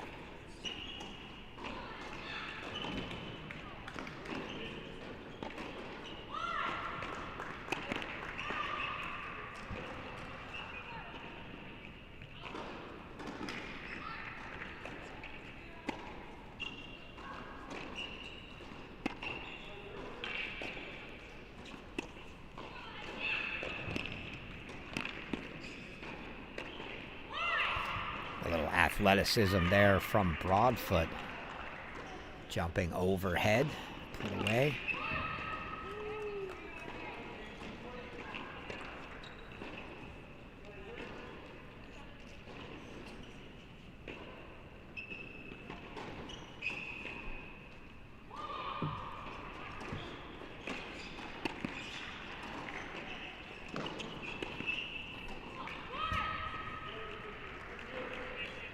Linser earns herself some break chances right out of the gate.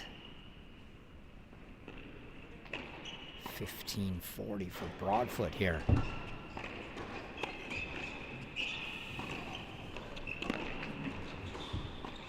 Saves the first one. I am sure they got a little talking to at the doubles break. Coach Earnshaw could not have been happy with that doubles performance.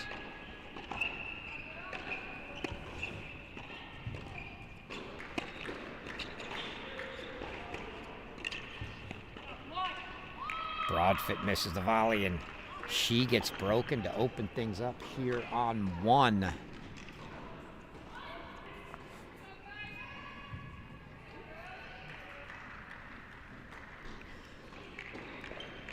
Go over to 2.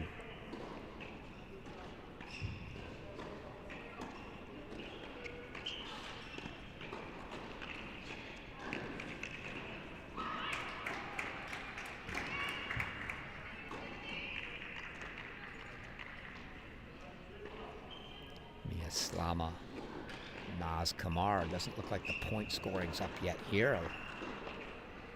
I'll let you know Slama held to open up, so 1-0, and there we go.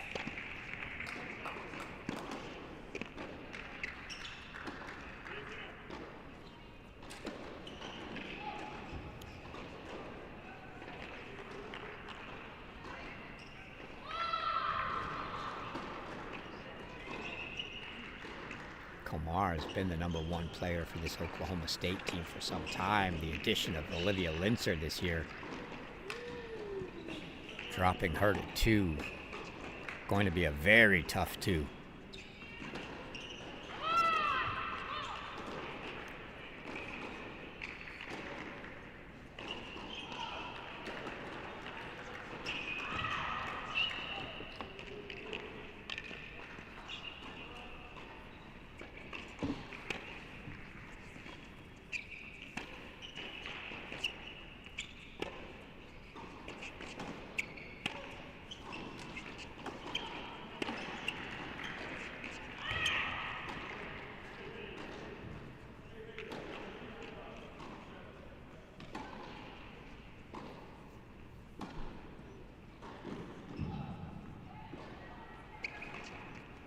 Kamar last year.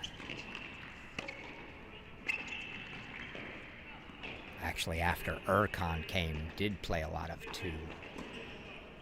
Was 17-3 at the 2 spot. Ercon not here this week. I mentioned she was injured, didn't make the trip with the team.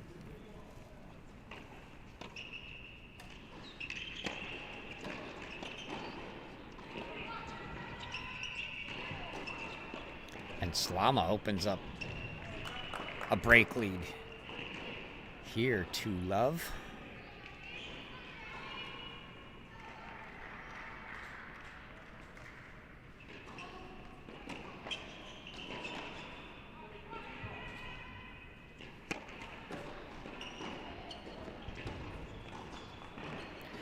Be interesting to see how the Wolfpack respond early. It seemed very flat across all the courts in doubles.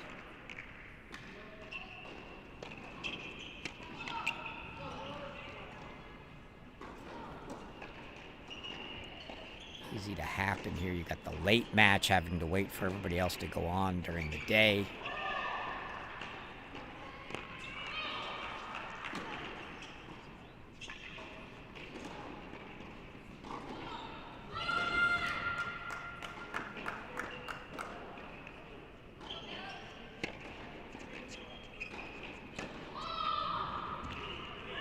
Sounded like Slama just actually scraped the ground with the racket, trying to get down for that backhand.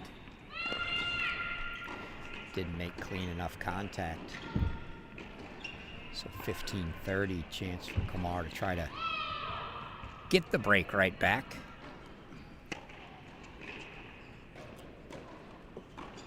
See if she takes a cut at a second serve here.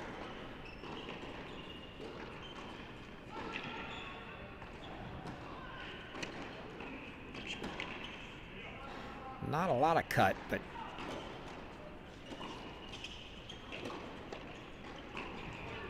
Not an effective swing either as she nets the forehand, so 30 all for Slama.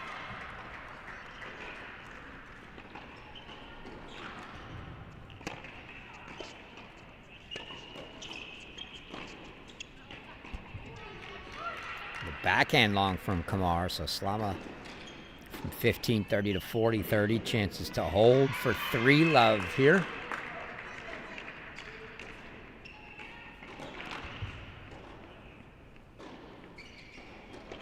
First court to 3 games.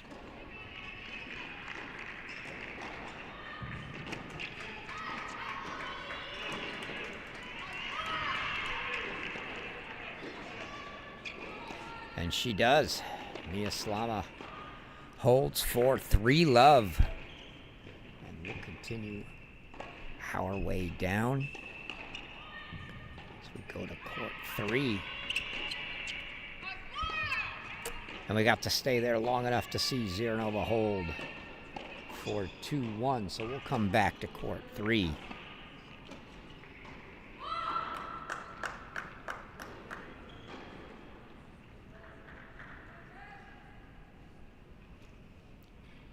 Get down here to 4, and Peyre and Tanasi, either they got started late or they're playing some long rallies as everybody's now moving into their second changeover, and they haven't finished the second game yet here on 4. Peyre opened with a break.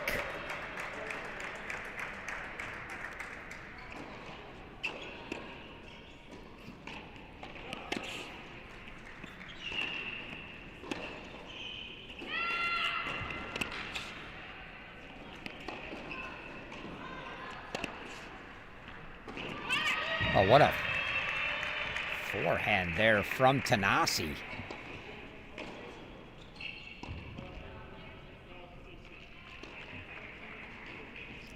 There you see associate head coach David Secker.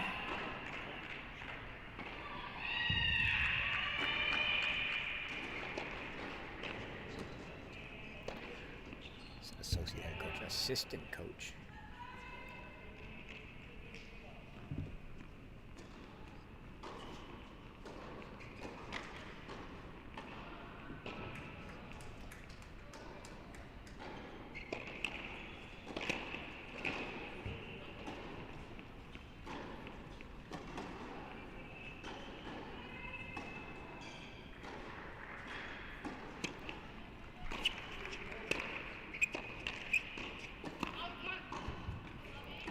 Now in his 9th year with Simon Earnshaw at NC State.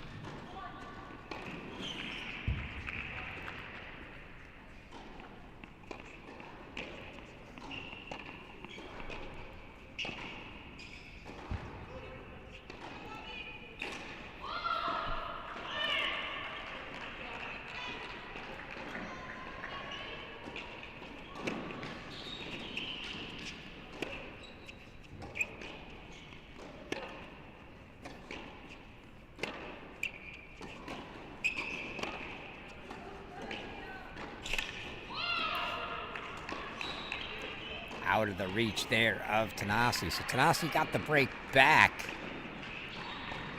but getting pressured again immediately. So opened with 2 breaks. And now Peyre gonna try to make it 3.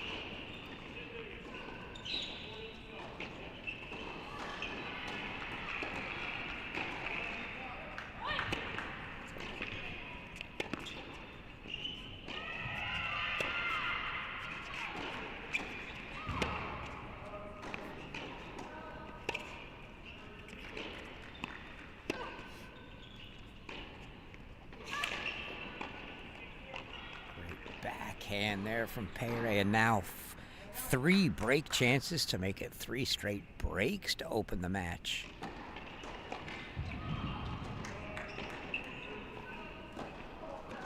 Here on 4.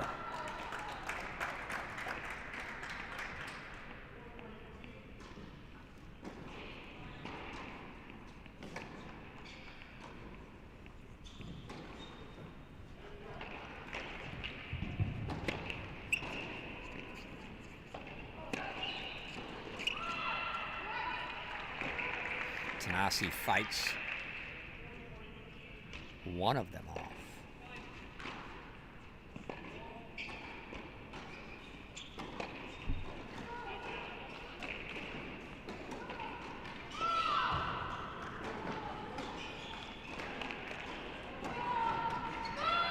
Olivia Linzer off and running on court 1. She's now opened up a 4-love lead.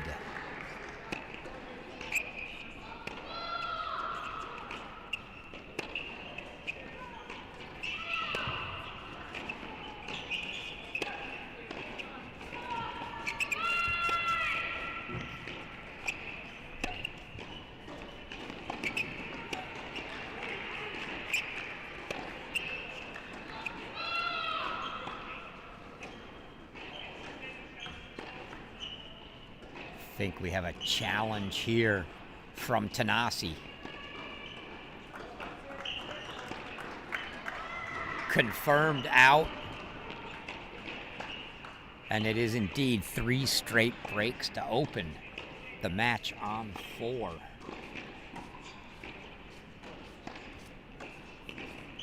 We didn't get to spend our time on 3, so let's go back there. Ziranova now.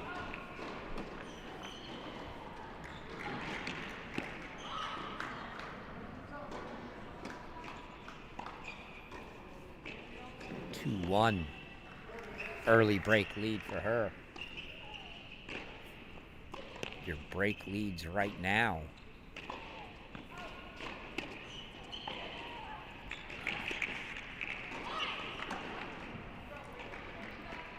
Conway for NC State on 6. Pere for Oklahoma State on 4. Slama for NC State on 2. Linzer for Oklahoma State on 1. Ziranova, NC State on 3. The only match on serve right now is court 5.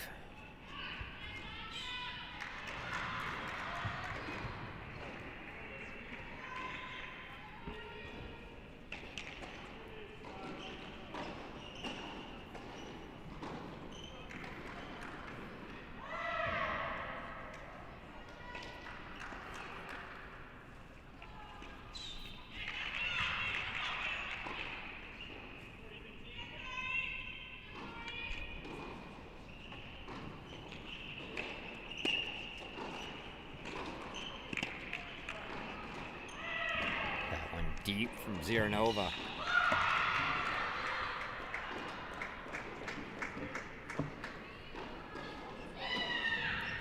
So singles starting out a lot like doubles, where none of them particularly close. Only court 5 where Victoria Segwe and Lutzo Udvardi are at 2-all.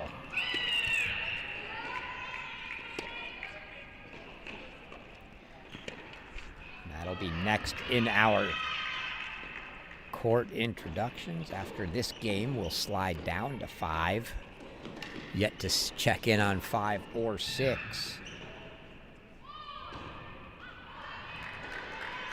Gabby Broadfoot's gotten on the board on 1 for NC State. After Olivia Linzer started 4-love, she got a hold for 4-1. Mia Slama now 5-love on Naz Kamar on 2. That is a surprise. I mentioned Kamar 17-3 at that 2 spot last year. That is a tough out at 2, and Slama is all over her early.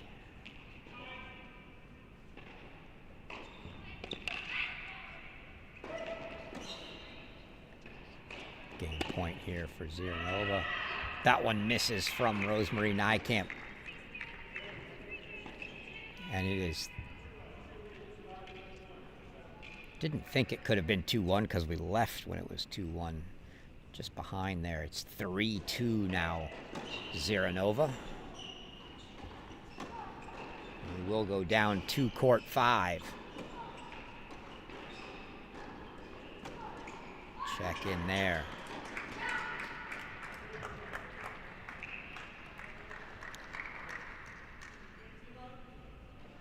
Looks like the place height scoreboard's having some troubles keeping up, or we've got an injury. I don't know. They're in a changeover. It can't be. Even the scoreboard in the stadium shows 2-all 30 love. So I'm not sure.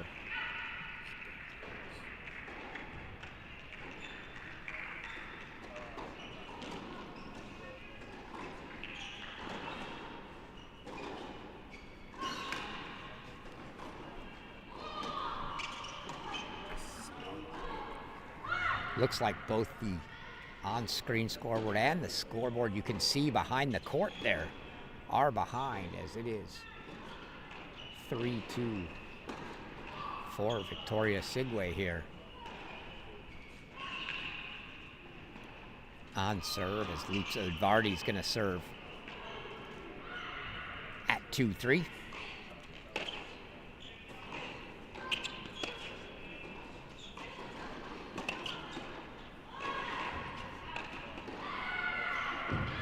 NC State dropped a very, very tight, tough match to North Carolina, who is now your overall #1 seed in all likelihood in this tournament. We don't know. They don't put out the unpublished rankings, but they're the 1 seed at the other site.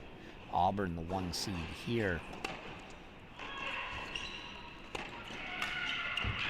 That's a lot behind that forehand from a Sigwe, but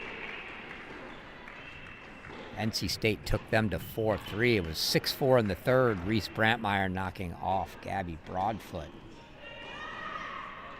But the freshman for NC State, Sigwe and Tanasi, both won their matches.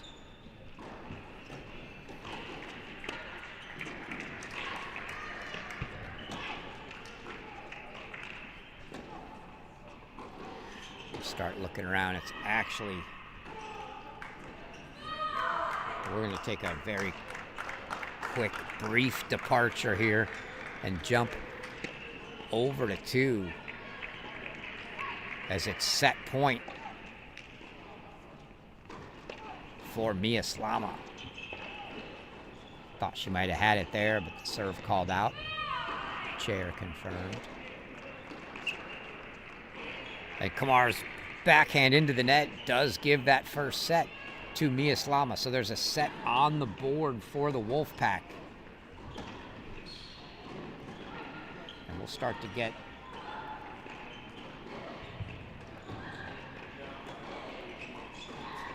we'll go back to 5 and we'll get the other scores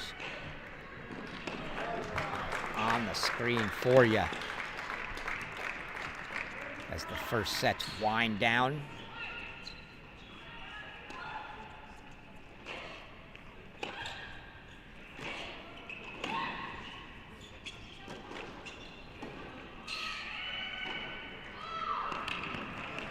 She looked like a Sigwe for half a second, gave up on it, then decided to go again and probably would have had it covered. But she was everywhere. Udvardy, a great job of moving her on that one.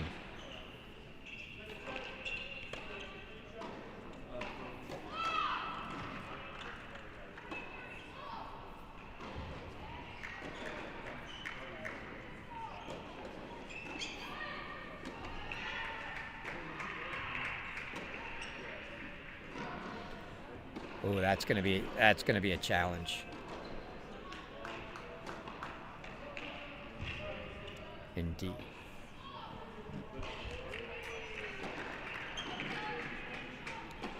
Sorry, I was looking up at the court in front of me.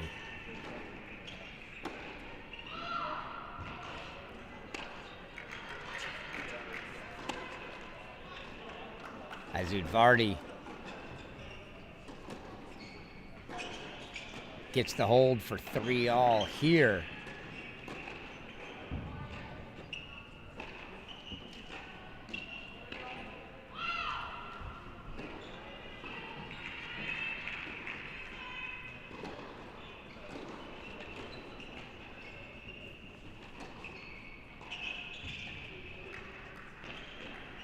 Getting close. We'll keep our eyes on court 1 there. If Olivia Linzer gets a set point, we'll go there.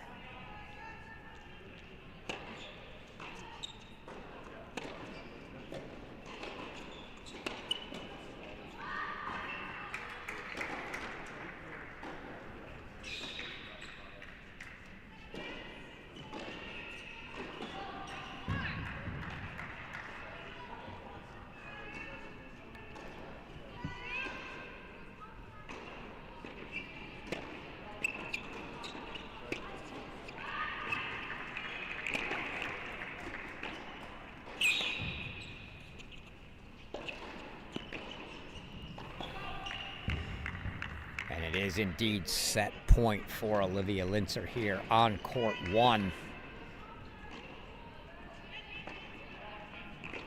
Just to try to make it a set apiece between these two, as Mia Slama's got a set on 2.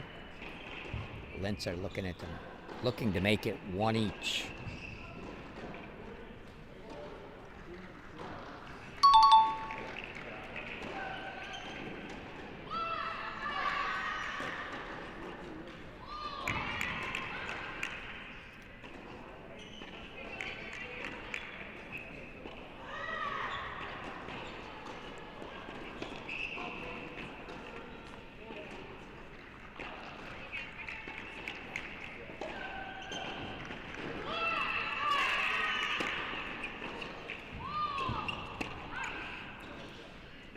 You see the frustration.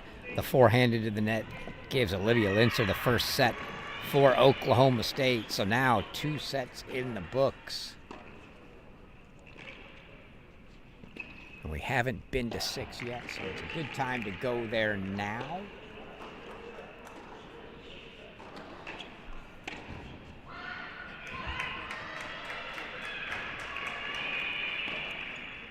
As you see Jasmine Conway here on the near side. Marcela Lopez on the far side. It's a 4-1 lead for Conway.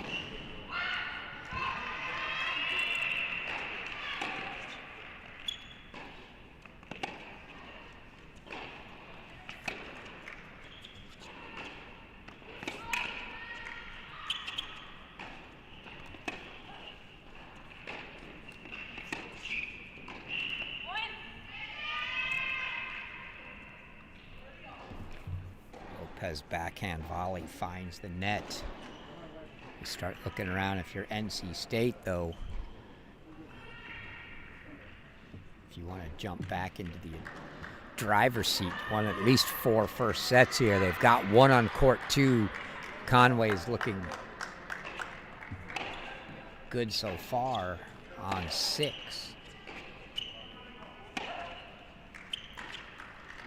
No break leads anywhere else, so work to do here still. And some first sets for the Wolfpack. Oklahoma State, Sergey Adveyev's team off to a decent start here. I don't think either team's overly comfortable with where they are in singles right now.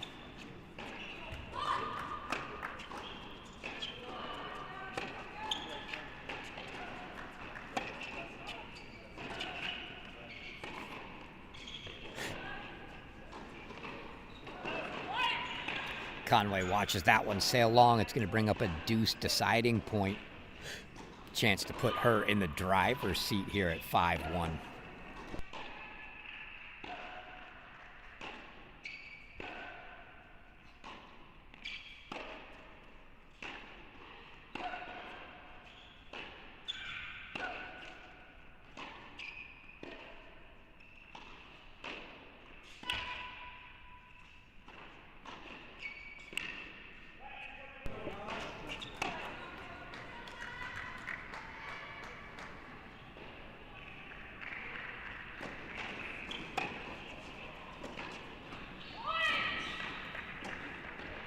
exactly what Jasmine Conway does. She gets the break for 5-1. She's going to serve for a set.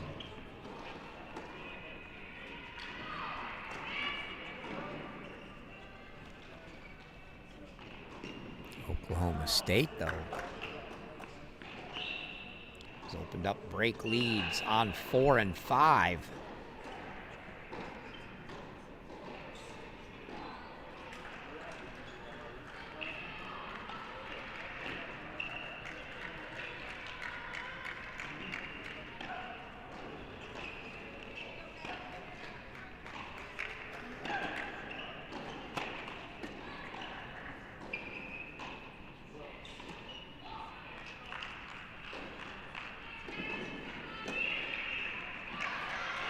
Kamar, after dropping that first set 6-1 to Slama, has taken the first 2 games of the second. First point to Conway here.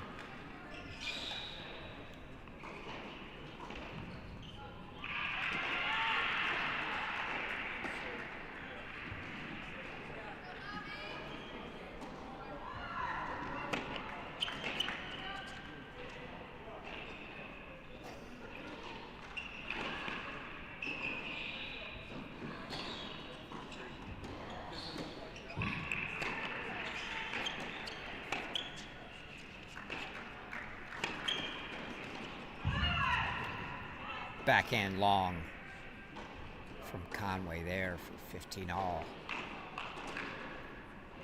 Not sure exactly what Lopez has got to do here.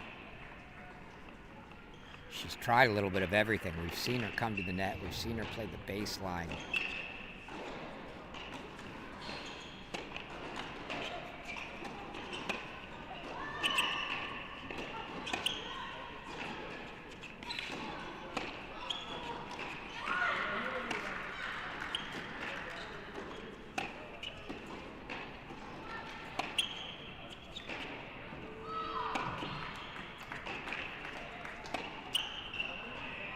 There she draws another one long from Conway, if she can outlast her in the rallies. Seen her at the net a few times, but honestly don't think that's the game for her. And where she seemed to get Conway is on the deep, heavy balls. Conway's tried to hit some pace, but when she gets those deep, heavy ones, especially when she changes the pace up, gives her a couple floaters that Conway hits a little harder, and then some pace. That next one comes back strong. She's been long a few times with that.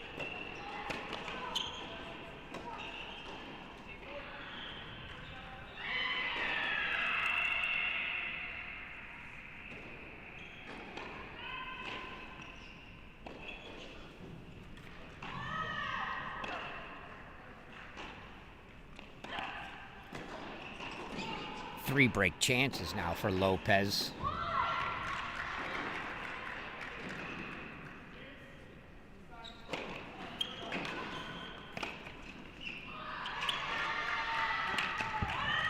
And that's a winner down the line for Marcela Lopez.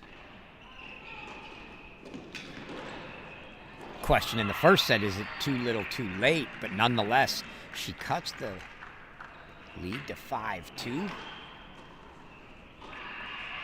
We will swing down. Let's go to 3.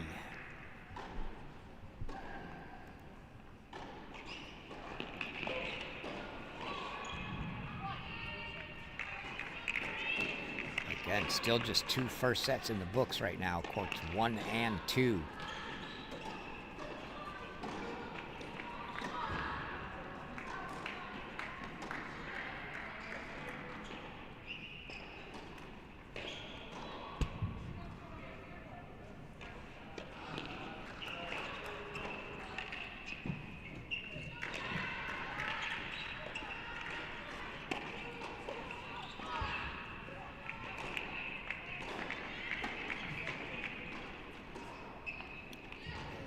Lintzer's opened up 6-1-2 love lead now. She's also stretching out the left hand. Interesting. It's not her forehand, but stretching those fingers back. Keep an eye on that.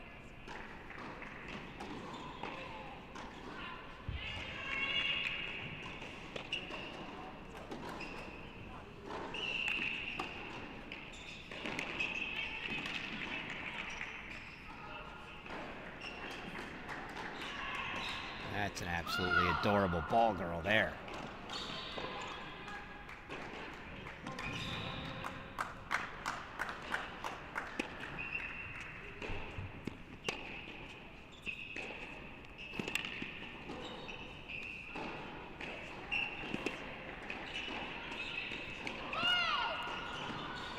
Great defense there from Nijkamp as Ziranova got over that backhand into the backhand corner so well. Break chances. Now for Nijkamp here.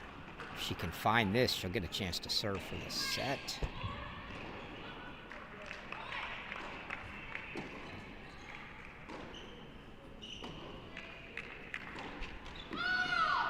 Payray still up a break. Vardy now up a break. The Cowgirls making a little push at the tail end of the first sets here to really take a commanding lead.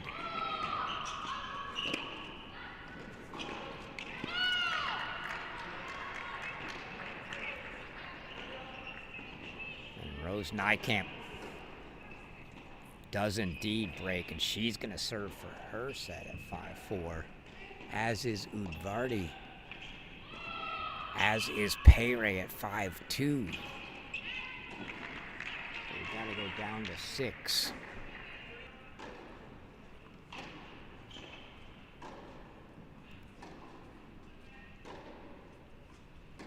As it's now set point for Jasmine Conway.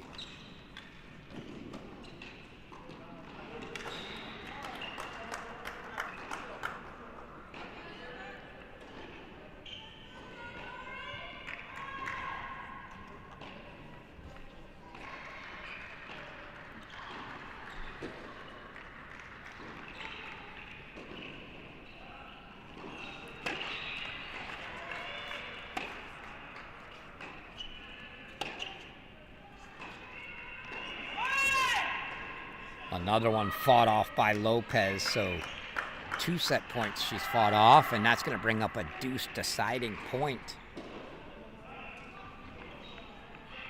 Meanwhile, Olivia Linzer 6-1-3 love all over Gabby Broadfoot on 1.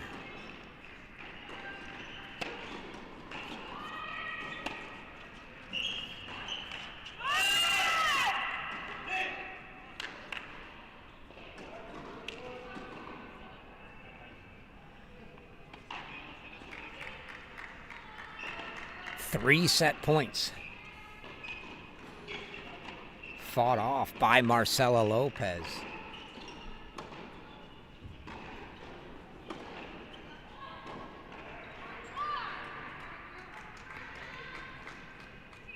We're going to make our way down then. May have to go into a triple box here as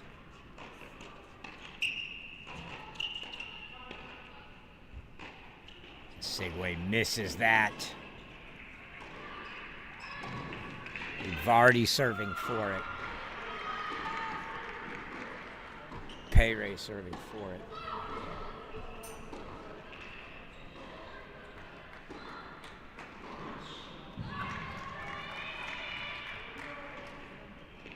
We are indeed. Go to the triple box. All 3 courts, someone serving for the set here.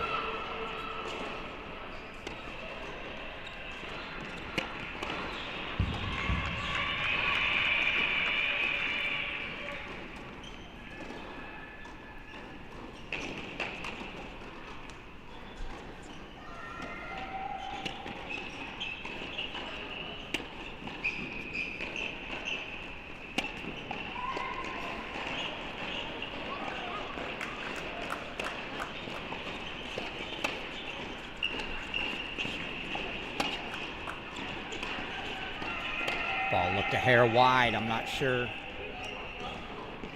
Indeed it was, so going to be a couple break points here, I believe, for Osigwe.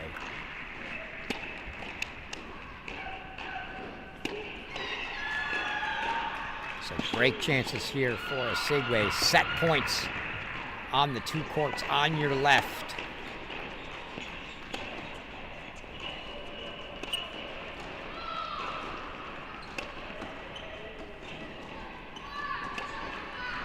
Payray top left, Conway bottom left with set points. Osigwe gets the break to get back on serve. Let's go full screen to Payray, set point, she gets it.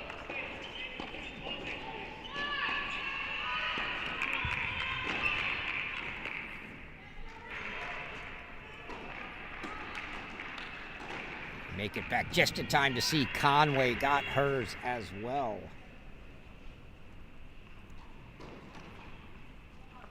So we can go back full screen here. So now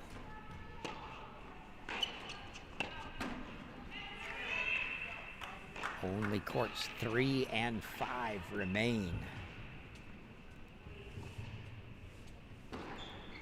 With the first sets.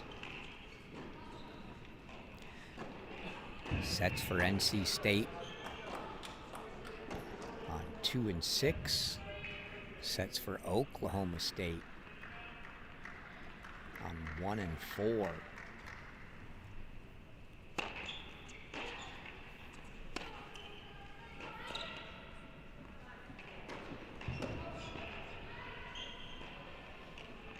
And Ziranova broke to get to 5-all. Osigwe broke to get to 5-all. Nobody's been able to keep that momentum for more than a couple minutes yet this far.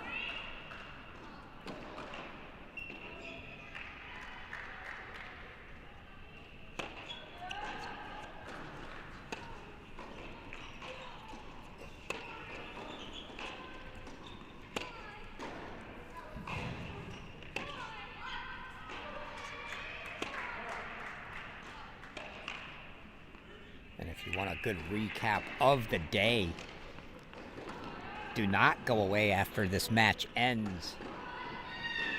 After this match and the match at Illinois ends, we're going to keep it live. And Alex Gruskin and I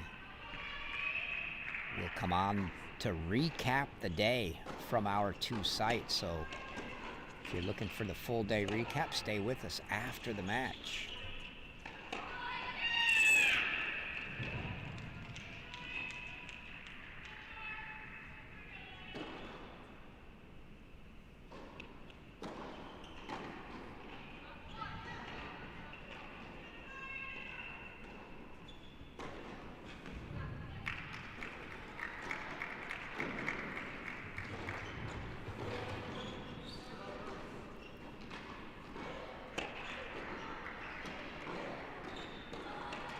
Courts 3 and 5.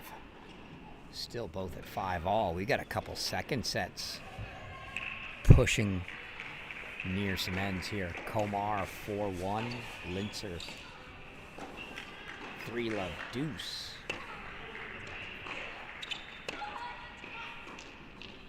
And Osigwe, right after getting back on serve, now finds herself down a couple break points here.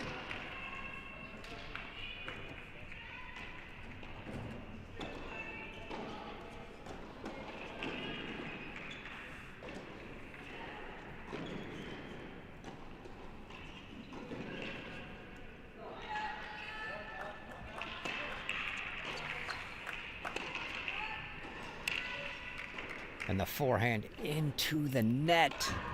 Osigwe gives the break right back, and Udvardy is going to get to serve for it one more time.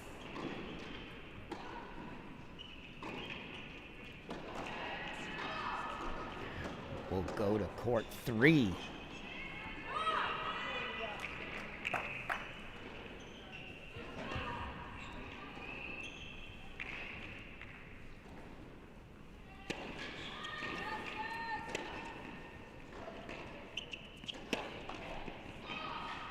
just when NC State thought they were climbing right back in it, and maybe a chance to get 4 first sets. The Segway gets broken, and Ziranova's going to face 4 break points here at love 40.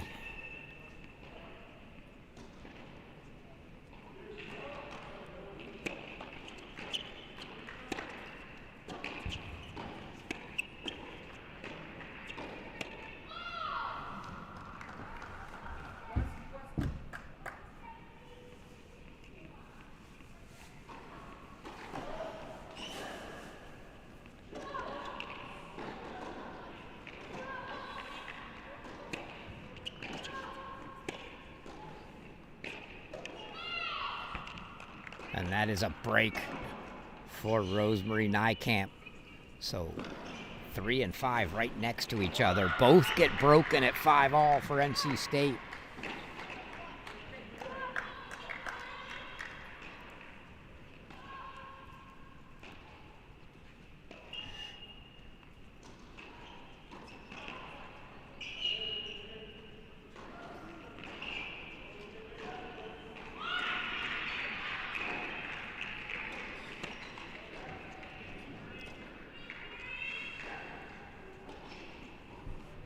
Do Ziranova and Segway have another break in them here? Udvardy here on 5, Niekamp on 3, serving for sets for the Cowgirls. And that's 30-love now. You can see the body language and the frustration building for Segway. She does manage to drop the set here. I think somebody's gonna have to come calm her down, get her to reset.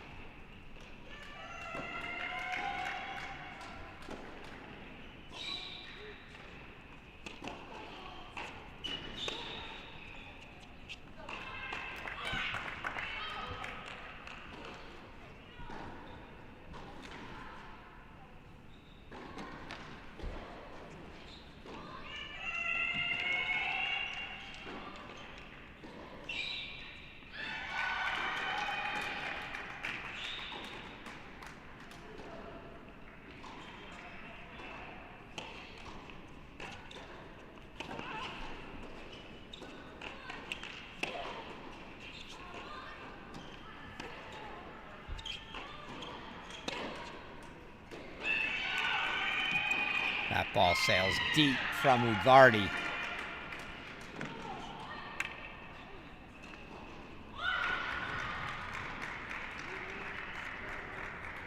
And that scoreboard frozen again. Do believe it's 30-40 break point here. And I think that's a break for a Segway to get us to a breaker. Indeed it is. So we'll head to a breaker on 5.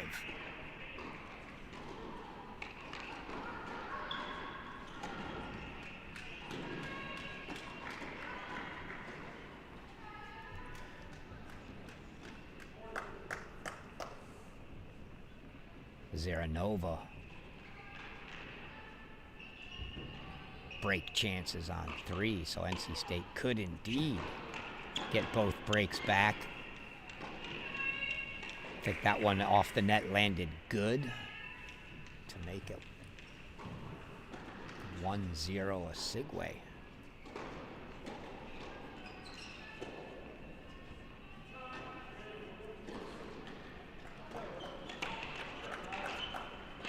That one off net clipped the tape and made for some tough timing for a Segway as she missed it, making it 1-all. Ziranova gets the break, so they're in a breaker. So we've got breakers on 5 and 6. excuse me, 3 and 5.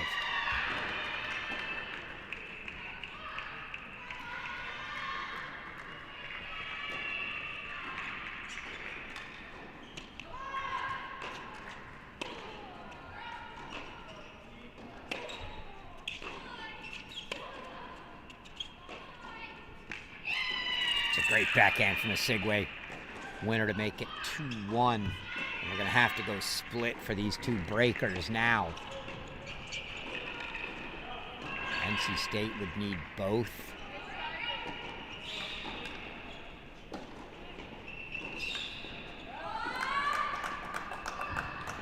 To get the advantage back after dropping doubles. Kamar now 5-2 in the second. Looking to split with Slama.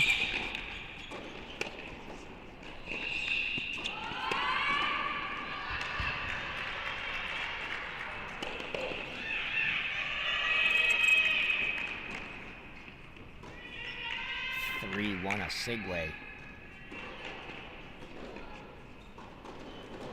Good starts in the breakers for the Wolfpack.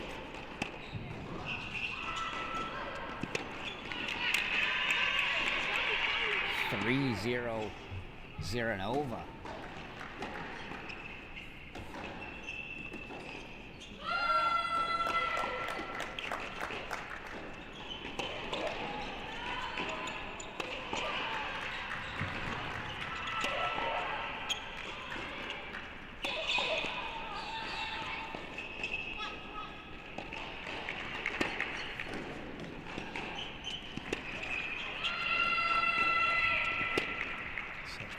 Osigwe. Ziranova lets that one float long for 4-0. So they had to break to get into breakers on both courts, but the Wolfpack leads in both, but Udvardy's got it back on serve on 5 on the left here.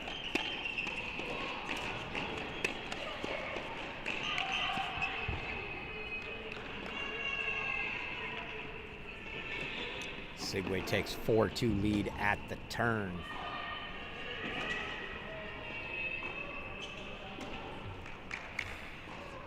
Go full screen to B while they change ends. On 3 while they change ends. On 5.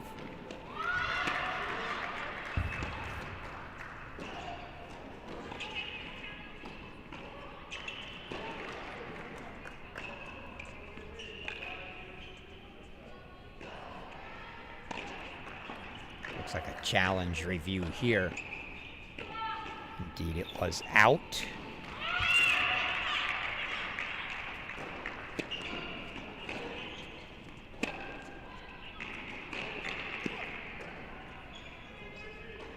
Now change ends here.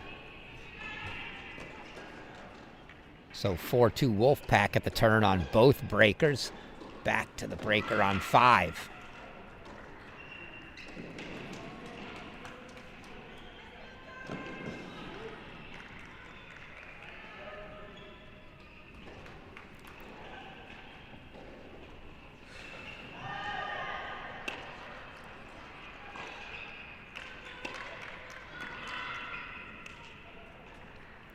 Unforced error on the Osigwe forehand. Makes it 4-3 there.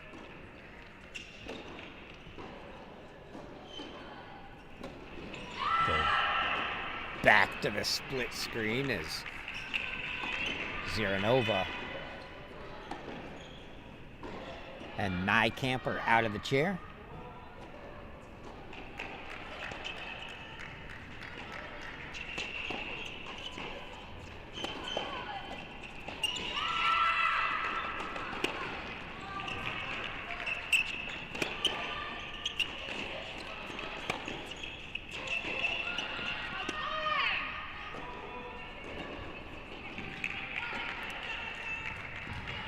Camp's long, so 5-2 Ziranova, but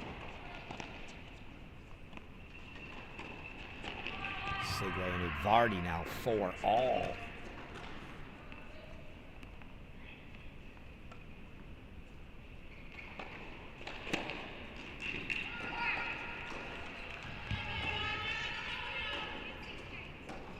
(6-2). Ziranova, set points coming.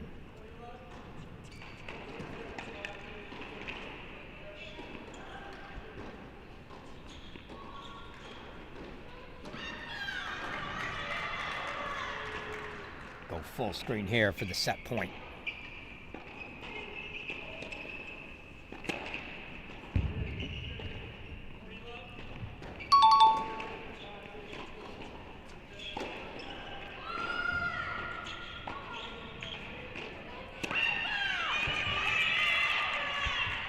First one fought off.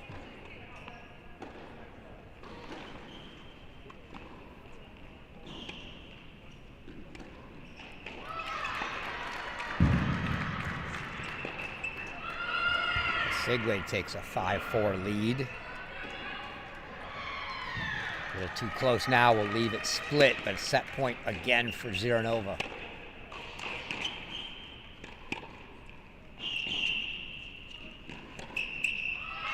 Ziranova puts it away, first set to her.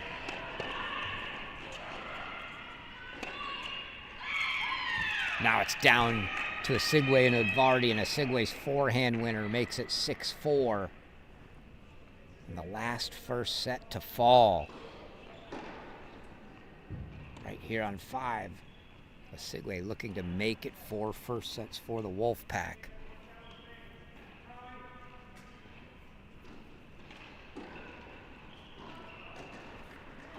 Set points here. 2 of them for a Segway.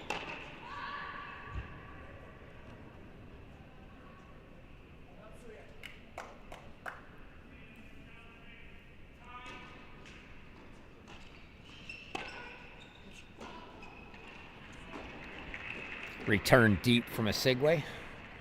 So she's going to have to do it on her serve now. 6-5. Set point number 2 coming.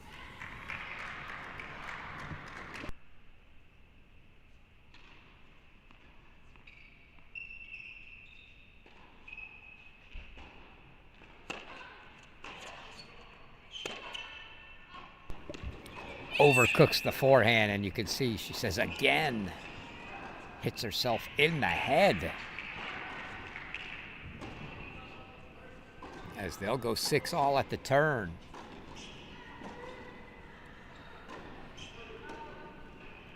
Crucial breaker here for NC State. Trying to get the 4th on. Crucial for Oklahoma State, trying to keep their advantage with doubles and 3 first sets.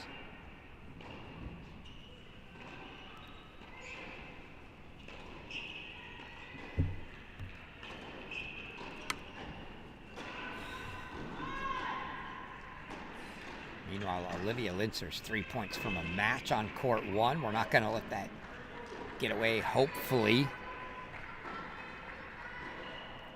without being seen. But she's up 6-1, 5-2. Gabby Broadfoot serving at 15-30.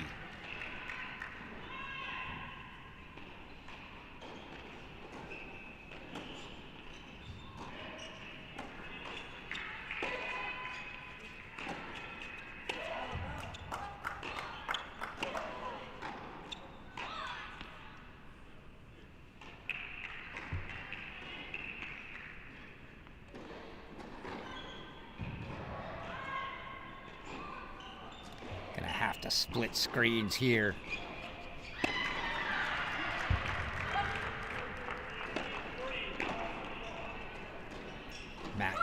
Match point on 1. Let's just go full screen to that.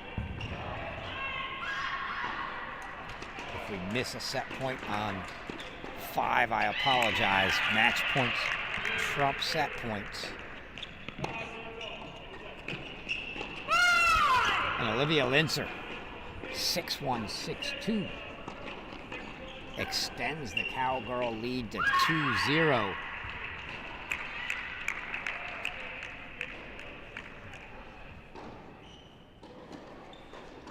back to court 5. We didn't miss it. There's 7 all in the breaker.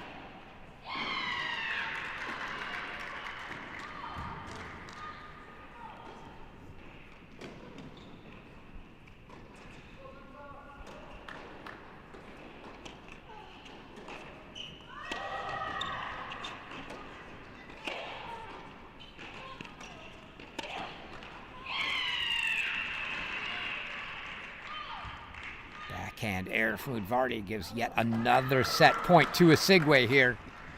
Set point number 3 for her.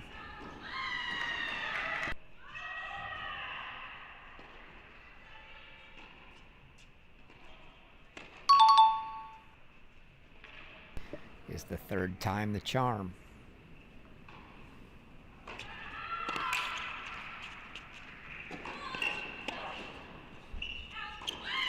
She had missed that forehand, did Osigwe, but Udvardy did. And the first set on 5 goes to Victoria Osigwe. So 4 first sets to the Wolfpack. Let's jump quickly back to 2. And we'll throw some scores up for you now. Match on 1 is done.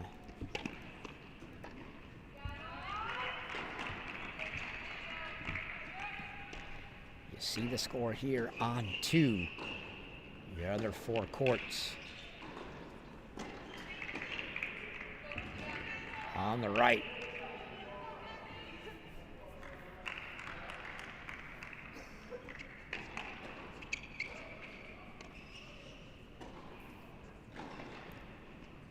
Kamar had a huge lead here in the second. Slama's come back to knot this one up at 5 apiece.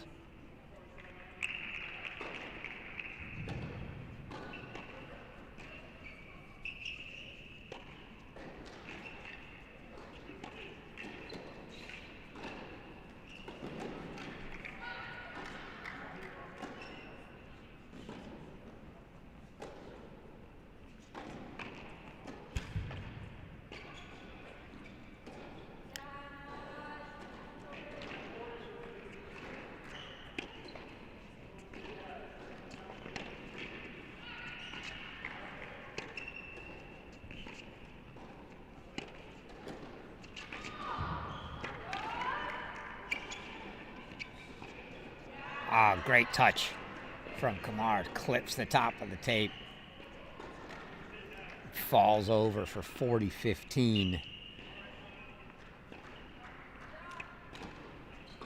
Trying to keep her composure after letting the big lead slip away. I know it was at least 5-2, if not 5-1, but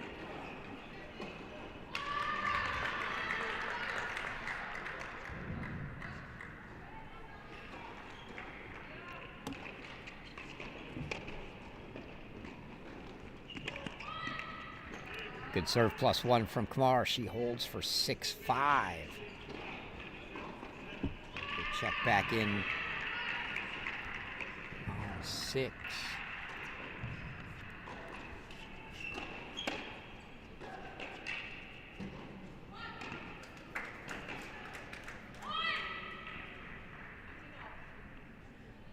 Jasmine Conway's got a set and a break lead here for the Wolfpack. Coach Earnshaw would love to see somebody put a point up here of their 4 first sets.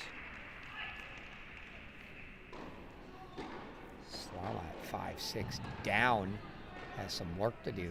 Ziranova and Osigwe just finished breaker, so won't be them anytime soon. So Conway, the only one right now in sight of a match.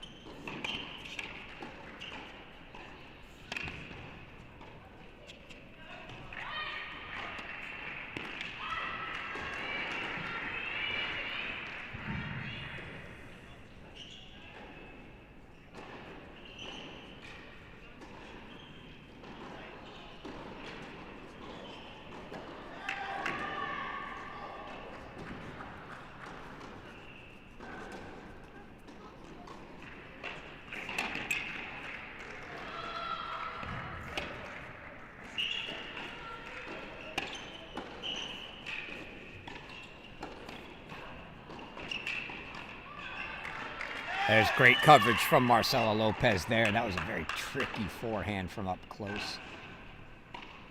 Gave it the flick top spin to get it up and down, and then wisely covered the line as Conway had it hit.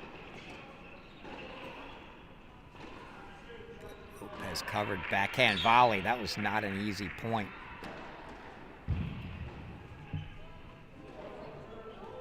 But gets it to 30 all.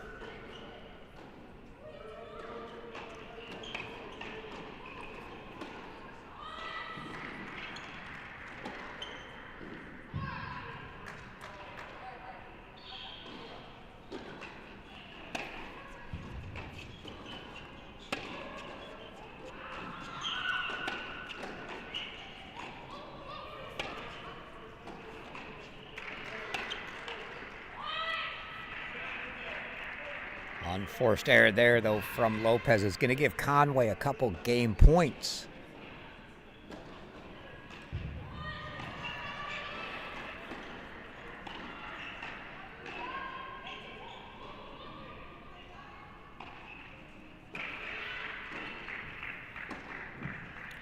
They're headed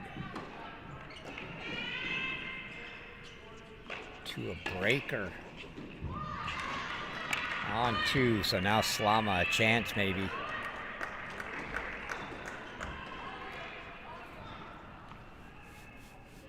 And Conway makes it 4-2 here, so we will jump to the breaker.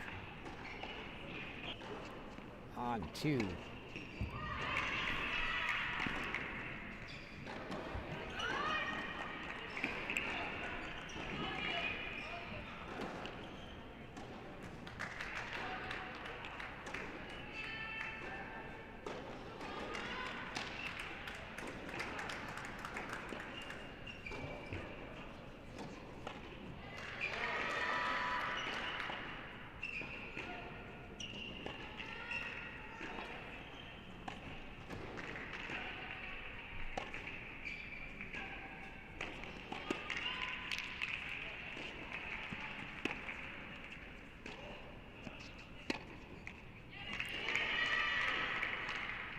I think that's where you go.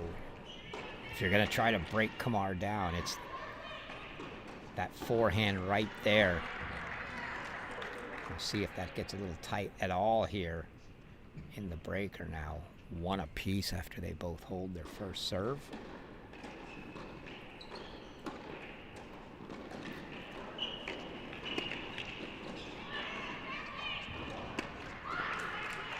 Oh, that looked like a very... Looked lazy, but I think more than lazy, it was just a little tight. Kamar just very quickly up for the next point as she's now 1-2. Very eager to rip a winner was Kamar. That's where I think I would be picking on the forehand if I was Slama, especially if you've got Kamar a little frustrated. Yeah, she may go for it and hit a winner on you, but much more likely to draw the error on that side.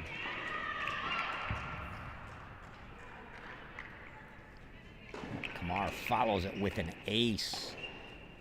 Makes it 3-2, so all holds 5 points into the breaker.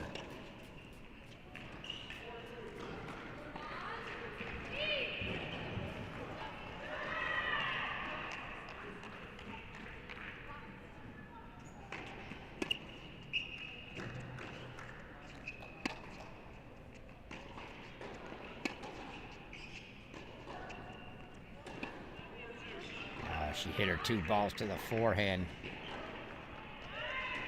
And then Slama missed, so Fortune Kamar didn't even realize it was time to change ends.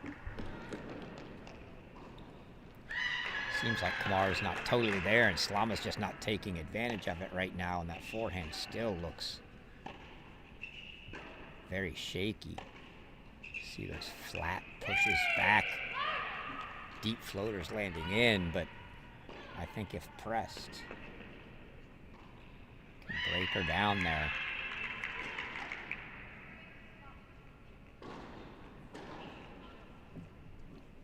her get away with this breaker here. Kamar might just turn it on.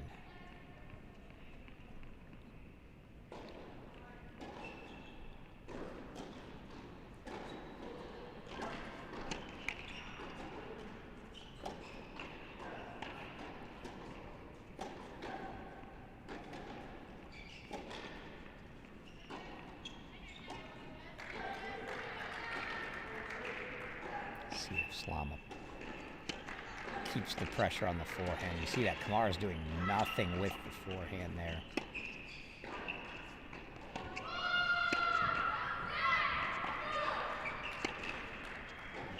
She just keeps going back to it and draws the error. There it is, breaking the forehand down. But even the backhand side, Kamara was very hesitant, tentative with. She's got a 4-3 lead here, does Kamara. Still up a mini break. Needs to get rid of that tentativeness and just go for something.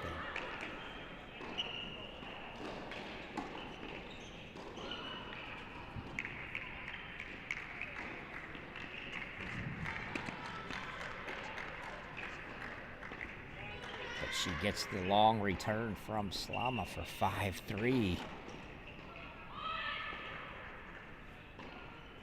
Maybe just counting on that serve to get her through the rest of this breaker.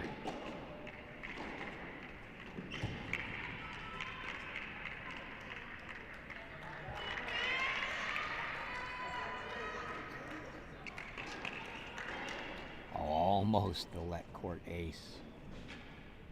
See if Slama stays primarily to the forehand here.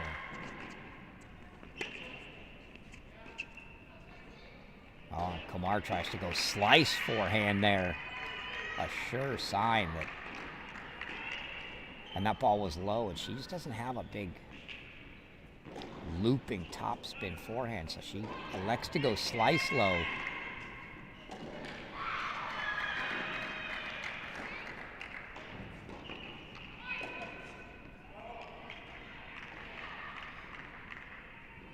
So back on serve.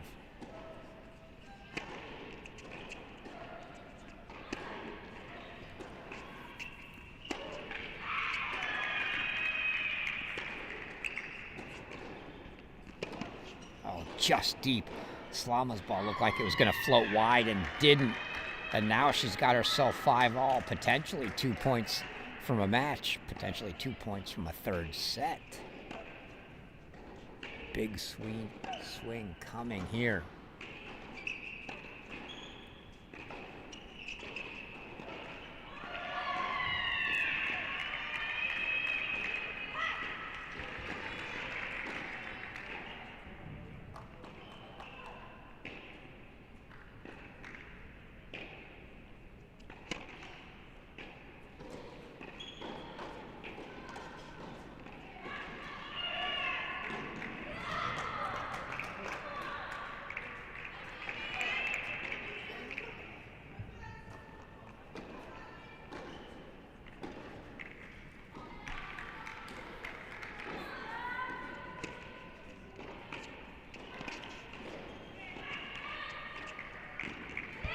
Oh, beautiful from Kamar.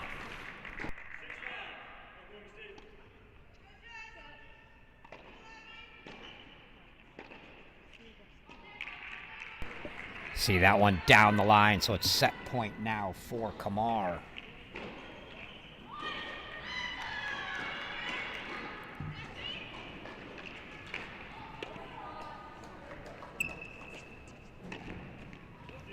Naz Kamar puts it away.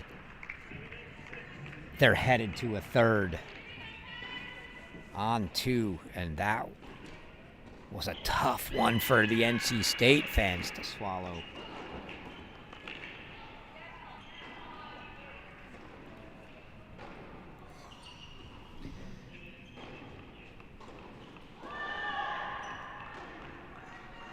Someone's got to win a 3-setter now. Nobody's getting out of here without a 3-set win.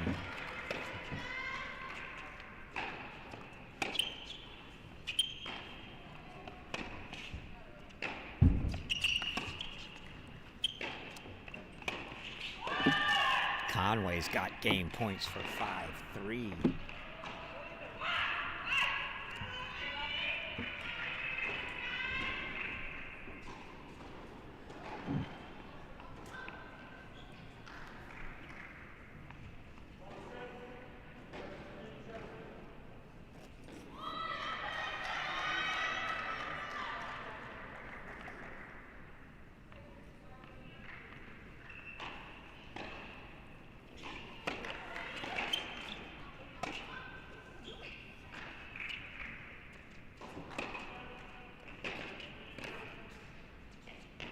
Oh, beautiful from Jasmine Conway. She takes the swinging volley and then the low volley for a winner, and she takes a 5-3 lead.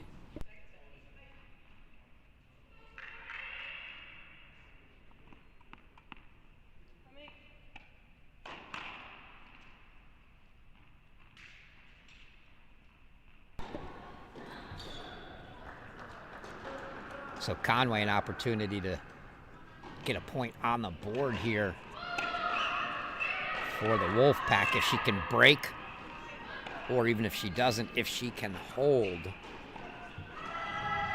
Meanwhile, Ziranova, a set and a break at 3-2 in the second. Osigwe on serve at 1-2.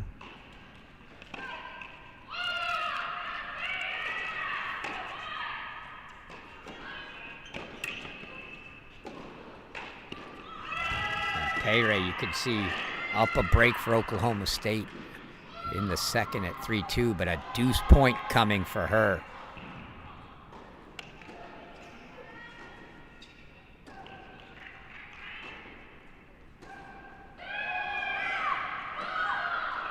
Payre animated as she holds for 4-2.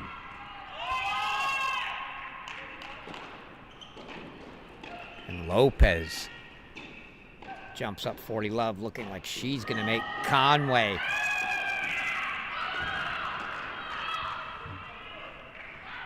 Serve it out. She's going to make Conway attempt to serve it out is her hope and fail.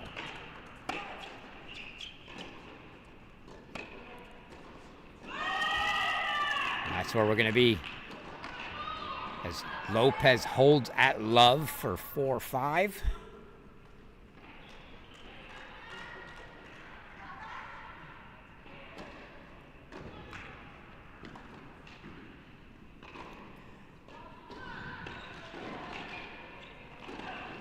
Get a peek down in.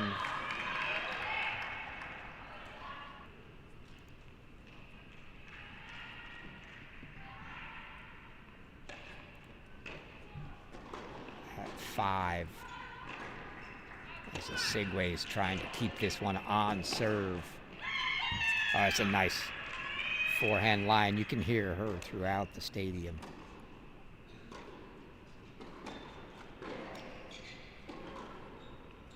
Going to be a pretty crazy winner and unforced error stat for Osigwe, I think, after this one, as she's had a lot of both.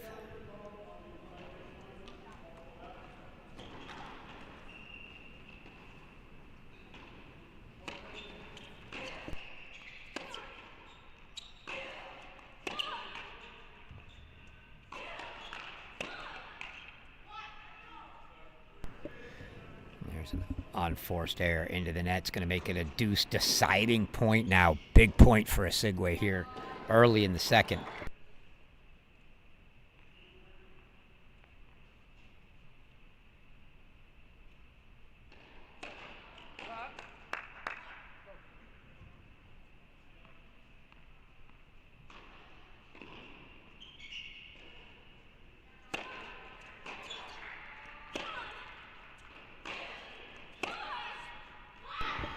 And another, there you see it.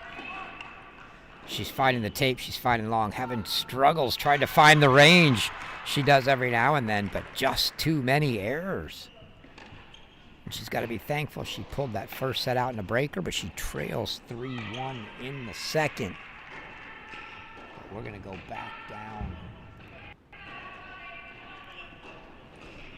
to 6 as Jasmine Conway is now serving for the match here. And Naz Kamar opened with a break in the third for Oklahoma State.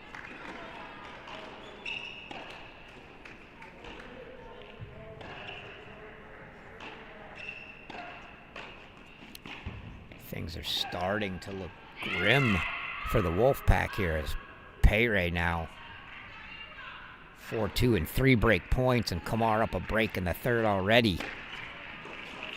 That would be 4. Now a 1-love in the third is nothing. A long way from the finish, but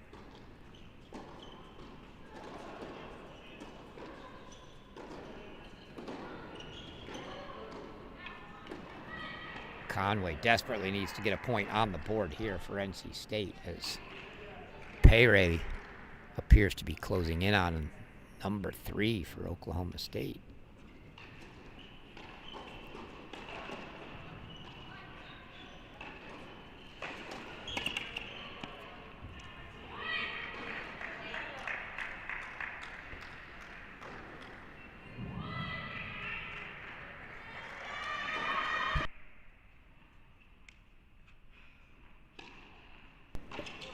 Match points here for Jasmine Conway.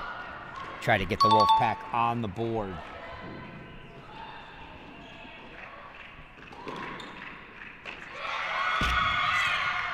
Conway does it. 6-3, 6-4. Jasmine Conway gets the Wolfpack on the board. 2-1. Let's jump quickly over to 4, where Payre's got break chances.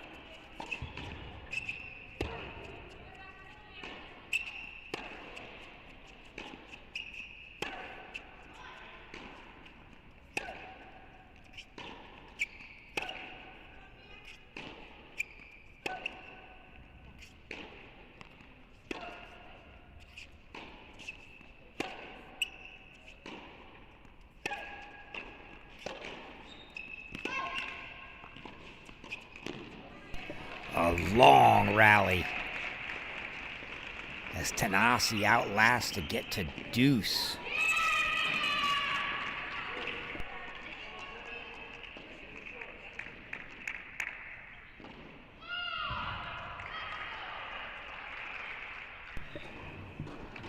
And Kamar, after going up the break early, sends a forehand long at deuce. And Slama's right back on serve at 1-all. And this a big deuce point here for Lavinia Tanasi. Can she keep this to only a single break deficit?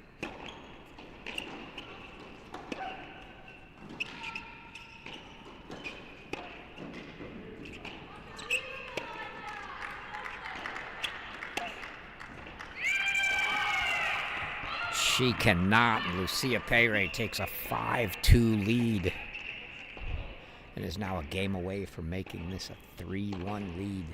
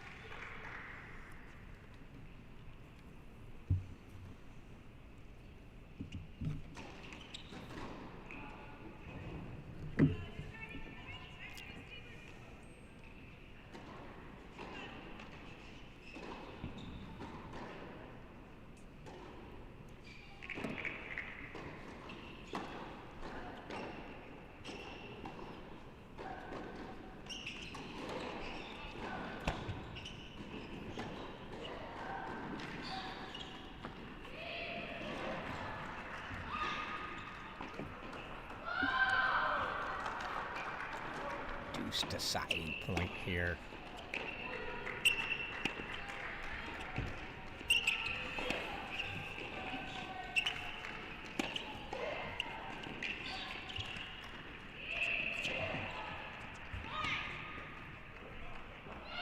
On the lob, just long. And Nijkamp gets the hold for 4-3. Zeranova still up a break.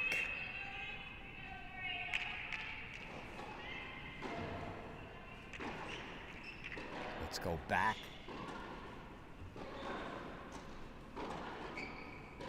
Court 4. And see if Payray can serve it out.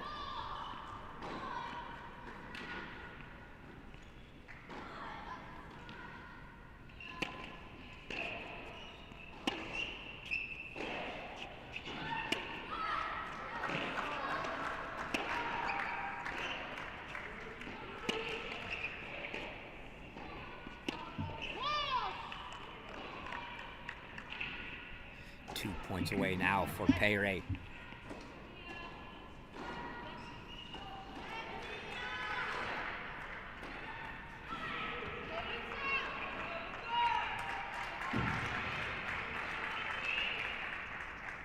The redshirt junior from Argentina trying to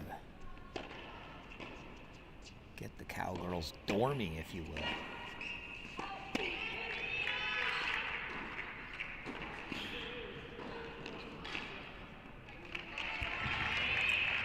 Tanasi covered the short one there. Keeps her from getting to match point for now.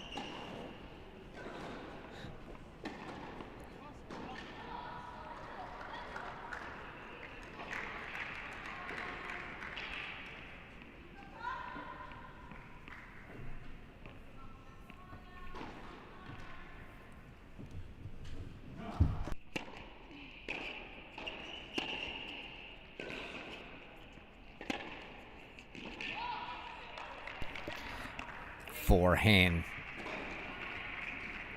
sets up triple match point for Lucia Payray.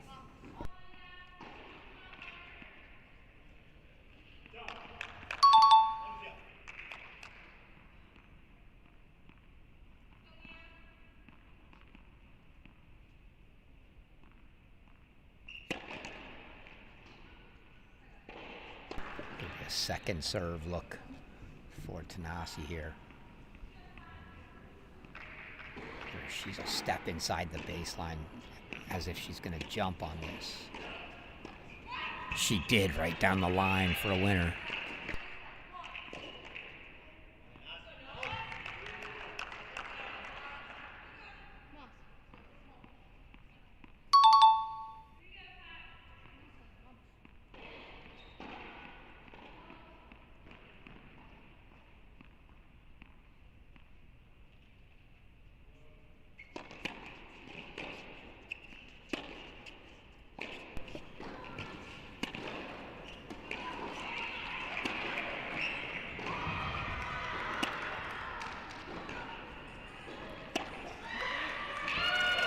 Payray with the winner. 6-2, 6-2. That was a long 6-2, 6-2 match, but let's get another look at the winner from Payray.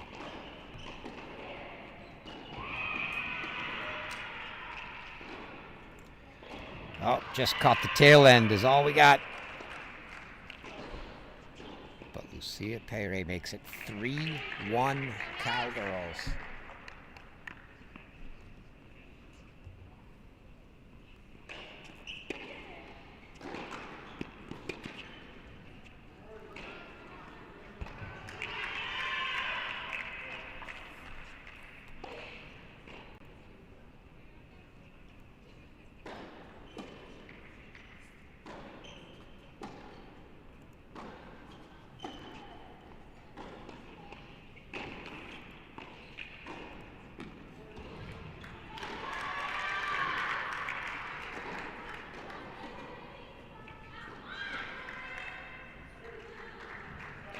NC State now needs all three of the remaining matches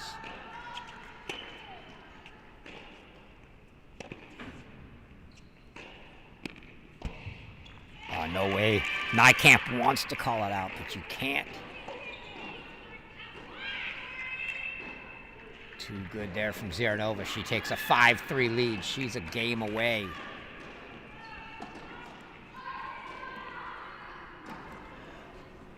Vardy, you see, rolling in the second now. Sigwe.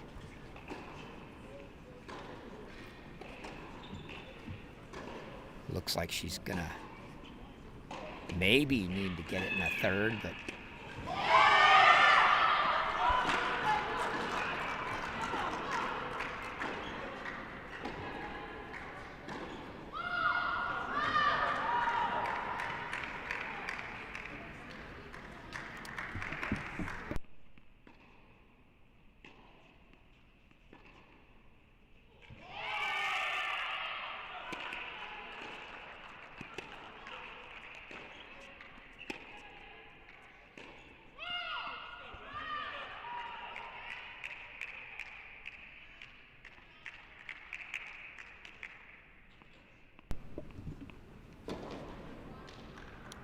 Ziranova here looking for a break and a match to cut the deficit to 3-2.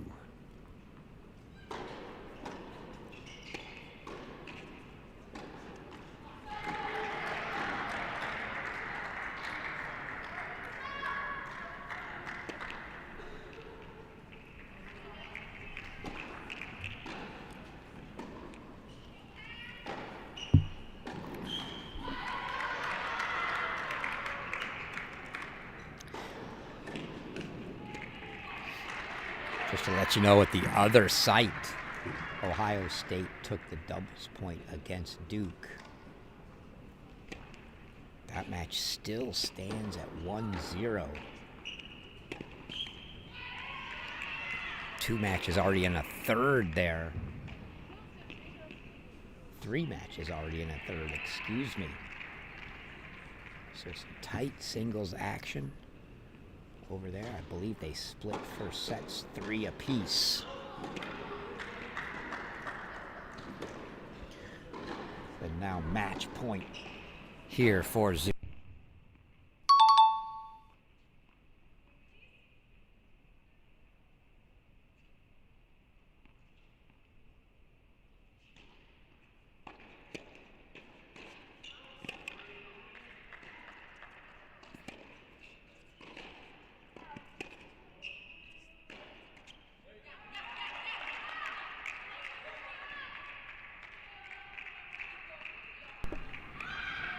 First one fought off by Nijkamp. Match point number 2 coming.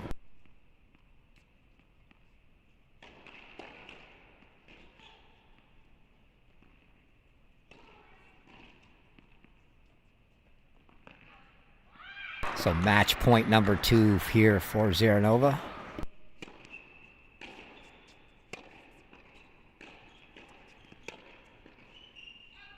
And wide.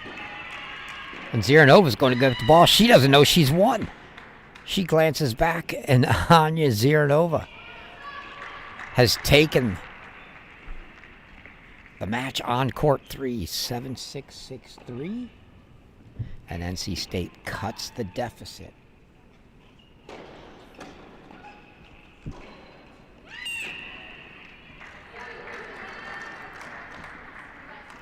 To 3-2. And actually, let's go to court 2.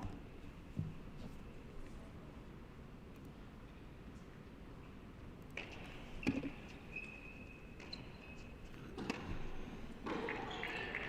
there's that Kamar forehand. She's frustrated with it. I'm frustrated watching.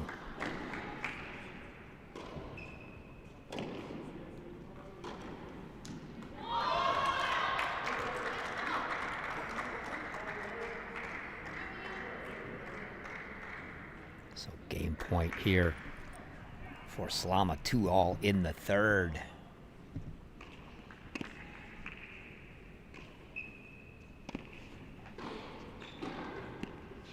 Just deep. I think for a second Slama thought she had it, so now a deuce deciding point, a big one 2-all in the third. There have been plenty of breaks here, so no, by no means over either way, but every one of these deuce points in the third is big.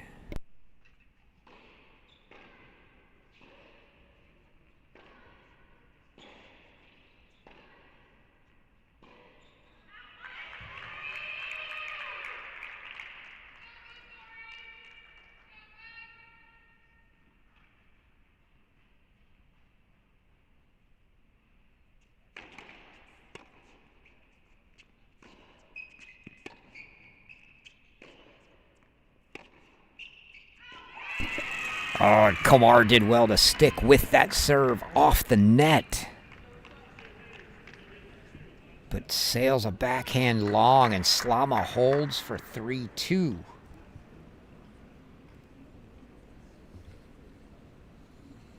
We'll go down to 5.